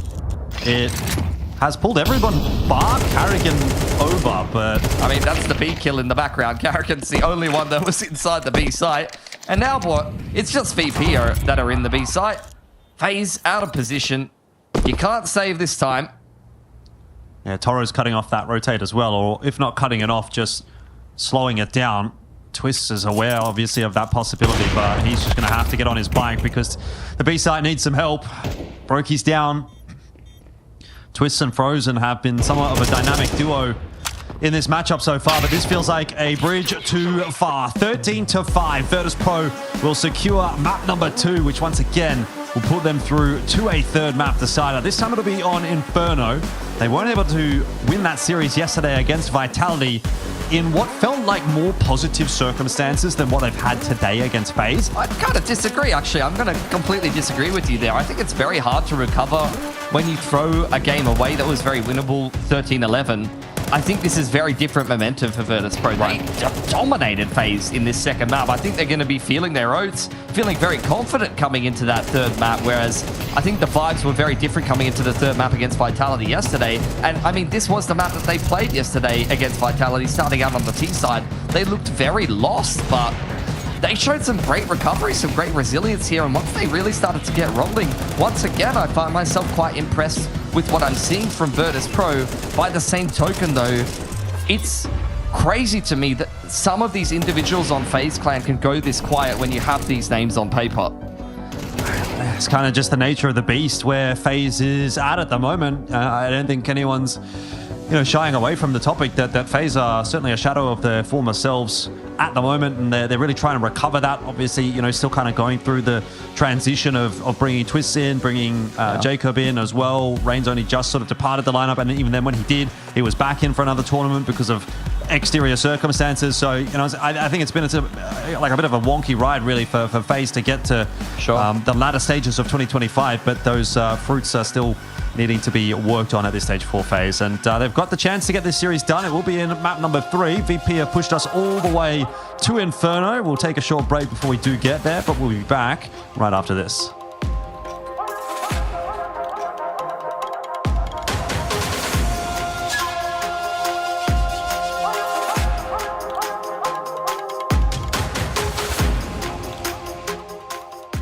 Here's to the challengers, the ones who don't just settle for decent elo, but hunger for something more.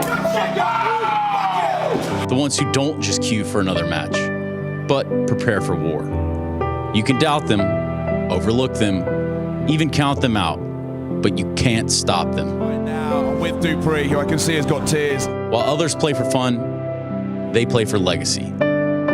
This is ESEA League, where challengers take their first step. Hi, this is Basement Dweller's first advertisement. And our second drop is, it's up, actually. If you're seeing this, it's up. It's available on the ESL shop. We had our first go at a jacket, and I'm really proud of it. I've always had an interest in clothes, but, seeing behind the scenes how the sausage is made has been a lot of fun. And if you like the clothes, tell me. If you hate the clothes, tell me, but try them before you slag them off. I think they're really comfy. So yeah, that's my advert. I'm gonna try again. I'm gonna record another one.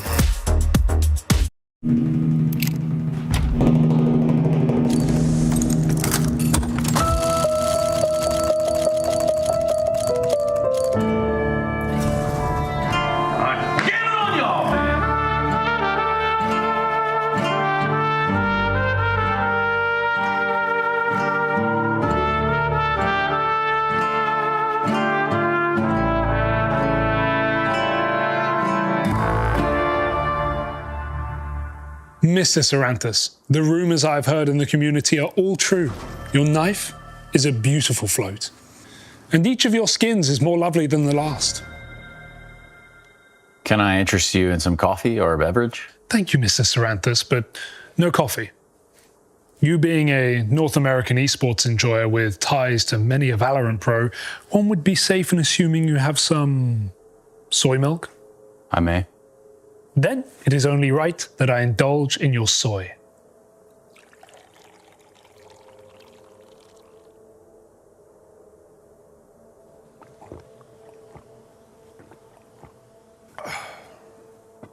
Mr. Saranthus, before we begin, I must admit my conventional English is a little out of practice.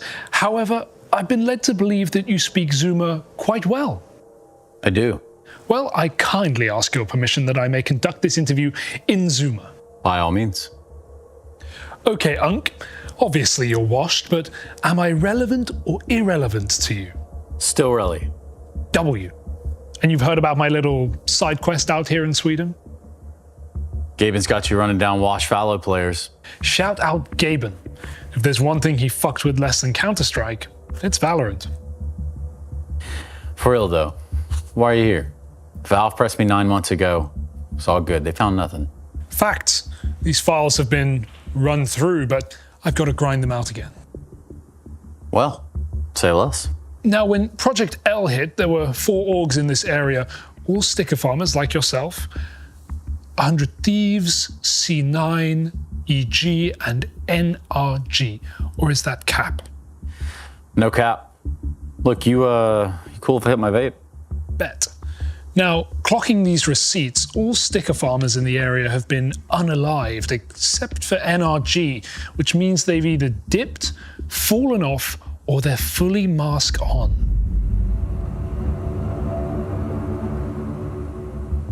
You heard anything sussy? Only possible cap. I love possible cap. It often reveals big facts. Give deets. Well, again, possible cap, but I heard they were chasing Gat in Spain. Ohio. Spain. Valo does tend to attract more Giat. Gat. Now, how did NRG vibe with, say, Team Liquid? Used to vibe for real. Had some mutual fam until Liquid ghosted them. Well, that should do it. Some more soy before you go. Fuck no. Stunner, you peeped what the NPCs are calling me out in Sweden? Yeah, but it's kind of cringe. Not gonna lie. But you have peeped it. Spill the tea. They call you the CEO of Mewing.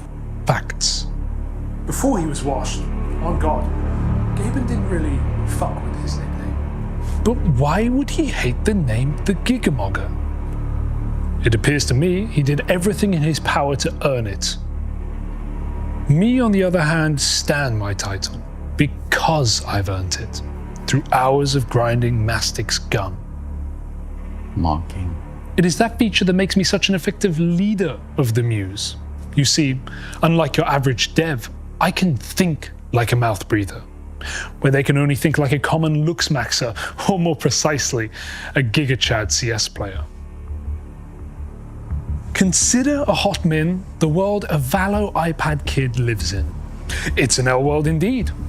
If a Valo player were to waddle into your crib right now, would you dap it up? Finna crash the fuck out on that little thing. Precisely. But has a Valo player handed you any L's? They couldn't. Say less.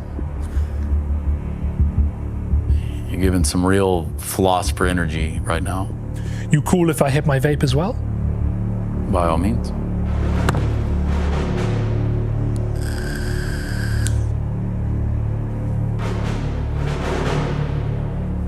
Now, my hustle dictates that my betas pull up and sweep the addy before you pass the vibe check.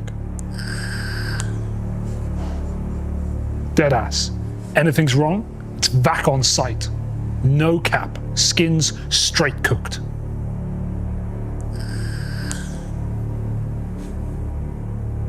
However, you come through with any deets, and we may be able to prevent harm to your account, or more importantly, your inventory.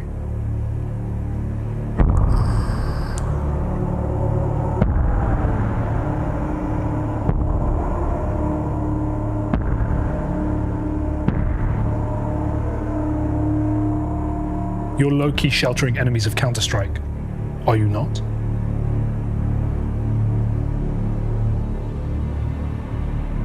Nah. Don't cap.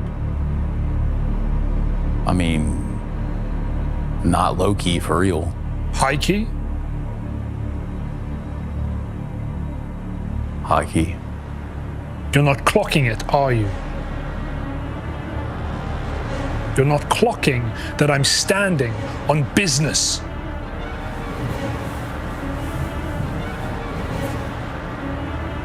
I'm assuming by the fact they're American, they've understood every word we've said and have long dipped. Well then, point out their setups.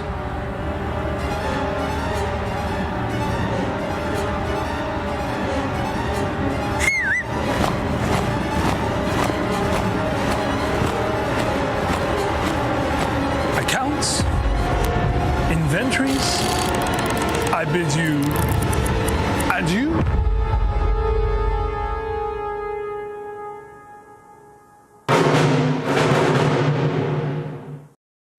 On the mic there I was just kind of pulling funny faces.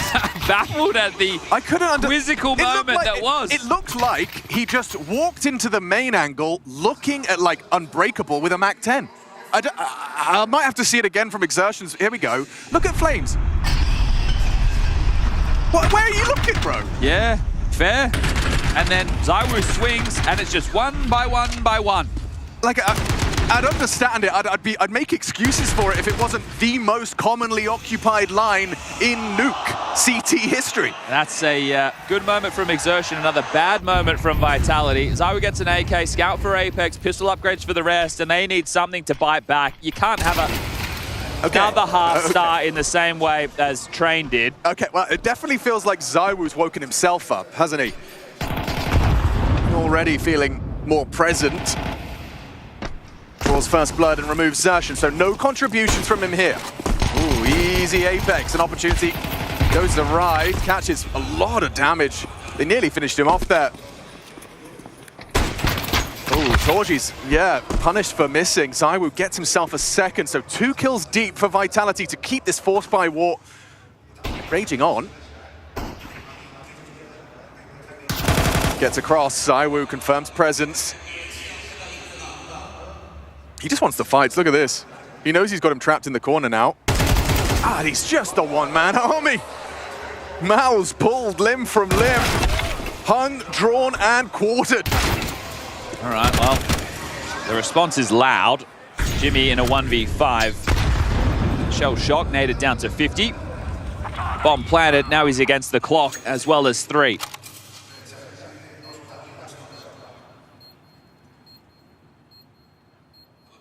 See if he can walk away with anything more. I don't think he's going to have any contributions into winning the round, so he is just going to walk away. Rops wants to get himself into an upgrade from the Tech 9. See if ZywOo's AK can be retrieved. Back and forth we go. So this time with a little bit more convincing. There's the AK. Jimmy spurts forward and is found. So Rops alongside of ZywOo, the two combining. Now, there can be another buy. No reason there can't be. You've got 4.3 on Brolin. He can buy an M4. Jimmy just bought an M4 as well. So they will have one emission. One, maybe 5-7 out of all of this. It's going to be 3 M4s, a FAMAS, and a 5-7 with light util. So the idea of the opener is my question for Mouse. You have no mollies to block a top rush. You do have a smoke to constrict ramp. They drop a glaive smoke outside at red. That will force Apex to be inquisitive of the aggressive potential. Xertion's actually played across towards red pole. You can see Rops with the cache of smokes. Ready to do another smoke wall yard. There'll be no follow through.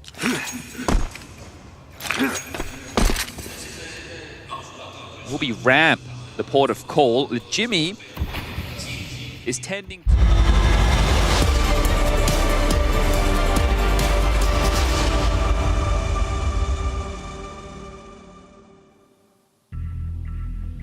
Elimination point here for both FaZe and Virtus Pro as we find ourselves on map 3. It'll be Inferno in just a second. And I dare say both teams not really too pleased to be in this position. They've both lost their own map pick in reasonably decisive fashion to one another. So that begs the question, did they really know what they were doing when they were going through the veto? Wow, you're really just going to call them out like that, right? Okay. All right, man. What would you have picked? No, okay. Flit puts on a clinic there on Mirage, Toro and Perfecto. Also really stepping up. I mean, you're seeing some serious quality on the side of Virtus Pro. Across the board, it's really just a question of consistency. I mean, Toro's gone from doing nothing in the last map to really stepping up in that one. It was a similar story yesterday against Vitality. It feels like on this Virtus Pro team, many different people taking turns, having some impact on the game. I think the main consistent factor today, though, is Perfecto's definitely delivering a pretty solid level of performance. He is over-delivering in his role. The calling looks pretty decent, at least there on Mirage. So as we head here onto Inferno, we'll see how things do go and which side these teams will start on post the knife round. Yeah, I mean, that'll be a consideration. A big conversation around that last map, of course, was Virtus Pro being able to pull it back. FaZe won the knife.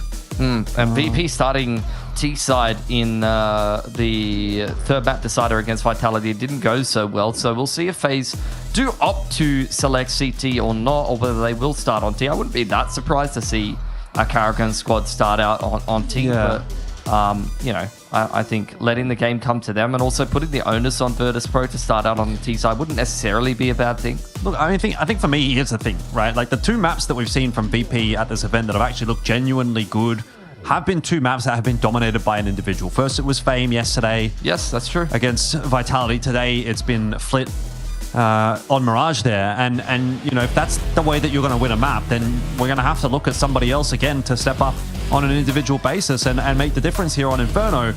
Aside from that, though, it hasn't really felt like it's necessarily been much of an effort by committee.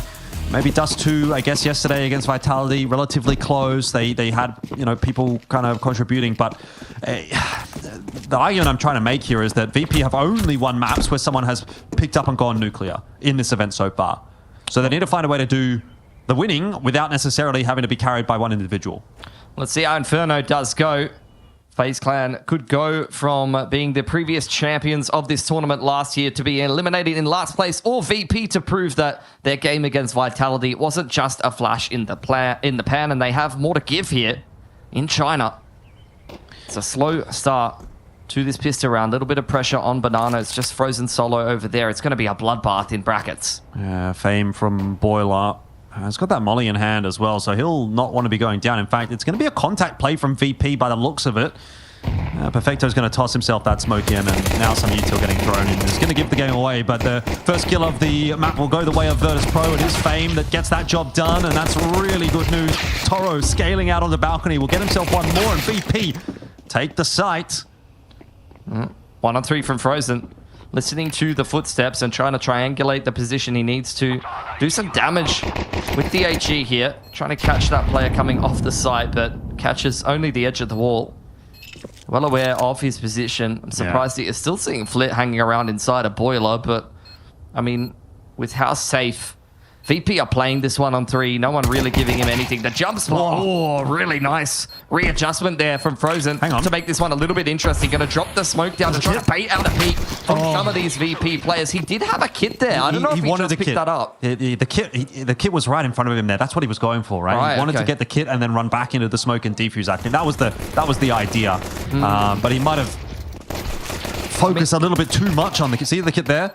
No, I think it was the right play. Like, you could tell VP had ants in their pants there. It's just that the pit player was the player he was trying to look for, and that wasn't the first player to peek him. Honestly, a good attempt. Frozen was looking pretty locked in there. It was a solid attempt given the circumstances. You would think he was going to get nothing, but either way, it ends up being a pistol round win for VP. FaZe in response will force buy into this round. It is Inferno, so you can get a lot done with SMGs, close range kind of fights. Very prevalent on this map. They are lacking util. Is a pretty classic round from FaZe, really. It's a lot of util being ferried over to Frozen on this B side of the map. And the rest of FaZe mostly stacked towards A. You can tell Carrigan's kind of sitting around wondering if he should head over back towards Speedway. Carpet's taken, Banana taken by Virtus Pro. So, look, the start of the round going the way that they would have wanted. Frozen going to unsettle them a little bit with that Molotov in reply, but here is the first wave of Virtus Pro trading down utility with their opponents. A smoke to both jungle and that B site. Just trying to, you know, trade down material, trade down resources, because they know that at the end of the day, they'll have more coming into this round. Yep, and they do. It's just a smoke and a flash left for FaZe. So in order to win this round, it's really going to come off the back of a good call to stack one of these bomb sites or just a mishap, really, from VP. Nice timing on that smoke at B. It's really going to only leave VP with about 10 or 15 seconds as that smoke fades. But of course, nowadays, you can just nade the smoke open and go through it. And that's exactly what they're going to opt to do. No mistake here for VP. They get the opener onto Frozen.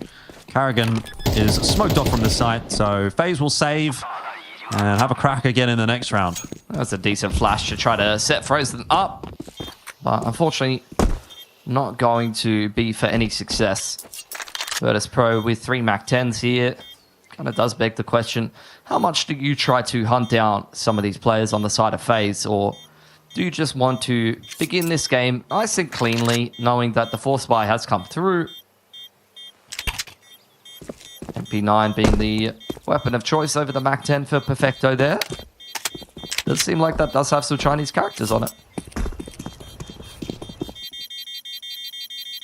At least in the name. Could be... I think it's got to be someone's name, I'm pretty sure. It's like grilled by something. Either that or it's like the equivalent of having like a tattoo with Chinese characters. It's like, what does that mean? Water. It means destiny. Yeah. Something. And then the translation is like turtle bread. Yep. Nice, man. I mean, I think it's possible that it's just Chinese trader's skin. You know, really? They're into skins, are they? They are into skins. That's crazy. You know, loan them to the pro players every now and then. Well, it's, look, not a good time to be into skins, but I guess that's not. a story for another time. As far as I know. Like red skins, I'm not talking about the lollies. It is recovering. Brokey and Frozen boosted up on the flower pots. Well, not the flower pots anymore, but you get the idea.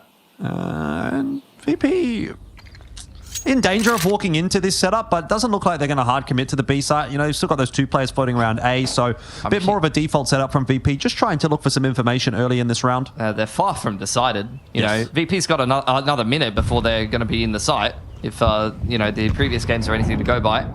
Nice HE. Chips away at Frozen. It's indeed quite a large B stack here from FaZe. Carrigan still does have an HE to deliver into the choke point, but plenty of HEs, or rather a smoke to deliver into the choke point. Plenty of HEs to break that for Virtus Pro as they look to do exactly that. Break this B site once again. It's going to be a little bit of a tougher nut to crack this time around. Oh, back to 8. Got Jacob back in oranges, but you're right. That's nice. It's a little bit of conditioning. Perfecto dropped off. Oh, and he hears the drop-off from Brokey. He's licking his lips at the prospect of a couple of anti-eco kills here. Carrigan was switched on, but look, the jig is up. A site is the name of the game here for Virtus Pro. And 2 rounds in a row where FaZe's force buy doesn't get a chance to do I'm just saying, Pilsy, this is why Inferno's the best map in the game. You just get the best Counter-Strike. This is thrilling. On this map. Like, oh, where else would you see an inconsequential SMG duel? You can't beat a 4-man save 2 rounds in a row. It's just not possible. Something else. Look, if you are a fan of, you know, specials at the supermarket, good deals, then this is the map for you. We bought a pack of 8 chicken thighs, ended up being 9 chicken thighs the other day. You know, that's good. That's a good save. Well done. 2 rifles have been kept over there for Virtus Pro.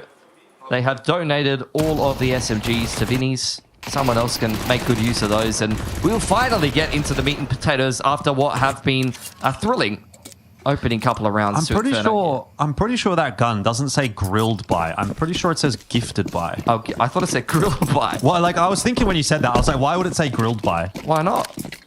Because it just doesn't make any sense. Yeah, but like, you know. I'm not even going to go there, actually. I'm not even going to finish that sentence. It's just a Chinese name. I'm pretty sure that's what it is. Gifted by somebody from China. Not the somebody. He's banned. Get rid of him. I mean, he's probably got. He's actually not banned. He's probably made it out with a fair few skins after his dealings. But Noah's no. Yeah. VP. There's some carpets control for them.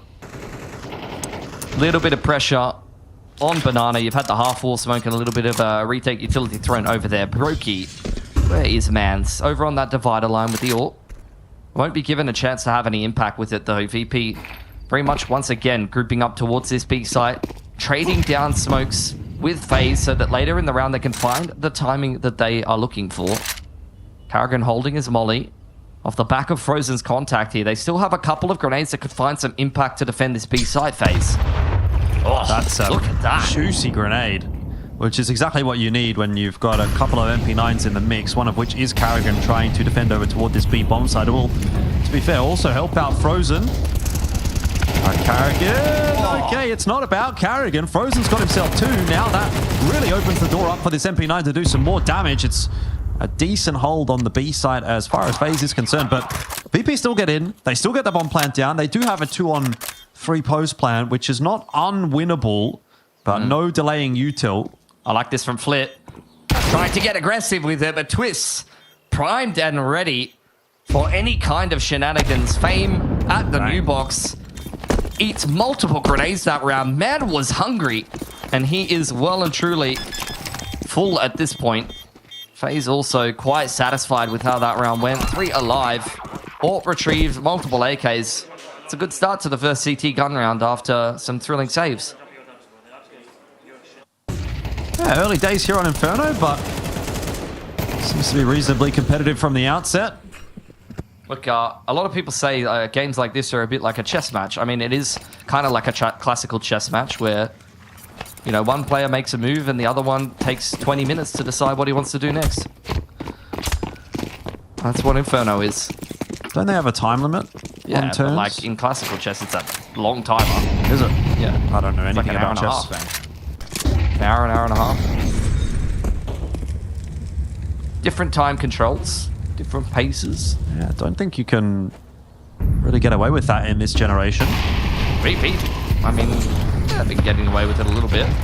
Definitely some younger players in this roster that are playing more of a reserve style at times. At times they are letting loose. You saw that from Flit in that last game. Brokey, I've been waiting for this man. Does deliver with that opening kill there on the AWP for FaZe. Hey, he's Loki starting to get it going. 4-1 on this CT side so far. Brokey Loki. Wow, nice. Brokey Artichoke. Oh, come on, man. Those are expensive. Can't afford those if you're a Brokey. I don't know, why are they expensive? Like, you'd think does anyone even like them? Wise, they kind of suck. Yeah. I think they take a long time to grow. Maybe that's why. Frozen's going to be left alone here towards Sandbags. And that is a pretty awkward spot to play solo. It's a bit of a one and done, but that is about as good of a one and done as you can possibly take. He's completely cleared out half wall. Now looking to get in there and dislodge Perfecto as well. That's beautiful from FaZe. Brokey will end up losing his head for his troubles, but overall, you'll take that as far as a round is concerned. That's fantastic. Yeah. Delivering on the AWP. Finally, here is Brokey. Just has been a non-factor in IEM Chengdu thus far, but that is a round where you see some flashes of what he's capable of. Frozen going overlooked as well on Sandbag's side. A frustrating round for Virtus Pro. What has otherwise been some pretty clean execution. I mean, Best is feeling himself. Hero rifle for the rookie here. See what he can do. VP will be denied entry into Banana. Flit says, I don't give a damn what you say, and just walks straight up anyway. Through the smoke, Molly Trying to keep him at bay. Will eventually turn him back around. Had a sliver of a timing to try to create an opportunity off the back of that flash. Now VP turn their attention back towards bracket, where they did earlier on invest a progression smoke. Now they only have one more, which I think will probably find its way to Modo or jungle. Either which way, you're going to see a couple of shots on offer for Brokey.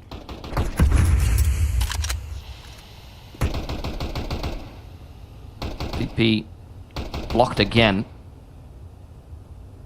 Yeah, just getting stopped at every turn. Look how many more grenades there is to follow that up for FaZe. Ah, you wanted to go somewhere? Have a flash. How about a smoke? Have we got another smoke?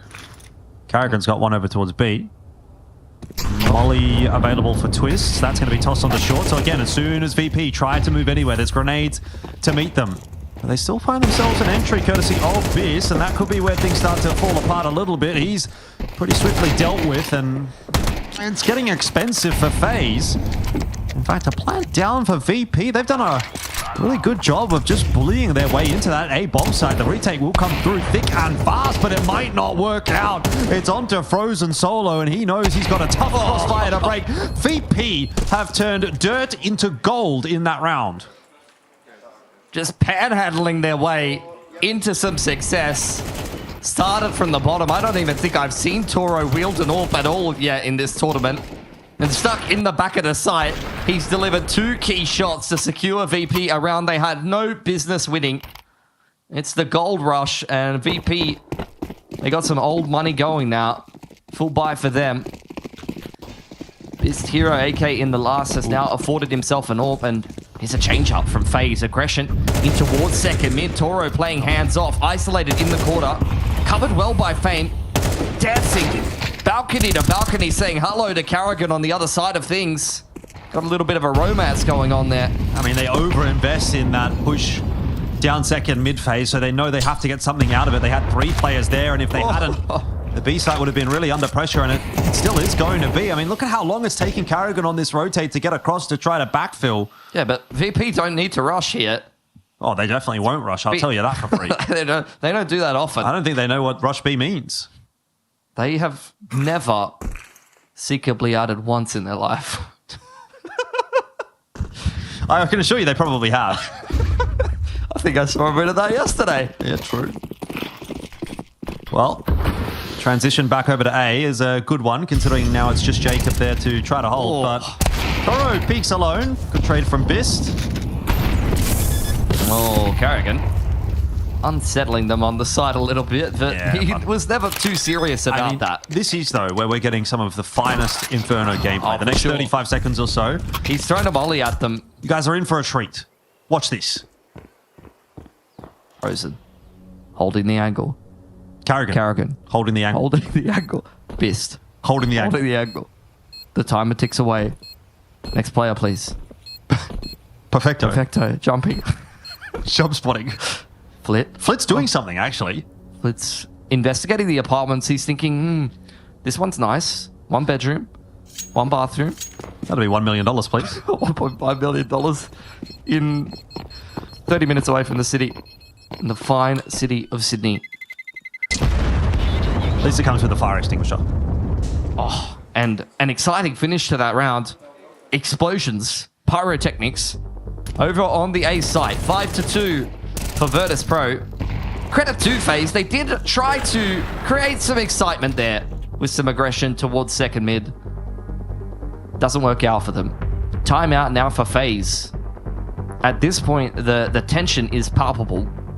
For a team that wanted to have a test run here in Chengdu coming into the major, I mean, they might not like the way that test run has necessarily gone here, unfortunately. I mean, I guess if you're going to take an L, it sucks to do it in an IEM tournament, but better that than the major to some degree. I guess. But with this level of form, where you're going to do anything at the major. Well, still some time to try to figure that out. Maybe 3 weeks or so. Got the full buyout on both sides. Brokey back with the AWP in hand. Was 4-1 at one point, now 5-4. We thought maybe this was going to be the renaissance from Brokey, but that slowed down a little bit. I mean, That's the thing I got most excited about. Brokey hit 2 shots with the AWP. It's the best thing I've seen him do. Bists. Oh, man. See, FaZe are trying to be quite proactive on this CT side. They've but done it's a lot blowing of up in their things, face. you know?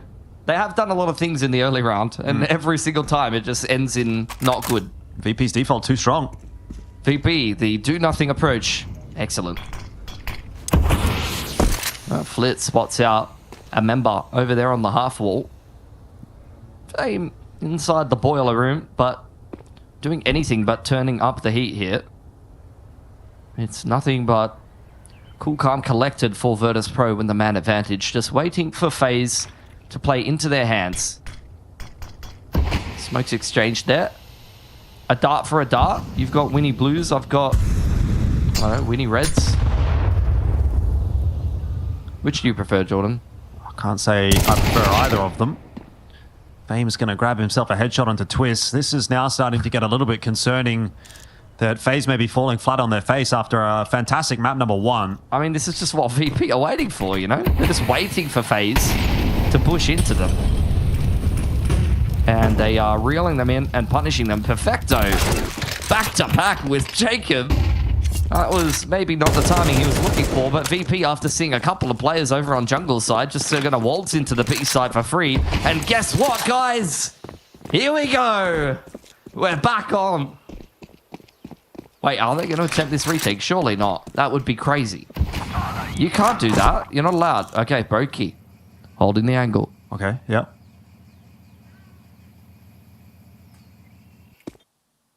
Oh, look at that. Oh, cinematic. Yeah. Now that's something. I didn't know we had that tech. That is a long barrel, Pilsky. Have you got one that's big? I don't. I am a bit more of an MP9 myself. Really? But I wouldn't say I'm unnerved. It can do some damage still. It's good to hear. You've got a bit of a Mag 7 yourself, I believe. I've been known to make use of the Mag 7. Especially on Inferno, you know, you can pull off a good trick or two. This is what IEM casting has become. I mean, it's Inferno. What else are you going to do? I don't know. Give me some historical analysis. Talk about the teams, man. Talk about the meta. Talk about Counter-Strike. Like, what's your problem? At least be funny.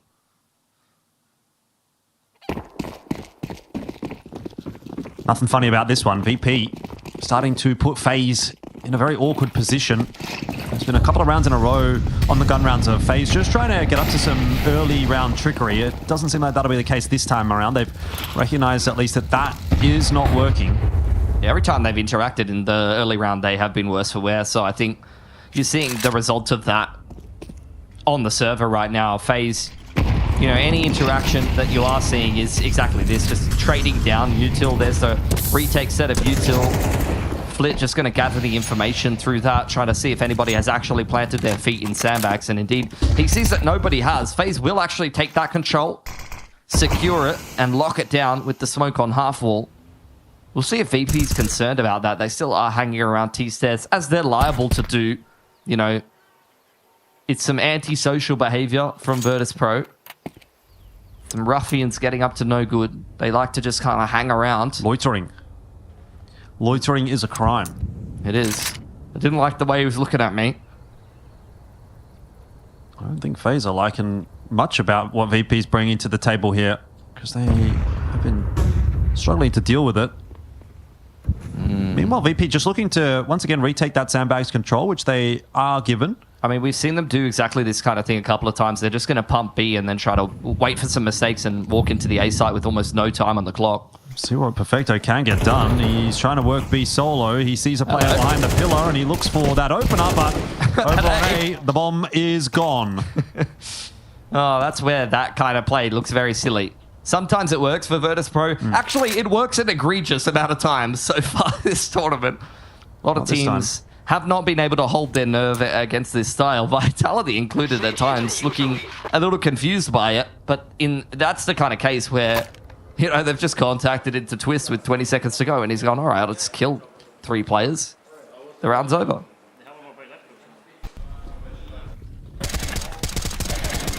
He's got timeout running out. Like, that was the gun round. 20 seconds on the clock. We did nothing for a minute. 20 seconds on the clock. No foul run up. I mean, you got to get into the site, really. I'm just saying, when there's 20 seconds on the clock, you need to move quickly to the bomb site. So it does help to have your knife out, so you can run faster. I'm sorry. I know nothing about Counter-Strike, and these are professional players, but that has just killed me.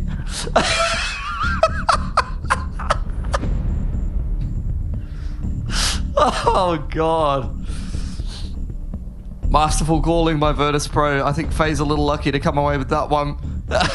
Let's see if they can continue to get lucky here and turn around this deficit on the CT side. 3 to close the distance. That'll help. I mean, that's a start. It's all got to start somewhere. Oh man. And if FaZe are in as good spirits as you are, then maybe that'll get them rolling. Once again, initial exchange of util. Quick pacing from Flit. Man is feeling fearless after his performance on Mirage. Can't blame him. To be perfectly honest with you. Where's Brokey sitting out with the AWP? He's over on dig side once again. Hasn't been given many opportunities. What are you giggling about? I'm just still thinking about that last round. I can't. Hey, they've got a lot more to give, Jordan. And it's working. They're up 6-3 in the elimination match. It's true. What are you talking shit for? Let's be honest. Success is fleeting, though. All right? Success is fleeting. Let's not get too far ahead of ourselves. It's time to prove it again. Molly onto dig side. Brokey just teetering on the edge of it, warming himself in front of the flames. He's warmed himself a little bit too much. Look, sometimes you put a little bit too much wood on the fire and it gets really hot, and you're like, oh, that was a bit much. Yeah, I was living dangerously there. There you go, breaking into brackets. 40 seconds. They've got some serious time to play with here. No, that's too soon. Need to wait down that timer a little bit longer. Sub 30 now. We've got one flash. Bister's got a flash, that's it. Other than that, it's going to be contact here for VP. Well, Twists ready, waiting for that smoke to fade, and easy as you like. Just cleans up 3. VP end up looking a little bit silly after that one. Let's stop try contacting into Twists on a common angle. Carrigan cleaning up Flit in jungle, and Toro reeling round. Has to be said. But FaZe are starting to get sick of these shenanigans. These kids just keep loitering around T stairs and then walking up into brackets like they own the place, and Carrigan is sick of it. He does not like the cut of their jib, Jordan. Something, police brutality. Police brutality? I could see Carrigan in a police uniform. You'd like that, wouldn't you? What kind of police uniform would it be? Not the first time that I've had that thought. Let's just leave it there. Pistols are out for VP.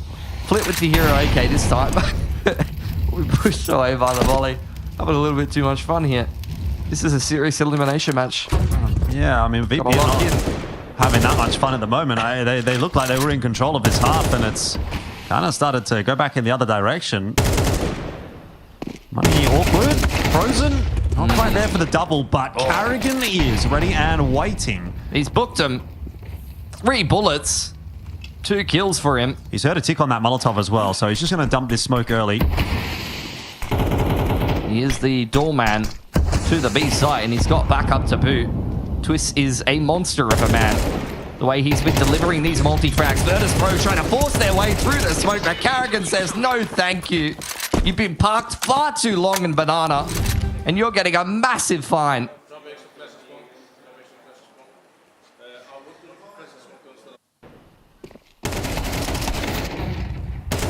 A very nice recovery from FaZe so far. They were looking down but not out, but yeah, certainly down. Bit flat to start this map. Now we're so back. A couple of Galils out for Perfecto and Toro, which will hamper the buy of Virtus Pro. Yeah, the util is maybe not what they were looking for. They can't get an AWP together. It's been a nice adaptation from FaZe though, right? Like you look at the earlier stages in this half and how aggressive they were playing on that CT side. It really felt like they were playing into the hands of Virtus Pro, who often bring this slow style. You can't blame them though, because that is the FaZe playbook, really. They've always just had these star players that you want to activate, right? But they've slowed it down. They've slowed it down and they've let VP come to them, and largely that has worked. Utility. Traded down Banana yet again. Frozen and Karrigan have been a pretty good duo over there. Have been hard. A little bit of an exchange in CT spawn. We've had a little bit of a trade between Twists and Karrigan. Some extra grenades handed over to our resident doorman at the B site. A molly to unsettle Virtus Pro, at least for a moment. Frozen preparing himself to go off of multiple layered flashes from Karrigan. Really well constructed there from FaZe Clan, and it's looking like they're setting themselves up for a third in a row here on the CT side. The recovery has been excellent. Perfecto, the last man standing, and he's been in this kind of position a couple of times throughout this event so far. Maybe not in a 1v5, but certainly a couple of 1v2s, 1v3s, and he hasn't really been able to pull them off. So wishful thinking that he's going to be able to get anything done here today to stop FaZe from getting to 6. There's the firing squad. Very nice recovery from FaZe. They get themselves back to that 6-6 scoreline with all the momentum heading into the second half.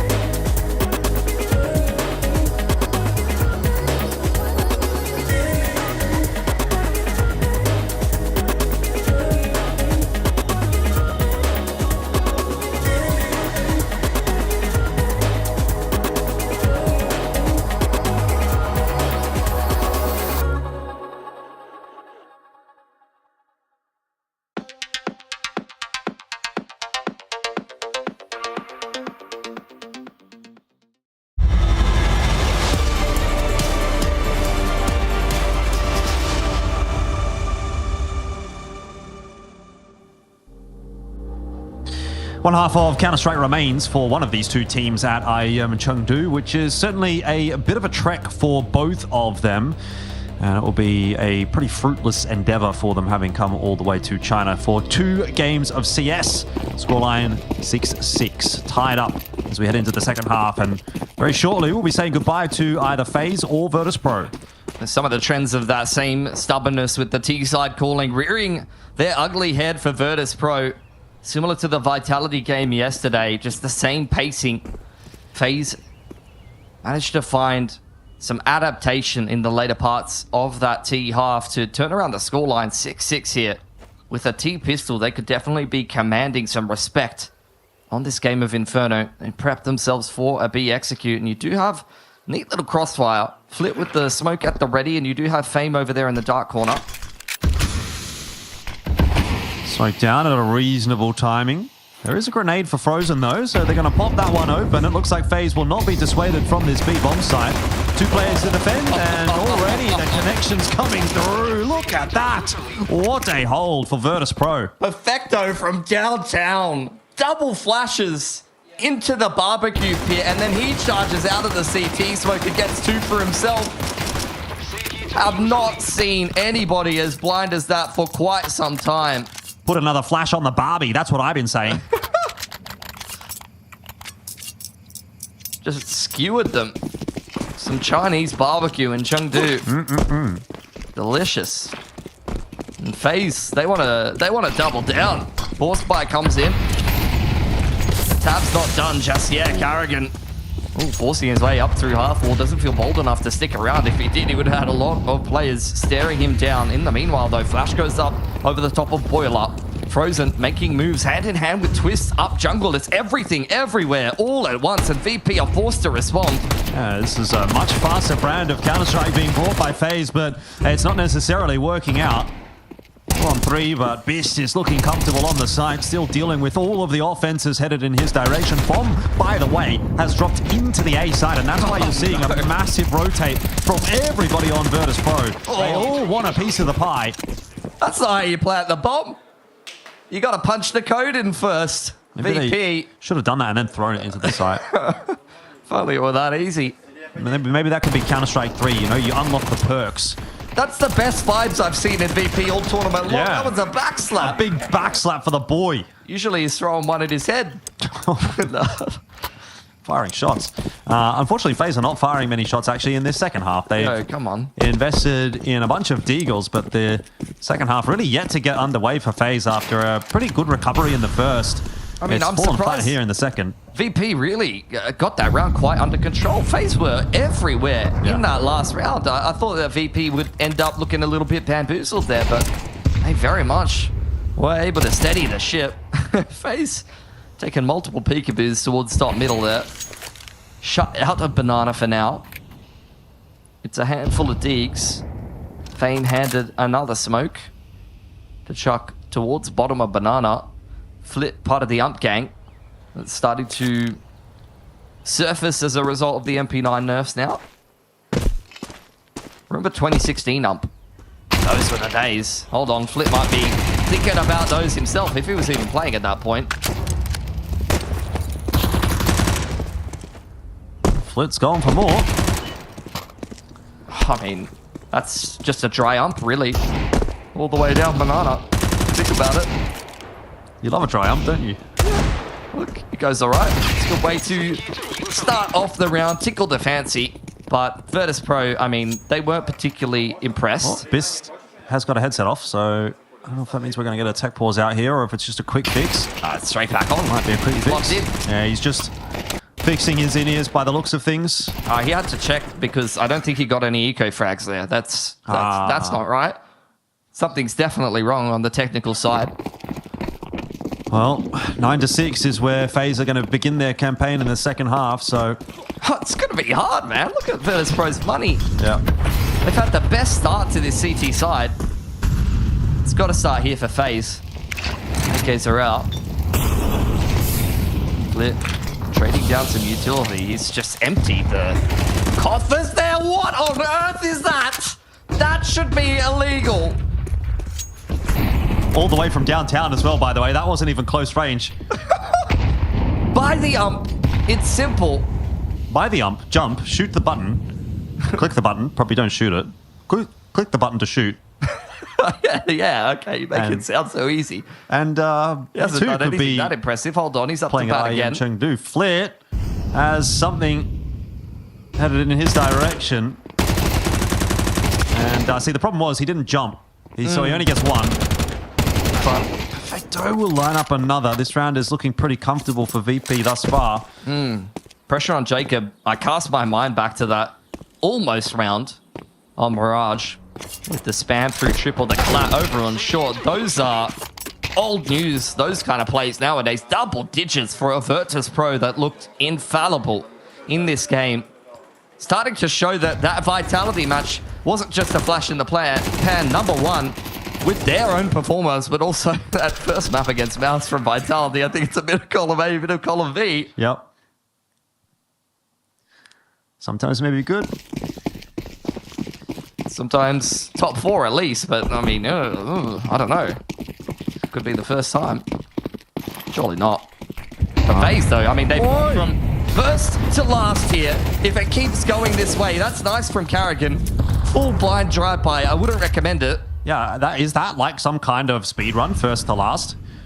From one IEM Chengdu to the next? When was the last time? I mean, look, I haven't got the numbers, I haven't got the math, but I feel like there's probably not often that you see a defending champion goes dead last in the next tournament from that. Don't worry, Jordan. Event. There's a Redditor out there that will hit you with an actually. It happened yesterday.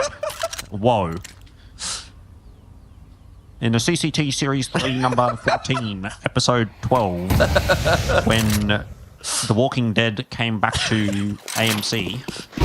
Well, FaZe's going to do their best to walk into the site. We were talking about Killing Floor earlier, but we're going to have to see a different beast emerge here for FaZe Clan if they're going to make anything happen in this game. Surrounded on all sides on Newbox. FaZe have somehow managed to get the bomb down, and Jacob is opening this round up. Maybe this could be the break that they need. Not like this, VP. Yes, like this. Exactly like this. This is pure entertainment. Double setup in dark corner here. Toro, he's arrived rather late. Oh, that's nice. Yeah, it's going to catch Jacob, but will they be prepared for Brokey? Well, yes. Just in time. They've got the defuse kit ready to go. All good in the end. Defuse will go through. It's an expensive round for VP, but they're up to 11. Oh, man. Toro took a long time to make it to the party, but he has really delivered when he's made it there. 11 up for Virtus Pro. Even in the rounds that are a little touch and go, they're able to make it work. FaZe on the verge of elimination. Definitely not what Twist would have had in mind when he came back into this roster. And who, like, overall on an individual level, like, who is necessarily playing really poorly for FaZe? Like, no one in this game, really. No one's going crazy, but you know what I like about this, though, for VP is, like, you know, the story that we came into this map with was the only maps that they've won have been hard carry performances from Fame and Flit, and that's not the case. You can't say that for this map. This has actually been a good solid effort by committee. There's no one in the server that is really hard carrying. This is just VP winning, like, round after round based off of outplaying FaZe. Yep. Which is good to see, I guess. Not if you're a FaZe fan, but if you're a VP fan, certainly. A little bit of util pressure over towards Banana. FaZe haven't really thrown any kind of aid contact in there. It's going to be majority brackets play here. VP double pit setup, not something that you've seen yet from them. Fame is here as well. I mean, they've just got a stronghold on this A side. Even a quick rotation from Perfecto on bracket side. It's going to be hard to beat. Yeah, it is going to be tough to break. Let's see, though. Carrigan on the entry pathing has got quite deep into the side. Eventually will get taken down. It's messy all over the place, but the important kill is that one from Frozen as he catches Perfecto in transition. It's all on to Beast. The A side's a graveyard, and this is going to potentially do some digging here, see if he can put something special together, but he's feeling rather respectful. He's just going to lament what could have been in that round. Make his way back towards middle. No. I think he's just trying to keep it expensive. Surely you're not going for this. He knows Frozen is low. He said, I remember the Dosia nade. And here's a couple more. Plenty of nades on the ground there. Oh, another one. Use your nades. Oh. Whoa, whoa, whoa, whoa, whoa. Relax, man. It's not like that. Yeah. One player surviving on 4 HP for FaZe. It's not convincing, but it's around. I guess you'll take it at this point. I mean, like, what can you expect to really walk away with, though, to be fair, when you're hitting a site with 4 players in it? Yeah. They've done very well there. A round win is more than what you could really expect. Yo, I love it when they pitch it down like that. Remix. Let's go. Round number 19. Just on the line. Has spotted out maybe a shadow there, depending on what kind of settings he's rocking. Let me go into the player profiles. Just double check that one. I don't even know if they got data on this guy. His first time up in Tier 1. Smoke there on the backside of balcony. This is still hanging around in Diggity. Sorry, porch. My apologies. He's on the porch. My apologies. I spoke Australian for a second there.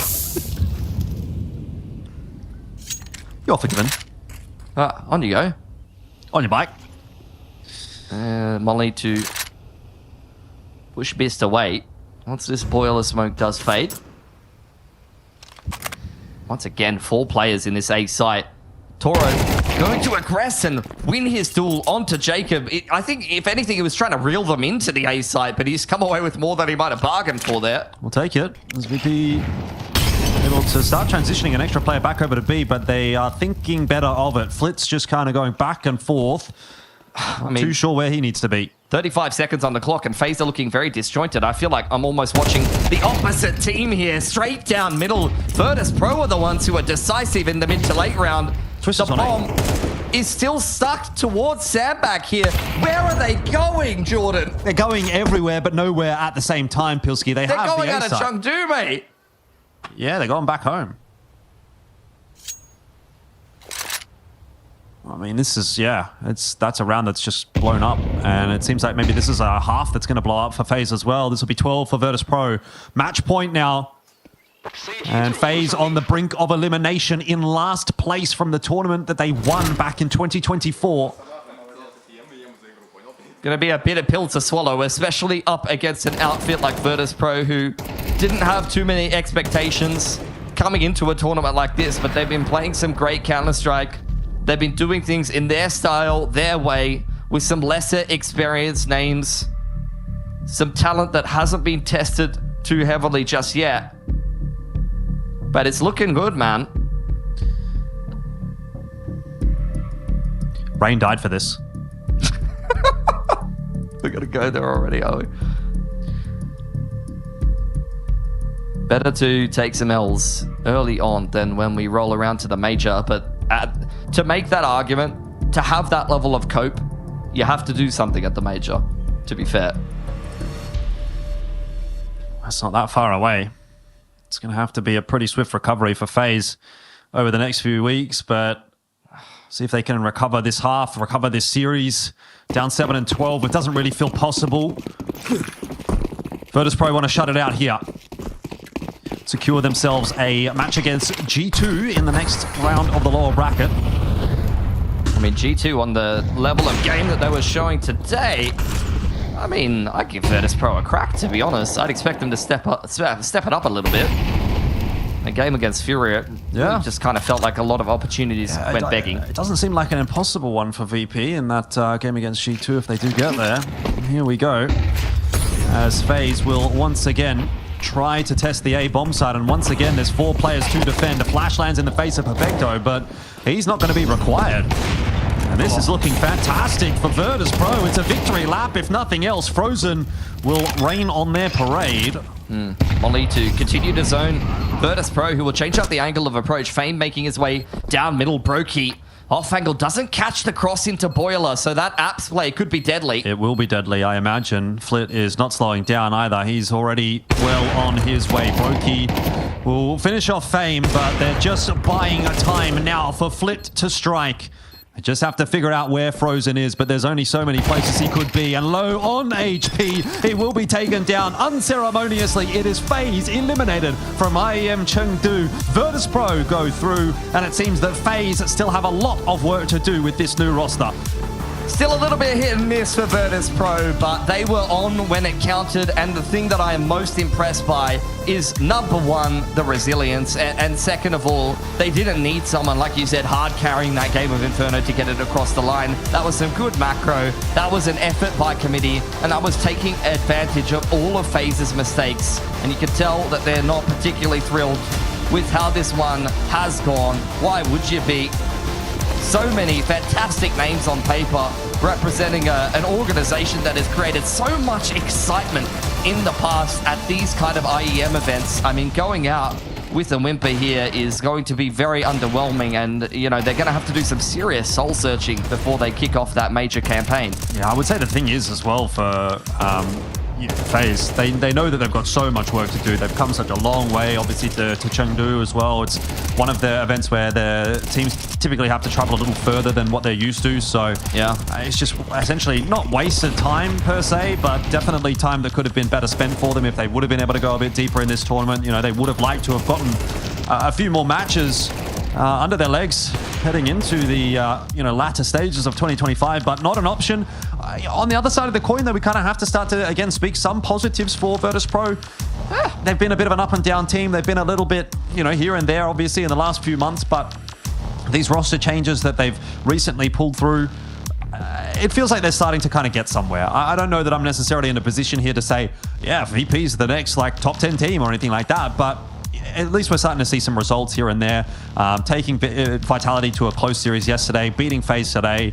We'll catch them in the game against G2 tomorrow. If they can win that, they're kind of starting to go in the right direction. Yeah, I think you saw a much more solid statistical performance from Perfecto today. He was not a liability in the server whatsoever. He was looking very switched on. Still a few little things that VP need to figure out. I think Biz still hasn't hit necessarily his stride or full level of comfortability. If he can bring some AWPing presence in for VP, that's going to help them hit another level. And sometimes a little bit too stubborn with the T-side calling, trying to go for the same pacing or the same approach time and time again when it's not working, can sometimes be a little bit of a liability for them. But that's really, I think, where the conversation ends. I think individuals have an extremely high ceiling. It's just about finding that consistency with this rifling core. Yeah, I mean, we've seen, obviously, there's a lot available for Virtus Pro. I think every player has shown me something impressive. Fame, the opening game, Flit that map on Mirage that we just saw against FaZe. Toro's had his moments. Like, honestly, all of the riflers here, and even Perfecto, like, it's nothing flashy, but when he needed to deliver today compared to that initial game against Vitality, he wasn't a liability. He had many impact multi-frags where it was needed in these anchor positions. Yeah, definitely. And look, unfortunately, not too much to be said for FaZe,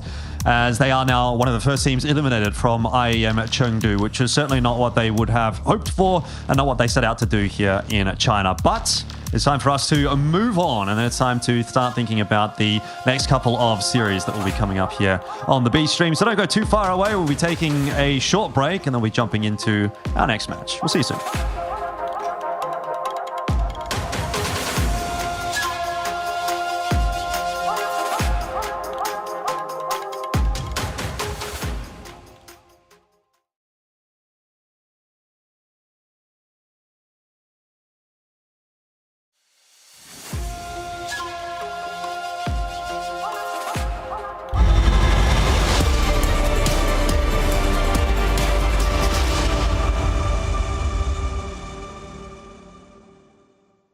Here's to the challengers, the ones who don't just settle for decent elo, but hunger for something more.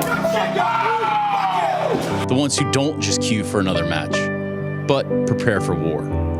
You can doubt them, overlook them, even count them out, but you can't stop them. Right now, I'm with Dupree, who I can see has got tears. While others play for fun, they play for legacy. This is ESEA League, where challengers take their first step. Hi, this is Basement Dweller's first advertisement. And our second drop is, it's up, actually. If you're seeing this, it's up. It's available on the ESL shop. We had our first go at a jacket, and I'm really proud of it. I've always had an interest in clothes, but, seeing behind the scenes how the sausage is made has been a lot of fun. And if you like the clothes, tell me. If you hate the clothes, tell me, but try them before you slag them off. I think they're really comfy. So So yeah, that's my advert. I'm going to try again. I'm going to record another one.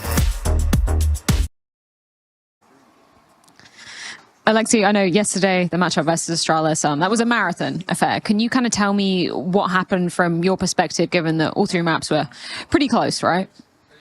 Yeah, I don't think that as a team we didn't show up as we should. I think we had some individual moments, especially on Nuke, to get it to overtime, like Bit also clutching a huge round in the end. And in those overtimes on both maps we played, Inferno and Nuke, I think they just were the better team on the overtime. So overall, we're not that happy about their performance on the opening game, but we can't think about it too much. We have an elimination game today, and the only thing to do now is win. Yeah, it's truly do or die time for you guys here now. Versus Heroic, it's been a team you haven't played in quite some time. I don't believe you faced them this year.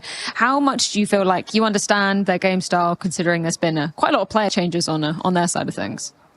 There wasn't too much time to dive into the depths of how they approach. Like, we wanted to fix our stuff first. But overall, we just need to be ready for any opponent that there is. And, they played respectably well the past couple weeks. They did some pretty nice upsets as well. So we take them serious. And overall, we just want to step up from yesterday. You can't be underestimating anybody. Thank you so much, Alexi. Good luck.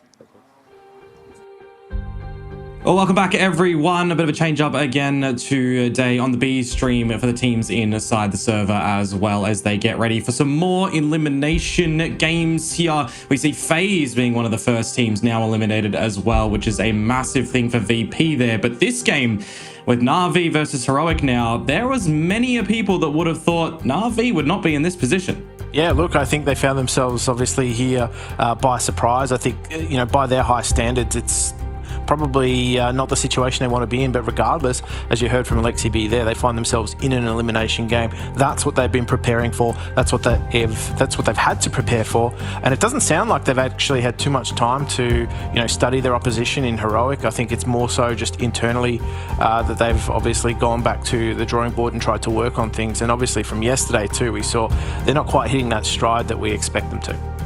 Yeah, absolutely. I mean, there's a lot to look into yesterday's game for them as well, right? We just hear it in the interview there. There's a lot of overtime. There was a lot of moments that they're in the lead and a lot of moments that Astralis made them sweat a little bit there, which was very interesting because you get to the tail end of that last map as well over on Inferno and you're thinking, all right, Astralis are going to maybe look to close this one out, and then there's that comeback. There's that taste that starts to come through from the guys over on Na'Vi, but then they just get a little bit washed in the overtime.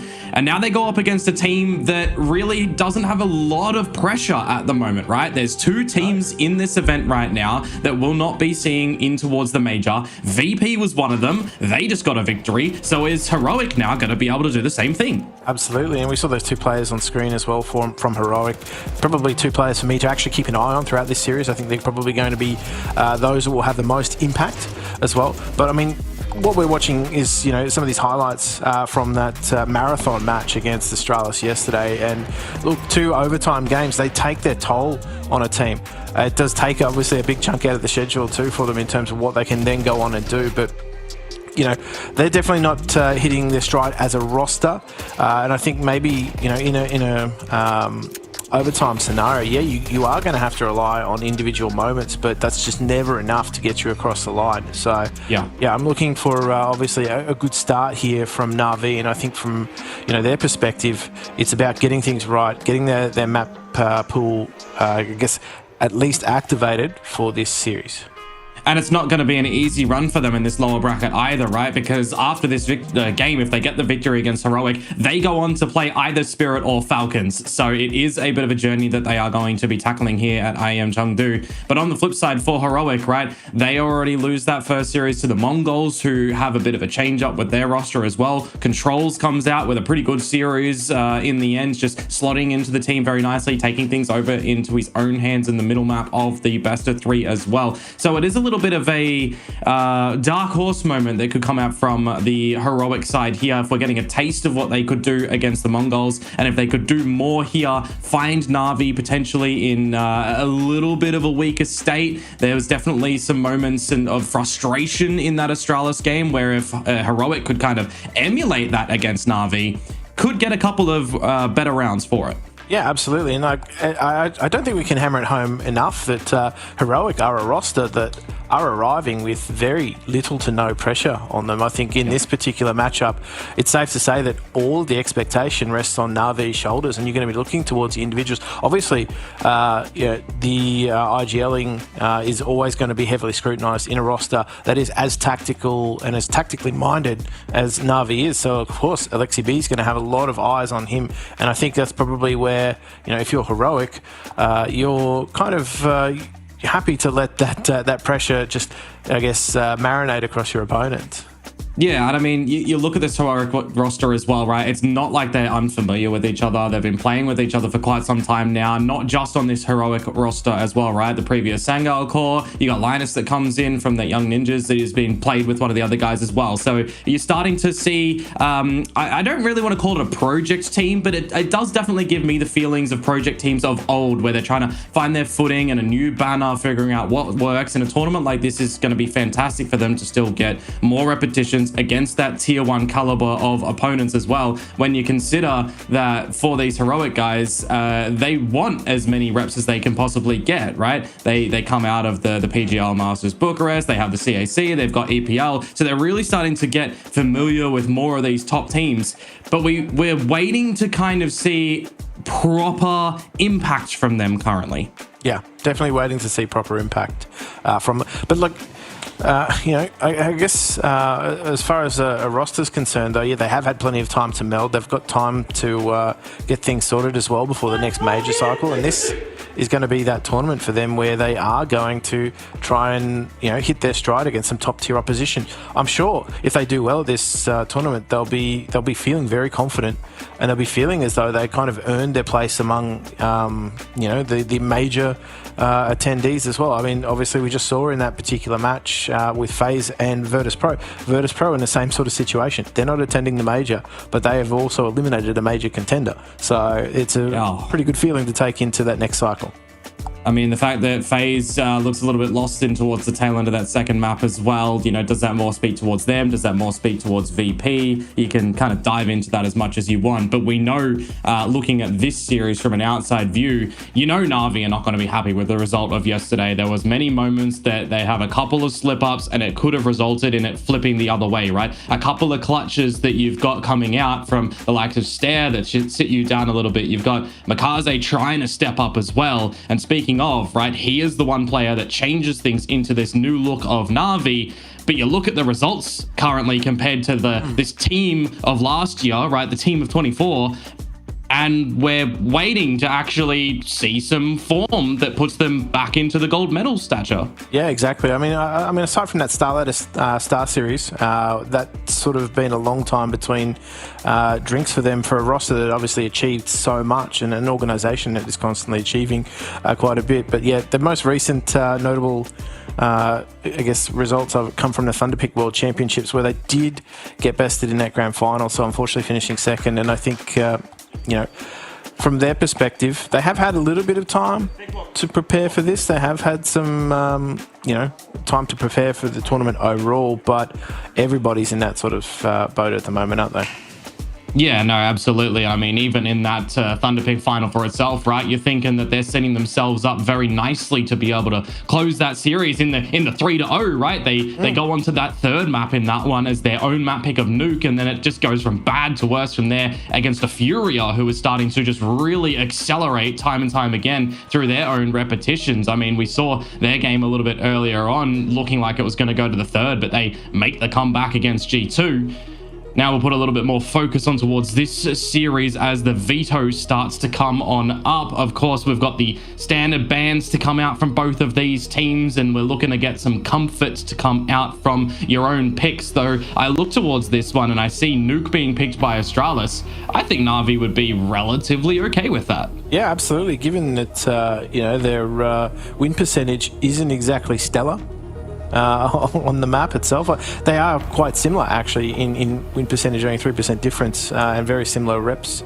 Well, not as similar reps, I should say, on the map, but still, regardless, it's a similar success rate. So I think as far as this veto is concerned, Heroic are probably feeling a little bit more confident looking at it. I mean, the pick of Ancient for me too is again just sort of very, very similar in terms of the historical results on this. But yeah, the veto itself, I think, is pretty much right down the middle for these two teams to sort of set themselves up and give themselves obviously the best chance possible. But again, with all the pressure being on Na'Vi's shoulders, I think it's safe to say that Heroic have quietly got some confidence brewing. Yeah, I mean, we did see the map of Nuke as well in that series for Na'Vi versus Astralis, right? It's one of those maps in that one that went to the overtime variety, and they still do lose it in the end. It was the opener in that series, but we haven't seen it for Heroic just yet in Chengdu yet. So we'll see how it really is going to formulate for them. If they're able to get off on the front foot, right, and they're able to get a couple of good things started on this T side first, I think that's where you'd start to really see a little bit more pressure amount for Na'Vi, a team that would be expecting to have a deep run, a playoffs, contender in this tournament for sure. So as we look towards this best of three, let's get started, folks. It's Na'Vi taking on Heroic. And Nuke will be the arena. And just sitting on that city side too with Na'Vi. They're going to be sitting pretty waiting for this. Very grouped up. And smoke flash combo. As they will be popping out into the top side Molotov as well, just to keep things orderly. And Heaven will be sectioned off. They should be able to get this bomb plant quite comfortably. Yeah, it's going to be one of those tricky little 5v5s potentially, although as I say that, Linus is getting removed from the equation as the bomb plant goes down. No kits currently in the possession of Na'Vi either, so they have to have a couple of extra seconds to charge on in spare. Just waiting to see if you can distract away from where Bit is currently residing from. Coming in towards the retake now, and it's just looking gorgeous for Na'Vi, isn't it? I was going to say near flawless before Alcaran finds one, but it is just going to be extremely difficult for him to get something situated. Everybody on Na'Vi getting a piece of the action in this pistol. Yeah, everybody, it's done by committee for Na'Vi. But look at the confidence coming out of that round, right? They just had to make sure that the post-plant positioning from Heroic was, I guess, at least under control, maintaining control of outside the entire time. Obviously, Linus removed from the picture early on, and the retake from there was very simple. You knew pretty much relatively where your opposition were going to be in that top site. So everybody on Na'Vi combining, and it's a good start for them. But the bomb plant for Heroic means that they're going to be a threat in the next round. They're going to just, by the look of it, chill for this next one. Slight tech pause to come out, so round restart expected. But look, I think it's safe to say that what we're expecting from Heroic is going to be that buy into the third, and obviously pressure put on from there.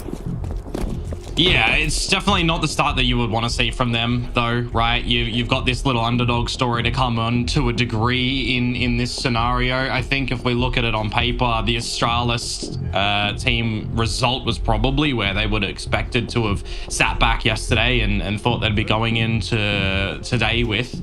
So the fact that they do get against Na'Vi right now, might change some things, especially because, I mean, you look at it, whoever they would have been facing up against from that series yesterday would still be looking to do some damage here anyway at Chengdu.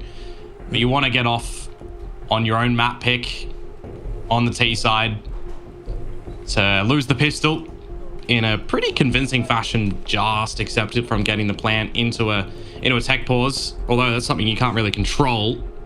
It's definitely not what you want to see to start off.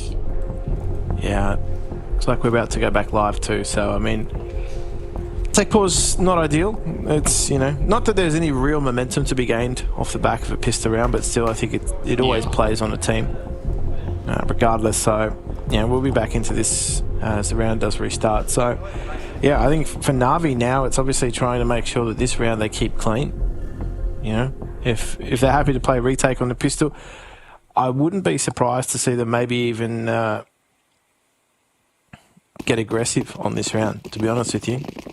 And I think rumour has it as well. I think, Blade did crack a smile at some point, so... we'll see how many more of those will come on out, right?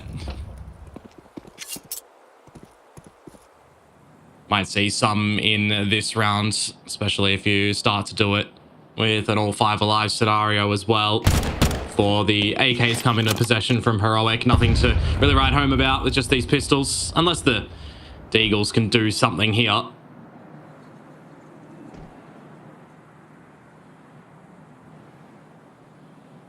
You have to do it raw. So I don't like their chances of facing the firing squad here. That's nice and easy. And Alcaron's just looking to try and find a timing. He's going to get there with the Zeus. Oh, he's got it. He's got it. What damage can he do from here? He's a little bit stuck. He is. A1S not able to do anything there from Alexi B. So one, good for a little chuckle for yourselves over on Heroic, but it was just all the wait and see situation anyway before getting the weaponry into your own possession.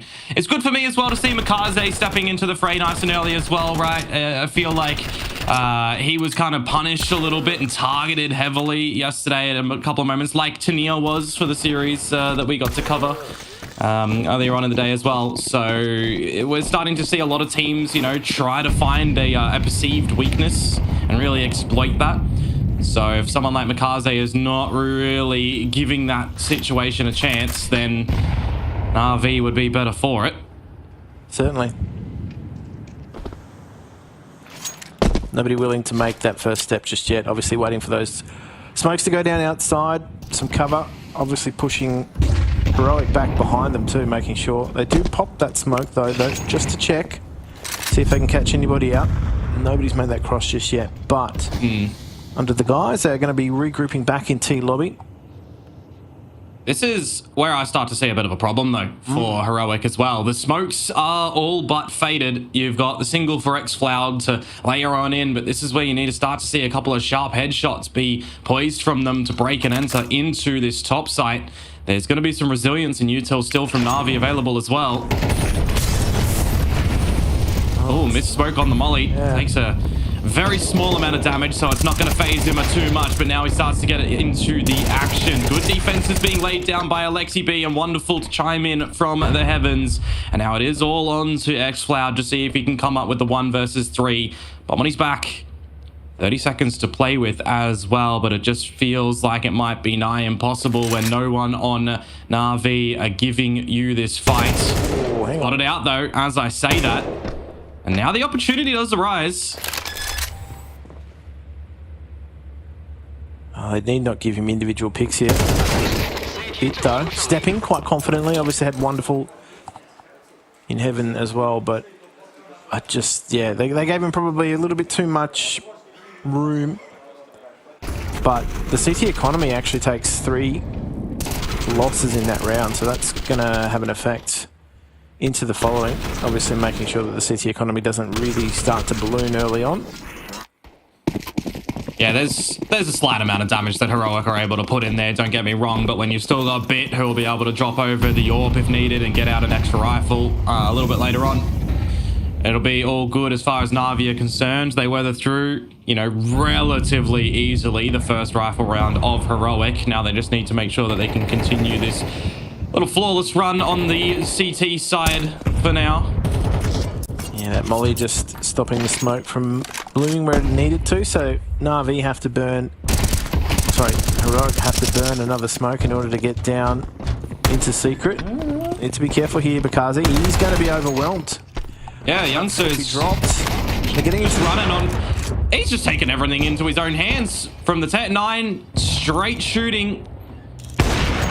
And now it's on to Wonderful to see if he can do anything with this AWP. That should have been a gimme. Don't know where that bullet went into Narnia. Youngster coming out with the 4K to get Heroic on the board and in a round that they really had no business to be involved in. Yeah, he just went full hero mode in that round, didn't he? He just rolled on him with that Tech 9, took a rifle and just kept on rolling, taking territory, making space. And I think that's safe to say he really did get behind enemy lines. And that is a problem now for Na'Vi, as that money really starts to feel the pinch. As I said, they took 2 losses. Oh, sorry, they took 3 losses in the round previous, and obviously losing all their weapons means everybody's had to rebuy, and everybody is starting to feel a pinch. Wonderful with that AWP is going to be their shining light. They are going to force through with Famis's, but as this round starts to go longer, they will bleed through utility, and it will get a little bit more difficult for them. And you know that Heroic are going to recognize that as well, right? When they hear the lesser weapons, they know that there's going to be minimal utility investment behind it too. You just got to have this spidey senses tingle at you if you think there's going to be an AWP in the play, as I highlighted earlier, for Bit to be able to drop that one over. Now the position of the AWP is noted, but you weren't expecting the second man. AK down, lobby control for Na'Vi. And they should recognize as well that all of Outers has just been gifted over to Heroic. So it's time for a couple of adjustments in positions around the map to watch all the angles they can come in from. Yeah, Nilo is going to be taking heaven, but they've also now got Secret as well. So this is really going to put Na'Vi in flux as to where they rotate. And they're just folding the dominoes one by one. It's only really wonderful. Who may even just be flanked here, to be honest with you. They have no idea. Really well pieced together so far for Heroic in this round. Wonderful. I mean, he's just going to get pressured anyway by Nilo, who's wrapped around. 4 alive for Heroic. The force-up attempt from Na'Vi not really delivering anything for them, unfortunately. And now the money is just going to be in the bin. A real chance to see how far Heroic are going to be able to come on to this T side of Nuke, where we know that, you know, in the Na'Vi Astralis game, backwards and forwards, 5 is what they put up on the T side. Heroic can have kind of any business doing the same. And you feel like they might be able to go further in the early stages of the map. Send it. Mac 10's just going to bounce on into ramp room. Going to have control of under, and that is going to be all over Red Rover, I'd say, for the round. So yeah, you don't want to feed the Mac 10 too much. The thing for me is just going to be smart decision making when you recognize things here as Heroic, right? We can see some good choices being made and no real sloppy plays and gifts over towards Na'Vi. I think we might be in for a bit of a treat here, albeit very early to say, but maybe even another upset potential. It's definitely, you know, a name that you would put in the upset bucket. Heroic at IEM Chengdu. Yeah. I mean, it's early days yet, but I'm liking what I'm seeing out of Heroic. It's a fun round from Linus.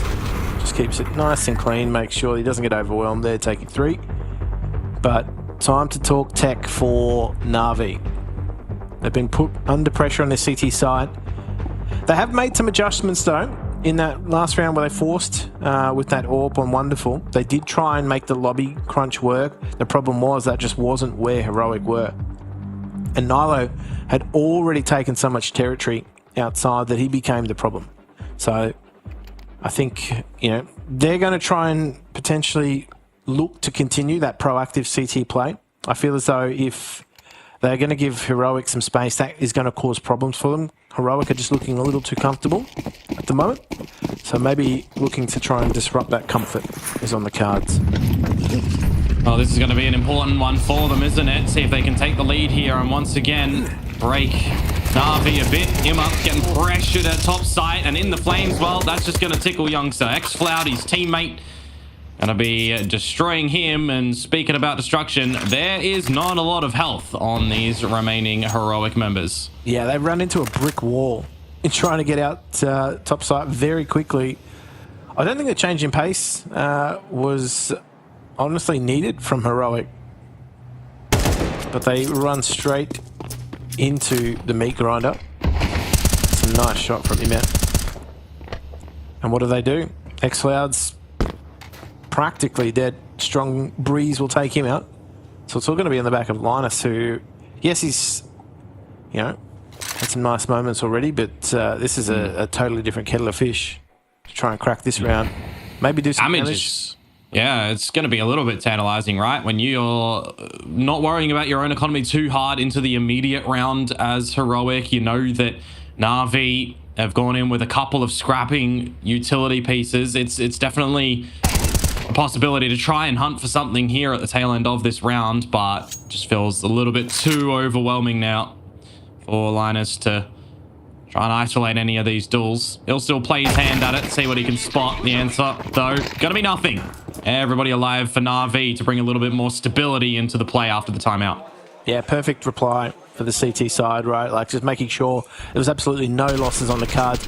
Changing pace did not work out at all for Heroic. They were met with force. They were met with some utility too, which is something they haven't actually had to deal with a lot of early on because the money situation hasn't been fantastic for Na'Vi. But look at this, they're coming in. Everything's looking pretty flush. The cup runneth over.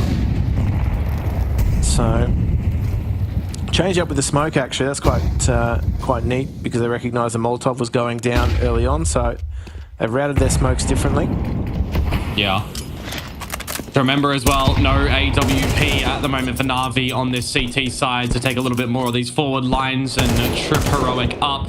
Good open up onto X-Floud and a bit of a spot into the hut as well. So you start to formulate a bit of an idea that it's going to be a top site crunch now with the wall of smokes that starts to fade in out as Mikaze very aware of what's happening around him. The orb though, shotgun style from Alcarin coming up with a couple of goods, and this is just an overwhelming play into the top site right now. Benima, he wants to have more into this round. He wants to be the closer. He's not going to be able to do so as now we turn to Bit.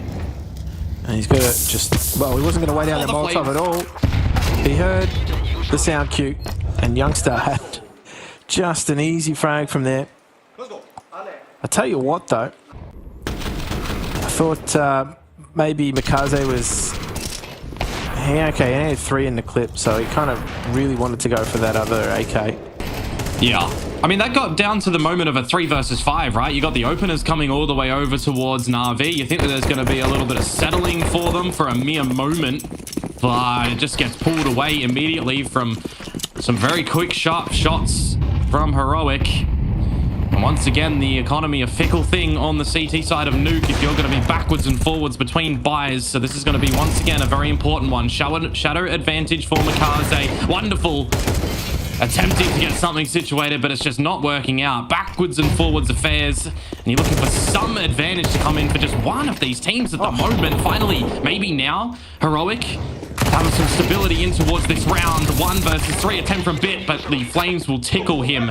And despite the low HP for the remaining 2, Heroic get it over the line in, again, a scrappy affair. Wow, Youngstar just perfectly times his push out the squeaky door, just has faith knowing that his teammates are pulling that attention away, just pulling the attention from top side. He's able to just step out through that smoke, cleans up, and he's been performing very solidly for them early on. So this is, you know, alarm bell starting to go off for Na'Vi. Their half is slipping.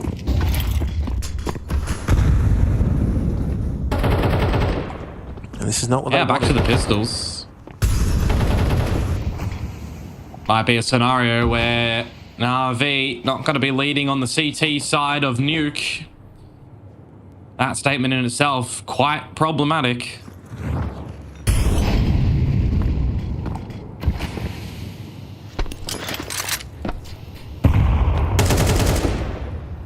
Slowing things right down. X-Floud with that Mac 10's going to be trying to be the one on the fact-finding mission. He's going to catch the Shadow. Does catch the second too. Now they all start to peek from Na'Vi. Heads starting to roll. Bit though, looking to try and turn things back in their favour. Not to be the case. Really a bridge too far, but okay. This is where Na'Vi have to go to the drawing board. As you said, their money situation's not fantastic. Rounds are starting to run out in a half. Their opposition in Heroic have really got themselves starting to balloon an economy out, and they have the read of play. Na'Vi have really got to try and dig something out of this to salvage their CT side. Yeah, 2 timeouts now exercised already. I mean, we had a pretty shocking start from them as well yesterday in the game versus Astralis, right? It was the 2-0 lead from them, and then you've got 5 in a row on Astralis' side. That was enough for the wake-up call to actually recognize that you are playing some Counter-Strike and get back into things. It's not like it's a irrecoverable half as well for Na'Vi here. Back to the bye. 2 more rounds to play. But I am loving the fact that Heroic are constantly changing up where they want to go around the map as well, right? Some rushes, some slow-paced action, really dragging out some of these rounds, really getting into your face. making a lot of smart decisions as well. And this is the scenario where I kind of would have liked to see Liners maybe upgrade from the Mac 10. Goes to maybe say that they're attempting something a little bit pacier later on.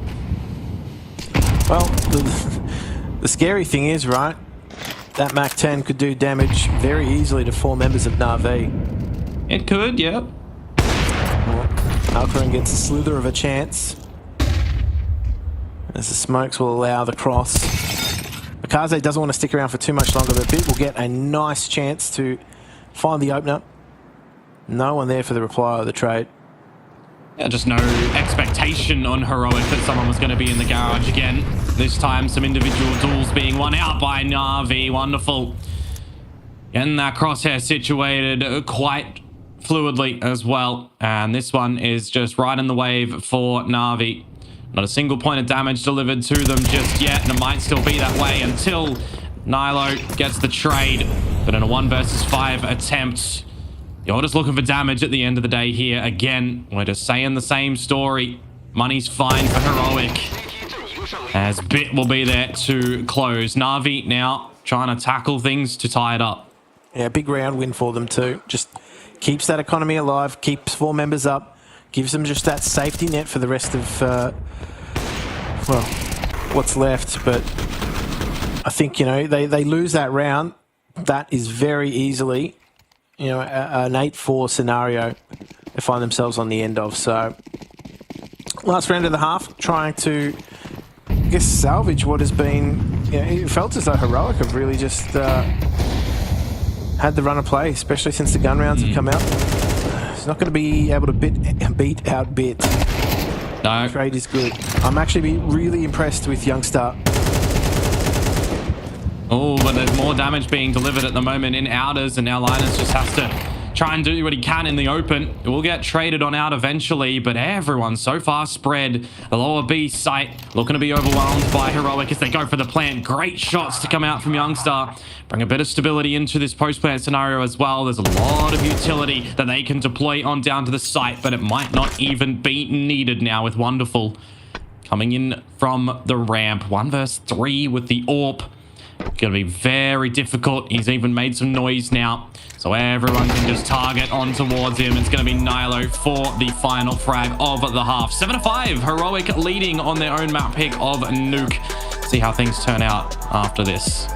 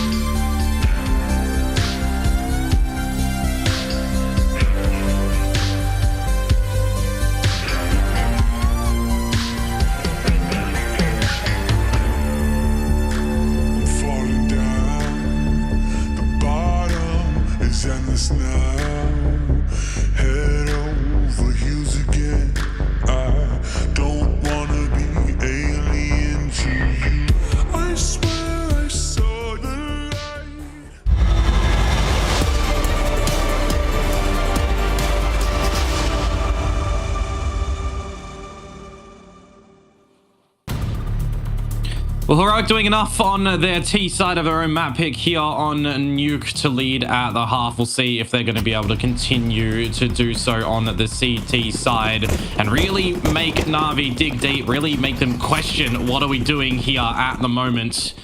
See what they're going to be able to formulate on their own T side to save a bit of face here at IEM Chengdu.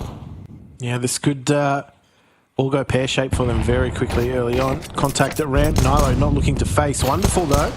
Actually starting to be a thorn in the side of Heroic. They will take... Oh, under. Nilo's going to be harassed here. Yeah, let's have... oh, wow. Stampede down lowers. Teammate. It's done. Not going to eventuate too much, though, is it? Alcaran, Youngstar, see what they can do to bring something back. It's just going to have to be some individual brilliance right now from them as well. Shut the doors, isolate the fight, but it doesn't matter as Bit just swings on through. And now Youngstar noted as well, and this is just nigh impossible, you would think. 1 versus 4. No util. No matter which angle that you want to go through, you are just not favored for this situation. So a quick pistol to be gathered here by Na'Vi, as they will look to equalize around the corner as well, unless we see some wild, wacky buyout from Heroic. Yep, don't put it out of the realms of possibility, but I think what we're likely to see is just another effort to try and preserve CT economy as much as possible. The fact that Wonderful gets, one outside is great. It just keeps a rotator anchored from helping as they press into lower. But yeah, they just took control of control room, and from there it really just started to fall away from from Heroic very, very quickly. Let's just see if they actually get out into topside very quick. Well, they're trying to, and they're being met with some presence at the moment, but they do look to shut that down as quick as possible yet again. Wild and wacky is what I coined this one for Heroic, and maybe they'd be thinking better of it now, seeing this situation unfold. Alcaran and over to try and get something happening out of the vent, but in this situation, you just know that Na'Vi are not really going to budge too much around this top site. Nilo as well. I just want to hold on to these Kevlar components and incendiary for the next round to go again. If you can get an exit gun, sure, that'll be all right as well. This is going to be Na'Vi tying things up. Another fast round. Oh no. Thing is, he can't even get the gun. No, but he's pinched a nice kill bonus out of the round. I mean, the rest of Heroic are going to struggle to get something into the next round, but yeah, the wild and wacky wonderful buy doesn't quite come off. The change into a faster round left them a little short in terms of utility. Oh man, that's filth. It's quick, isn't it? That'll give anybody a bit of a headache. At least you won the round if you are Na'Vi. Now you're going to try and look to take the lead again.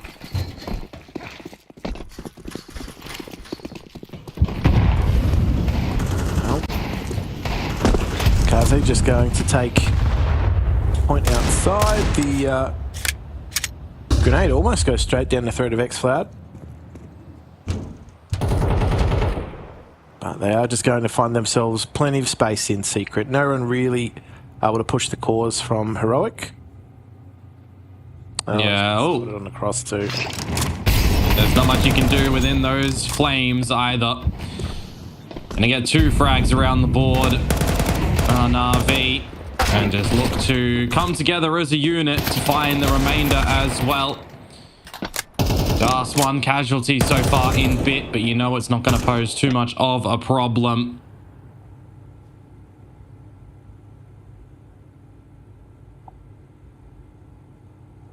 Yeah, there's not really going to be too much on offer here for Youngstar. Might be able to catch one as they head into topside. Yeah, they are going to the right spot for him to be able to catch them off guard a little bit. And he's not revealing himself when he hears the footsteps. So there's an opportunity here. Wonderful still watching it. And, well, that's just going to be a good positive for Na'Vi there. They'll take the lead. And they'll see how much further they're going to be able to continue to do this. To keep in the back mind of folks at home as well, if you are just joining us, the first half, Na'Vi forced to use 2 of their 3 timeouts as well. So if we do start to see Heroic, come back on this CT side and find some stability, it's going to be up to the players to figure out a lot in the middle rounds here. Yeah, they're not going to have that opportunity to just slow the pace of the game either. Hopefully they can not need that extra tactical timeout, but we'll see. There's still some in the court of Heroic too to Nilo just open the smoke. Nilo going to get pressured at the moment. He's got Alcaran to help him out, but the trades start to happen. Meanwhile, there was a little bit of an outers play from xCloud as well, but everyone's disconnected from him. And he's going to look to retreat back down to the secret stairs, where unfortunately Makaze had already gotten through. So this is looking promising for Na'Vi to be able to close another round. You've lost a lot of control down here, but it's Youngster to see what he's going to be able to come up with as well to at least keep things maybe plausible for Heroic. The answer there is going to be no. Makaze too aware. And this is just going to switch into the save sim again here. Na'Vi starting to come up with some things on this T side. Yeah, they're starting to cook. And I think for Heroic, their money's starting to really be an issue for them. That's almost immediately force this save as soon as they get control of lowers. And to be honest with you, they were able to quite easily dissect that crossfire at ramp too, which is quite concerning. Just Nilo isolated. I mean, it needn't be. So, look, to be honest with you, Heroic is starting to find themselves in a very similar situation that Na'Vi were finding themselves in the first half. This time, though, they are starting to lose their grip on the match a little bit.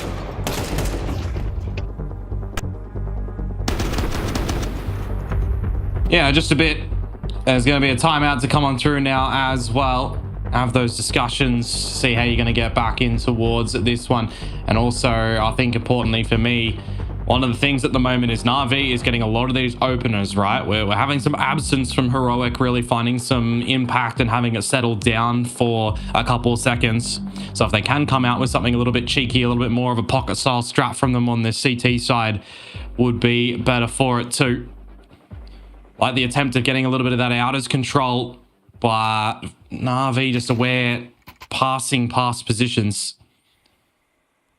Not really too equipped coming into this round as Heroic as well. So for me, it's going to be Alcaran to try and definitely do something with this orb. If he can facilitate Nilo and xCloud as well behind it, it would be pretty good for them to try and come up with something here.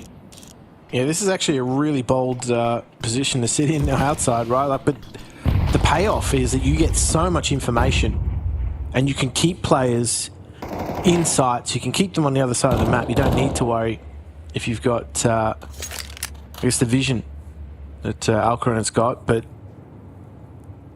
just a slow approach now from Na'Vi. They want to sound out where Heroic's at, what's going on with this buy. You know, they saved 2 weapons.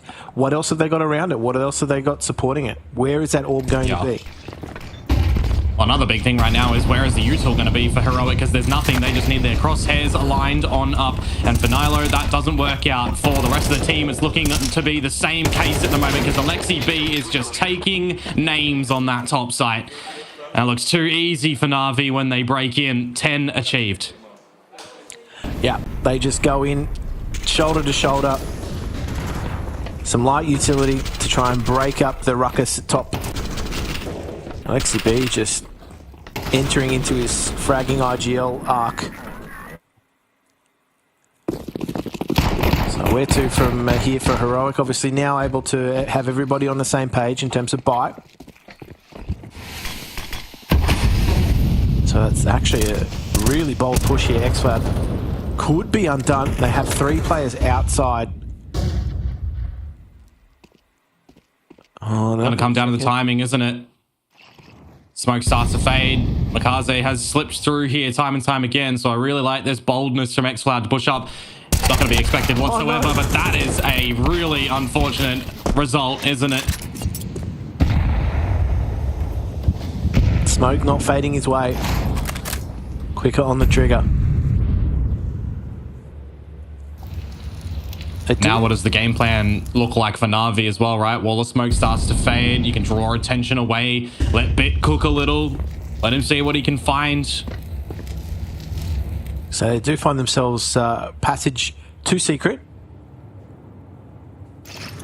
And so just that pincer going to be able to come in through ramps now too. 3 players going to push in. Nilo actually has Youngstar in tow, so they're going to come head to head. Oh, what a wide swing. Works out gorgeous for Na'Vi. Now it's just Alcaran, see if he can try and get one to equalize it at the moment. A re-challenge out. That's so ambitious from Alexi. You got to remember that this B site is the point in play for Na'Vi to get this bomb plant down, but this is a workable scenario now for Heroic. Enough time to safely get this one down. Gonna link on up. Play from the ramp together, but meanwhile, Na'Vi is gonna tuck together as well. Watch an angle each. And just wait to see where Heroic are going to reveal themselves from. Start to meander in towards the site. There's got a kit in play as well. Can try and drop the smoke onto the bomb, tap on towards it, and now the onus is definitely on Na'Vi. Keep an eye on Bit with the HE if needed as well. Door, well, it's just going to get opened and the spray is going to happen. Doesn't even need that piece of utility, and that is just all for the rounds. Too little, too late for Heroic, as Na'Vi inch a little bit closer to closing this map. Wow, that's a big round win for Na'Vi. Did come down to that 2v2 though, which I think as far as Na'Vi are concerned, they'll be happy that they got it to that. Alexi B got popped by a nice shot. And so I thought they would have been able to get themselves easily into ramp. And I mean, he needed to post up, right? Like it was always going to be Alcaran to try and re-peak that. As he's shown quite a few times, he's even willing to stand in the molly. So they have an idea of the tendency and the confidence of his AWPing. So now, as you said, the timeouts are not necessarily needed for Na'Vi, but it's Heroic that have got to try and get themselves back into this match. Yeah. The gap is starting to widen. And look, there are some moments here of individual brilliance that are starting to, be allowed to be on show. But I think it's safe to say that tactically Na'Vi have really started to step things up. Yeah, we need to see Heroic refill themselves at the moment, right? Out of gas a bit. They do force in slightly in towards this round to make something of a workable spot out, but Alcaran, with the AWP that's saved from the previous round, already getting tickled here. Full outers control looking to be established by Na'Vi with another split that they can go towards top site too.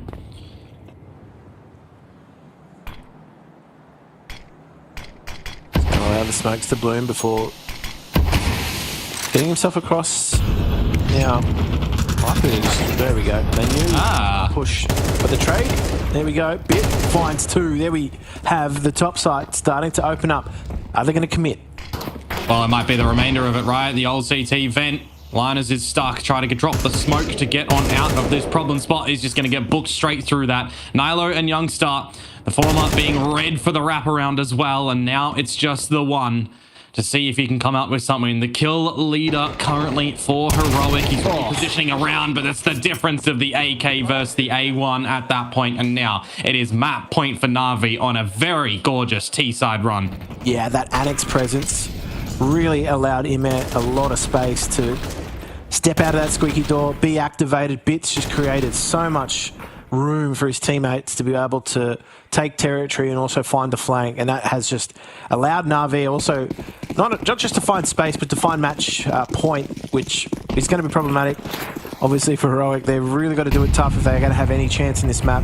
So Na'Vi may just be coasting now. And the fact that we don't see Heroic get anything on this CT side is a very worrisome thing. Traded out, ramp room established. Na'Vi have options if they want, but Alcaran to still keep a bit of a grasp on this round as well. Maybe a chance here for Heroic. Smokes will start to fade and out as the next Floud. Well, he's just going to catch Mikaze looking the wrong way. This is a lot better for Heroic. But the question is it too little, too late? I don't want to see a world in which they give Na'Vi chances here as well to try to get back in towards this round, because Linus, he is isolated by himself. Wonderful. Head removed. And now just Alexi B, and he can't get it done either. So they won't go down without a fight on this CT side Heroic, but they have a couple more chances left to try and tie things up, and you know it's going to still be difficult at every corner. Yeah, it's difficulty the whole way through. Maximum hardness for for a Heroic. But the thing for me too now is they have to factor in that, you know, Na'Vi's cash is going to be quite healthy here. I think, and Ime really that needs potentially some help in the next round. They're going to have quite a few buy rounds to try and get through to break Na'Vi's economy. So that's factored out. They've just got to beat them on these gun rounds, and they haven't had any success up until the last round. So I think it's safe to say that maybe getting a little ahead of themselves in that last round, Na'Vi. They did try and beat out the timing on some of those smokes. That pick through to ramp, I think just trying to beat the timing on the smoke gets caught out, forced into a duel that's not favourable, and everybody else kind of falls away from there.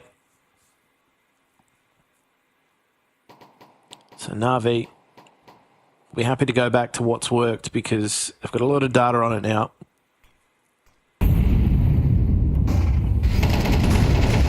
Well, backed up again. Oh, the util though this time going to drop and deploy a lot of that early on. That is a risky gamble to go to the smokers. Nilo just done again dirty. Youngstar, he's going to catch them with their pants down a little bit, but he would have loved to find more than one. We're so hungry for kills at the moment. Heroic, they will not go down quietly at all, but they lose the control over at the ramp room at the moment. As I say that, xCloud is going to catch Wonderful. More battles just everywhere around the map. And Heroic can take a little bit of a breath now in this 2 versus 1. Yeah, it seems as though every point of contact, someone from Heroic was actually trying to be activated into the round. They were trying to take territory. And xCloud and Linus are going to stand shoulder and shoulder and see if they can just stake out Imet. He's got that position. He's very confident in it, but... Oh, sees the gun barrel. Knows where the second one is as well. xCloud, he's only got an incendiary. He'd need a potentially even like fake pistol flash or something here, but he's just looking the wrong way. Ima, 2 1v1s to close there. Nicely done.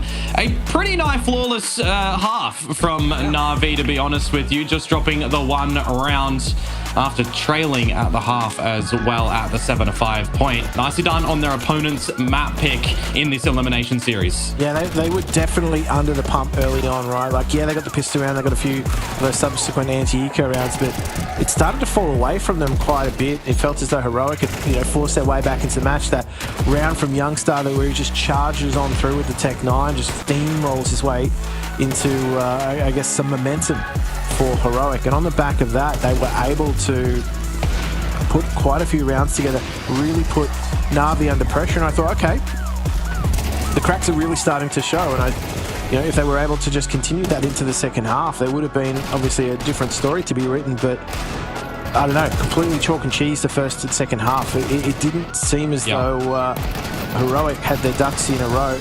Na'Vi completely outplaying them.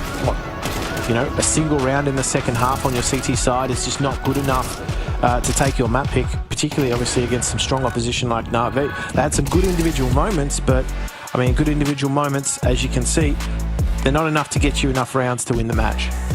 No, not at all. And I mean, you got to remember as well, a lot of 4 versus 5s in the very beginning, it feels like, too, with the 13 openers that Na'Vi are winning. And just, you know, that T side, again, it's just in your face. There's smart decision making. You're wrestling with non-buys on that CT side as well. There's a lot to rethink about for Heroic now going into this next map of Ancient for this best of 3 as well between these two teams. Again, to reiterate, this is an elimination match here at IEM Chengdu as well. I've already said see you later to a couple of the other teams, and we'll see around the corner if we're going to have to say goodbye to Heroic as well. But for that, guys, you're going to have to stay tuned for that after the break.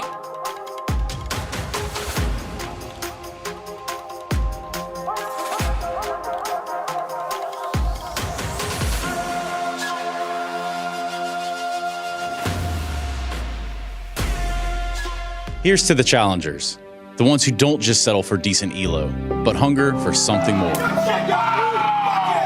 The ones who don't just queue for another match, but prepare for war. You can doubt them, overlook them, even count them out, but you can't stop them. Right now, I'm with Dupree, who I can see has got tears. While others play for fun, they play for legacy. This is ESEA League, where challengers take their first step. Hi, this is Basement Dweller's first advertisement. And our second drop is, it's up, actually. If you're seeing this, it's up. It's available on the ESL shop. We had our first go at a jacket, and I'm really proud of it. I've always had an interest in clothes, but, you know, seeing behind the scenes how the sausage is made has been a lot of fun. And if you like the clothes, tell me. If you hate the clothes, tell me, but try them before you slag them off. I think they're really comfy. So yeah, that's my advert. I'm gonna try again. I'm gonna record another one.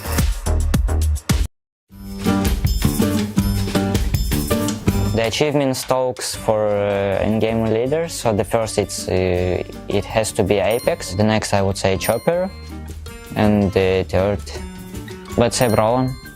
I think the first one it's Apex, second one it's Chopper, and third one I think also Brawlon. I think it's good. Yeah.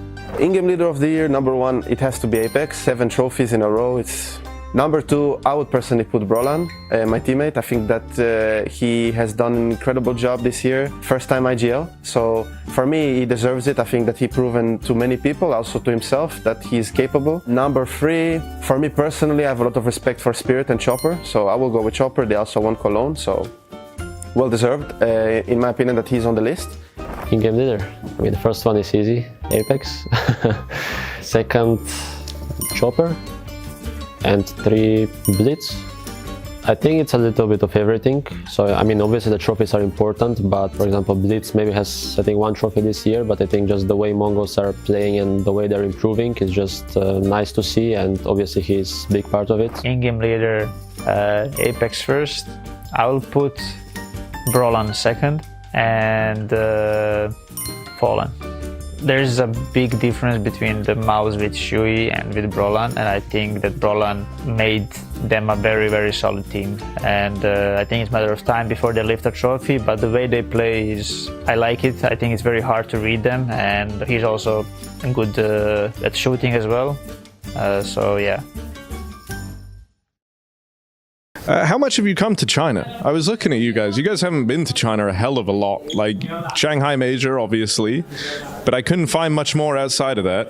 I'm probably missing some. Have you come to China much? No, that's it. Shanghai only. Okay, that was right. Yeah, okay. Damn. So it's your second time. Dude, Chengdu's great. Have you looked around at all, or have you just kind of been based at the hotel since arriving? No, we've been, I think, 2 days, if I'm not wrong, before. And then we had some time. The first time we came, we got a bit of unlucky with the check-in. That we arrived, like 4 of us, beside Alexia, I think, at 6 a.m. And check-in was at 2 p.m. Oh no! So you're just waiting around, bro. We had 6 hours to walk. I was walking. I think I did like 30k steps and stuff like this. It was nice. Dude, if you end up playing really well this tournament, that means you have to do 30k steps every tournament. I hope you realize that. Hell no. Oh, dude. Okay. Well, definitely try and check out some stuff. Navi, like, do you guys have a good fan base here? Because the Chinese fans, they're very dedicated. They're very cool. They really want to meet like the pros and give you stuff. And speaking to some of the other guys, and they were saying like they put a lot of thought into all the gifts and stuff like that. Have you been enjoying like seeing the Chinese fans? I mean, I think yesterday I've been for like a small walk to a shop. I wanted to buy something, and then I managed to get away from the hotel because there are a lot of fans outside. But when you come back, it's over. Yeah, like it's over. You cannot escape. And I think I was doing photos and signing like with 50, 60 people. Like I couldn't leave them there as well. And then I did with every single of them. And also we're gonna have a signing session now. Yeah. We are going actually right now there, and we're gonna meet a lot of them. And then I think the support from them is like huge. They are big fanatics, I will say. And then it's pretty nice to play. And I heard that the group stage, I didn't know, the group stage with fans. With crowd, yeah. It's cool, man. I like that. It's cool even that in China there's enough fans for that to happen nowadays. Like CS really feels like it's caught on big over here. I've heard some crazy numbers as well as the week goes on, like sold out the weekend. So I hope you guys make a deep run and you get to enjoy all that. They break? They don't have a nade. Zywoo does. Oh, clips the wings of Spinks. Well, now they're smoked off Moto as well. Zywoo has to play ahead. He's doing so much. Puffing up his chest, trying to act bigger than he is. through. They've just walked past one another in the smoke, and the gap is forming. Huge from Robs. Robs and Zywoo, a two-man defense. But it's not over yet. It might be now. What a way to do it. Robs and Zywoo, 5 kills between the two of them. All right, well, touch and go in a couple of moments there as they're not nodding off on this one, I'll tell you that much. This is enough to wake up the Counter-Strike world. Apex is doing this. He's doing the AWP thing again. What are you doing? What are you doing, Dan? Third attempt. It hasn't reaped the rewards that they were hoping for. Just saw Zywoo was around. He was like, you know, the AWP is It's a good weapon. Good weapon. One of the guns of all time.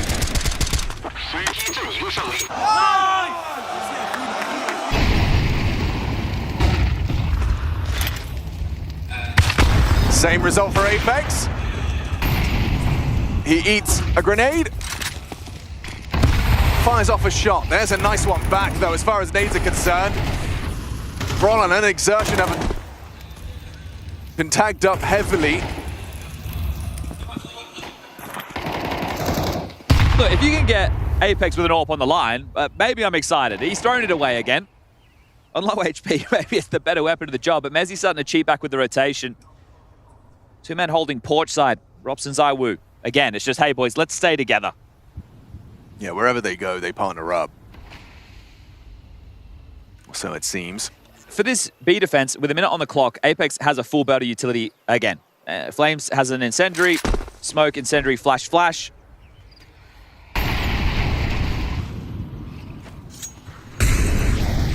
Well, Brolin selling A.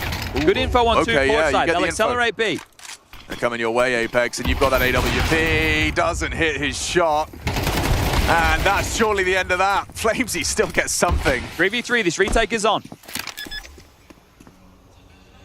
Exertion, power, position, but it's Zywoo we're talking about here. How does he approach it? Does he let Rops go first? As he can flash. Good flash, catches Exertion. Jimmy, down to Zywoo. Told you, we need this clutch. Yeah, this would be a bit of a redeemer. I think the little jiggle from Mezzi gets them informed. Hang on, trapped on the pillar. Wallbang connects. Zywoo running at it with a pistol out. Doesn't hit the flick. Zywoo surely booked him now. Molly on the bomb, though. There's no chance. Got to get on it. Got to get on it. I think the Molotovs want it. Oh, is he calculated? This will be close. Hang on. Zywoo calculates it. Down to the last tick of the Molotov. I thought the molly was enough. I think Torji did too. And he's panicking, he gets tagged through the pillar, he doesn't want to peek, he plays with the util. It's like a little standoff. Oh. That was intense. We've had a real game here. He didn't even have the full HP, takes 1 extra. You can see him strafing on in there. My God. Mate! It doesn't get closer. The light's going green. All right, swap sides, back underway. Here we go again. Woo! All right. T side. Zywoo's AWPing on the T side. That's not too common. That has changed. That's a difference maker, maybe. Whoa, Exertion, perfect. Look at the damage and destruction. Didn't even see anybody. That's 3 of Vitality taken out without seeing a single one of them. All right. At least they're giving us a chance to catch our breath here. Okay, great. Unless they can pull off a 2v5, we're about to tie things up 17-17.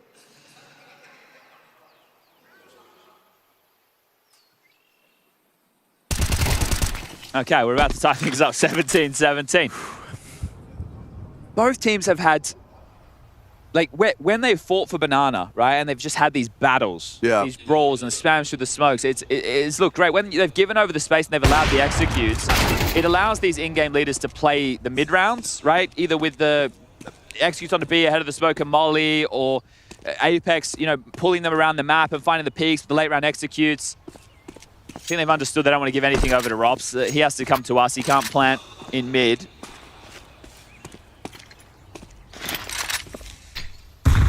Come on, Rops. Money's not a problem, mate. know where he is now.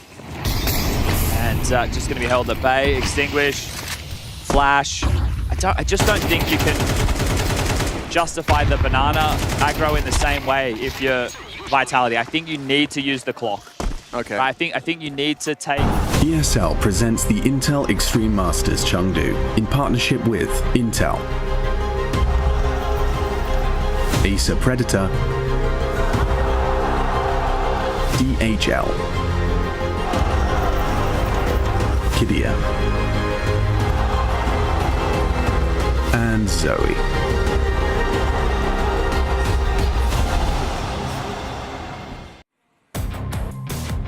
Well, there's a bit of a party going on over on the A stream, it would seem, in the third map of that series. But mind you, that one over there is just a semi-final game to get into the finals. We've got a more important one right here. We've got an elimination game. We're going to send somebody home, or if we get a reverse sweep, we'll send them just to the major around the corner. Because right now, Heroic are on a knife's edge, going into a map where just yesterday, they looked quite lost. Yeah, I think it's safe to say that they're heading onto a map that definitely does not play to their strengths, and neither do they play to its strengths either. So I think it's safe to say that look, we've just come out of Nuke, which was their pick, and it's no surprise that you've got some stats across the board that I'll be honest with you, Youngstar I think was probably the shining light for Heroic. However, I just felt as though he was out on his own. There was definitely a few more strings they needed in the symphony to get that rolling.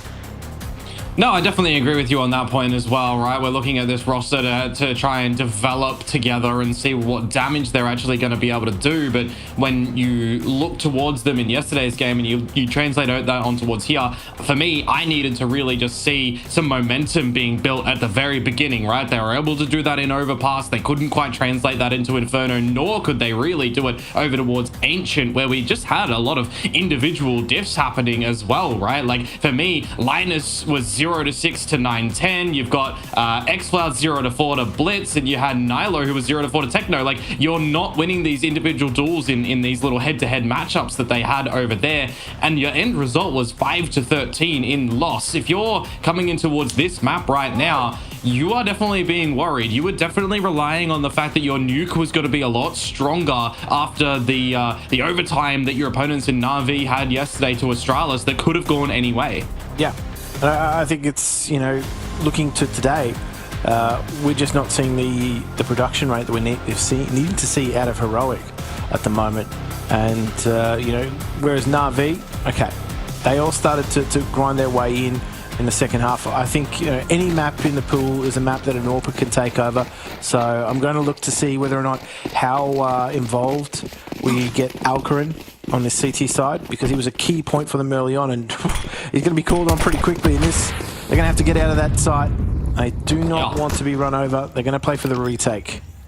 Well, the space is going to be taken by Na'Vi as well for the split retake to start to come on through. No flashes to try and set up Wonderful. It's just going to be the whole team together as a unit, and that's going to be the attempt for Heroic to start to go on in. Mikaze to start to double down to answer back, and this is just going handsomely again for Na'Vi. Just Alcarin, as you mentioned his name before, given an opportunity though, he can start to find a couple of crispy headshots. 1 versus 3.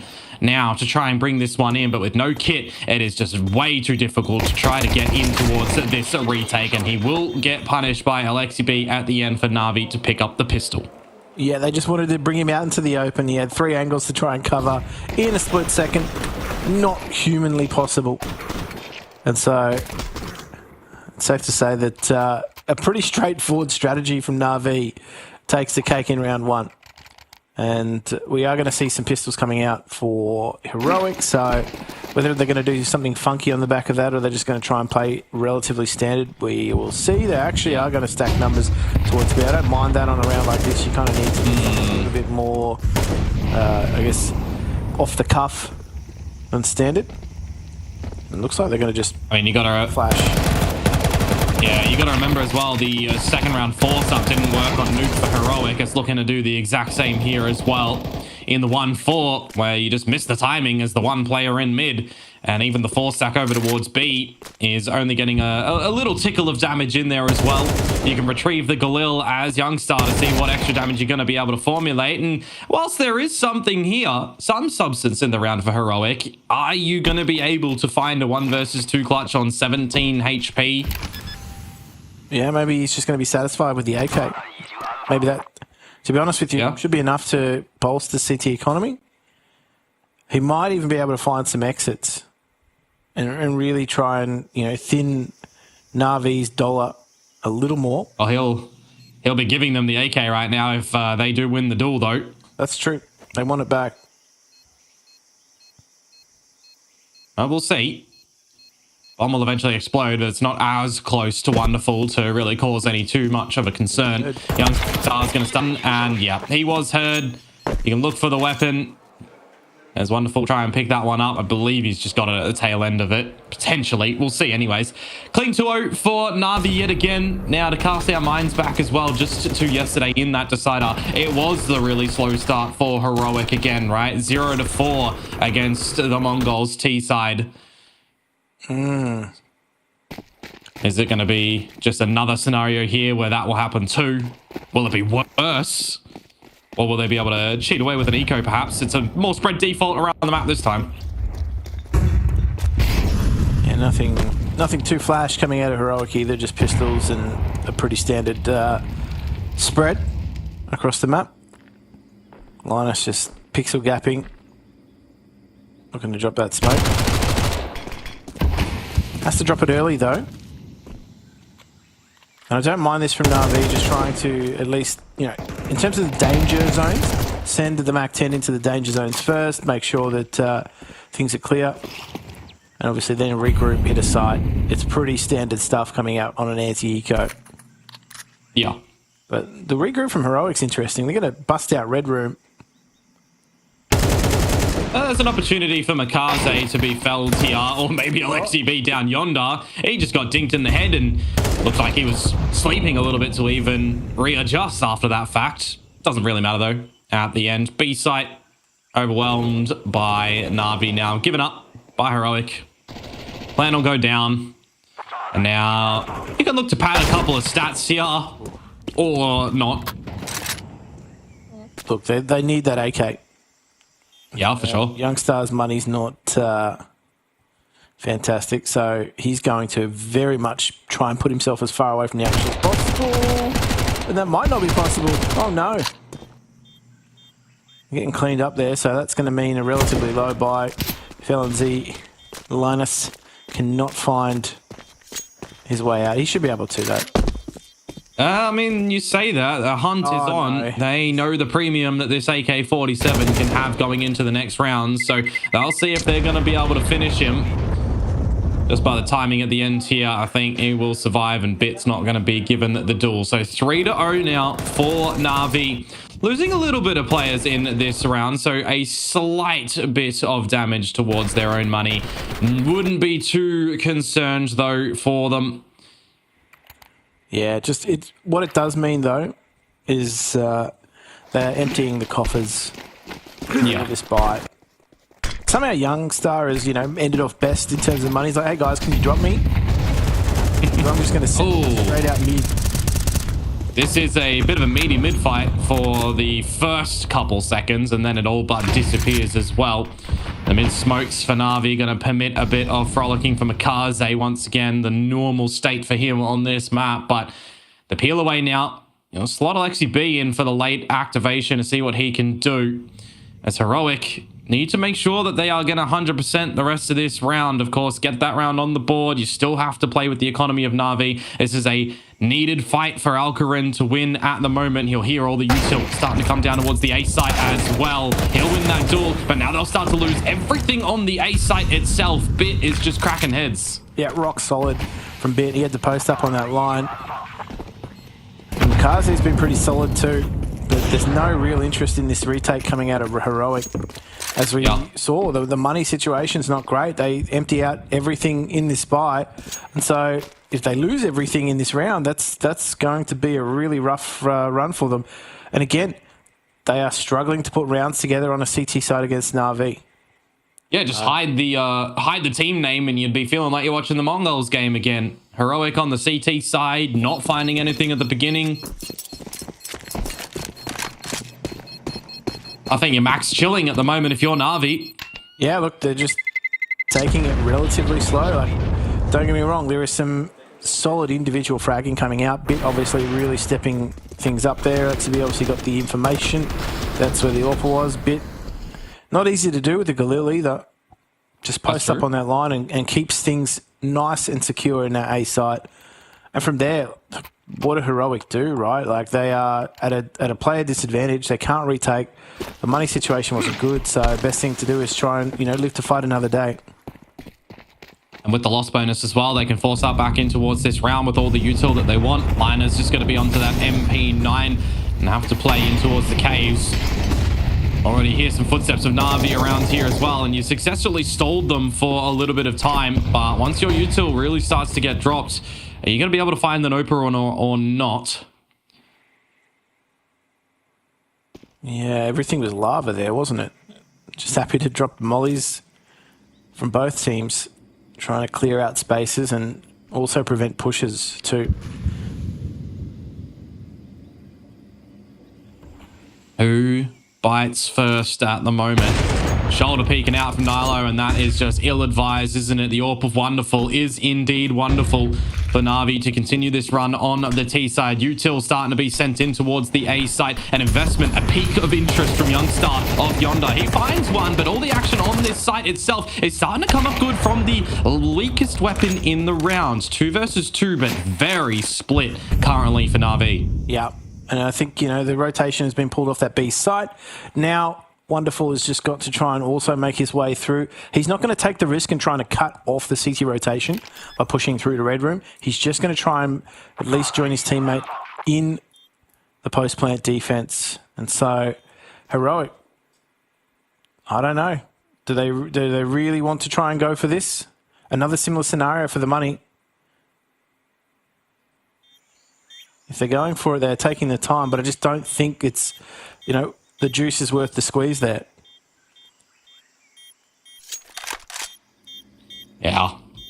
Again, it's just another situation where you've got to put a premium on the weapons if you can't really get the round out. And it feels a little bit bad for Heroic as well, right? Because they do get Liners doing what he can with the MP9. You got Youngstar that does win that duel over at the B site before being traded. Different scenario where if you have another friend backing you up, you potentially could have found the rounds or at least gain a bit of stability within the rounds to give it a good crack. Yeah, it's not there, is it? No. Tail end of it, you hold the weaponry, but you don't have a lot of money behind it to, even on max loss bonus, you've got it, but you need strategy at this moment. That's why the timeout's called. Yeah, back to the drawing board, really. They need to do what they couldn't do on their CT side in Nuke, and they string some rounds together. So, CT really proving to be quite difficult against Na'Vi. So, let's just see what kind of inventory gets expended quite early on in the piece. Nice instant smoke into to mid and to laneway. And yeah, there's push. Yeah, many members this time from Heroic over in mid. Blow open the smoke. Youngstar comes out favorable in that duel. X-Cloud as well. So here we go. We finally have something for Heroic. As I say that, though, Makaze will make Nilo fall. A second one as well. Na'Vi, no matter where they go, always good for something in these rounds. But in the moment where we settle down, Heroic do maintain a lead and a strong line for Alcarin, provided he doesn't get too hungry to keep going. Yeah, look, that was a pretty explosive opening 30 seconds of the round. Things have really started to peter out, though, and I think, look, this play coming out from Bit to push through mid is actually being somewhat countered by the push from Linus as well, so this is going to be... No one's watching Imma. Yeah. He's found the gap. Or has he? Just the timing for Alcarin.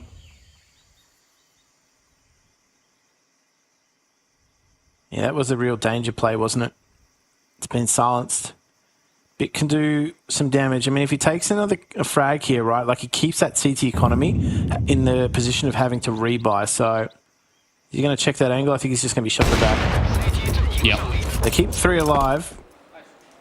And it's a very slow grind now for this CT economy to start to build itself up. But, I mean, the bank of Na'Vi is going to be looking for a withdrawal in this next round.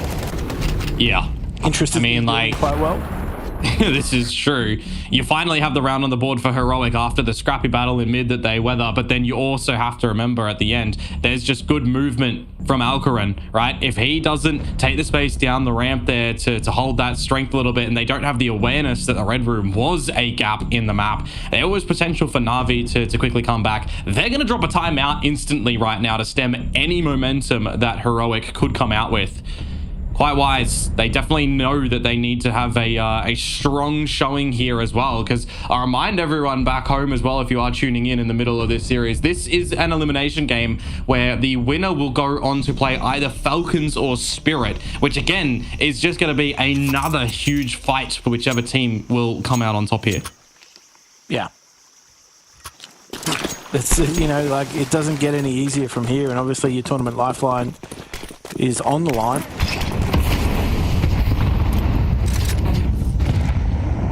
Just looking to pop through those smokes in mid. And Molotovs that they threw out definitely know that they have not been pushed. So there's no chance of real CT aggression all the way down mid, and they're going to continue to try and take this space that's been left to the next cloud. It's like, nope. Yeah. No need to push that. You're not coming through. Yeah, you can see as well that Alexi B is just going to tuck himself in because his teammates are smoked off down towards the B side of the map. You're waiting for timing right now on an X-Cloud, though, if you want to stretch out in towards the red room. So there's a looming fate for a couple of these players towards the B side of the map, you'd assume. I do like the initiative from Nilo, don't get me wrong, by the way. Pushing out towards the A site, yet to get activated.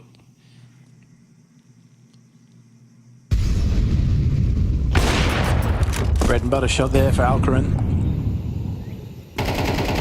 Rewarded for the patience. 40 seconds to go for Na'Vi from behind now. Great nade on towards the ramp as well. But now you start to stretch out into the site. Trades to come through, but a backing of Heroic members here. And that's just enough immediately. 30 seconds. Bit and wonderful. No utility to really get back in towards a B site that you already feel is such a stronghold in this moment for Heroic. So they're just going to have to call it here. The money is also in the worrisome state. The accumulation of damage previously from Heroic now rearing its head in towards the server. So they'll double their round count. And I'll highlight as well, by the way, for those that might be tuned in towards this one, that game that we had playing at the same time on the A stream took a couple overtimes to get concluded, but Mouse do end up beating Vitality there, 22-19.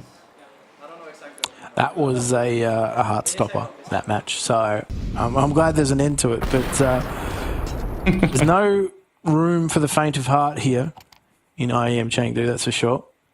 No, it's what coined the major before the major, right? Only 2 teams present here that are not going on to play that next. And one of them are Heroic here. Yeah, I was gonna say, and even then, you would argue that they're of the caliber. So. Yeah, I mean, FaZe getting shut down a little bit earlier today. Eliminated by VP. A non-major team? A non-major team. The reigning champions FaZe as well, mind you, of IEM Chengdu. Opening kill, the way of Heroic. Bit trying to answer back, but not going to be provided any heads to look to chop at. Boost not finding anything either. So Linus has a very narrow line of sight.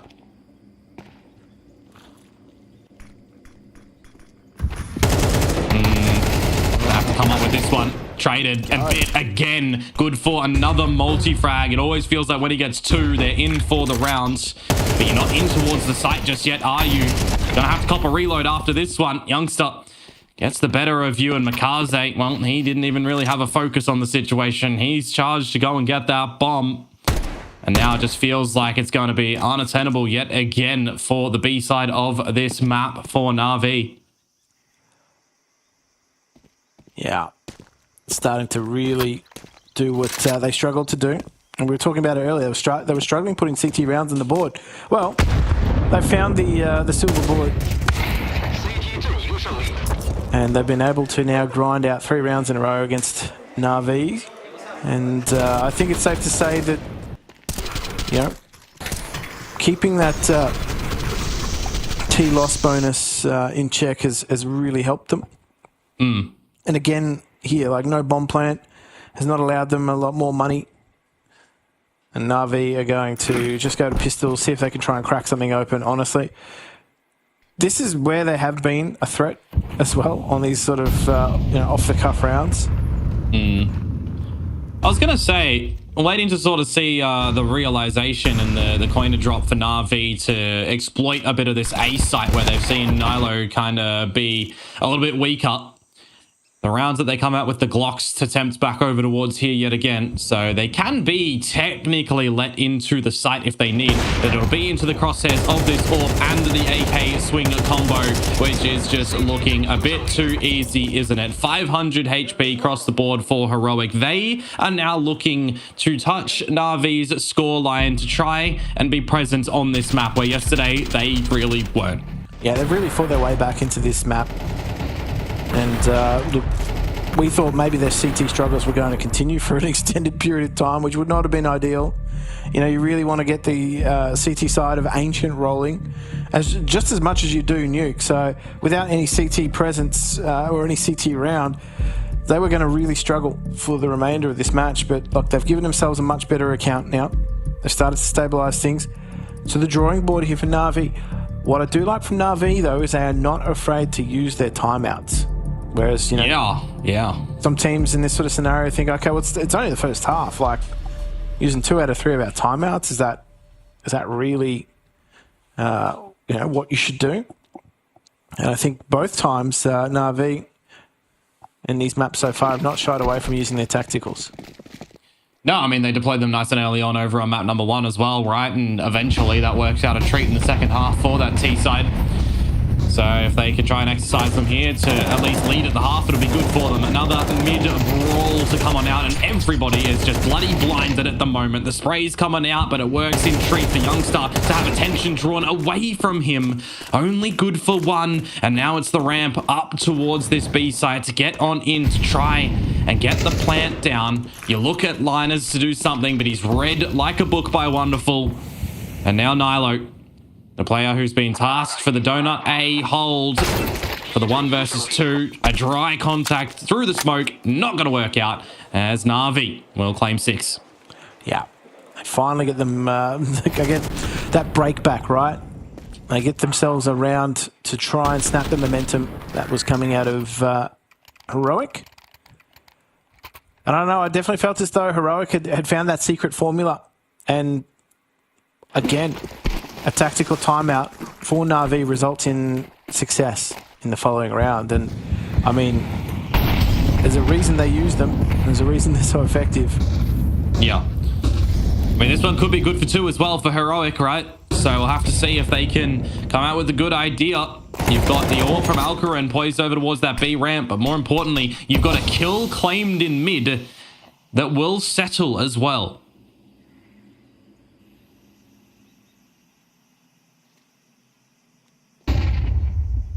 Yeah, just making sure that there's no CT pushes coming through. Oh, give Linus a bit of awareness that you are around him, and he's just going to put you to rest. This is looking very nice for Heroic in this round. Oh, that Molotov finds its target. Spam just forcing Linus to retreat. Yeah, They not overextend overextend themselves here, Heroic. They need to be careful. Yeah. I was going to say, might be curtains closed on xCloud if he keeps on going, but in the 4 versus 2, they should be shut for Na'Vi. There's the first and the second. Good little full house put up by them on the CT side. And it does mean going into the last round of the half as well, there is an opportunity for Heroic to try and tie things up. It's on the cards for them. It's been hard earned too. They were really under the pump in the first stages of this half. If they can recover it to a 6-6, I think it's a success story for them because they've turned the tide of momentum. As they lay down that utility, there we go. In that, just sending it through that smoke, sending it through that Molotov. They haven't been able to find an opener in a while. Yeah. It is the lesser pistols as well, don't forget, for Na'Vi. So any upgrades that they can get here pilfered from your opponent's corpse will be a necessary pickup, you'd assume. Nilo pushed down yet again deep. Hasn't had an actual challenge here at all. So I'd wonder if Na'Vi even theorized that this is going to be here. You look back to previous games and it is a spot that they generally push out when they go for a more mid-presence position on Heroic, and Nilo will be good for one. Can he retreat though as well, or just look for more in the fights? The answer is going to be yes. But when that all settles down, it's still a 3 versus 3. Yeah, and this is potential for Youngster to be caught out.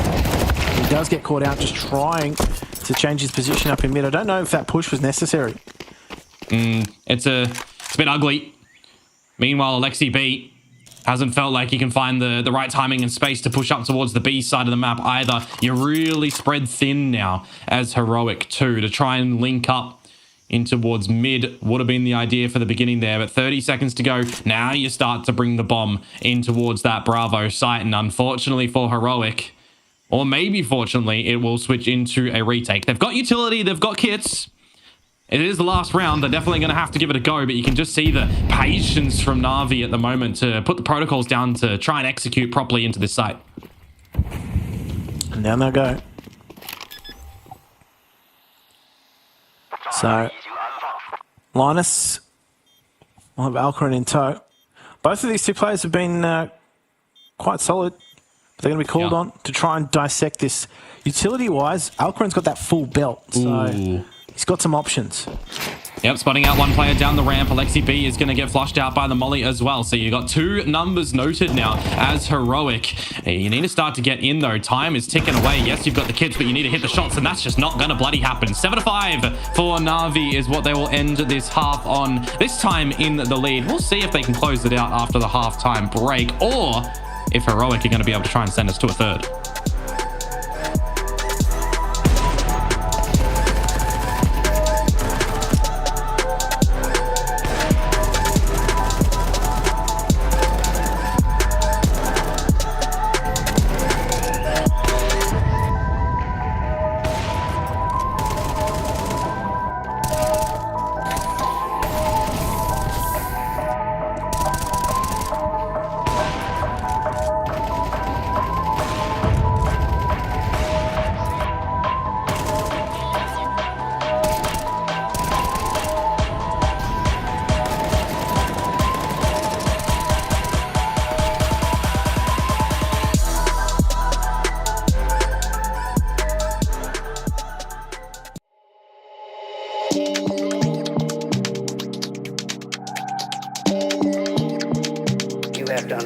things are up here.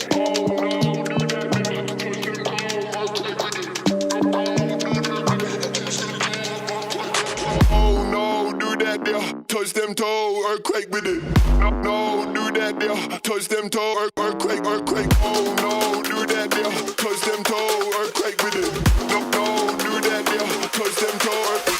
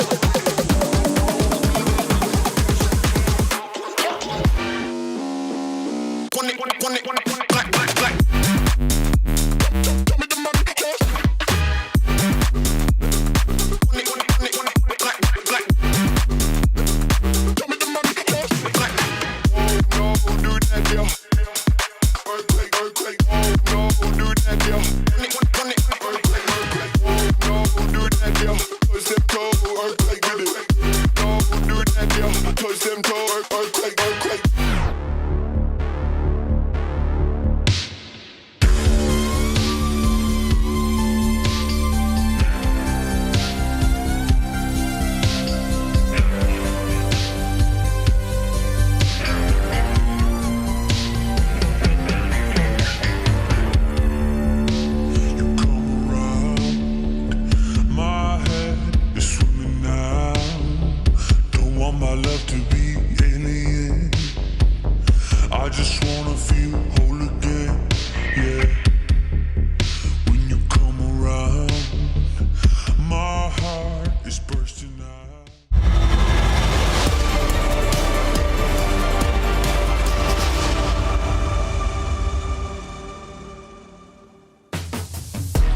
It's IEM Chengdu on the line now for Heroic as they are trailing at the second half of this elimination game on this second map as well. They've got to bring the fire here, bring the heat on this T side to try and extend this series. And, well, no Molotovs in tow, so maybe not literal heat in this round. But regardless, you're right. They've got to stand on their own 2 feet at the moment, and Wonderful is going to make sure that they are sleeping horizontally, at least one of them. Yeah, but if you still go into this B side, I mean, you're going to have to contend with them when the smokes fade in a quick wrap, right? Yeah. Quick flank, though, from Makaze. It's going to keep Alcaran on his toes. Yeah. Oh, try to catch him in a reload as well. Makaze gets the bullets back in towards the clip as well, but the same can be said for Nilo. He gets caught running out of them, and now, as quick as you like it, Linus in the 1 versus 2. No kits currently in possession, no util. The tap out on towards it. They know where he is. The challenge of the fight. He's looking for the headshots and he cannot calculate it, unfortunately. Na'Vi, yet again, pistol. Yeah. Nice and easy in the end there, right? To be honest with you, I think Makaze was honestly the pivotal part of that entire round. They pushed him. They tried to make it difficult for him, and I think they just tried to push too far here, to be honest with you. Alcaran's done a great job to set things up, but then they all just start trying to push through. They needed to get that frag. That's the linchpin, and that is pivotal for Na'Vi in that retake. Yeah, I mean, you want to talk about an underdog story. You generally want to get a couple of freebie rounds. You want the second rounds after the pistols. Well, that's all 4 pistols for Na'Vi at the moment. And it might be another round that they can deliver with here, unless the overwhelming forces of Heroic straight shooting into this B site like the Peanut Gallery can get in and maybe solidify a round. Player goes down. Wonderful gets not even traded, doesn't find one. Nothing.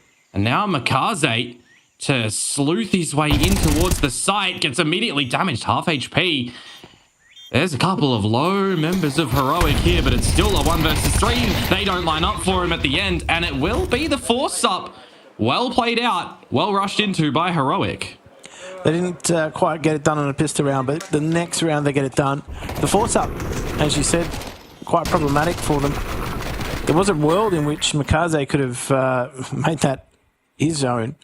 But that's a problem now for Na'Vi, and it's exactly what Heroic want to try and give themselves a fighting chance in this half. So they've got themselves good economic advantage.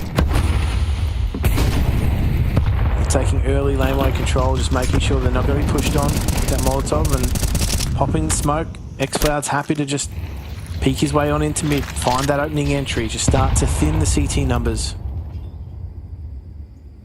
I mean, usually it's that insanity moment as well, right? You always try to get that force up in the second round after dropping the pistol. Finally works out for Heroic this time. Might be the way that they can get back in towards this series, not just this map in its small little bubble field. 2 kills already in this round. Looking to navigate it nicely.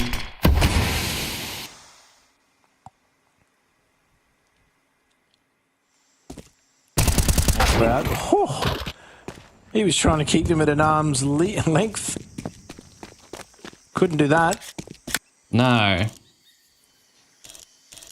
You'll definitely cop that free haircut. Could they make this round very expensive for Heroic? I mean, Alexi and Ima are here, and they're revealing themselves at the moment, but with the double smoked off positions, it's not really going to be the easy route back in towards the site. Maybe Alexi B can lob in those flashes to try to prop up Ima into a bit of a spot, but he's just going to get bowled for 6, and the bomb will go down now.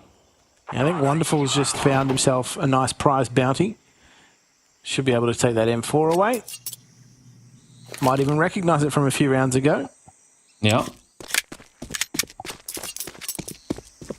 So, just some armor to be saved on Imet. More importantly, just not give anything to Linus, who's running around with that Mac 10. The thing is, as well, for me right now is Heroic. You got to remember what the taste of rounds look like, because you need to keep finding them. You need to try and keep outsmarting Na'Vi at the moment. But importantly as well, one of the favorable things for Heroic that we've seen over the course of this series is the togetherness, right? When they're together in these scrappy fights, just with the big old numbers, they're getting the trades, they're weathering through the hurricane. It's been looking a lot better for them with the quick ones. Maybe they want to try and play a little bit further on with that until Na'Vi start to put a stop to it. Yeah, definitely feel as though Na'Vi can do some damage with this buy. Excellent. Grenade. Eating that grenade. So that's going to stop him. The push has come through. Oh, he's not get overwhelmed. Yeah, just going to get hunted, but you recognize the situation as Na'Vi as well, that there might be numbers around it. Bit now hungry to do what Alexi B could not from the same position. Don't tell me he's going to die as well. No, never mind. The headshots of the Deagle is starting to come through. Finds 2.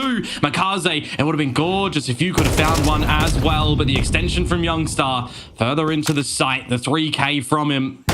Now looking to see what the rest of the team are going to be able to do. Wonderful now in the 1 versus 2, but just not going to be given an opportunity, is he?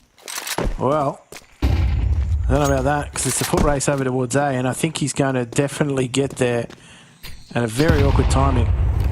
Oh, plant will start to go down. You've got the AWP locked and loaded on towards his location as well. That's a gimme from Xflower. What you doing there, mate? Now Wonderful spotted out where Alcarin is playing from.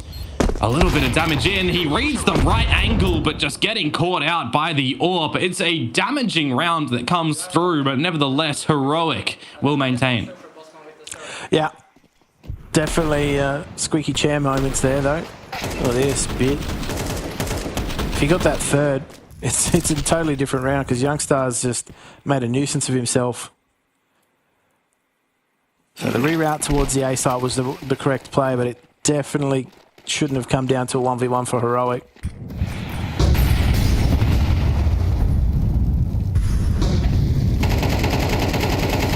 It's early waves of utility coming on. So, just taking it nice and easy. Yeah. Not a lot of utility for Na'Vi here either. No access to the AWP too. And no kits. So it's definitely best scenario for Heroic to get a good round, take over the lead, and look to really do some damage on this T side. Already getting a little bit of this further control as well, where you're not going to see too much retaliation in terms of bodies from Na'Vi at the moment. Just very spread around the map. And again, as Heroic, you'll regroup yourselves too. You'll look to set things up towards this B side. Watch that shot! Illegal! That is one way to crack the round open, that's for sure.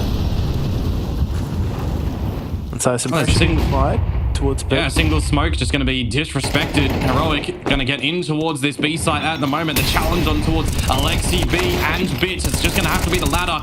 He's not going to get touched by the flames, but he will start to get challenged yet again. Hello, Makaze. You've now arrived to the party, but you overlooked the spot of Alcarin. Youngstar there as well to close it, and Heroic 3 alive at the tail end of that one. How did they not convert that push? There were frags there, surely. They have got to be disappointed with that. Na'Vi were right there. I mean, they were there But you've got that slot in later from xCloud. You've got that very sharp shot towards the red room as well. And you reset the money situation of Na'Vi back towards the eco state, back towards having a good old nade for breakfast too.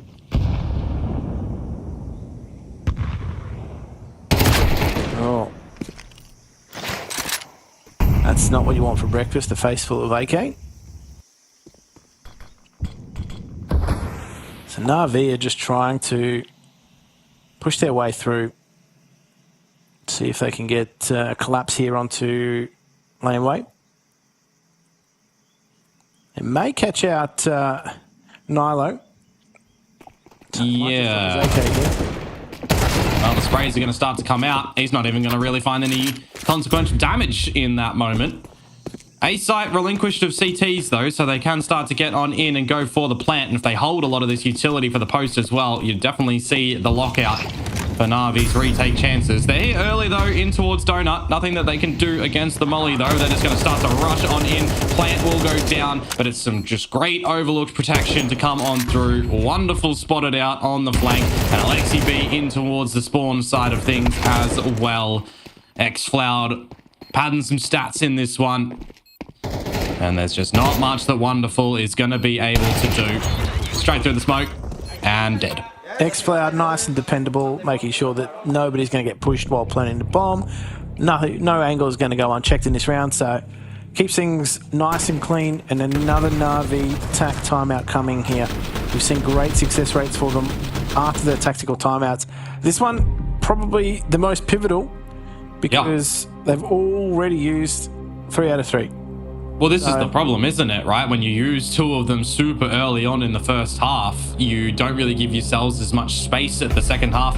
Comes down to your actual IGL to make sure that there's some really good decision making. And I mean, the mantle of someone like Alexi B is really up there, right? We look at the success of what last year delivered for this squadron, but for this year, there's been a bit of a fall off period for them and the rise of some other teams too. So you definitely need to see some really good decision makings and, you know, Na'Vi winning the series that they technically should be winning. Yeah. Definitely put them on paper as the team to beat in this series. So those instant smokes going down in mid. No interest towards anywhere else in the map but A. They are one-track mining it straight on in Heroic. Changing the pace after the tactical timeout. Wonderful finds the first pick. They actually isolate Makaze. Yeah, they want to go in, don't they? A little bit too greedy at the moment. Na'Vi, the plant, starts to go down. There's not a lot of utility for this retake either, and no kit. So at least a bit of a saving grace for Na'Vi that they are here super early to go in for the big fight on this retake, but it's just going to come down to making sure that you do hit your shots. 2 from the temple. Lexi B smoked out yet again in Donut, but now you're starting to formulate what this retake can look like. The challenges just getting held at bay. Trades start to come through. It's very successful yet again for Heroic.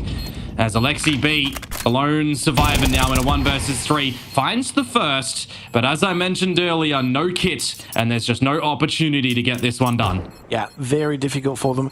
They did a great job of rotating early on, right? Very much limiting the post-plant position options for Heroic, but Heroic were just ready, standing there to trade things out. They knew that there was going to be a stream of CTs rolling in, and they just were able to, backs against the wall, keep that site nice and clean. I think, you know, also sitting in the back of the A-halls, just post-plant was their best option. Alcarin, he's continued to deliver with that AWP, and he's looking rock solid.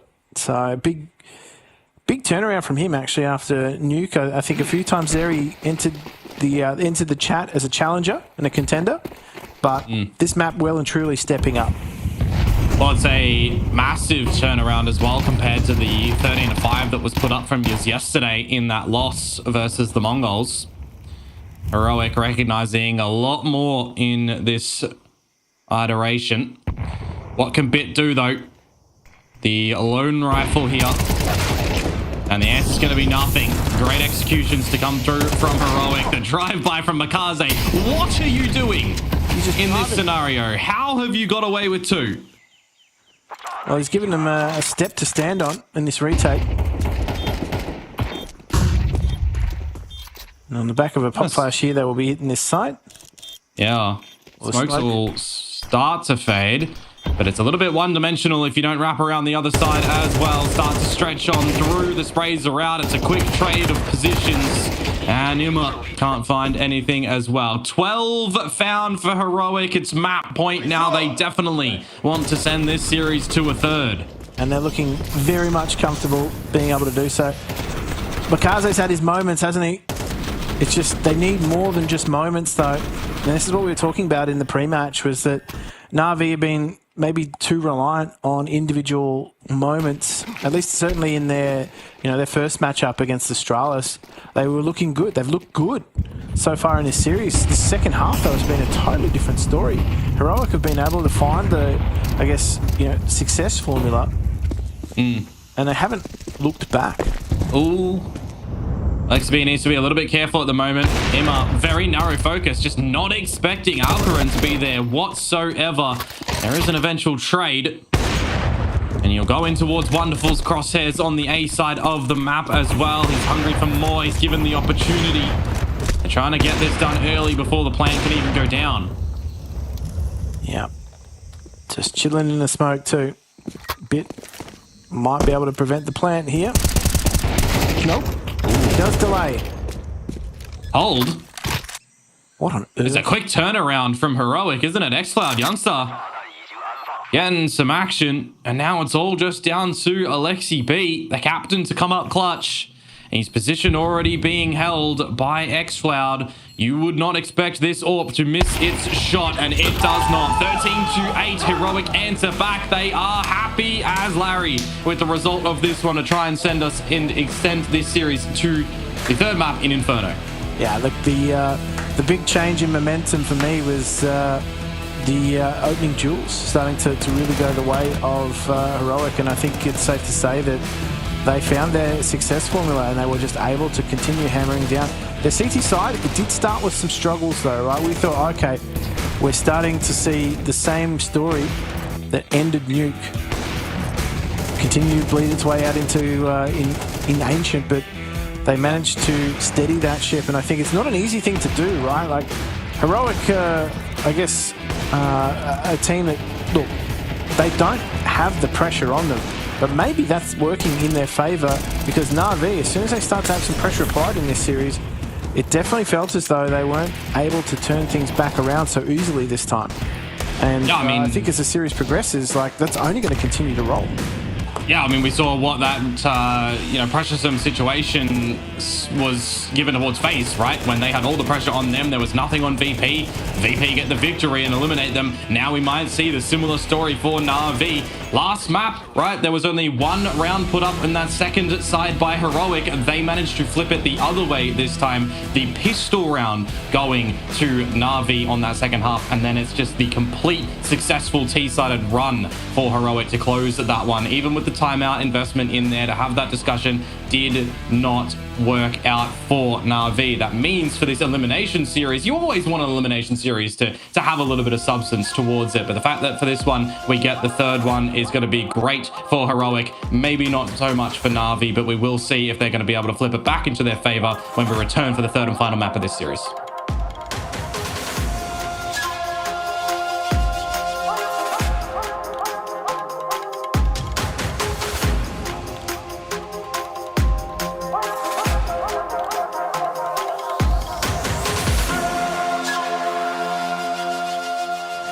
Here's to the challengers, the ones who don't just settle for decent elo, but hunger for something more.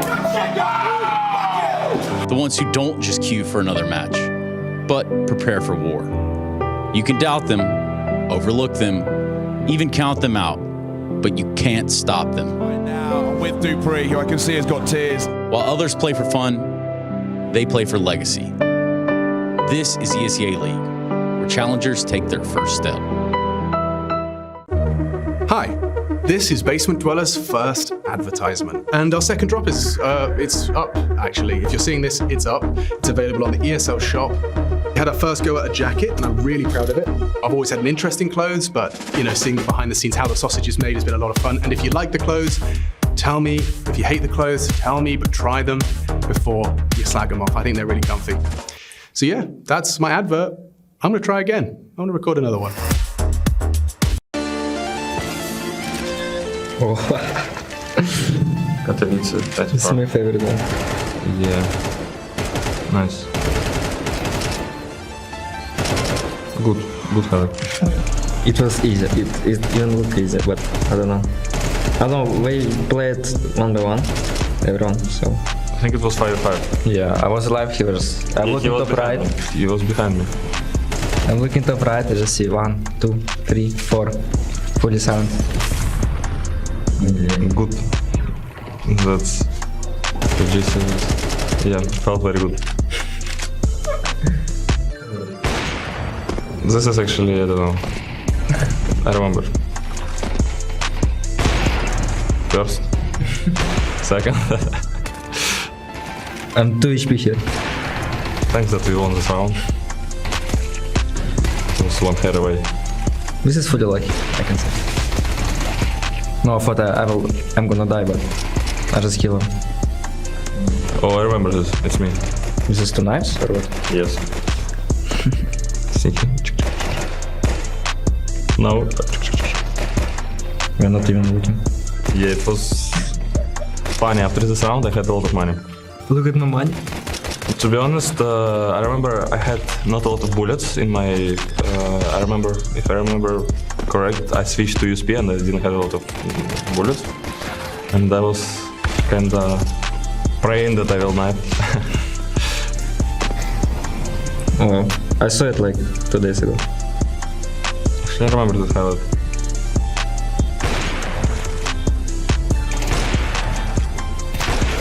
Nice shots. It was good. The first event after break, I guess. Yeah, it's kinda good, but usual kills for Roller. To be honest, yeah, nothing special here. He's doing it every I have day. better highlights, to be honest. He's doing every day, every map with this, so. Oh. Nice. In control. Check.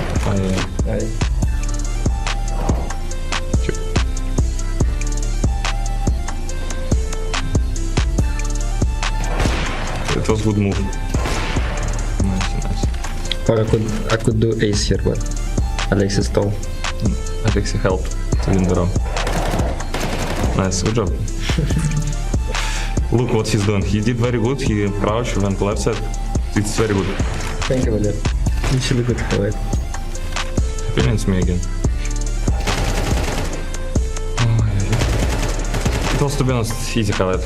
I mean, easy clutch, because I knew that I think 2 was slow and easy. It was not hard. Usual job. Again, usual kills, usual clutch. Yeah, but very good that it was kind of an important moment of the game, so it's nice.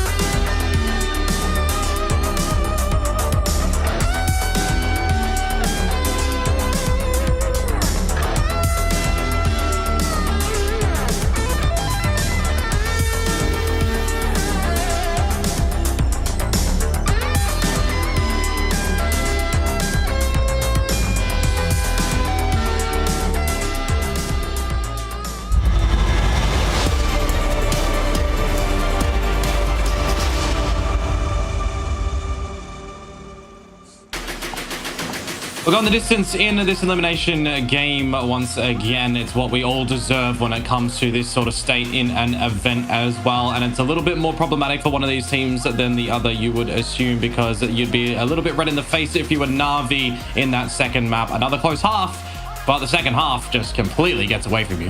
Yeah, it does, and I think it's safe to say that they're probably going to be a little bit more frustrated with that, having felt as though they were the team that was commanding that match in the lead. They were looking as though, you know, things were just going to be piling on in terms of pressure on their opponent's Heroic, but it just slips away from them. Heroic find themselves in a position where they're actually really starting to pester their opposition. They're finding the breaks, they're finding the opening entries as well. And yeah, Na'Vi just whittled away in that match, and I think it's, you know, you wouldn't think that it was their map pick, but Heroic have, I guess, you know, done exactly what was done to them in the first. They take their opponent's map pick and they trade, and they end on the third, and now here we are in what is going to be a fantastic finish to this series. So, but I mean, like, you think about yesterday's games for Heroic as well, right? Ancient, they got smacked on. Inferno, they got smacked on as well. But for right now, it's like they don't really come out good with a proper turnaround.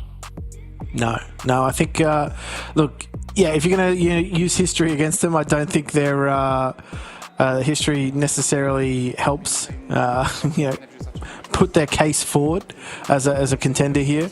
But yeah, from a perspective that, I guess, if you're a Na'Vi fan, you're probably asking more out of this roster, because we've seen that Heroic have had a lot of cracks on Inferno, and if they're going to take this series and, you know, knock Na'Vi out of IEM Chengdu, which is honestly another big scalp being taken, then they have to really correct every little mistake that they were making yesterday, and that, you know, was being exposed quite phenomenally by Mongols.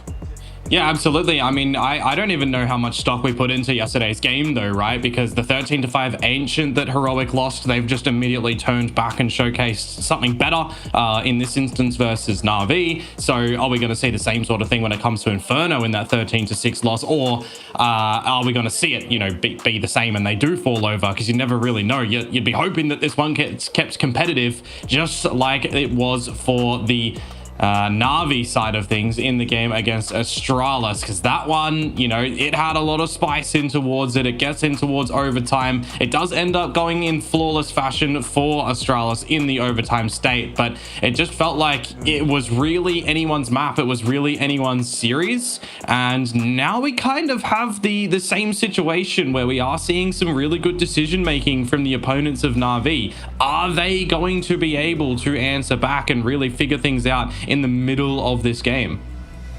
That's the you know, the question on everybody's lips, is what is their ability going to be like under pressure, and under elimination pressure, right? Like, they could be potentially joining FaZe as a team that is attending the major but not attending any further in IEM Chengdu. So that's a real and frightening prospect for this roster, who has obviously come into 2025 with high expectations.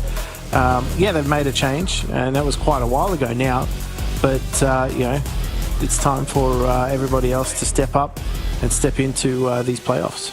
Yeah, it's the do or die time now for both of these teams in IEM Chengdu, who will be continuing on in this lower bracket run to still have a big challenge against Spirit or Falcons. We'll find out on an El Clasico on Inferno.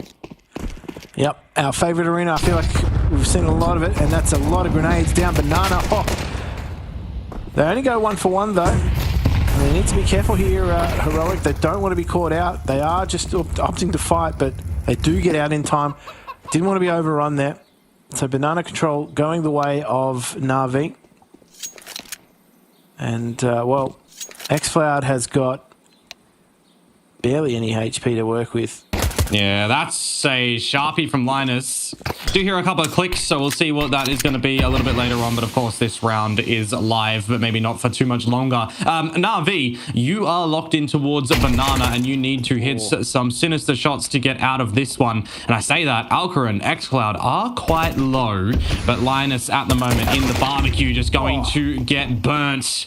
the bomb to make its way in towards the site, but there's some recovery now from Na'Vi as it goes down.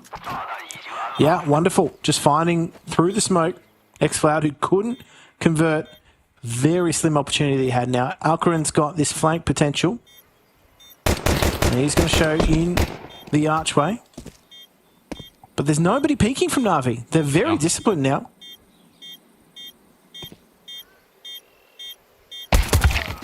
Good shots to start to come out. Now it's Nilo for the 1 versus 2. Finds the first one. You think he might have been favorable for the second to Alexi B. Just a millimeter across on that crosshair, and he potentially could have got it. But nevertheless, 5 out of 5 pistols here, Jim, for Na'Vi in this series. And that's also adding to the fact that after the pistol in the last map, they didn't get a single further round. So for their sake here, show a little bit more. Continue to, you know, save a bit of face after the pistols, because we do know that Heroic are, well, forcing up as usual.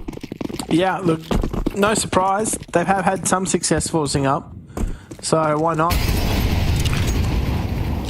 Just that Molotov to stem CT aggression coming down Banana.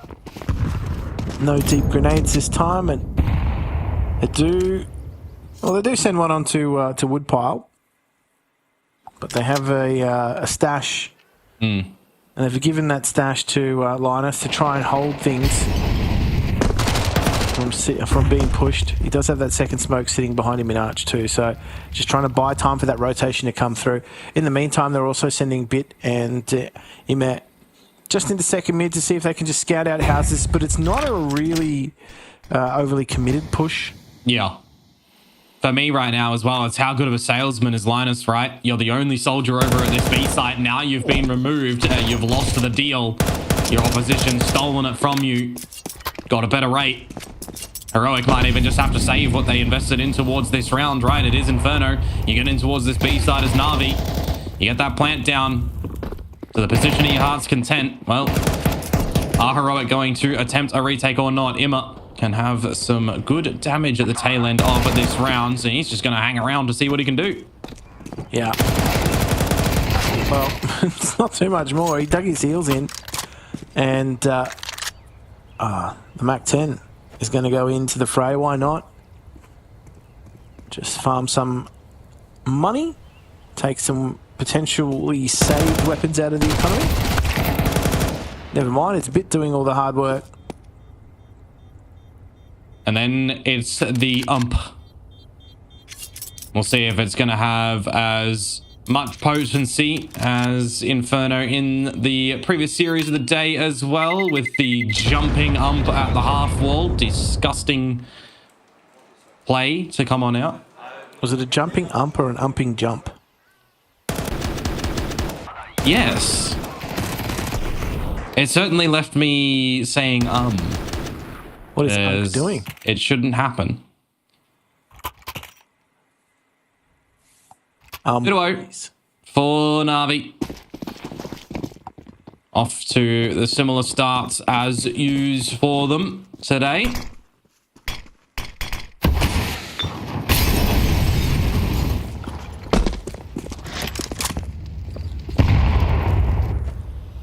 Just very measured approach. Layering of some damage util. Top Banana.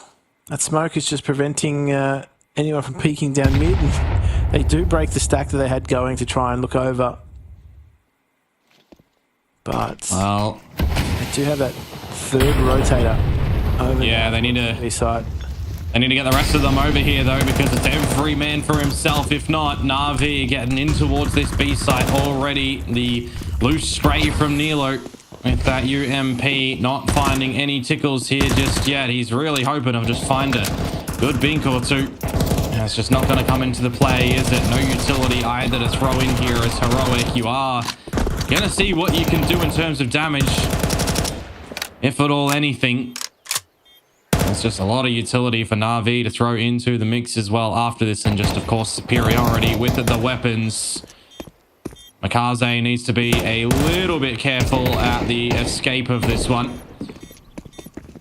But all in all, everyone's starting to go on down. I say Makaze, and that's why Nilo is finding the right timing. Just trying to take a few with him. Yep. But now everyone is just going to dissipate away, and, well, he finds Wonderful as well. So, okay, there's actually some not too bad damage. Yeah, not too bad money either. Getting that kill bonus, so... Don't know if that was on the cards. I actually thought Na'Vi would have made a cleaner exit than that. But Nilo's made a real pest of himself. Yeah. Now we can start to get into the meat and potatoes of Inferno, though, right? We got the weaponry in possession for Heroic. We've got Alcaran with that, AWP out. It's where we need to start to see some good defenses, some good decision-making on this CT side for Heroic.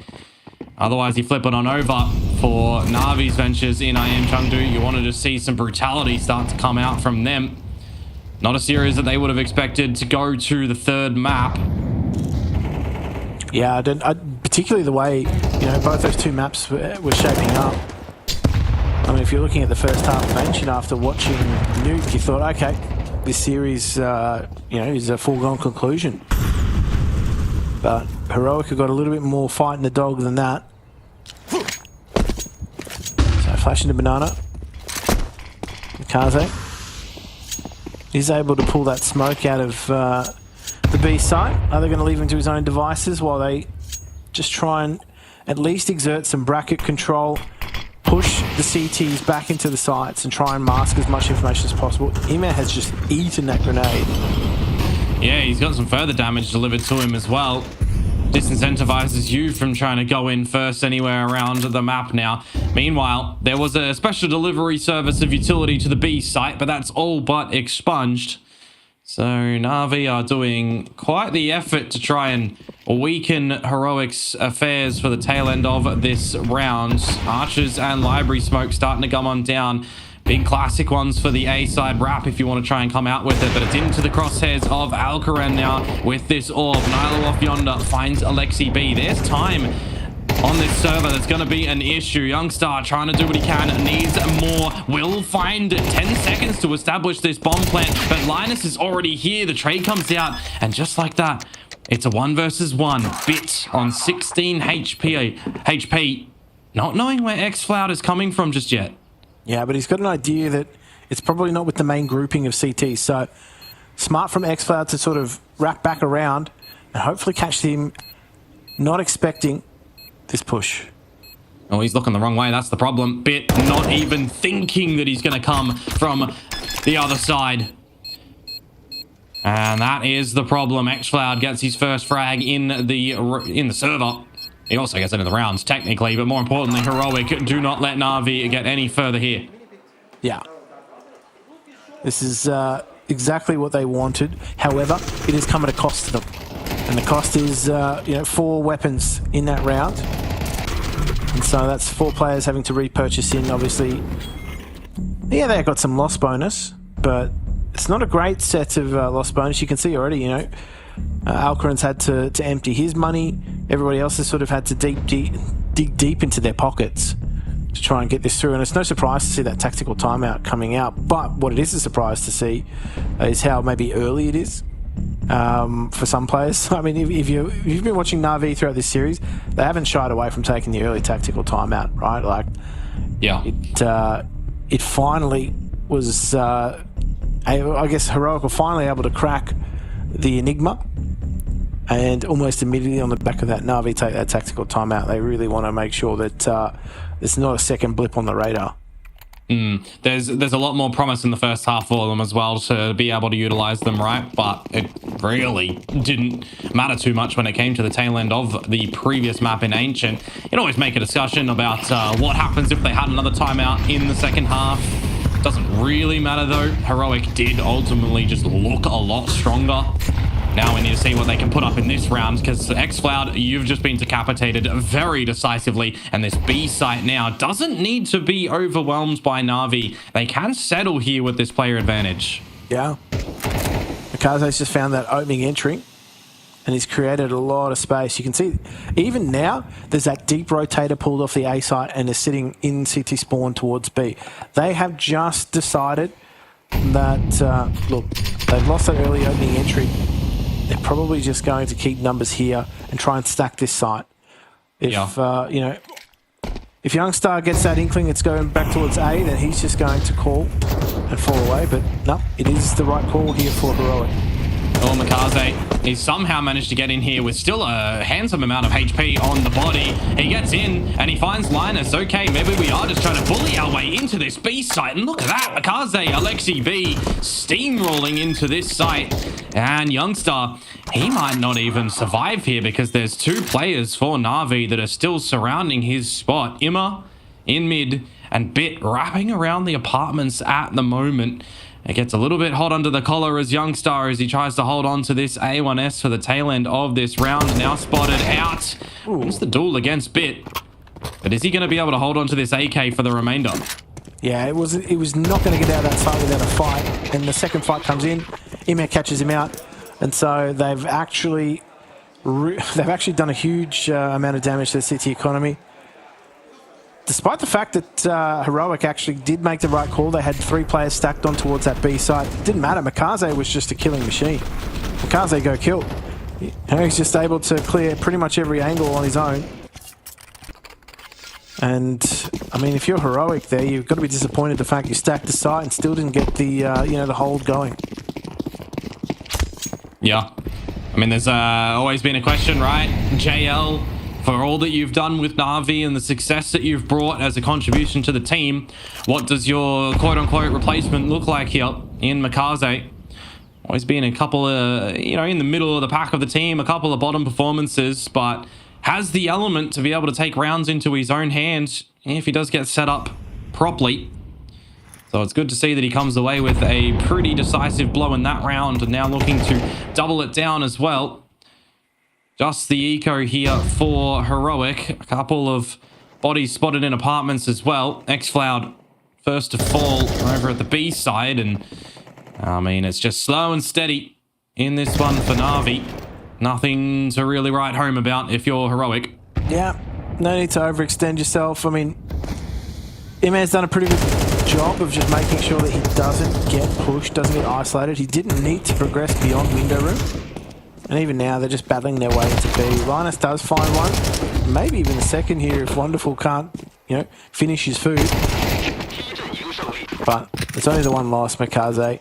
And Na'Vi are starting to stack on some rounds. Well, do we get a timeout to come out from Heroic, though, before they get in towards a new gun round? Because they need to start to figure out what to do on this CT side, right? The banana bombardments aren't really working out. Na'Vi are getting in front of them, or they just are happy to play patient, find the space elsewhere. Your typical Inferno things. Alcaran as well, for me, right? Really silent so far in a very crucial role on this map. Yeah, I think that's the real concern, is that when your players go missing in the 3rd map of a series, it's never a good thing. Oh, an opportunity goes awry.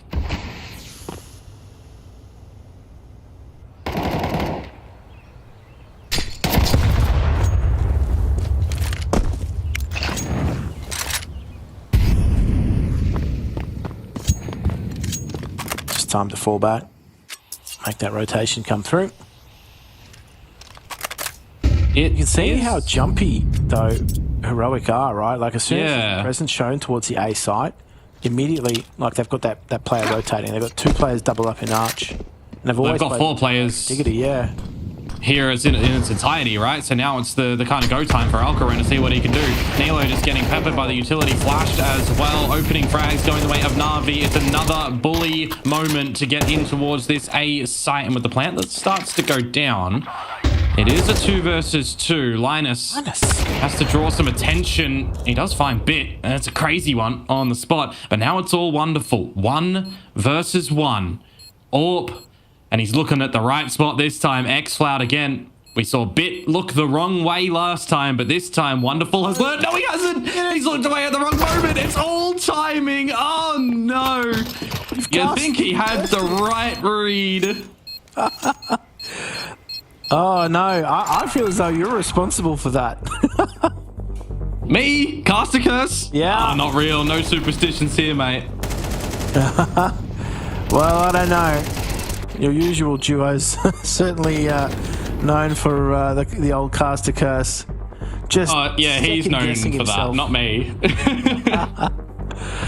Wonderful, just second guessing himself. The timing, he had it all worked out. Yeah. So another run around. I mean, you can't really even blame yourself in that point if you're wonderful, right? You had the right idea. And you look away just at the millisecond. It is classic Counter-Strike timing. You just have to shrug it off. You've got another buy to be presentable in this round. It's early stages of this third map. Just full focus up. Go at it again. Yeah, thankfully they've got some more money where that came from. The bomb plan also definitely helps that scenario. That's a meaty grenade. Straight on up. Yeah. We've seen a couple of good ones at the very beginning of a couple of these rounds from Heroic, but a lot of them were unconfirmed. This time, Alcaran's going to finish off Alexi B, and now it might be a bit of a quicker one to come out from Na'Vi towards this A site. The apartments pop. They're going to go on through. Flashes are there, but it doesn't matter. Smoke, you will not pass.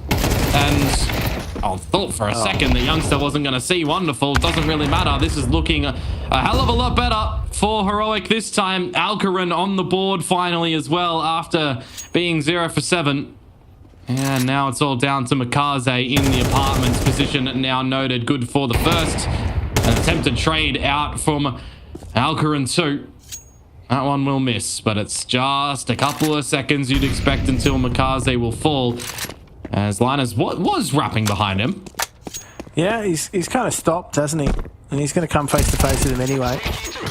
But I'll be honest with you, it really looked quite disjointed from Na'Vi. I think they really fell apart as soon as there was some city aggression shown.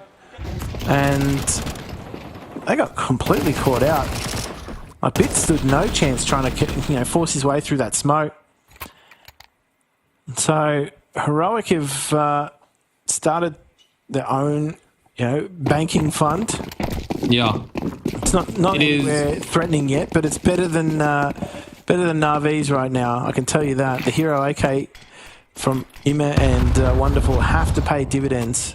It's the campaign that's past the Kickstarter moment, right? That's what we need to start to see from Heroic. You're getting into this further state of the business. Now you need to see it really start to propel forward. Bit of forward movement though from Imma with this AK-47. He's scoping out the situation and not seeing too much as youngster up at the top of the balcony will be spotted. Imma trying to find the timing, will get traded out. The rest of the squad still looking to see if they can go on in, but being held back at the moment. 2 versus 3. Bomb making its merry way through the apartments. There is a slight opportunity here for Na'Vi. Youngster with some sharp shooting on that balcony. But look, they're going to play double pit. This is probably your best option, to be honest, in this scenario. Oh, the HE grenade is just going to finish off Bit. That's a good bowl. And now Alexi B spotted in the mini pit as well. Head blown off by the orb. So it's a bit of a recovery round for Heroic, but it is a round they should have technically been gathering from the first investments. They inch a bit closer now to Na'Vi's score. Yeah. This is certainly something that's crept up on them, hasn't it? I think it just shows that Heroic have got this attrition, right? Like they can grind their way back into matches. Nuke was obviously a very tough instance for them. They didn't grind their way back in at all. The second half was just a complete blowout. But both across Ancient and now we're seeing in the first half of Inferno. They've got some resilience. Well, more damage delivered at the very beginning of the round yet again towards either Mikaze or Alexi B. Bandages, you'd assume, can fix what Alexi B is dropping down, but it's confirmed damage now for Na'Vi that they have to rechange what they want to do. Slow and steady, split across the map. Seeing if there's any overextensions from Heroic, which we might get now, but it's a perfect flash. Unfortunate they don't manage to confirm the kill, though. Yeah, would have loved a confirmation of kill, wouldn't they? But for now, Youngstar does spot out one. Smoke does hop onto jungle side, and that's going to be Ime trying to create some space now for his teammates. Nylo's going to be pressed through that smoke, but he has to take a duel. He does very well. Oh, Alcaran. Oh, is he going to push? I thought he was. I mean, he thinks better of it. He has an AWP in the moment. He would Pinocchio himself through potentially. And he can wait for the timing for Xcloud to come through apartments as well. Makaze this time finds the right spot to sit for the remainder of this one, but he has to get out of dodge. He'll just start to be charged upon. Doesn't matter at the end. Imma will burn Alcaran as well.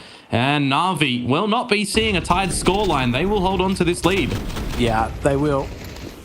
It was getting really hairy for them there too. I thought Nile had done a fantastic job.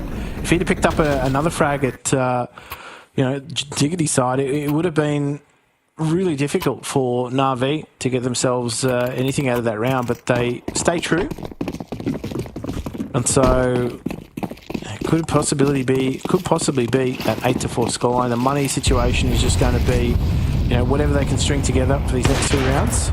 It's come out relatively decent, but is it going to be the aggression that they revert back to? Nextel's actually taken a very aggressive step through carpet. Oh, and it's so tantalizing now, isn't it? When you see that HE grenade fly past your face, you know that you can come out with something here. You've got the AWP that will hold the line as well. You can switch things up. This is a very important round for Heroic. No money in the back pocket if this one gets dropped. Alcaran just going to get shouldered out by Imma. Oh. Nice little play. Removes the threat. Always present. Even remove the gun too. Yeah, nothing to be taken. Attempts the silent drop over a B. Xcloud's timing on the smoke, though, should command a little bit of respect. But he is the only player here, currently, at this side of the map, too. Yeah, the push, even going through from Youngstar, he's opted to keep the MP9. I'm got no doubt he saw the AWP. Yeah. Oh, the block on the smoke. Here we go. Youngstar's actually been activated. However, Alexi B doesn't need vision. And they are going to get themselves into this B site. The bomb plant will follow. Yeah, HE grenade not going to do too much, unfortunately. Not planting at the standard spot behind the fountain. And Imma, he'll already be spotting out what Youngstar is looking to cook up. However, he was missing some ingredients to have that one. And now in this 2 versus 2, the retake is certainly on. Linus and Youngstar to come together. What a shot from Youngstar. Straight through the boxes. And wonderful now. Stuck in the smoke of his opponents, and they know it. He's going to stretch out and be put to rest. 5 rounds now for Heroic. Damn. If you're Youngstar, you're fired up, right? Like, you could see him in the player cams there. He was waiting for that high 5. He has absolutely sent Na'Vi into the shadow realm with that spam. Yeah, I need to see that one run back, don't we? Good patience from him. Not picking up the AWP, using the MP9, coming in a little bit later, winning a couple of duels. I mean, he comes out with a massive multi-frag in towards that round. He's doing work. Last round of the half now. A little bit of stability for Heroic as well, right? With winning that round, it means that they do permit themselves a better buy. As I mentioned, they were out of funds if they'd lost that previous one, just on the loss bonus. Yeah, it's not necessarily a situation you want to be in either for Na'Vi, but Xcloud does get flashed out, only finds one. That grenade was very close to getting the job done. Certainly so. But you reset yourselves on the round yet again. Alcaran. How long does he stick around waiting for the smoke to come his way? Dry swing with a flash behind it. Pulls the trigger on that. Imma down. And a mid walk now from Heroic as well. They're going to completely catch Bit. No, they're not. They're looking the wrong way. This round is flipping back in towards Na'Vi's favor unless Alcaran can do something about it. Or unless maybe Bit can win this duel against Nilo, which he cannot. So we keep going in this tumultuous affair between these two teams. 30 seconds to go. And Alcaraz is on the perfect line. His decision making here is looking good. Alexi B, remember, 11 HP to try and confirm this round for Na'Vi.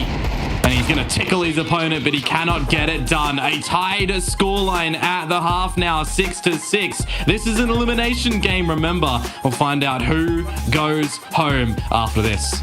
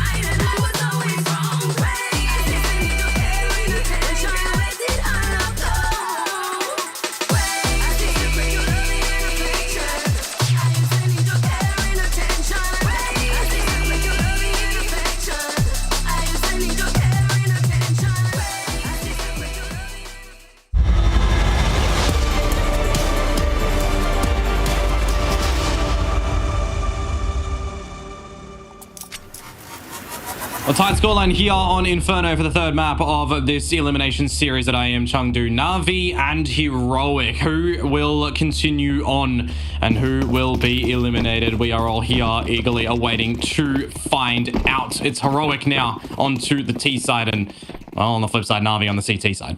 Yeah, there's a little bit of a stoush going on in mid. Bit just trying to see whether or not he can pick up an early frag, a little bit of info. Not to be the case, he does take some damage for doing so, but just making their way, slowly taking territory through second mid into carpet. They're going to come into contact very shortly with Imap. And he doesn't want to be overwhelmed as well. They are just slowly creeping their way forward. And there's still 3 players sitting towards the speed side. Are they going to rotate whatsoever? Yes, they will on the back of this. Yeah, Emma pressured at the moment, would have had to cop a reload soon, but now the damage starts to be delivered. Bit needs at least one more, you would assume, as Nilo takes the furthest space towards the archers. Will confirm a lead going into this post-plant scenario. Yeah, Yeah, I don't know if this is certainly in the range of doable for Na'Vi, but they're going to give it a crack. If they can find an early opener, that will certainly help their cause. But I think as they just scamper around this site, the task gets a little more difficult. Yeah. Going on in though. Wonderful with the duel. He's getting dinked on. Can he confirm things? Well, he needs to find everything. He cannot do it. Nilo for the 2. And folks, there were 5 pistol rounds in this series for Na'Vi. Now no longer. Heroic get there first. Yeah, at the right time too. If ever there was an important pistol round for them, it certainly was this. So could the series start to turn in their favour on the back of it? They've had no success, as you pointed out, in pistol. And, well, what a time to find the round that they need to get ahead. But that being said, though, Na'Vi are not going down without a fight. They've forced their way into this. Yeah, they'll bring up some weaponry into it. And the 6-7 for all you bloody zoomers out there, and you have your fun. I like jokes. I get jokes.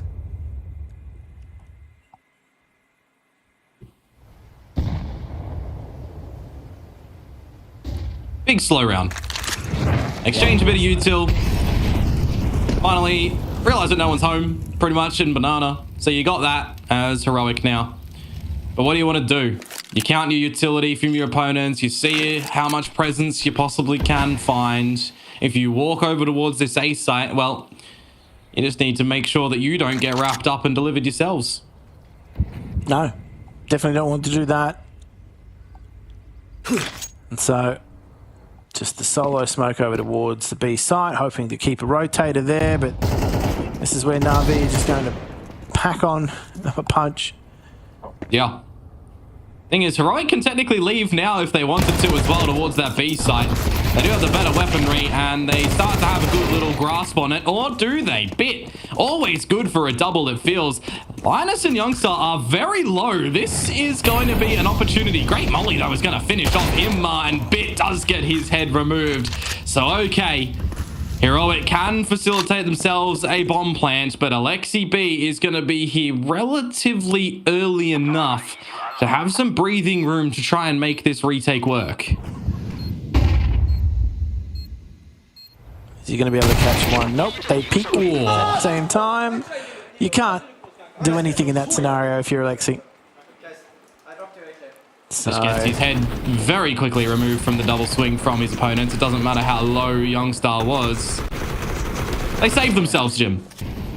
I don't know, Bits always finding doubles, but so is Linus. So I think you've got the perfect counter to each other, you know, duking it out at the moment. But Heroic have stepped up to a 2-round lead after the half. So they've just got to take the eco now, Na'Vi, and there's no funny business coming out in this round. They're just going for that default split. They've got the 2 players over towards B, and they've actually got that stack over the smoke at top mid. So let's just see what Heroic can find. So they send numbers over towards the map 10 on entry, the expendable. Yeah. Wonderful was given a couple of chances there with that Desert Eagle, but it does get fluffed in the end. Massive rotation now from Na'Vi towards this B side as well. They see the bodies that start to stretch on out to that site, but it's all a false sense of security at the moment, isn't it? Yes, you can slot yourselves in towards this B site now if you want as Na'Vi. But do you consider that Heroic have left towards the other side of the map or not? They're still here from our position, and they're going to give this a good crack back in towards the B site. How much damage now do you find as Na'Vi? It starts to go in, and it's just all coming up with Na'Vi. Death in the kill feed. Not a single kill found from them, as it's all 5 alive for Heroic. Oh no, that's not the way you want it to go if you're Na'Vi. You've stacked over towards that site. You don't find anything. Unfortunately, they don't have a pop flash or anything to really try and disrupt any of the crosshairs on Heroic. They were all able to just zero in on where they needed to be, and the crossfires held up perfectly.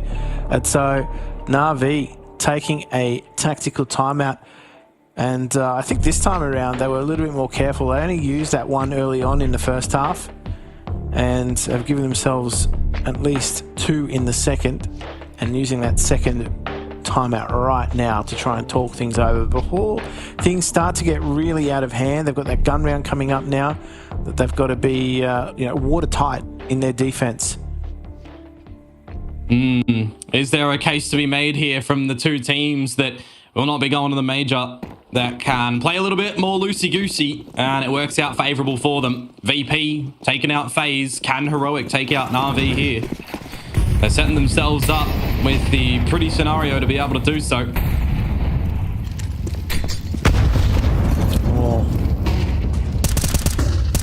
Everything is smoky in Banana. But no early opening success. If it had gone for that deep grenade, though, that would have really put a dent in Heroic's HP for sure. Just misreading the depth that they've been able to already find up Banana. Good from Heroic, though, if you are a fan of theirs, though, right? Dodge all of that utility. Set themselves up for a bit of an easier take later on. Do like this little bait and switch play over at the porch. Oh, bit. Very convincing from Heroic to come out on top of that one. Very rapid for the repeaks, and Youngster winning a very important duel against Imma. This, if you've ever seen it, is a save for Na'Vi. Yeah, and I think this is where Na'Vi have really fallen by the wayside. Like, just the way that Heroic are working these sites, the spacing, the trading, it's been perfect. They have been setting themselves up for success very, very clinically in these rounds. So, yeah, you've got to be on game point if you're going to take a series like this against Na'Vi. It's taken them a few maps to really settle into the flow of things, but their T-side's on point. It was, they just needed to get through the rough patch on their CT side, which, we saw them experience on Nuke. But, yeah, since then, it's been much smoother sailing. Got to remember, though, as well, right? Game's not over just yet. That's a rough one for Makaze. That's another gun taken out of the economy. They're starting to run out of options. But remember, it's not done just yet, and there was the slight comeback for the tail end of this map yesterday versus Astralis. So we know that there is some substance that Na'Vi can still come out with. It does, though, feel that it has a different aura at the moment compared to yesterday. So we really need to see a turning point happen for Na'Vi to get some confidence back. Yeah, they can't leave it too late either. So this buy is going to have to work for them. They've got a single M4. Everybody else has just got whatever they can muster. Makaze has gone kamikaze. Don't think he's in the right universe for that one to work out, unfortunately. The sacrificial lamb to no avail. And now his teammates have to try and deliver something over at this A site. You've been a little bit of the distractor's bit to pull things away from Wonderful. You yourself has found one and still got out to tell the tale. But are you going to be able to do anything consequential in this round? Bomb to be planted. Post plant to be set up by Heroic.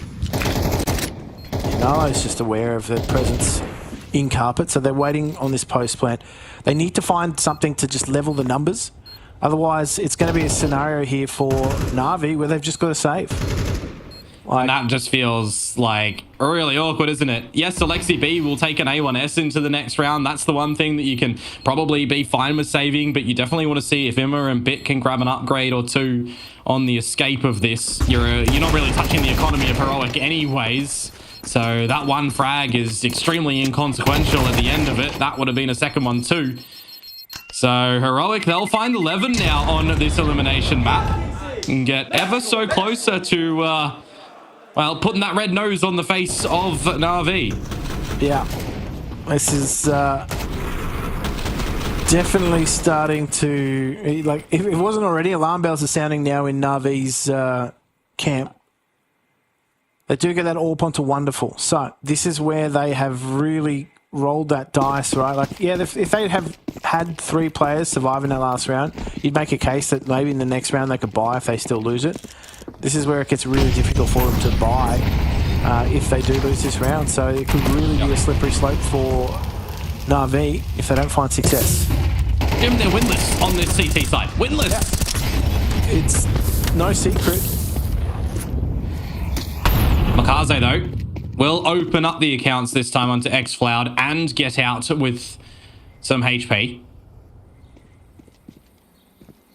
But it all comes down to timing now over at this B side of the map. Wonderful and Alexi B, they plant their feet. Finally, we start to see something from Na'Vi. They might even run it back with all 5 alive, but no, Bit will fall in the end. And Imma will take the 1v1 duel against Nilo, who he does lose the fight.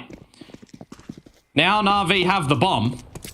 But Nilo, yeah, he's not going to really read this one, is he? No. Makaze does find the timing. And they've just been shut down. At least someone's gone, you know, wild. Someone's gone ham in the end.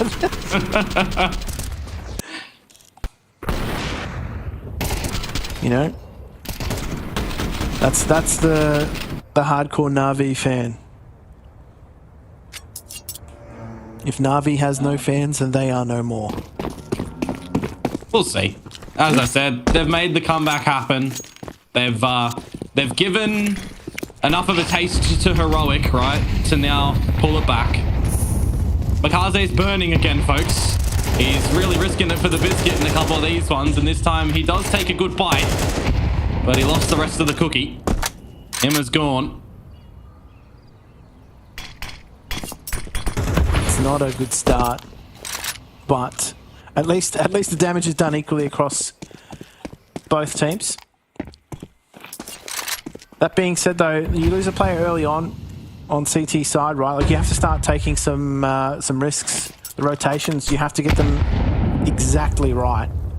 So there's no room for error here. Oh, Wonderful is going to up the ante, though. He's looking for it, isn't he? And he's going to find that onto Linus as well. Taking some commanding lines of sight is what you want to see from Na'Vi. Don't shy away from some of these fights. Now, the prospect of finding Alexi B here is going to be quite good. The molly out, he's going to swing. He's going to get immediately taken.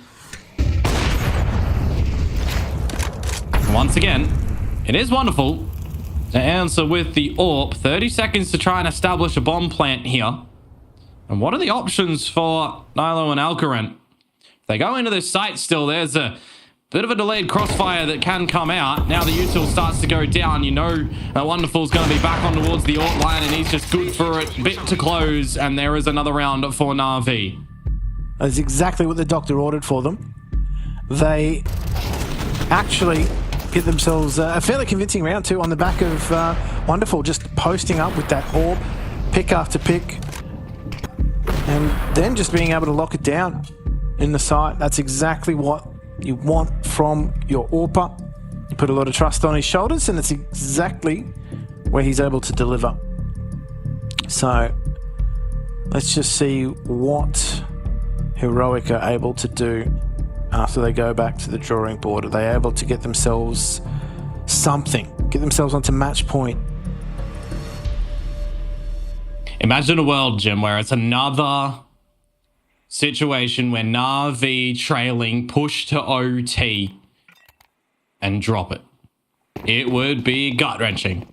Yeah, look, to be honest with you, if that's the kind of scenario that they go through and they come up victorious, you know they're going to be tired after these 2 days of counting. Oh, yeah. Lots of utility, though, going down Banana. That HE grenade not meeting its intended target, but there was no soldiers that it would have grabbed some shrapnel towards anyways. So the bombardment's down Banana, now going to fade away likewise of these smokes, but you still got a good hang around from the Na'Vi members at the top of it to see what they can do. Timing to come on out from xFloud. He finally actually gets a fight before he dies immediately, but he does get traded in the end. Yeah, you got to be feeling for him too. He's definitely gone very cheaply in these past few rounds. He does find success. And so they're in a similar scenario before. They're actually going to make that call to rotate the second player off the B site. They're going to leave Alexi to hold things down. Or do they just second guess it? There's nothing showing at A. They've got Wonderful posted up at top of bracket. And so they're going to keep that second player in the site. It is going to be the right call, but they've got to make sure they have this site on lock. Utility, not necessarily a strong point for them at the moment, though, in this site defense. They're just going to have to do it without the assistance of anything. And with Bit rotating over now as well, he can't even assist with any utility of his own, right? It's just going to be these rifles that need to get the job done by Na'Vi. 20 seconds to go. They can pull the rug out from under Heroic here if they catch him looking the wrong way. The first one doesn't go good for Alexi B, and Imma is only good for one himself. 10 seconds. Do you throw caution to the wind as Bit or not to try and stop that plant? It goes down as Youngstar elevates himself. It's a 2 versus 2 now. Wonderful with the AWP to see what he can come out with. Youngstar now spotted. Needs to reposition as well. This is getting sweaty now for Bit. A flash on in, and it doesn't work out. It's a team blinding there. Problematic for Na'Vi, as now they face elimination. Oh, this is series point for Heroic. And who would have thought at the start of this series they'd be in this position? Yeah. I don't think anybody would have been predicting them to take the series. But here they are on the third map. They are getting themselves closer than ever before. And so one round, and that could be it. That could be Na'Vi being sent home. The most crucial tactical timeout they've taken so far in this series. It's got to work. I mean, you look to the series that they've played in the last couple of months, right? They're losing the series to some of the big names. You know, they get the 2-0 victory over Aurora. But apart from that, I mean, you go down the list and there's not a lot of big tier 1 names that they're getting some strong victories over. This would be a pretty large one to have up their sleeve in an event that, you know, they see the competition essentially make it to the major, and they're on the pathway to start to get some of these VRS points. So if they can actually best Na'Vi here, you know that the players on this roster are going to be feeling pretty damn happy. Oh, absolutely. And deservedly so. Okay, this is already action. Makaze, he has been isolated entirely and overrun. That's not a good start to what is a very important round for Na'Vi. There's some damage to xCloud and to Linus. Wonderful has moved the AWP over towards this site as well, but he misses a very crucial shot. Now Alexi B smoked off, gets away with one, and he can't re-peek in towards this situation either. He has to get flashed on in, and it will come out to the sprays going through the smoke, but he's just popping in and out. Eventually gets laid to rest, and we're in another 3 versus 2 on this B site. Yeah, the bomb's only just gone down too, so it's going to be the late rotator. And so he's just going to wait for the smoke to fade. However, xCloud is going to stop him from trying to cross, and it's allowed a window of opportunity for Imet. And now they're doubled back in Emo. Could this work? Bit has the HE, can't afford to pull it out at the moment, needs the crosshair to be placed. No kits for the CTs, starting to come on through. Nilo falls, Alcor in position, not known just yet for the first. Bit is low within an inch of his life, gets finished off by Alcor, and it's 13-8 again in this series. And folks, Na'Vi get eliminated by Heroic. They had nothing to really lose as the underdogs in this series, and they will continue on in IEM Chengdu. And unfortunately, Na'Vi, they see an early exit against their expectations, right? This is not the first time we've seen a team that was not at the major in IEM Chengdu. There's only 2 teams here that are not going to the major, by the way, and they've both caused huge upsets, sending home FaZe with VP, and now Na'Vi being sent home by Heroic. I think that's definitely not what I expected. I don't think it's anybody else's expectation either, and certainly not the expectation that Na'Vi hold for themselves. But full credit to Heroic. They were up against it. They found themselves early under the pump in this series. They were able to recover. Nuke didn't go their way. Ancient was looking like not going their way either, but they found a lot of success late into this series. They really built into it, and full credit to them. They've been able to take themselves, you know, a pretty big scalp already in IEM Chengdu.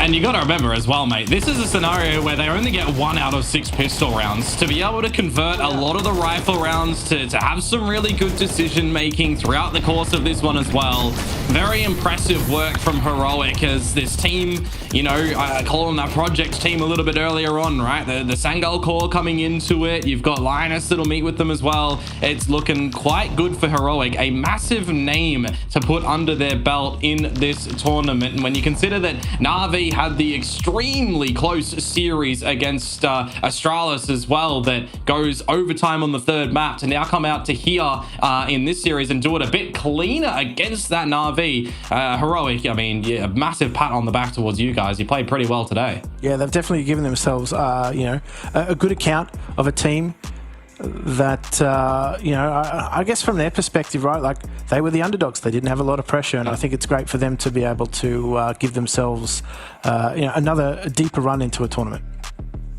Yeah, for sure. Well, let's hear from Heroic themselves. We've got Linus on the line, mate. You've had a good series today. How are you feeling with that win? Hello. Well, thank you. It was very good to play it on. I think we're very good.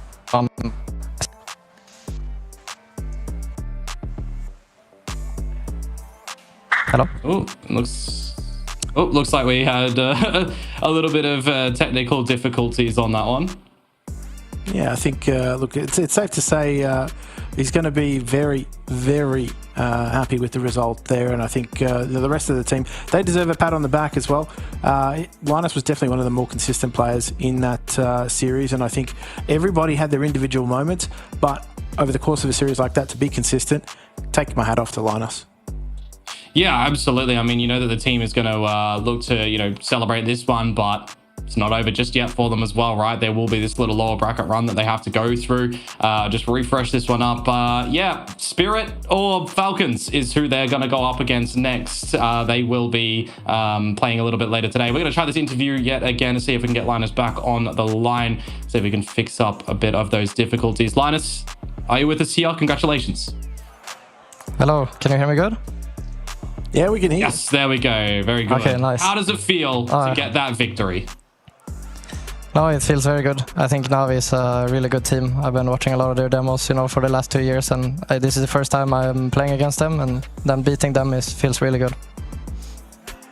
Now, you had a lot of individual consistency in that series. Are you feeling very confident and you know, feeling good within your own game at the moment individually?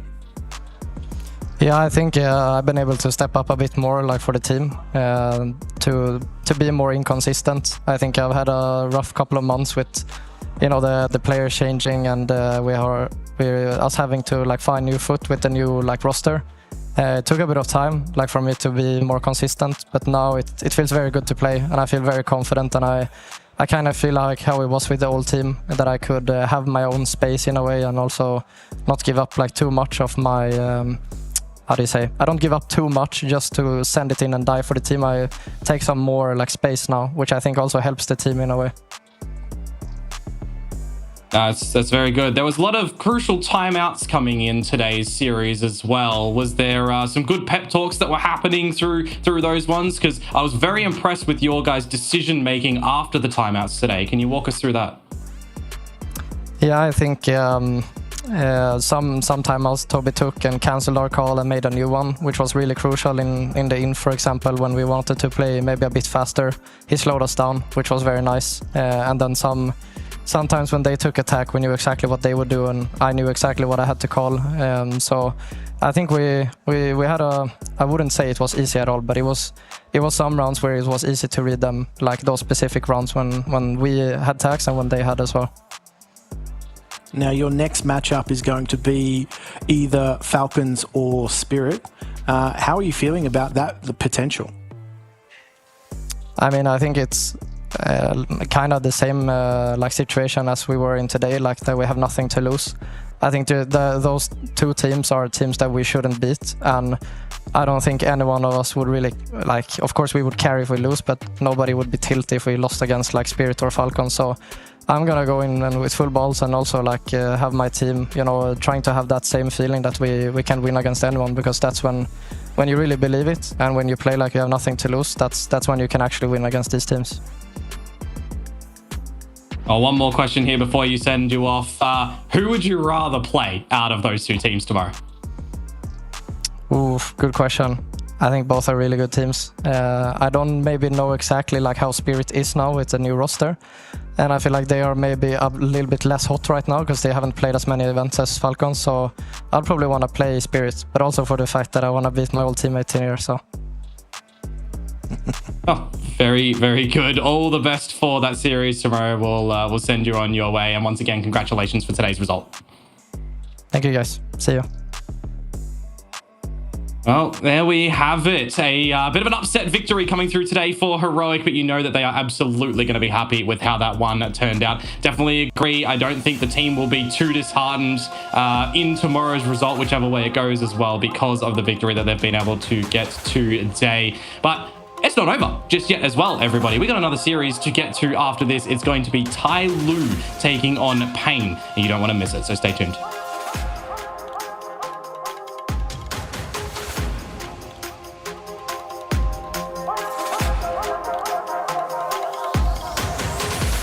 Here's to the challengers, the ones who don't just settle for decent elo, but hunger for something more. The ones who don't just queue for another match, but prepare for war. You can doubt them, overlook them, even count them out, but you can't stop them. Right now, I'm with Dupree, who I can see has got tears. While others play for fun, they play for legacy. This is ESEA League, where challengers take their first step. Hi, this is Basement Dweller's first advertisement. And our second drop is, it's up, actually. If you're seeing this, it's up. It's available on the ESL shop. We had our first go at a jacket, and I'm really proud of it. I've always had an interest in clothes, but, you know, seeing behind the scenes how the sausage is made has been a lot of fun. And if you like the clothes, tell me. If you hate the clothes, tell me, but try them before you slag them off. I think they're really comfy. So yeah, that's my advert. I'm gonna try again. I'm gonna record another one.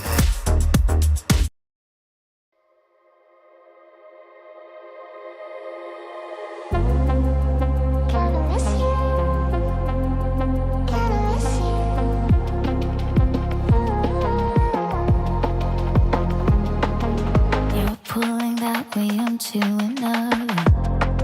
What's it gonna be? Where's your head at? Where's my head at? Watch how the waves they're chasing each other, and they let it be. Where's the shore at? Where's the shore at? Loud gets louder, fast gets faster.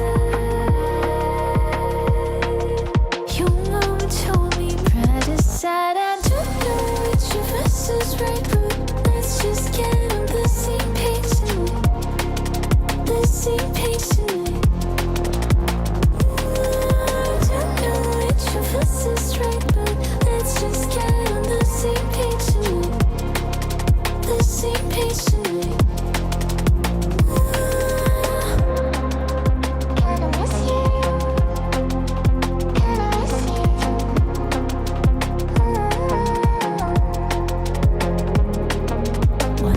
To lay my head on your shoulder for a minute, babe. We grew stronger, we grew stronger. Loud gets louder, fast gets faster.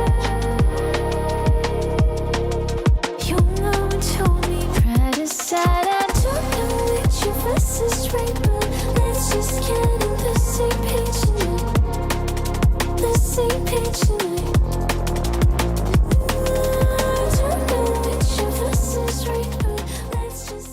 ESL presents the Intel Extreme Masters Chengdu in partnership with Intel,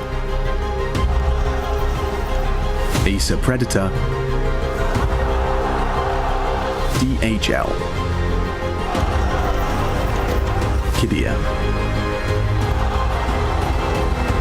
and Zoe.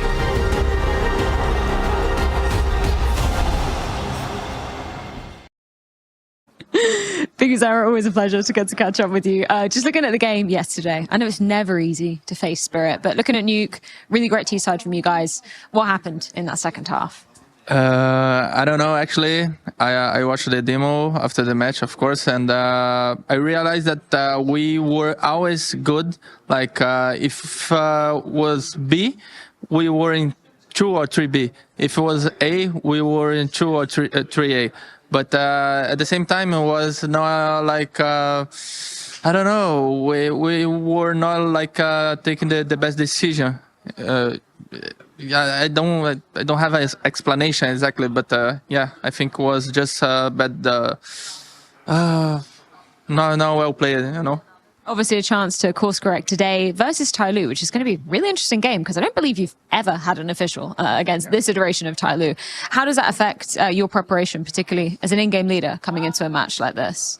I think at the same time it's a good preparation against them, but at the same time it's difficult because they have so many strats and it's difficult to remember each one all the time, you know. But it's a different kind of style of playing Counter-Strike. At the same time, we know that they have a very good aim. They are crazy aim all the time, all of them. And yeah, I think we just have to remember each strat, and maybe on CT side and T side just play our own game. Just finally, you're one of the few teams that are kind of doing a full-on grind right up until the major. You've got Chengdu, then we've obviously got Blast Rivals, then straight to Budapest. How are you, thinking about the energy levels of the team amongst all these games and probably not that much time to practice, right? Yeah, no practice, but the energy during the game is always good, always high. But before the game, we always tired because of jet lagging all the time. All the counts that we go when we like used to sleep well, we go back to another country, another continent, and it's crazy because we have jet lag again. And like today, I woke up 5 a.m. Of course, it's difficult, but I think at the same time, it's something that I will have to use to, you know. And yeah, it's difficult sometimes to keep the energy high all the time, but yeah, it's part of the job, and I'll have to face it. Well, wishing you all the best energy today, Bigazera. Thank you so much for your time. Thank you. Good luck. For the last elimination series of the night, the last series of the night, in fact, in its entirety for us here on the B stream, Tai Lu taking on Pain Gaming. And now there's always something to be said versus having the relaxation first coming into an event or keeping up the grind. Pain, they are looking for the latter, and in the yesterday's series, it didn't work out too good for them. No, absolutely not. And I think, we had the pleasure of actually watching that series yesterday, and it definitely felt as though at times they were often struggling and maybe a little bit more outclassed. But I mean, if they're a team that's only, just adjusting to the time zone, sure, you can make that argument. But of course, they were coming up against Spirit, and we can see here, one of the youngsters on Pain Gaming, Snow. He had his moments throughout yesterday, but look, definitely you can see the caliber of team that they've been coming up against continually getting harder and harder, and obviously his individual results starting to feel that. And I think Tai Lu, as I said, it's a stylistic change to what they're normally used to playing. Whether or not he's going to be able to adapt to Tai Lu's very aggressive Asian CS play style, we're going to find out.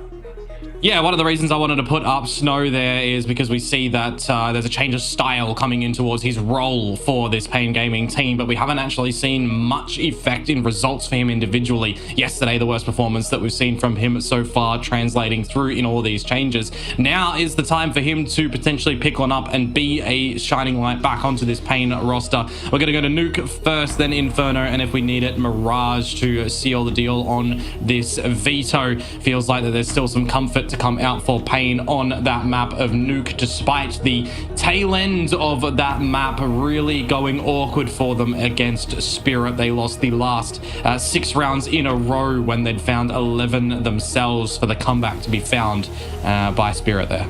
Yeah, I think interestingly too, one of the stronger maps in the pool for Tai Lu just not available because it's just not, or actually the stronger maps anyway, that Tai Lu have, not necessarily available to them so easily in a series like this. So I'm really keen to see how the two styles do match up. I think, as an OCE CS fan anyway, Brazilian teams always seem to have the matchup against us. Whether or not they have the same number against Asian teams, we're going to find that out directly. Absolutely. Let's get underway with Tyloo versus Pain Gaming, one of the hometown heroes in Tyloo, to see if they can meet with Lin Vision as well, who have already won one series in the lower bracket to stay on through. We're having a event drop already after some casualties already being found. Mosaic finding Bigu Zira, looking to force out a plant though. Pain, you've already got Tyloo here too. Oh, everybody's here. It's a party. Party down under, but Chengdu style. We'll see whether or not they can just creep their way into the side. Davideus just trying to spot out heads. He's made a nuisance of himself. Jamyeon falls, however, traded by Mozart. And now NQZ trying to get the damage done. Too many angles to cover from his position. And they do find the retake successful. Yeah, Tyloo off with a nice couple of trade frags backwards and forwards. The plant, though, down for Pain does mean that they should be able to force up and go back at it again if they want. Doesn't always necessitate getting the pistol and then, translating that immediately into a loss to next round, right? We've seen some force up attempts looked pretty good. We've also seen them look pretty woeful. So it's to Pain's pick what they want to do here. But, of course, with that plant, they will force up. They will. The invitation's always there, right? Like, yeah, you get the plant, you lose the round. Force up, why not?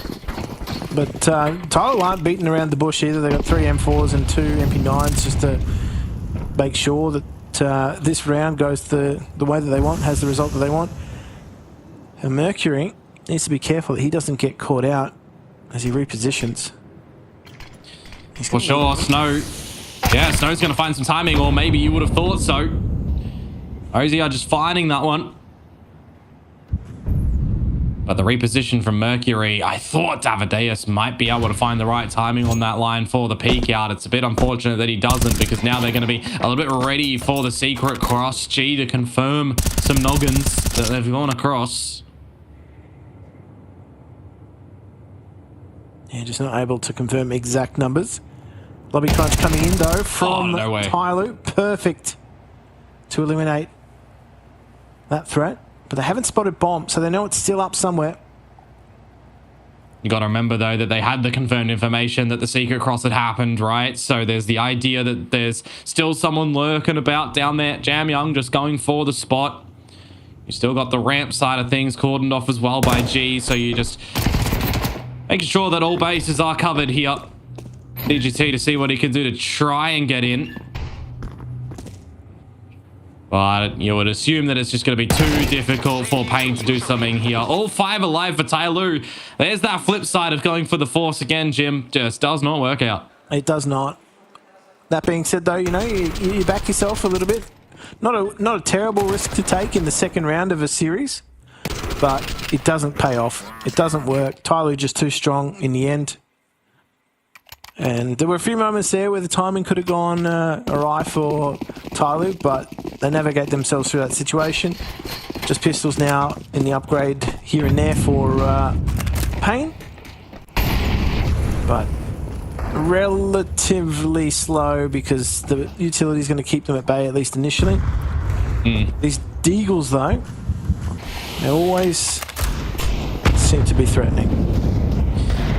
Yeah, you can't overlook them, that's for sure. Tyloo back on towards Nuke as well. Remember, this is the map that they managed to best phase on in the best of 3. The opener for the series. CT side struggles some at the start. End the half 4-8 in the deficit. They lose the pistol. And then they run flawlessly on the T side. So I'm kind of excited to see Tyloo when things change up. If Pain are ready on their own CT side. Well, we're about to see some Cirque du Soleil. Doesn't actually result in anything though. They just face the firing squad that is Tyloo. And they're going to look to try and keep it clean. Oh, hang on. Eagles with some damage. Looking for a third, not going to happen. There's a little bit of how you're going in the server there. But nothing too heavy. No, they needed something to try and get something out of that round, right? Make it interesting. And just not let the CT economy really have that that full benefit of flawless rounds either. Yeah. Definitely the time for Pain to start to get some of their key players online, though, right? I'm looking at Snow, looking at Biguzira, the two general power players that you are starting to see them talk about wanting to be in the front lines, getting dirty with the action, being the tip of the spear, so to speak.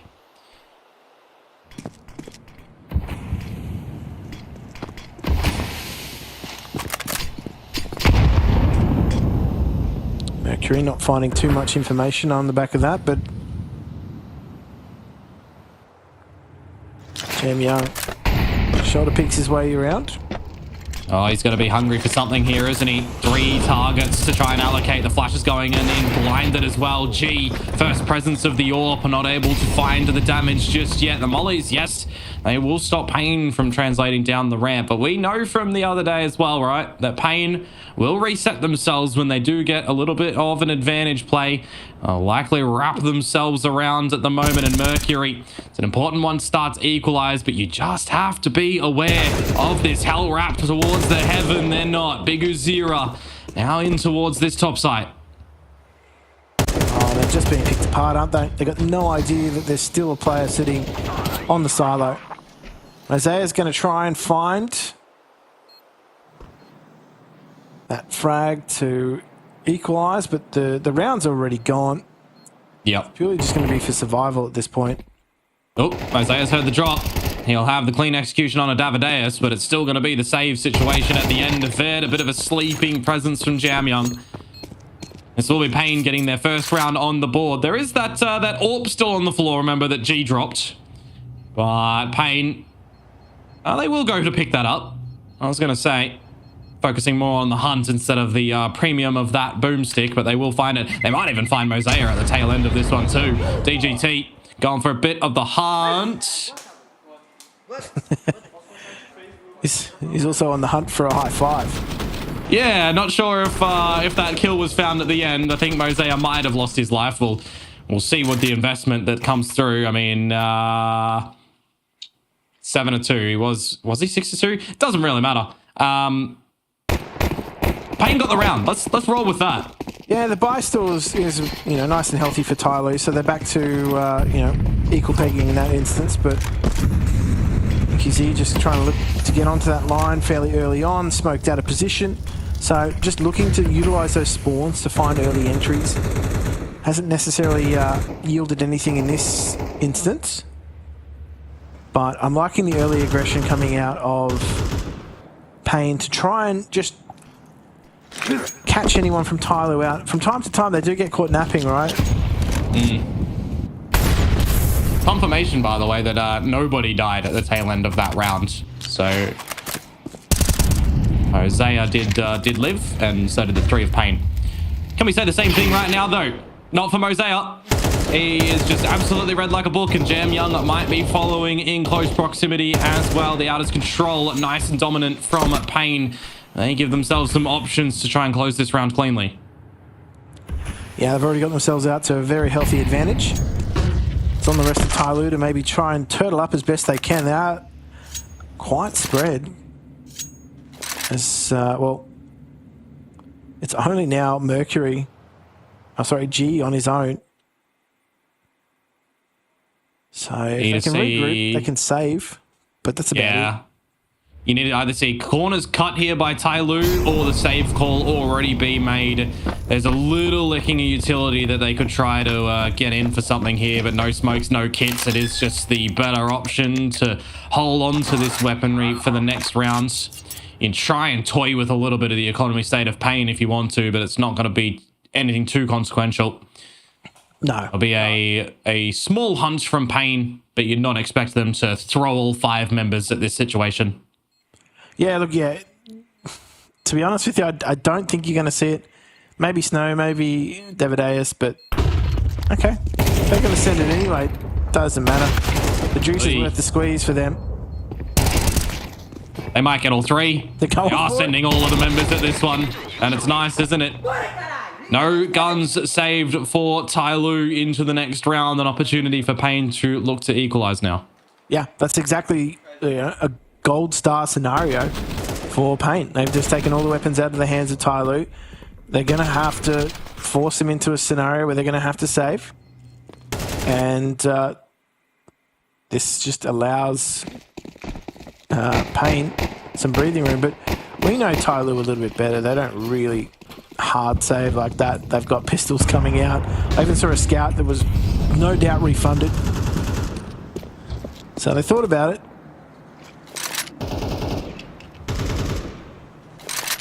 The hero scout. What could have been? Someone just second guessed themselves. About to turn, Tyloo into the old me. So yeah, these pistols are going to be able to do something though. Out of control yet again established for Payne. Dot them I's, cross those T's. In a round such as this, don't drop too much to the pretty much eco state of Tyloo. Also need to make sure that you're not giving them too much damn respect that they'll claim this round away from you. This will be down to timing though. They get spotted out ahead of it, so can't hold that line. Is Davideus going to get a flash in or something like that? There's that deagle shot from G, looking for another, not gonna come into play. And this top site has a bit of presence right now from the Tyloo guys as well, so they can start to put up a little bit. Attacker, if he can maybe even see his crosshair, because he's just flashed up, but there's no go time call from Payne. Doesn't matter at the moment now. They start to get in towards the site. The hut situation as well, looking to be spotted on through. You need to get some security now if you're Payne, because the plant needs to come down. The Deagles are doing it, Jim. It's NQZ, and he gets taken down as well. They've done it. Payne took too long. They took too long, and they faced the fury of Tyloo Deagles. That was just confusion, wasn't it? They were really flustered there. They were being peaked simultaneously from all angles. You had the players just rerouting back through T lobby, putting pressure on that top site. You didn't know which way to look if you were Payne Gaming, and that was just a moment of confusion that resulted in Tyloo capitalizing entirely. I'm very surprised that they didn't go in when they put their initial set of utility on towards the site. There was nearly everybody on Tyloo blinded when that happens. At least Payne have built up some economy to go at it again in towards this round. Finding an opening kill free of charge onto Jam Young would be pretty nice for them as well.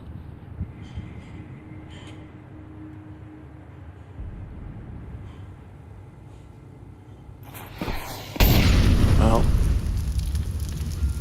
Biggie is the lurking threat. He's just calling everything here. Yeah. There is no world in which Jam Young is expecting Bigger Zero to be in front of this utility. The smoke will fade and he'll have DGT here to at least give a trade if Jam Young does find one. So no matter which way you slice it, Payne should be finding some little advantage at the current opener. Oh, unless that happens. Jam Young aware, the AWP of G as well, good for one. Tyloo are getting away with a couple of these situations that they shouldn't be. Dear me. Couldn't quite get their act together, could they? No, now it almost just feels like with 30 seconds to go that Payne are forced to save or try to silently get in towards this top site. Mercury's position in the garage, swinging out when the util comes his way, clean as you like it. Meanwhile, Davideus does get into the top site, so maybe, just maybe, there is a world in which a 2 versus 5 can happen. 10 seconds, plant goes down. Well, we're about to see whether or not that world is a possibility. As now it's all on DGT. 4v1, can't be done from the squeaky door. As they're easily able to close that angle, and Tyloo were just starting to heap on the pain. Yeah. Discussions in order now, it feels like, potentially for Payne to figure out what's going wrong on this CT side. On this T side, sorry. We hear in the interview that they'd be a little bit more worried about all of the strategies that you got up your sleeve on the T side for Tyloo. Mate, you're not even there yet. You got to worry about this first half currently, and it's looking a bit flat. Definitely looking a bit flat. Feeling a bit flat too. I'm just curious too if, like, Bigu's been up since 5 AM. That's a long time to be awake before your first series. Yeah, time difference and stuff as well towards it, but it is still generally a lot of hours, and you've got the jet lag coming in. Pain, also a team that is burning the wick at both ends in all of these tournaments too, right? From one to another. Well, so you do have to contend with minimal sleep and getting some good breakfasts and all that as best as possible. The longer this series goes, that may come into effect. We'll see. Could be a talking point for later. Yeah. AWP retrieved. A possibility for some shenanigans afoot. But a lot of damage delivered to Pain already. Dropped down to the B site for a couple of these members of Tai Lu. Got some flames to throw in as well.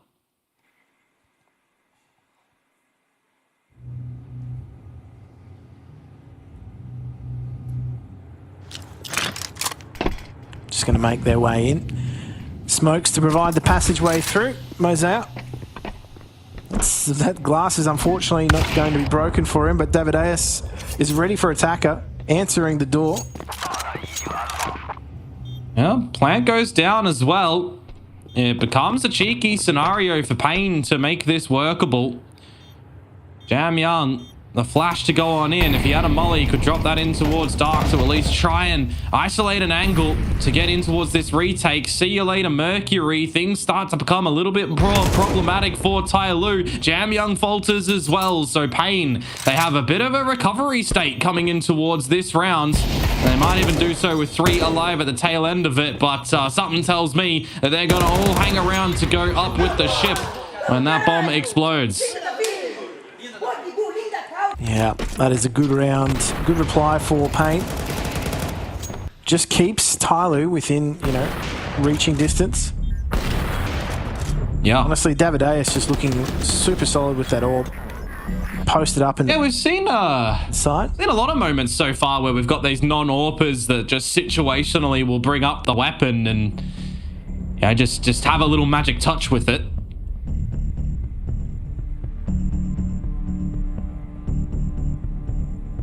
Definitely the magic stick, as they would call it, right? Like, I don't know, there's an aura with the AWP if you're not AWPing. It either goes one of two ways. It either goes terribly, right? Or you end up AWPing better than the main AWPer. So yeah, I mean, I was laughing a little bit earlier on where we kept seeing, was it Apex on Inferno? He just tried to keep getting out the AWP as well, putting it to that B site and just kept getting peppered. So that's the other way. Yeah.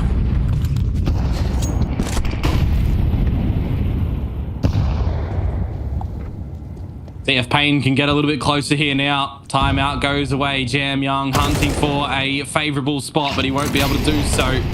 DGT claiming the first opener of the round.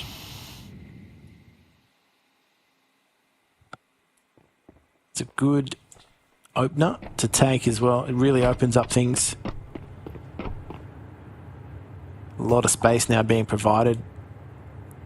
And DGT is very happy to oblige. He's got a lot of information with this push. It's going to be a real problem for Tai Lu. And I think everybody else from Pain is just happy to sit back and let this unfold. Yeah, they're going to continue to take territory themselves, but this pinch is coming in. Glass is open. The problem is the glass is already open. He can get more than one. He's not going to opt to do so. Could have been finding two. Mosaic will get 2 for himself, but he's going to get caught in a reload as well. There's still a lot of time on the clock, but you're quartering off the rotate that'll come down from Mercury. He is a madman to try and go through those flames now. And he's left it all onto Attacker, who is not going to attack at this retake. He is going to defend his weapon. Yeah, Mercury didn't want to be caught in that whatsoever. I mean, look, there was probably a safer path to be taken than that, just straight out the vent where you've last seen contact. But, I don't know, just a very strange move to just send it through. Yeah, I mean, the melting point of Mercury is something like negative 40 degrees, but in those flames, that's a bit too hot. He will still not survive. He's even going to be hunted now. He is an attacker. Flashes are coming his way. Will he hold on to the weapon? I mean, they are absolutely bombarding him with flashbangs, and he will not survive. No survival chances there. And I think I'm out for Tai Lu. I think it's a much needed timeout, to be honest with you. They need to stabilise their ship. I thought then and there they'd made a critical error, just sending it out with utility. Yeah, there was a great play being made by DGT. He found the first, but they didn't account for the second player being on the line, and that could have honestly gone very, very wrong for Payne. So, nonetheless, they recover, they win the round, and they're going to keep peeping some Payne onto to Tai Lu. But what's going to change here for Tai Lu? What have they discussed in this timeout? I think as far as they're concerned, they did actually find a lot of success with the lobby crunches and just trying to be a little bit more aggressive and not letting Payne settle into the early stages of the round. Maybe we're going to see something like that. Oh, well, there's a lot of prize put on Mercury's shoulders here at the moment with this A1S. And unfortunately, he's just being taken out, but not before G. Immediate weight being found in this server for Payne Gaming, trying to equalize the scoreline. And it's just looking a little bit too easy for them at the moment, though, if you give a AWP over towards Tai Lu. Could be put to good use. Probably not in this round, but we'll have to wait and see. Reposition now for Jam Young, but likewise, Davideus will have the chance to get towards this top site to have a little bit more visibility on what's going on. No visibility allowed for Jam Young.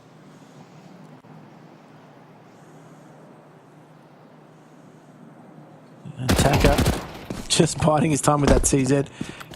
Might be able to get away with this. Just keeping that CZ dream alive. That's not the weapon that you want for a distance fight like that. Let's put it that way.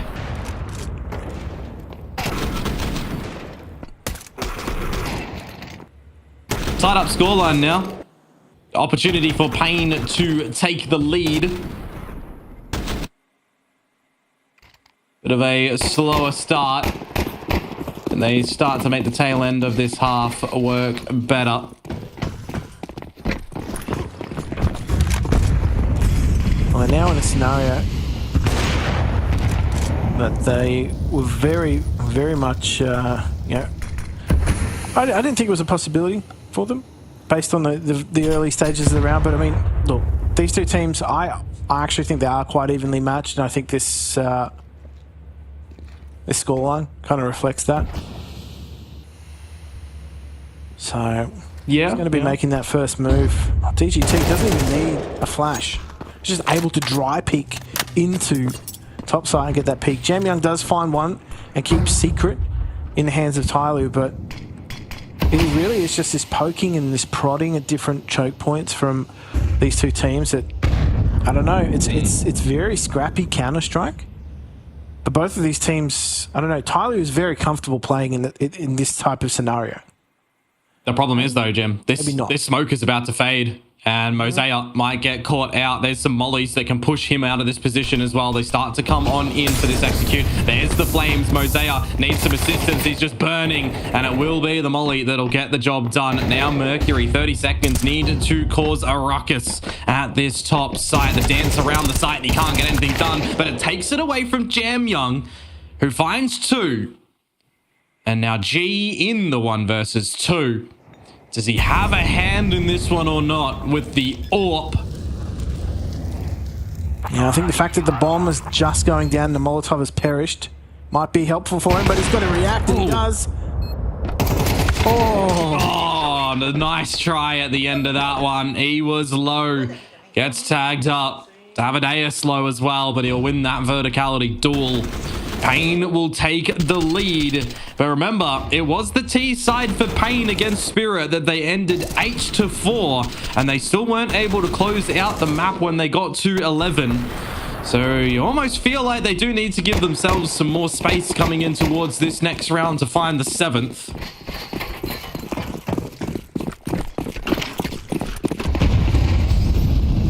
Well, I think Z is just happy to take his own amount of space. Just sending it to the end of that. Oh, that's a great pick on G too. G not able to react. Oh, and now the waterfall smoke onto the annex too. What are you going to be able to do with Snow? You're just going to sit pretty for a second and then look to wrap around once more. This heaven position has always been vulnerable for Tai Lu. There's no one there to safeguard at this time. Attacker on this top site is going to be in for a pretty rude awakening.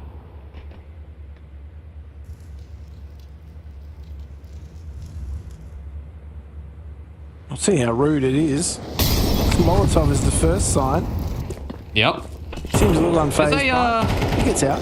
There was a thought from Mosea as well, by the way, to wrap back around towards the ladder too and shimmy on up, but he's thought better of it and gone with his team instead for the lobby wrap around. Meanwhile, now Mercury going to be held at bay in the vent, so the bomb plant will go down. Payne will have 5 to hold.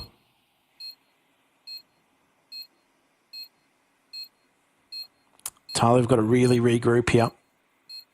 Yep, Molly and HE straight in towards DGT, but it's Big Uzira start to bring in some action to the party. Davideus getting peppered on down. Time is of the essence for Tai Lu to get in towards this retake at the moment. The damage starts to come on through. There's no kits in possession though, Jim. That's the problem at the moment that I'm seeing right now. It doesn't matter that they're getting these kills. NQZ only needs to find the one on the defuser, brings out the sidearm, and that will be the round there and done. 5-7. Tai Lu trail as Payne will take the lead for the half switch.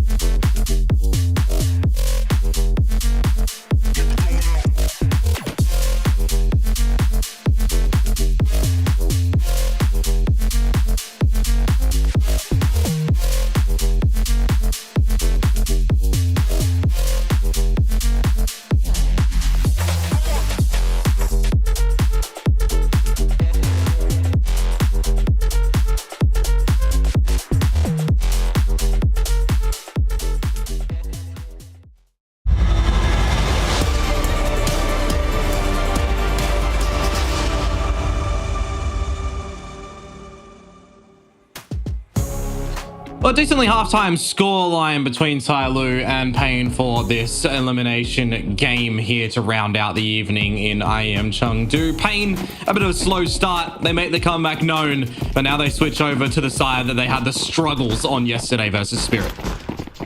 Yeah, hopefully those struggles don't continue. Well, they struggle to get down that vent. Big Zero's just made an absolute mess of Tyloo. I have seen them. Too many vent drop attempts results where one player at the front doesn't get down first and everyone dies because of it. Yeah. Oh dear. You're not just venting here, are you? I am. Real thing. Okay. They've just... Say Big Zero made an absolute mess of them. He completely halts that player. Just bullet tags him. Stops him from getting into the vent. Everybody else suffers as a result. Yeah. And yeah, like I think just seeing that's triggered you. Me? Or the team? You. Me? Yeah. I mean, it's an attempted pistol strategy for the ages on this map, the old vent drop. But sometimes it always has a bit of fun with it. Sometimes you get players that miss the vent and somehow end up in Annex. Yeah. That's always fun.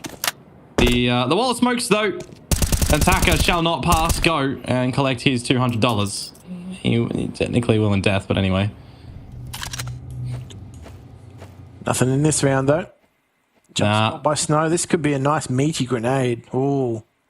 Add a little bit of sauce to it as well, and they're just going to get fuddled into the crosshair of DGT as well, who's going to rack up some more digits in the server. Likewise of Snow, someone that we've been promised to deliver a performance. We've been kind of waiting for it. All 5 alive yet again for Payne. Swift start to this CT side. Yeah, very swift start, and you know, I think that helps when you've got a very fast pistol round coming through. But they made relatively light work of Tyloo in this round. It's even better when you just don't concede anything on that CT side. Just keeps it nice and clean. Payne's starting to streak away. And look, there's pistols. Okay, they've got 2 deagles, but they shouldn't be dropping this round if you're Payne. No. It's just deagles in a dream for Tyloo right now. And another situation where you're hoping for Payne to sort of slip up. Like they did on the T side when we were at a similar juncture, but this one has a different feeling around it. As long as you're Payne and you're not really misstepping too much, you've got some just decent timing on your utility. You don't need to be, you know, one of the best teams in the world to navigate around such as this. No. This should be relatively, you know, an open and shut case. But I think if anything, if you're Tyler, you're probably taking the time to just sort of also talk things out potentially for the next round as well. They've got very deep set players, Tyler. Yeah. Well, Snow. Oh, maybe it's Big Zero. And the rest of the team can all just do it. Another 5 alive for Payne. We've kind of just been waiting for it now to see what the guns are going to be presentable for Tyloo and see what Big Zero's thoughts will eventuate to into the server, right? Expecting Tyloo to come out with different strategies on T side, be sharp players as well. Are they present today with that? Well, I think more so too, like it highlights that they're a very difficult team to read. Whether or not they're, you know, just off the cuff or they actually are genuine strategies, I think that, you know, it really does catch a lot of teams off guard. Anki's been able to navigate his way through the secret. That could be rather problematic here unless Mercury can nullify that threat. Well, he's getting a little bit close to the spot of NQZ, isn't he? And he's just not having the crosshair at the right spot at all. That is a bit of a worrisome opener for Tyloo in their first buy round. EGT now getting a little bit of pressure towards him over at the ramp. An exchange in the top side as well, but still having a bit of a grasp on this round is Payne. TGT looking to just delay as much as he can. He now has NQZ in tow, but he is going to be smoked off. So still isolated, looking to have impact. And he does actually repel Tyloo from making entry into the site. And that's allowed another rotator to come through. But it's not going to do too much, is it? G, an attacker, stretching out in towards the site. Now Big Uzira has to come out with another multi-frag to get this round, perhaps. Davideus to wrap around the decon too. But his position is not yet known, so he plays on the element of surprise as attacker walks into the crosshairs of Big Uzira. Now the last lone soldier of Tyloo has been noted and cannot find anything either. Pain Gaming so far running amok on this CT side. Yeah, there's just nothing you can do in that situation when you're G. There's just, you know, as soon as the aggression's taken on one angle, you're going to have to be facing on another. I thought, you know, DGT had done a great job. It allowed Big Azira just to get into that position and help rotate and secure the site from those doors. Had he been a little bit further out, had he been not able to, you know, get into the site like that, would have been a different story. Tyloo had the numbers, they had the positioning to overwhelm, and they're actually taking that second tactical timeout to try and get the result that's needed. Otherwise, you know, they're facing match point in the first map in this series. This is, as we said, it's an elimination series, right? Like, this is home turf for them. They don't want to be eliminated early in their hometown tournament. It just feels like at any turning point, Tyloo are not able to just have a little bit of time to breathe in these rounds as well, right? They are really just getting peppered by positions of pain, no matter where they try to go on the map. And I'll even just disregard the point that the opening kills are generally going in the favor of Pain. Again, there's another one in this eco round of Tyloo's just not able to get out of the squeaky door, bar one player in Mosaic, who does have the bomb, and he can get the plant down on that B site, but is it going to have any result? It'll be a 1 versus 5 for him currently down here, as Chi is just on the other side of the map, still at the top site. And there's not really a way that he's going to get down into here because Snow is watching him. So there's a plant for Tyloo, but that is it. Yeah, look, you highlighted him in the pre-match as one of the players to watch because he had such a tough time against Spirit, who is, you know, obviously a different caliber of opposition to what Tyloo are presenting right now. But this is a match for him to find his comfort. And he's looking at doing so. Like, he's had a lot of impact, particularly in these last sort of 4 rounds. And if he can continue that, it's going to be a really tough series for Tyloo because you've got these, you know, you've got NQZ who's really starting to, you know, stamp his mark on this series. You've got... it's happened again. You just can't drop a smoke down outside the squeaky door. It is not the be-all and end-all safety situation for you. You will die. Jam Young just given away cheaply in that instance. But yeah, you've also got Big Azira who's you know, putting some decent numbers up too. So yeah, like Pain are firing on I dare say all 5 cylinders at the moment. Yeah, well, speaking of 5, we've got Snow, Big Uzira, and NQZ, who have 5 rounds each at putting up more than 2 kills, right? They are always getting multi-frags. Meanwhile, for Tyloo, there is only Mosaic who has been able to really put up any consistent numbers so far. It is just Pain finding openers, Pain finding multis, and it might just happen again here to close the map. Snow good for 3 so far. Does get traded. So it's G and Mercury to see if they're going to be able to bring something back. Down towards the lower site once more with the bomb. But is that going to be where you want to end? Because you have just separated yourself from Mercury. And DGT does not care. He's still going to hang around. Did he spot the head of G or not? I don't think he has just yet. Try to translate the aim on towards Mercury. But with 15 seconds to go, you still need to try and get the plant. There'll be a little reprieve to do so now. Biggie's just going to try and find his time. He doesn't get out the vent though. Gets tripped up. And now NQZ might be able to catch some timing here in T mid. But there's nothing really he can do about that angle. And then there was one. Tyloo get an attacking round on the board. But at the nth hour, how much can they recognize here to keep that rolling to try and push us into an overtime?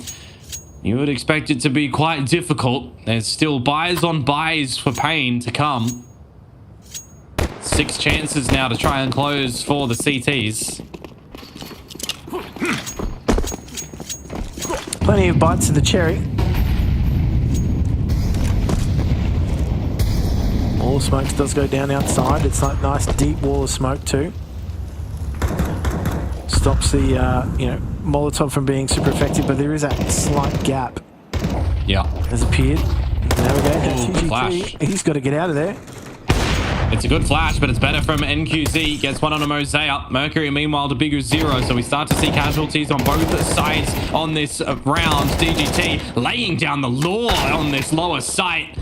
You're going to have to dig hugely here for Jam Young to close something and bring it back, but it's not possible. 13-6. Very clean this time around from Pain to close out this map of Nuke, despite yesterday not being able to do so. They will lead 1-0 now in this series in the elimination style.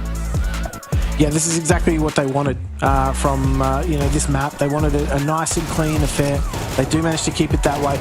You don't want it bleeding out against an opposition like Tyloo. We saw some teams, they can struggle to put away Tyloo. But this instance, they were able to get the result that they needed and relatively quickly too. I think the really positive side for me in this series is the fact that Pain aren't solely relying on a few individuals to get them across the line. It really is being done by a committee across everything. It's great to see the youngsters really stepping up. You've got DGT, Snow, so many rounds there where they're just able to solo anchor a bomb site and get themselves and their team into winning positions from what seems to be very, very unrelenting Tyloo attack.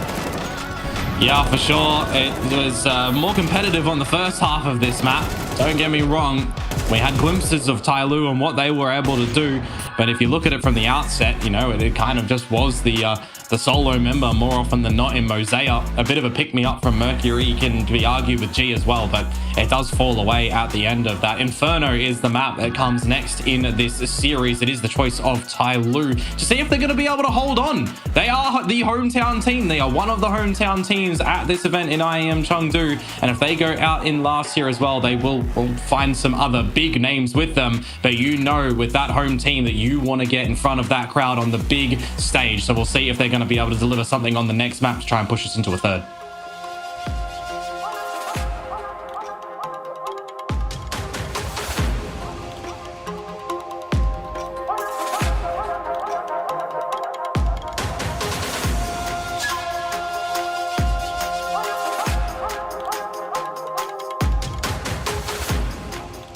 Here's to the challengers, the ones who don't just settle for decent elo, but hunger for something more. The ones who don't just queue for another match, but prepare for war. You can doubt them, overlook them, even count them out, but you can't stop them. Right now, I'm with Dupree, who I can see has got tears. While others play for fun, they play for legacy. This is ESEA League, where challengers take their first step. Hi, this is Basement Dweller's first advertisement. And our second drop is, it's up, actually. If you're seeing this, it's up. It's available on the ESL shop. We had our first go at a jacket, and I'm really proud of it. I've always had an interest in clothes, but, seeing behind the scenes how the sausage is made has been a lot of fun. And if you like the clothes, tell me. If you hate the clothes, tell me, but try them before you slag them off. I think they're really comfy. So yeah, that's my advert. I'm gonna try again. I'm gonna record another one. And look who I've found in the wild, bro. He's looking in at the signing session right now. Is it Falcons in there, G? That's who you play first. It's my idol. That's his idol. You wanna go get something signed? Yeah, I want it. All right, so cool. Yeah. We were talking earlier. You played Monastery last year in Chengdu.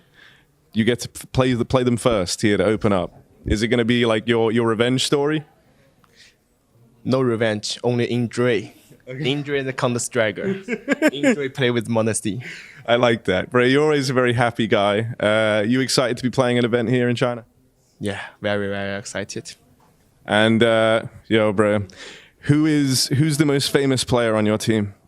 Famous player? Jamian, of course, for sure. Our MVP. Yeah.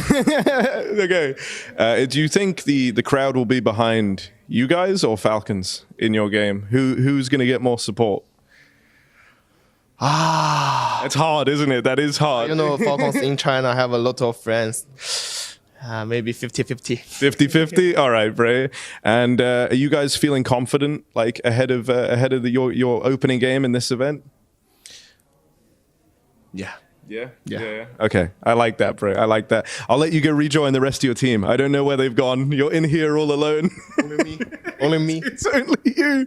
All right, G, brother. See you. Oh, no, there we go. Nailed it. Saved. Okay, have a great day, bro. Thank you for this. Oh, we're doing it again? Double up. All right, have a great day, bro. See ya. That's G.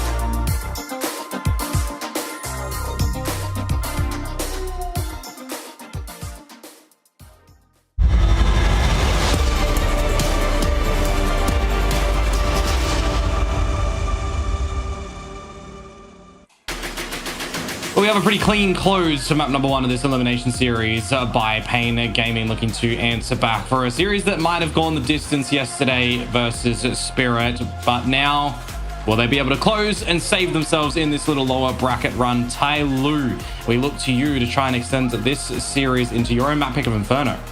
Yeah, look, man, if there's a map that I'm going to back Tai Lu on, it would probably be Inferno, because it has just been a staple of Asian Counter-Strike for as long as anybody can remember. But that being said, though, it's not as though Pain are slouches on this map either. It's one of those maps that I think, you know, you just have to play at this level of Counter-Strike. You can't really avoid Inferno. So despite the fact that, you know, they don't have as many reps on it, they've still got a relatively good win rate when you do compare it with Tai Lu, 50% to 30%. But yeah, look, it's no surprise to see that last scoreboard from the previous match. There was a lot of struggle across the board for Tai Lu. And Pain Gaming, you're really splitting hairs with a lot of these players and their performances. So a lot of impact on the server. And hopefully that, as I said, continues on to this match on Inferno. We've seen a lot of Inferno in the series we've had actually so far at IEM Chengdu. It's the series that you and I have been involved in. Yeah, for sure. I mean, one that we weren't actually involved in, but that was played as well, was Tai Lu versus Falcons on this very map of Inferno. Came out as the opening one in that series. 13-8 was the scoreline to refresh everyone. There was consistency from Falcons, let's put it that way. Monacy was doing what he wanted to on the AWP. He's just putting up some numbers. He's getting a lot of kills, and he's just being a big problem and a nuisance towards Tai Lu. On their T side, they were really not coming out with any opening duels. They were getting shut down time and time again. There was a little bit more on the CT side. They started off on that side, but it felt like to me, as soon as the penny dropped, Falcons just kind of took over. Yeah, and that's just the star power of that roster, right? Like, it's very hard to stop a roster with that much firepower on it once they start going. But yeah, I think this is a slightly different beast in that instance. Like, these sorts of, I guess those roles can be overcome. It's in the realms of possibility between these two teams. That being said, though, if we see what we have already bear witness to on Nuke, then it's going to be very much traffic in the same sort of order. Yeah, despite the fact that Tai Lu do pick into this map and necessarily shy away from it either, they don't have the most impressive win rate on it. So that for me is sort of alarm bells ringing. But I mean, if you look at the caliber of opposition, as you pointed out on this map, not necessarily the easiest passes of some of the teams they've been coming up against. No, but it's also a scenario where Tai Lu and likewise in Pain have to be starting to get more numbers, have to start to be tackling and getting close to a lot of these top tier teams, right? Because these are two teams that are currently in IEM Chengdu, both going into the Blast Rivals around the corner, and then both going to the Major. It's just that Pain are entering in the first stage, and Tai Lu are actually entering in stage 2, so they get a little bit of a skip ahead in the line. But they're immediately, going into an area where Astralis is there, Liquid's there, Na'Vi, who just got eliminated, is there. You got some other teams. So it's like there's going to be some battles in that stage that they can potentially maybe win and topple. But then you also got to remember there's going to be those 8 teams that will come up from stage 1 who will be ripe and ready to take your head off your shoulders. And you're already finding some struggles right now against Pain, so we definitely need to turn our heads towards Tai Lu on this map of Inferno to see if they can send this series to a third.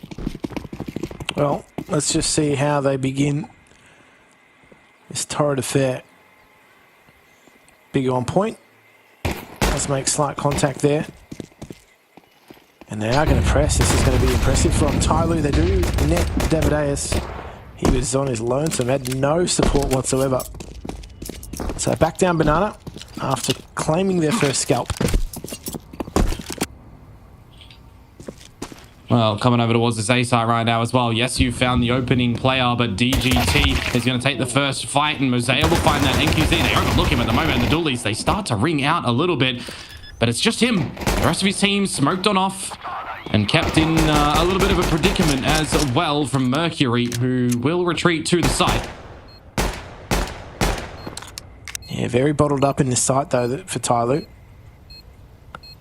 It's going to be difficult for Payne to try and dissect this as the clock really starts to tick away. No kit is a real problem. Yep. And exits might be the only thing on the cards. Yeah, legitimately, that's what they had to switch towards. Pretty early call as well. Quick shooting from Tyloo. They'll look to hold on to what they can at the tail end of this one as well. You'd assume Big Uzira and Snow, well, everyone keeping them in check. All will fall on the side of Tyloo. 2 will survive for Payne, but they don't get the round. I reckon NQZ gets like a solid 8 out of 10 for that backflip right to the bomb. It wasn't Certainly really seen some fun ragdoll moments at time. I remember the ones that used to get sent to the moon when it explodes. Those were always funny ones. I reckon the ragdolls are just 10 times funnier than they were 5 years ago, which is great for me. Yeah. But there was no funny business whatsoever for Tyloo in that last round. They just steamrolled over the top of Payne. And Jam once again on point. I believe that was a decoy thrown by Big Uzira, and he's got the FAMAS. So the awareness level of Tyloo now, they've been gifted some free info that the weapon is in play.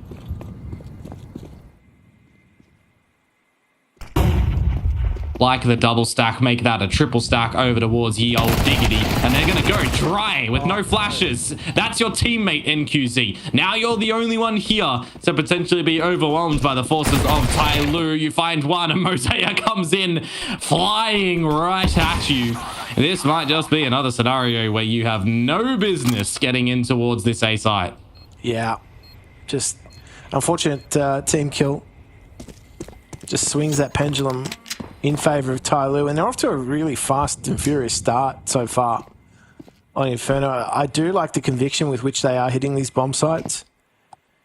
Big is hanging around Library, but I was going to say, I don't think the prospects of even getting exits are, worth risking your FAMAS for.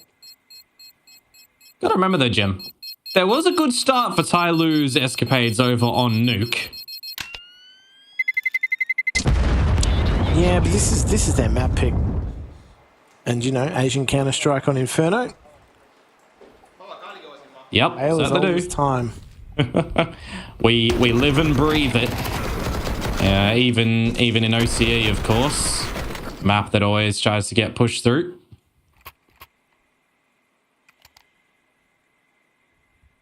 I'm surprised we've dodged a lot of dust too, to be fair with you. Yeah, it's normally a staple in our region, but also dodged a lot of Mirage too. This is very true. Tyloo, the chance now to further extend this lead. The utility going on down for the bit of banana control, where Snow is gonna maybe make a meal out of this one. 2 on the board. Can he get out, or does he hang around? The utility is not working out for Tyloo, that they're laying down towards him, and that is going to settle in some good favor for Payne. Snow is just skied in and out. Managed to pick up 2. What do you do there if you're Tyloo, right? Like, you've just been slammed. It's one of those situations where it is what it is. I don't think that's going to be good enough in the debrief, though. Probably not, especially if you get eliminated and drop this map. These are the things that you can't really afford to have happen. Going into the major, going into an event just before it that'll actually remove your time for the pure prep, right?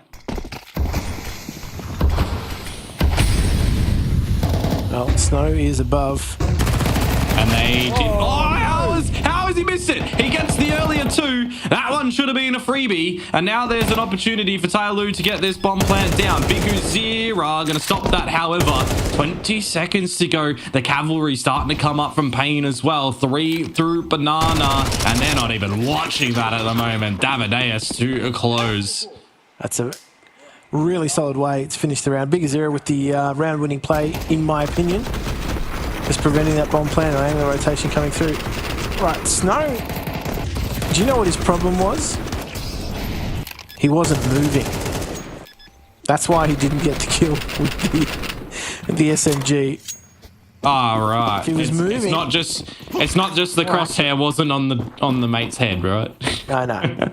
You're clearly more accurate with an SMG when you're moving. Yeah, yes. Take that note, future pros.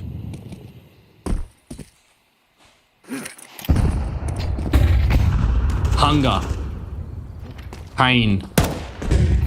Looking for the first frag down banana. Not gonna be giving it.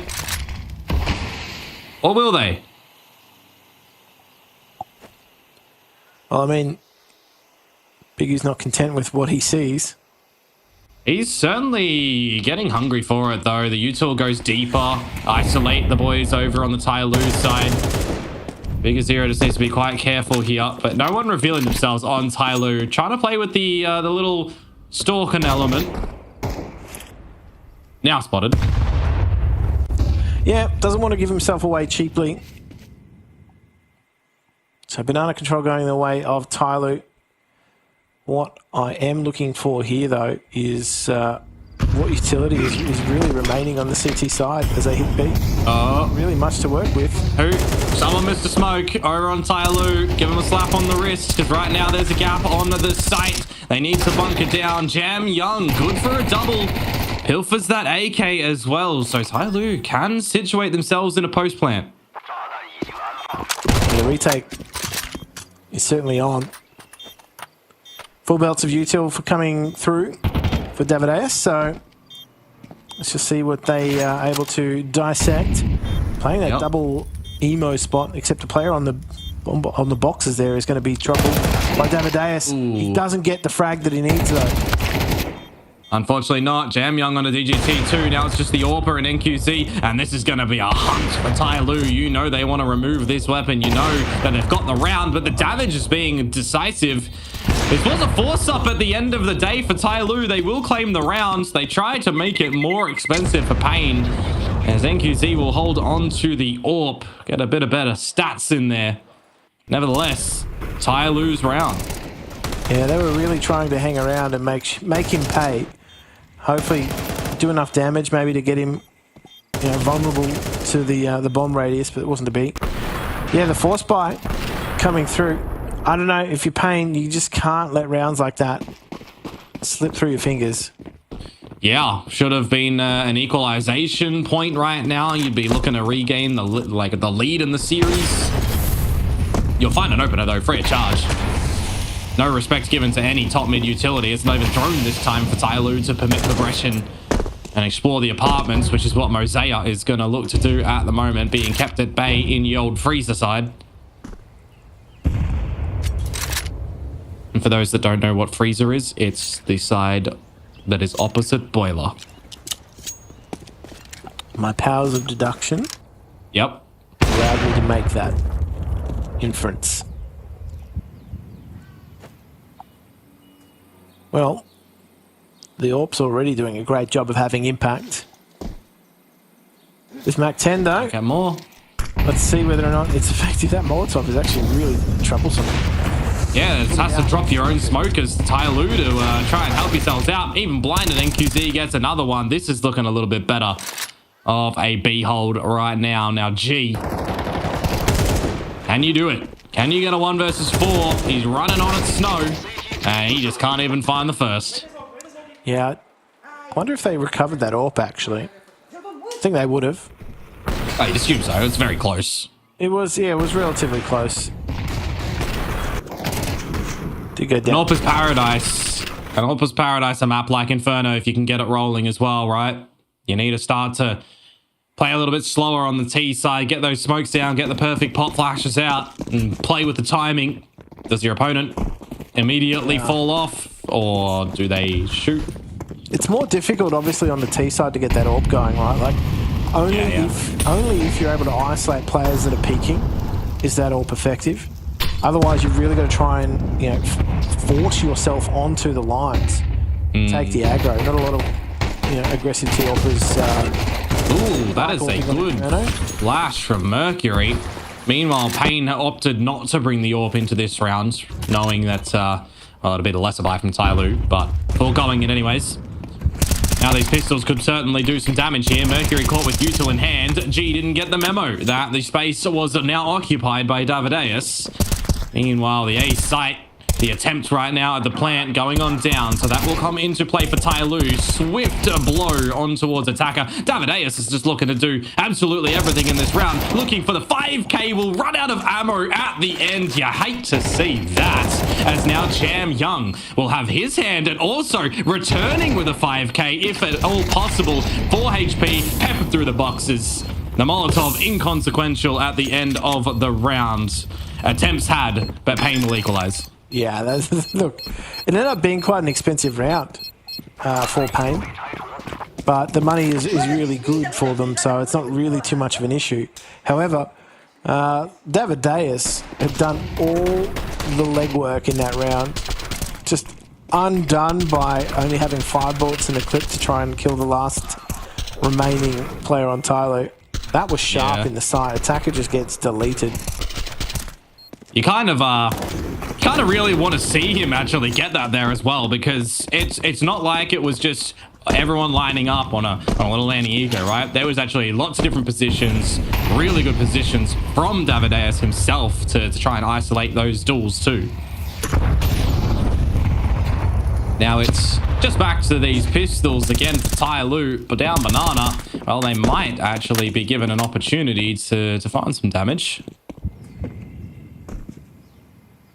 Yeah, there's no such thing as just pistols when you're coming up against Tyloo. Yeah, okay, that's fair. Well, we'll see. If Big Azirus... Okay, is he going to get too big for his boots? Maybe. They're all around the corner. The flash comes on in. If they can get the trades, they can start to get in. But do they expect the third in Snow to be here? The jump on up towards Oranges will be there, and Snow has just read them. He's getting a multi-frag now in towards the round and looking for the closure. It won't happen. Mercury has some time here to try and piece something together, but Davideus is going to be there for the close. That's the one he was missing in the previous round. The concerning thing for me is the fact that Tyloo are getting a lot, of frags towards the end of the round. Like there is, look, they're not doing enough to win the round, but what they're doing is keeping the economy of Payne quite honest. I mean, look at the fact that they've been stringing rounds together. It hasn't, ballooned their economy. They're still losing, players hand over fist. Yeah, look at it, right? 1,000 to 2,000 for the lion's share of the Payne members. You've just got DGT up towards 5,000, which he'll be able to get out the AWP again if there's any hazard that occurs for them. There's going to be a double play, by the way, for this one for Payne too. It can definitely get the better of Tyloo after a timeout comes into play. Whilst you call a timeout yourselves to resituate yourselves as Tyloo, you give your opponents time to talk and adjust as well. We'll see who this better comes out for.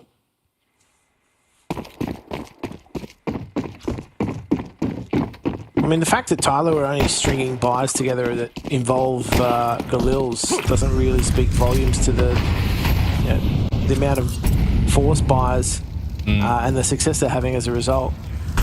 It is Inferno as well. You gotta have that priority on the utility.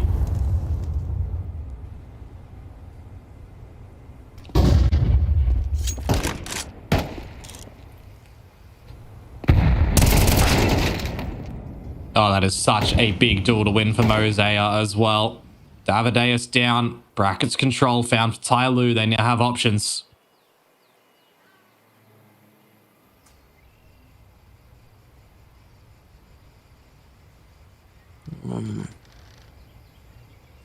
NQZ just going to pick up that first player, tiptoeing through carpets. Just waiting for that smoke to go down. Actually, that is going to force that player that is sitting at library. It's going to force Snow to have to either check the smoke or rotate back and watch the arch, effectively pulling him off the side. And if they show some presence towards B and Banana, well, that starts to tie in players up here for Pain.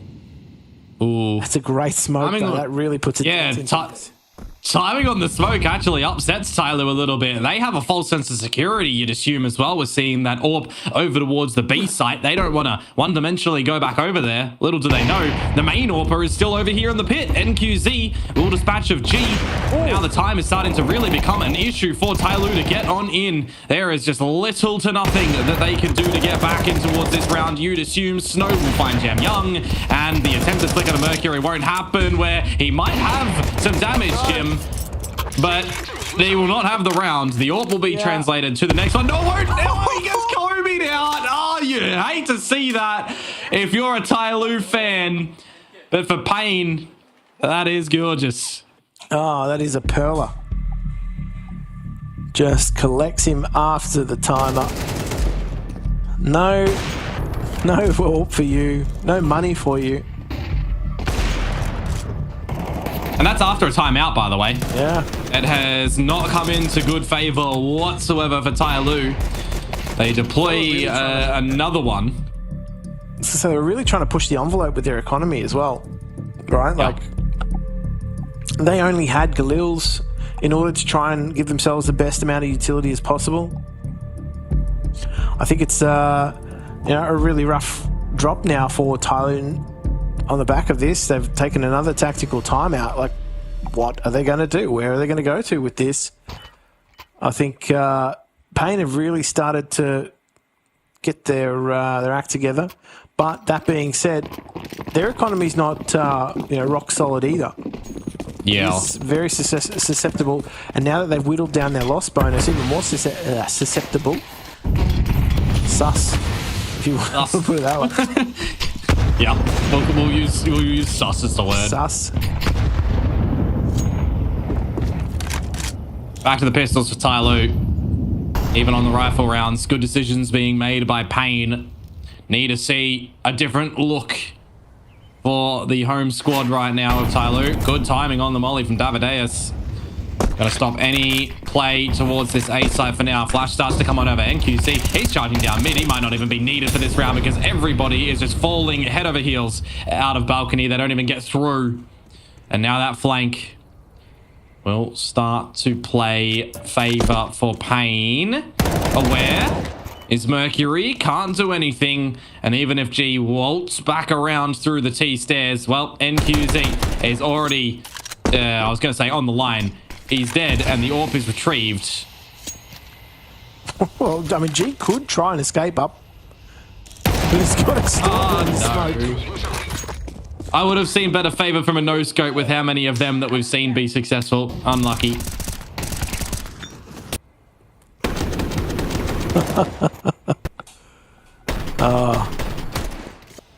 Well,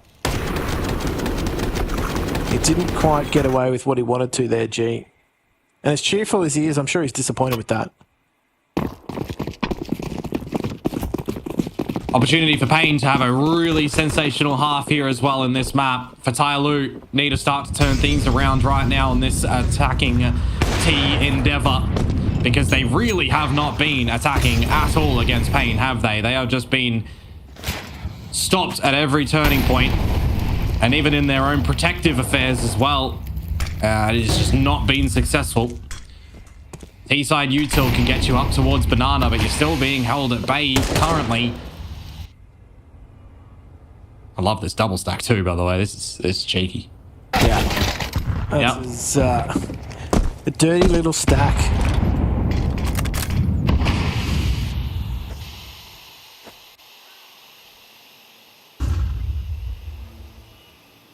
Well, what do you do now with the opening advantage of Pain? You sit. Because you know in these situations, Tyloo's conversion rate in the 4 versus 5s doesn't look too good.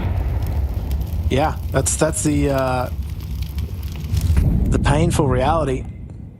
So I've got to try and put that square peg into the round hole. That round hole. Oh, Snow has just absolutely hook, line, and sinkered them. He might even end with the 4K. Jam Young just going to be seen before he can even get that crosshair anywhere in the realm of possibility. 5 alive. Pain going strong. Yeah, definitely a strong surgence of rounds.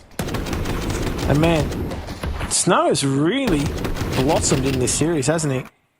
Definitely found it more comfortable than the Spirit matchup, that's for sure, but Tyler just seemingly not dealing with him either. Like he's been able to find himself in really good positions, and quite honestly, it's his positioning and timing that is the most devastating to Tyler right now. Nice little boost over the smoke. Are they going to be aware? I don't know, but... Ooh, there could have been some timing for Mosea. Yeah, for Mosea in second mid that could have really undone things. Unfortunately for Tyloo, if they want to just bully their way through it, they're going to have to drop some util and try to steamroll Snow. It'll command a little bit of respect. You start to see the bodies going up through Banana. It pushes them right back. But eventually the dust will settle. And Payne will just reassess the situation again.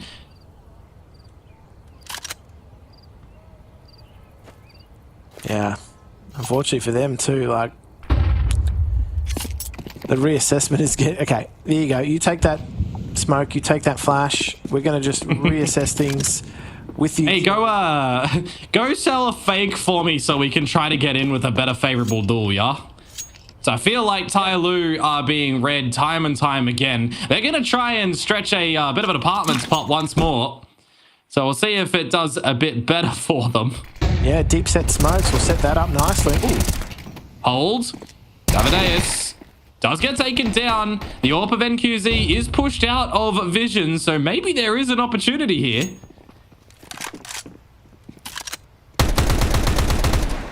Well, this is honestly not the situation that Payne wanted to be in, obviously having to retake A. And I think Jam Young timing is going to be a real factor. As the aggro's taken, Snow should be converted here. Well, this is an interesting duel. Jam Young has done the bulk of the dirty work. And Big Zero, there's nothing he can do. He was hoping that his players deployed through short were going to be effective in that retake. But, I don't know. Those are the kind of moments where Jam Young shines. Yep. Big Zero, no one's hanging around. You need to skedaddle, mate, which you'll do.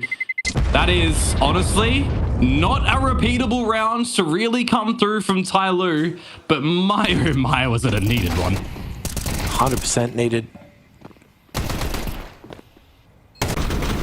This is... this pursuit of Jam Young in window room there, just filth. I mean, you want to talk about the pursuit of something. It feels like we need the a bit of pursuit of happiness at the moment for CN teams at CN events, right? Because we've not really had too much success historically. Envision, Tyloo, Steel Helmet, Rare Atom, throwing it all back. We're not really getting deep in these tournaments. You want to see some differences come into here. Maybe Linvision can do it. They've already got a win up their sleeve. Maybe Tyloo can turn around this series, but from what we're seeing so far, quite difficult. Yeah, they're able to chip away at some of these rounds, though, and I think that, you know, despite the fact that Payne are really quite dominant in this half so far, they have just done enough, you know, chip damage to etch themselves out a few rounds and keep themselves in the contest. I mean, if the rounds have gone the way that they should have, you would say that Payne would probably comfortably have, you know, 9 rounds in this half so far, and it'd be a totally different story. But Tyloo have just been, I don't know, really quite pestering in the way that they've played. Enough to just carve out 4. Mosier was finding all the frags in the last map. You've got Silence from G and Attacker. Meanwhile, you've got Snow going 19-5, NQZ going 15-7, looking for some more now in this round, but he will get overwhelmed. Okay, maybe all we needed was for me to put some slander on towards these Tyloo names, and they can get something done. Flash in towards Snow's face doesn't get things situated favorably for him, and now the bomb plant can go down. I look towards Bigger Zero, by the way, literally on the other side of the map. He has to run a marathon to get over here because it is the last round of the half. Yeah. Oh, okay. DGT, unfortunately, the smoke reveals his position. And it fades now. Davideus has got a lot of work to do. Yep. Big Azir is going to hope to try and catch one of the swinging tees. but honestly, a lot resting on Davides' shoulders right now. Tyler just have to sit and wait, and they don't have to move. It is very simple for them to finish that half.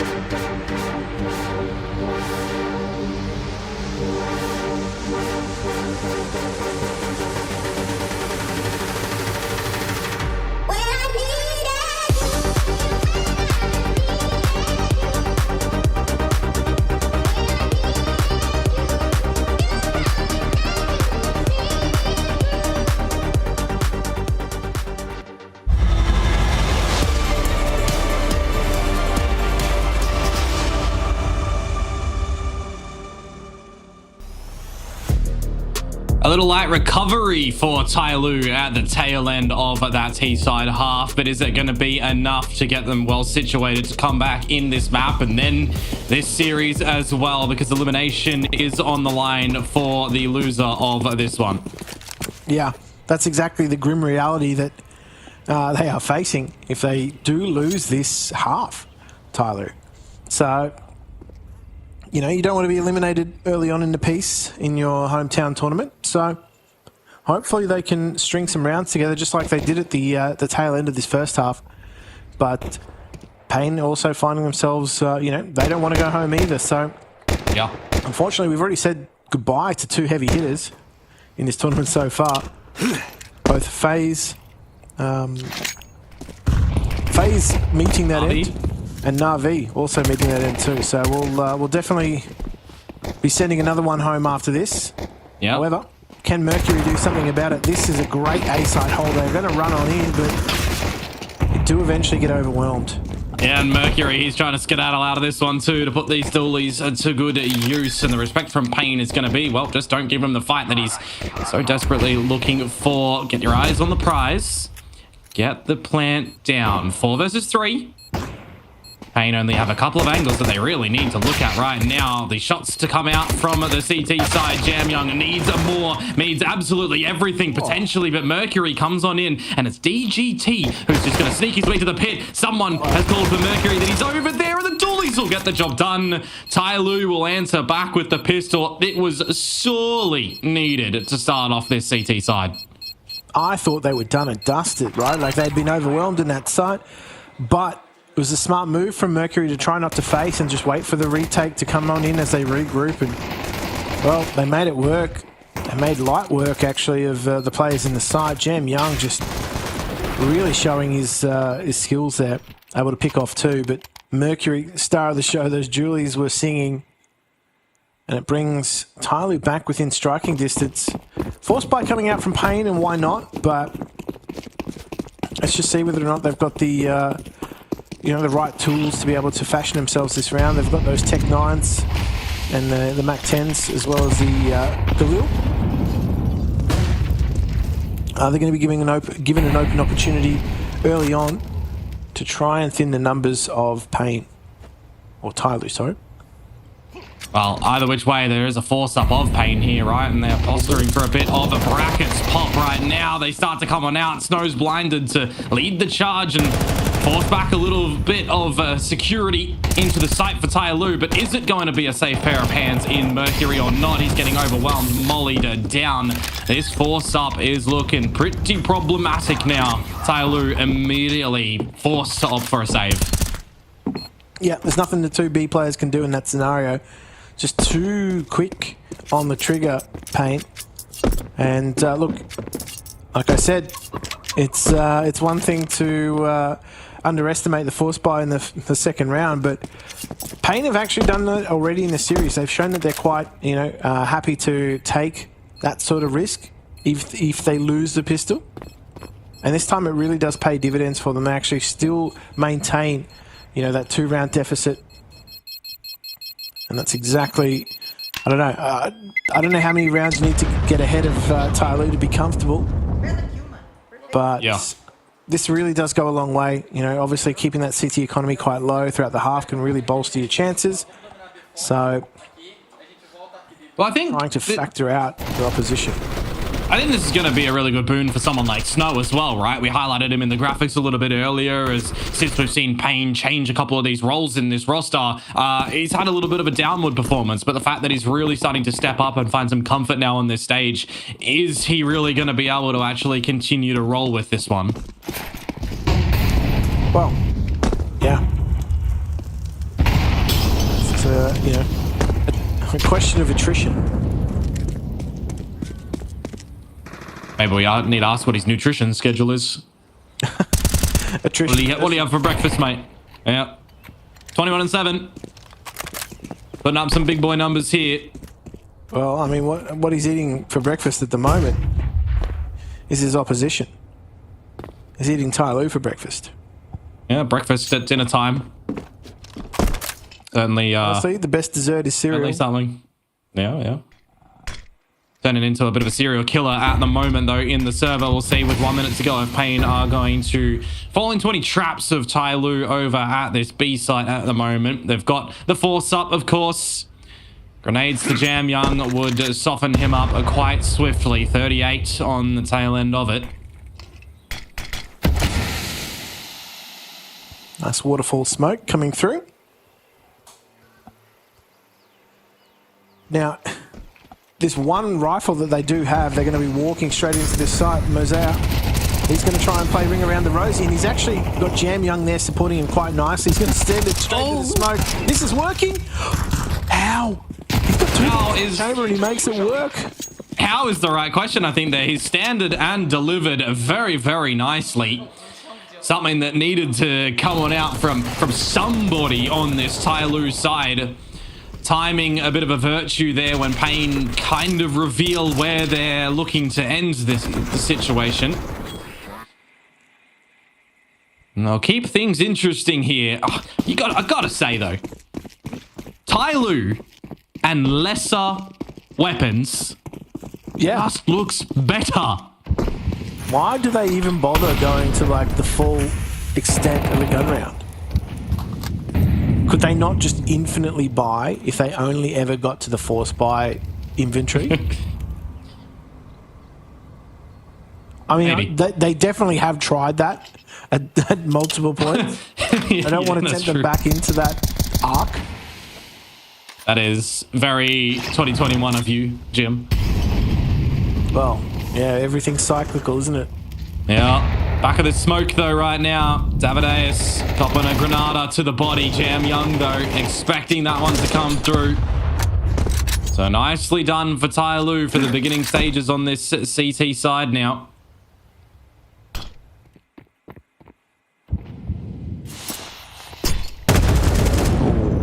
Ouch. That's a roughie. And the problem is now as well, Tyloo have reinforced this A site. Just feels nigh impossible that you can get anywhere around the map as Payne because you've got no access to flashbangs, 2 smokes and a molly is all you got. You either bully your way in towards this B site or you save. Yeah, I think they're just going to try and play the percentages, right? Try and take the 4v2 in the B site and hope that they can get on in. Mosaic is just going to pop that little flash in. That's going to be problematic because it's going to peek on the back of it. Jam Young now also chiming in for his share. And they're just getting stopped. They're not even going to get in. They've had their passport checked. They've been denied entry. Yeah, Mr. Mosaic putting up the numbers yet again with some multi-frags. Something that was a bit of a common occurrence over on Nuke despite the smacking that they got at the end of the day on that one. Good little bait and switch pop flash plays to come out from Tyloo at the end there as well, which is starting to get a bit of a problem for Payne in my mind. Taking these rounds a little bit lackadaisical, a little bit too slow. It's time to turn up that dial a little bit perhaps. Well, how much do you want to turn it up? 211. Locks. 211. Well, before they can go to 11, they've got to go to 9. Or they have to go to night. Because the brackets pop at the moment with just the Glocks is going to be all they have available to them. And Tyloo with the fading util will just opt to play the better longer lines with these AKs, so we'll see how much they can get. Some good spray control from G before hitting the tail end of that one, and Mercury will do the same. 3 and 2 makes a full house for Tyloo to take the lead. They sweep it nicely. Just in time. They've, been behind. Probably far too long in their minds in this matchup. Just, I don't know, when you see like AK spray like that just slowed down, it just looks so messy. But in reality, it's like actually relatively well controlled. Yeah, that was the number, by the way, that Tyloo are chasing right now. 10. They definitely want to try and push us into the third decider for Mirage. They do not want to go out of IEM Chengdu without really close performances, at least. I definitely want to give a good account of themselves. Okay, that Molotov could be problematic. It's going to spread. Nope, just stays alive.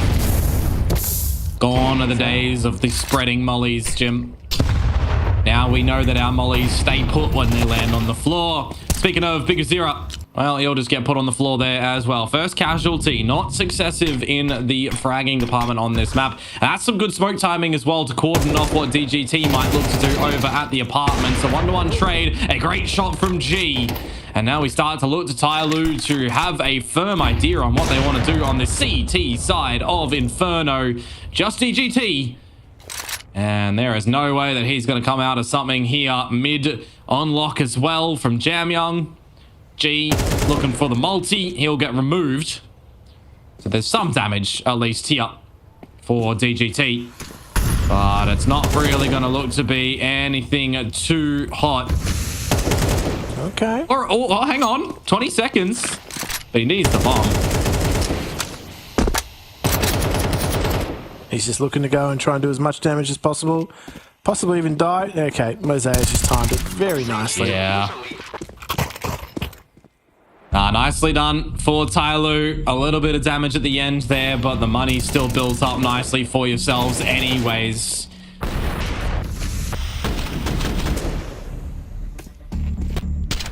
What it does do is it takes 3 guns out of the CT economy. And so it forces them to put their thinking caps on into this next round. Now, Pain don't want to let this spiral out of control, right? Don't get me wrong, it's not a particularly strong map for either of these two teams if you look at it statistically. Despite the fact that Tyloo do like to pick into it, it's not a huge win percentage for them. So keep that in mind as to whether or not they're able to close this out. But I mean, Pain, yeah, their win percentage is slightly better despite having less reps on it. But they're still not in like a strong win percentage territory. Yeah. The times that they are getting the wins, you would assume that they're the ones that you should be getting in your official playgrounds and your CAC against Fluxo. But when you're losing this map, it's against Legacy, Falcons, Furia. Some big names there. Precisely. Might be adding Tyloo to that list of L's in this one soon. Smokes fade. Pain around the corner of Mosaic, pushed nice and deep down Banana.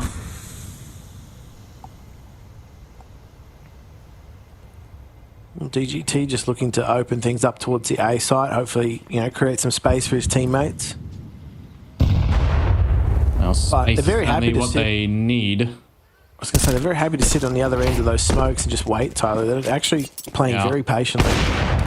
Well, running on up. And unfortunately for NQZ, kneecapped by G. The B site play, you're already first found out by Mosaic. And he's just called for a little bit of assistance from Jam Young as well. They've been holding on to some pieces of utility nicely. Tyloo so far around this B site, and whilst Pain go a little bit quiet, they will now start to awaken in towards this B site. The sprays start to look a little bit more awkward for Mosaic. The B site's now open, folks. 3 versus 3. Some guns to be stolen. Not like this, Tyloo. Not like this. Yeah, there's a molly and a HE in the pockets of Pain. So they're going to have to wait out the utility from Tyloo on the retake, but this could be problematic. That Molotov could really cause some issues. Some grenade's actually going to be timed relatively well. Does that's a good damage, one. But that's a better timed grenade. Big Azira, you need to come up with something here, my friend. Same as Davideus. They've got a 2v1 on towards Mercury, but they're blinded, and evidently so Mercury and Attacker will come out on top on that one. Tyloo get ever so closer towards map point on Inferno. I think the impressive thing for me, right, is the fact that G has been quite quiet up until the last 4 rounds. He's had such a huge impact in the last 4 rounds with that AWP. Yeah, just give him an AWP and he's actually changed his entire fortunes in this map so far. Yeah. Before that, he was dead quiet. I mean, the whole of Tyloo kind of was in this map, to be honest with you. They've really come into their own on this CT side, which, let's be real. Inferno CT side, yeah, it does tend in towards having a little bit better success, but an immediate result from the pistol round for an immediate just impact across the board as well. Bar Attacker is looking really good. Mosaic, Jam Young, again, successful in locking down this B site choke, and you're just not really getting in if you are Pain. No, just denied, completely denied at the moment. The question is though, look, if DGT somehow manages to break this crossfire, G's been absolutely on fire, on point. So if he does try and take the stairs through carpet, he's got to contend with that. But he's just going to regroup and try and get into this B site. However, they've given free reign of the B site across. It's just Jam Young on the cross. I think it's all right if you're Tyloo here. You've got the player advantage. You got a little lick into util still. NQZ misses the AWP shot, and the bomb isn't even planted just yet, so you can start to get your rotations out. You actually further buy time with the incendiary that does go down. Well, everybody's here, right? Except for G. G's like, nah, I was convinced they were going to come out right up until the last moment. Nah, you guys got this. I'll hang around. I'll check for any stragglers of pain. But now's the time for Tyloo to mount this retake. Flashes on in, HE if you want as well. NQZ, you'd expect he needs to be flashed off this line at the moment to put that AWP to bed. And that he will. Some good damage starting to come through from Tyloo. But Snow, he wants to answer with this one. NQZ too, they're doing it. They're finally getting something on this T side to stop a bit of the bleeding that Tyloo was dealing them. We will not have a map point in this one just yet. Yeah, that is a much needed round for Pain.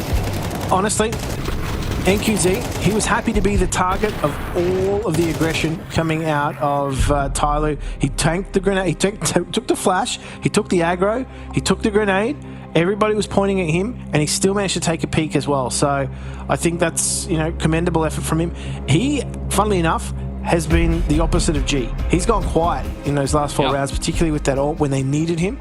Now, obviously, T-side AWPing and CT-side AWPing are two completely different beasts. He was very comfortable on that CT-side AWP on Inferno.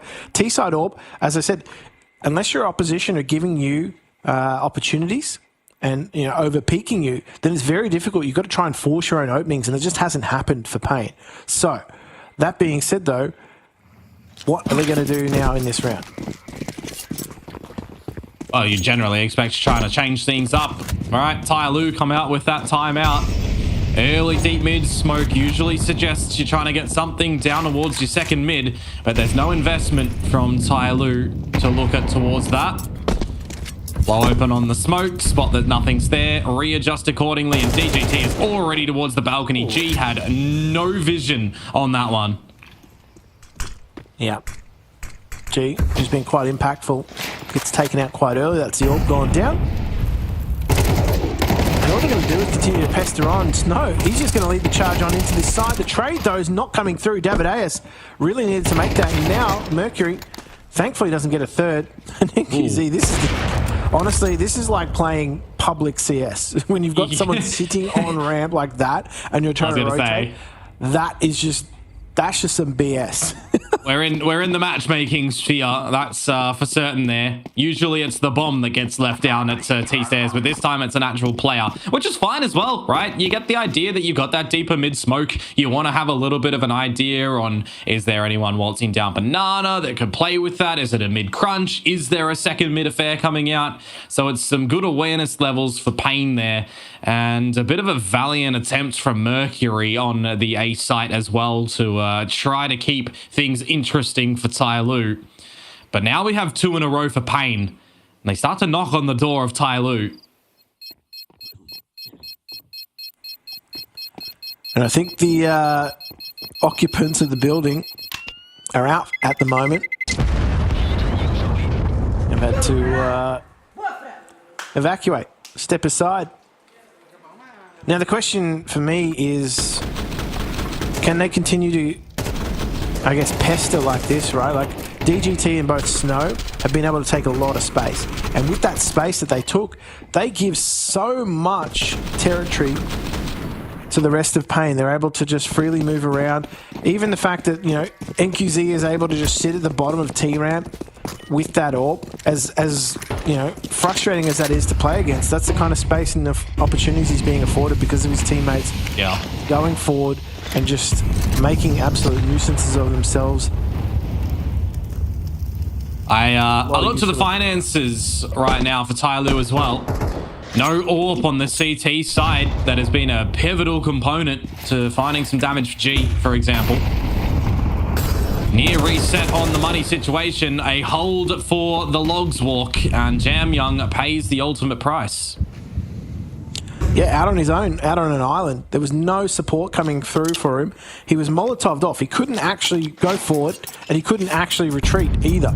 So he was stuck between the proverbial rock and the hard place with no recourse.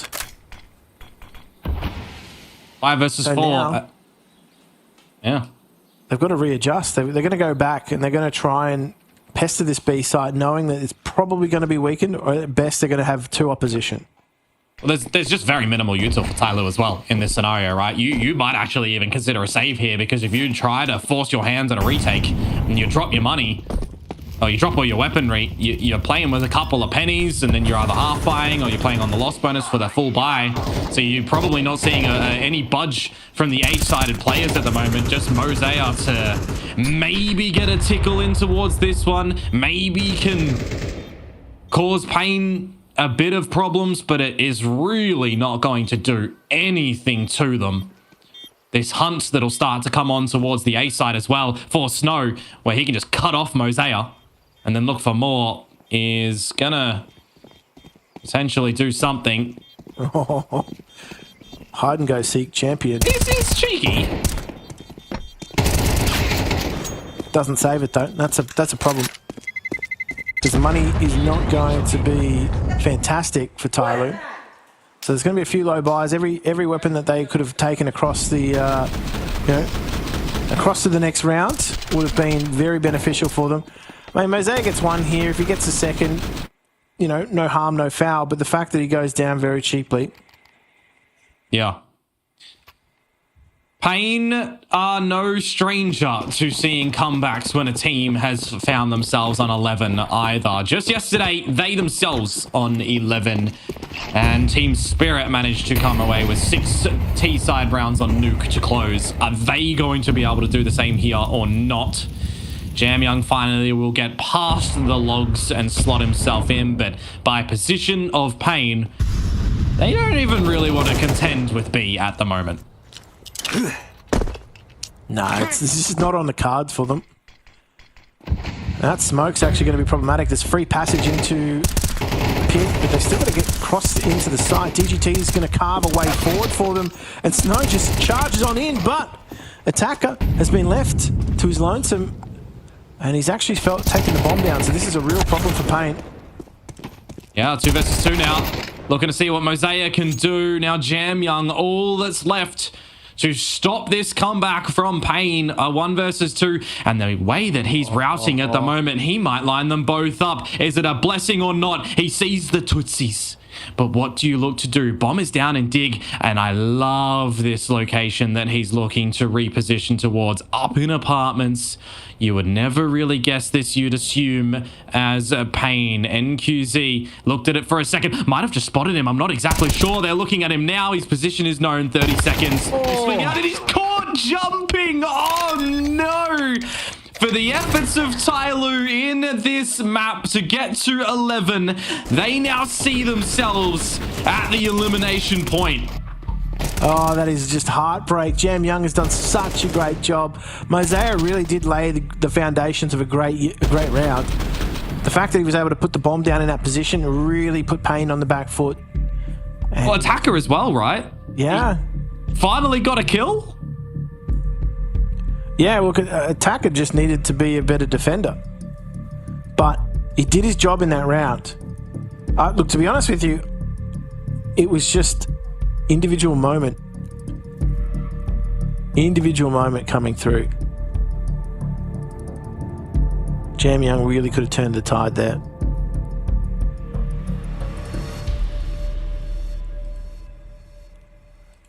Okay. Is this going to be the last round or not? Do we need overtime to separate these two, Jim? Well, exactly. We might be heading down that path if we cannot separate them.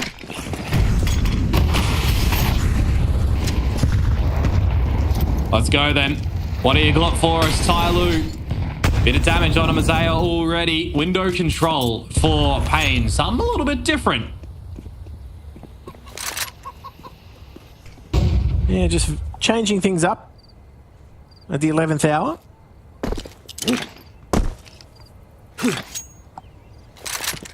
Again, a little bit more lackluster for the defenses of Tyloo here, and there's going to be some overwhelming forces heading G's way. Without the AWP though, he will still look to get some damage. Somehow alive with 100 still on the body. That is A bit of blasphemy being thrown into the mix, if you ask me. Now, Attacker getting taken down to 9. We're not stopping if Pain have anything to say. They have a great flash on in, and everybody on Tyloo starts to fall like flies. A 2 versus 4 turn into 1, and then there was none. Pain Gaming make the comeback happen. 13-11 for the 2-0 in the series, and they will eliminate Tyloo from IEM Chengdu. Yeah, unfortunately, the hometown team couldn't quite get it done when it came down to elimination. They showed that Inferno was a much better map for them. Of course, they're going to be disappointed. They had their opportunities, and unfortunately, they just allowed Pain back into this matchup. I think it's safe to say as well, there were a few players from Pain that really did step up over the course of the series. Snow is definitely one that sticks out for me. DGT, quite quiet, but had his moments. And, you know, you can't definitely write off G with that AWP. As soon as he got that in his hands, it felt like a different Tyloo on defense. So, of course, they're going to be disappointed. Of course, Pain are going to be relatively relieved. And maybe some more time for them just adjusting to the time zone is going to be more beneficial as this competition goes on. Yeah, I mean, we know as well who Pain are going to be playing against next, right? The Mongols with that loss towards Astralis. We also know around about where everything is landing, because we did just have that Falcons game end versus Spirit, so we'll go through the bracket a little bit later on. But for this series right now, Pain, again, having to go the distance on a map, but getting the victory, the recognition that they can come out with in the mid-rounds, in the middle of these maps, is something that we've been seeing them, you know, tested on time and time again. And we were promised, and I use that word importantly so, by this Pain squad, that there would be better plays coming through, better ideas and solutions delivered to us with this change up of Snow. And he was silent since that announcement, but now finally really stepping back up in towards this one. Yeah, I think more so too, he's just been given a lot of room to operate in this, in this series as well. I think the fact that the playstyle of Tyloo, he was very comfortable reading them, and I think his teammates, they had the moving pieces around him to help support too. The flashes that were coming through were quite nice. The fact that he was also, as I said, making those individual reads and plays and pushes, it really did become a thorn in the side of Tyloo, and honestly, it was a big difference maker in a lot of those crucial rounds. Yeah, I mean, for me, Snow coming out at the end of that one with 9 rounds with more than, 2 kills, more than the multi-frags is a really pivotal factor. I mean, everybody of Pain was really getting into it. And, well, we get the opportunity now to have a little bit of a conversation with them. We have NQZ on the line. Mate, it took a little bit to get in towards the tail end of that map, but 5 in a row to close. How are you feeling? I'm feeling great, thank you. Really glad that we managed to close out Inferno. We started really well, but they bounced back, and for a moment they got the control of the match. So I'm really happy that we came back. Now, you haven't really had any opportunity to play against Tyloo. How were they to play against? They obviously play a very different style to what you're used to. As you say, they play a really different style, but we prepped well. But at the same time, they were doing a lot of cool stuff and a lot of stuff that were caughting us off guard. But since we practiced a lot against them, I think that we were kind of prepared. Of course, it was a difficult game, but I feel like everyone knew what to expect for the match. There's been a lot of talk at the moment about you guys going back to tournaments and everything, and that's not going to stop at the moment. How are you guys right now going from the game against Spirit yesterday into this one and the one tomorrow, kind of mitigating a bit of that burnout? Is it a little bit, slower into this, or is it still kind of push that away to the side and really just keep on pushing forward? We just want to keep pushing forward. As you said, yesterday match against Spirit was a tough one. We had our chances, but they played better the whole series, I think. But we're trying not to focus too much on that, because I think right now we are evolving as a team and finally understanding each other better at the server. So right now is one match at a time. Really glad that we won today, and tomorrow hope it'll be better. Now, looking ahead to tomorrow, your opposition is going to be Mongols. What do you know about them as a roster? Like, obviously, they play, again, a very different style and have been very present playing in Europe. Are you predicting a very difficult match there? Yeah. The matches against Mongols are always difficult, and as you said, they have a really different style and very explosive style. So whenever you are looking to a smoke, suddenly 5 guys jump out of the smoke. So it's gonna be a tough match, and since we played a lot against them, I think both teams know each other well, but it's gonna be an exciting match. I always like to play against them, and they recently changed the player, so it's gonna be fun to see what happens. Very good to hear. We do, of course, wish you the best. Now, just one final fun question. Got anything to say for the fans? Because, of course, while you've got a lot of the Brazilian fans out there, you also have a lot of fans that are watching this event in China and in the English variety as well. So, you got anything for the fans out there? Huge shout out to the fans and thank you everyone who support us. And also, queria agradecer a todo mundo que tá torcendo pra gente, galera, na transmissão do Gal, em todas as transmissões que estão rolando. A gente tá tentando o nosso melhor pra poder melhorar cada dia e orgulhar vocês que estão aí de casa assistindo. E é isso. Go Pen hoje sempre, tamo junto. Awesome. Very good. Thank you very much for your time. We hope you get some good rest and prepare for that Mongols match tomorrow. Yeah.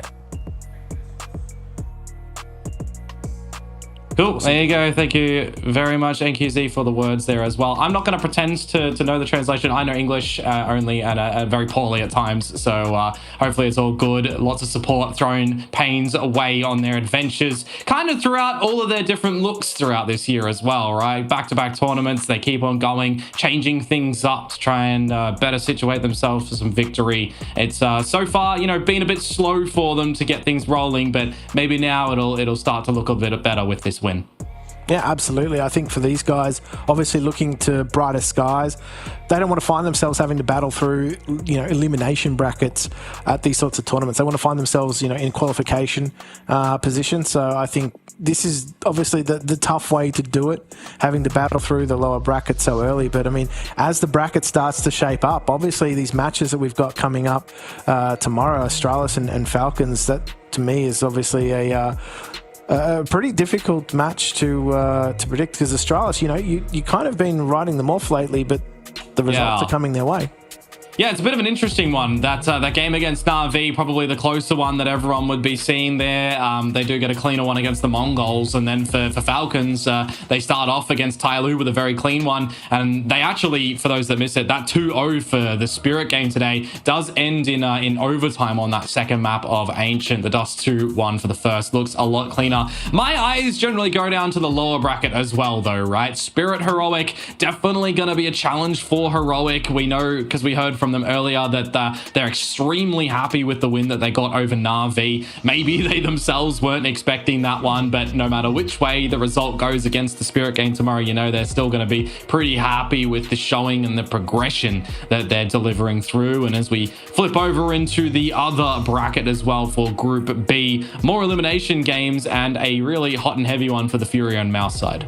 Oh man, talk about a stacked lower bracket, right? You got to kind of got to feel sorry for Lin Vision in this position, right? Now they got to take on Vitality, and then they got to take on the winner of G2 versus Virtus Pro just to continue on in this this hometown tournament of theirs. So they've got it tough, but what they do have is the hometown support. So I hope they're going to be channeling every bit of that energy into the next into the next few days to just try and get themselves over the line. And of course, all eyes on Furia Mouse. Furia putting together some pretty solid results and finding themselves in a pretty commanding position. So I think it's safe to say that there are some really cool matches coming up over the next couple of days. And look, this is the schedule ahead of tomorrow. And for us here on Stream B, there are some cracking games. Yeah, absolutely. G2 VP and Mongols Pain Gaming is what we have in the morning. For the Europeans, when they start to wake up, though, you might wake up and see the Fury and Mouse and then the Astralis Falcons game. So make sure you all do get prepared and ready for day 3 tomorrow here at IEM Chengdu. It's going to be an interesting one, but of course these aren't the only games that are going to be played as well. There's more that are going to be over on that A stream too. We are absolutely blessed with lots of CS to be had here at Chengdu. But from us, that's all that we do have time for tonight, and we do bid you adieu. So have a good night. We'll see you tomorrow.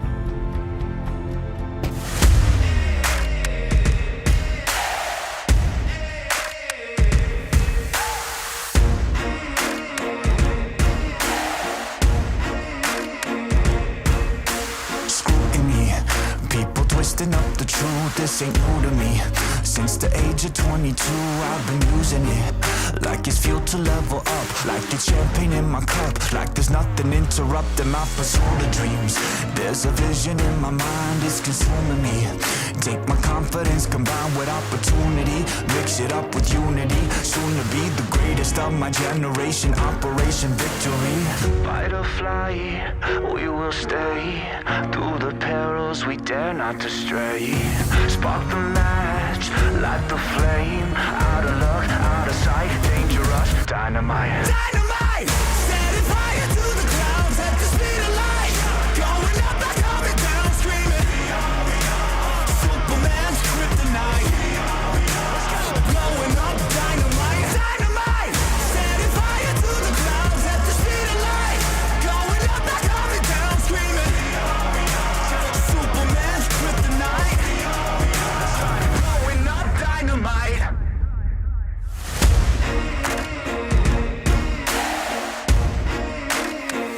Check it. Troubled days, lonely nights, lot of tears, lot of fights. Big dreams met with bigger lies. It ain't what it seems from the outside. On my downfall they pray. Will I surrender or will I betray? Given the trauma that lives in my brain, or use it to fuel up the fire in my veins. I never complain, I boss up and do it. If there's a battle, I fight my way through it. If the wind blows, I thank God that he blew it. Cause what is a blessing depends how you view it. The fruits of my labor are in abundance, indispensable, I'm not redundant, incomprehensible the way I've done it. When the struggle pushes me out, I'll shove it, I'll rise above it. Fight or fly, we will stay, through the perils we dare not to stray. Spark the match, light the flame, out of luck, out of sight, dangerous, dynamite. Dynamite! Setting fire to the clouds at the speed of light, going up, not coming down, screaming. Superman's kryptonite, blowing up, dynamite. Dynamite! Setting fire to the clouds at the speed of light. ESL presents the Intel Extreme Masters Chengdu in partnership with Intel, Acer Predator, DHL, Kidia, and Zoe.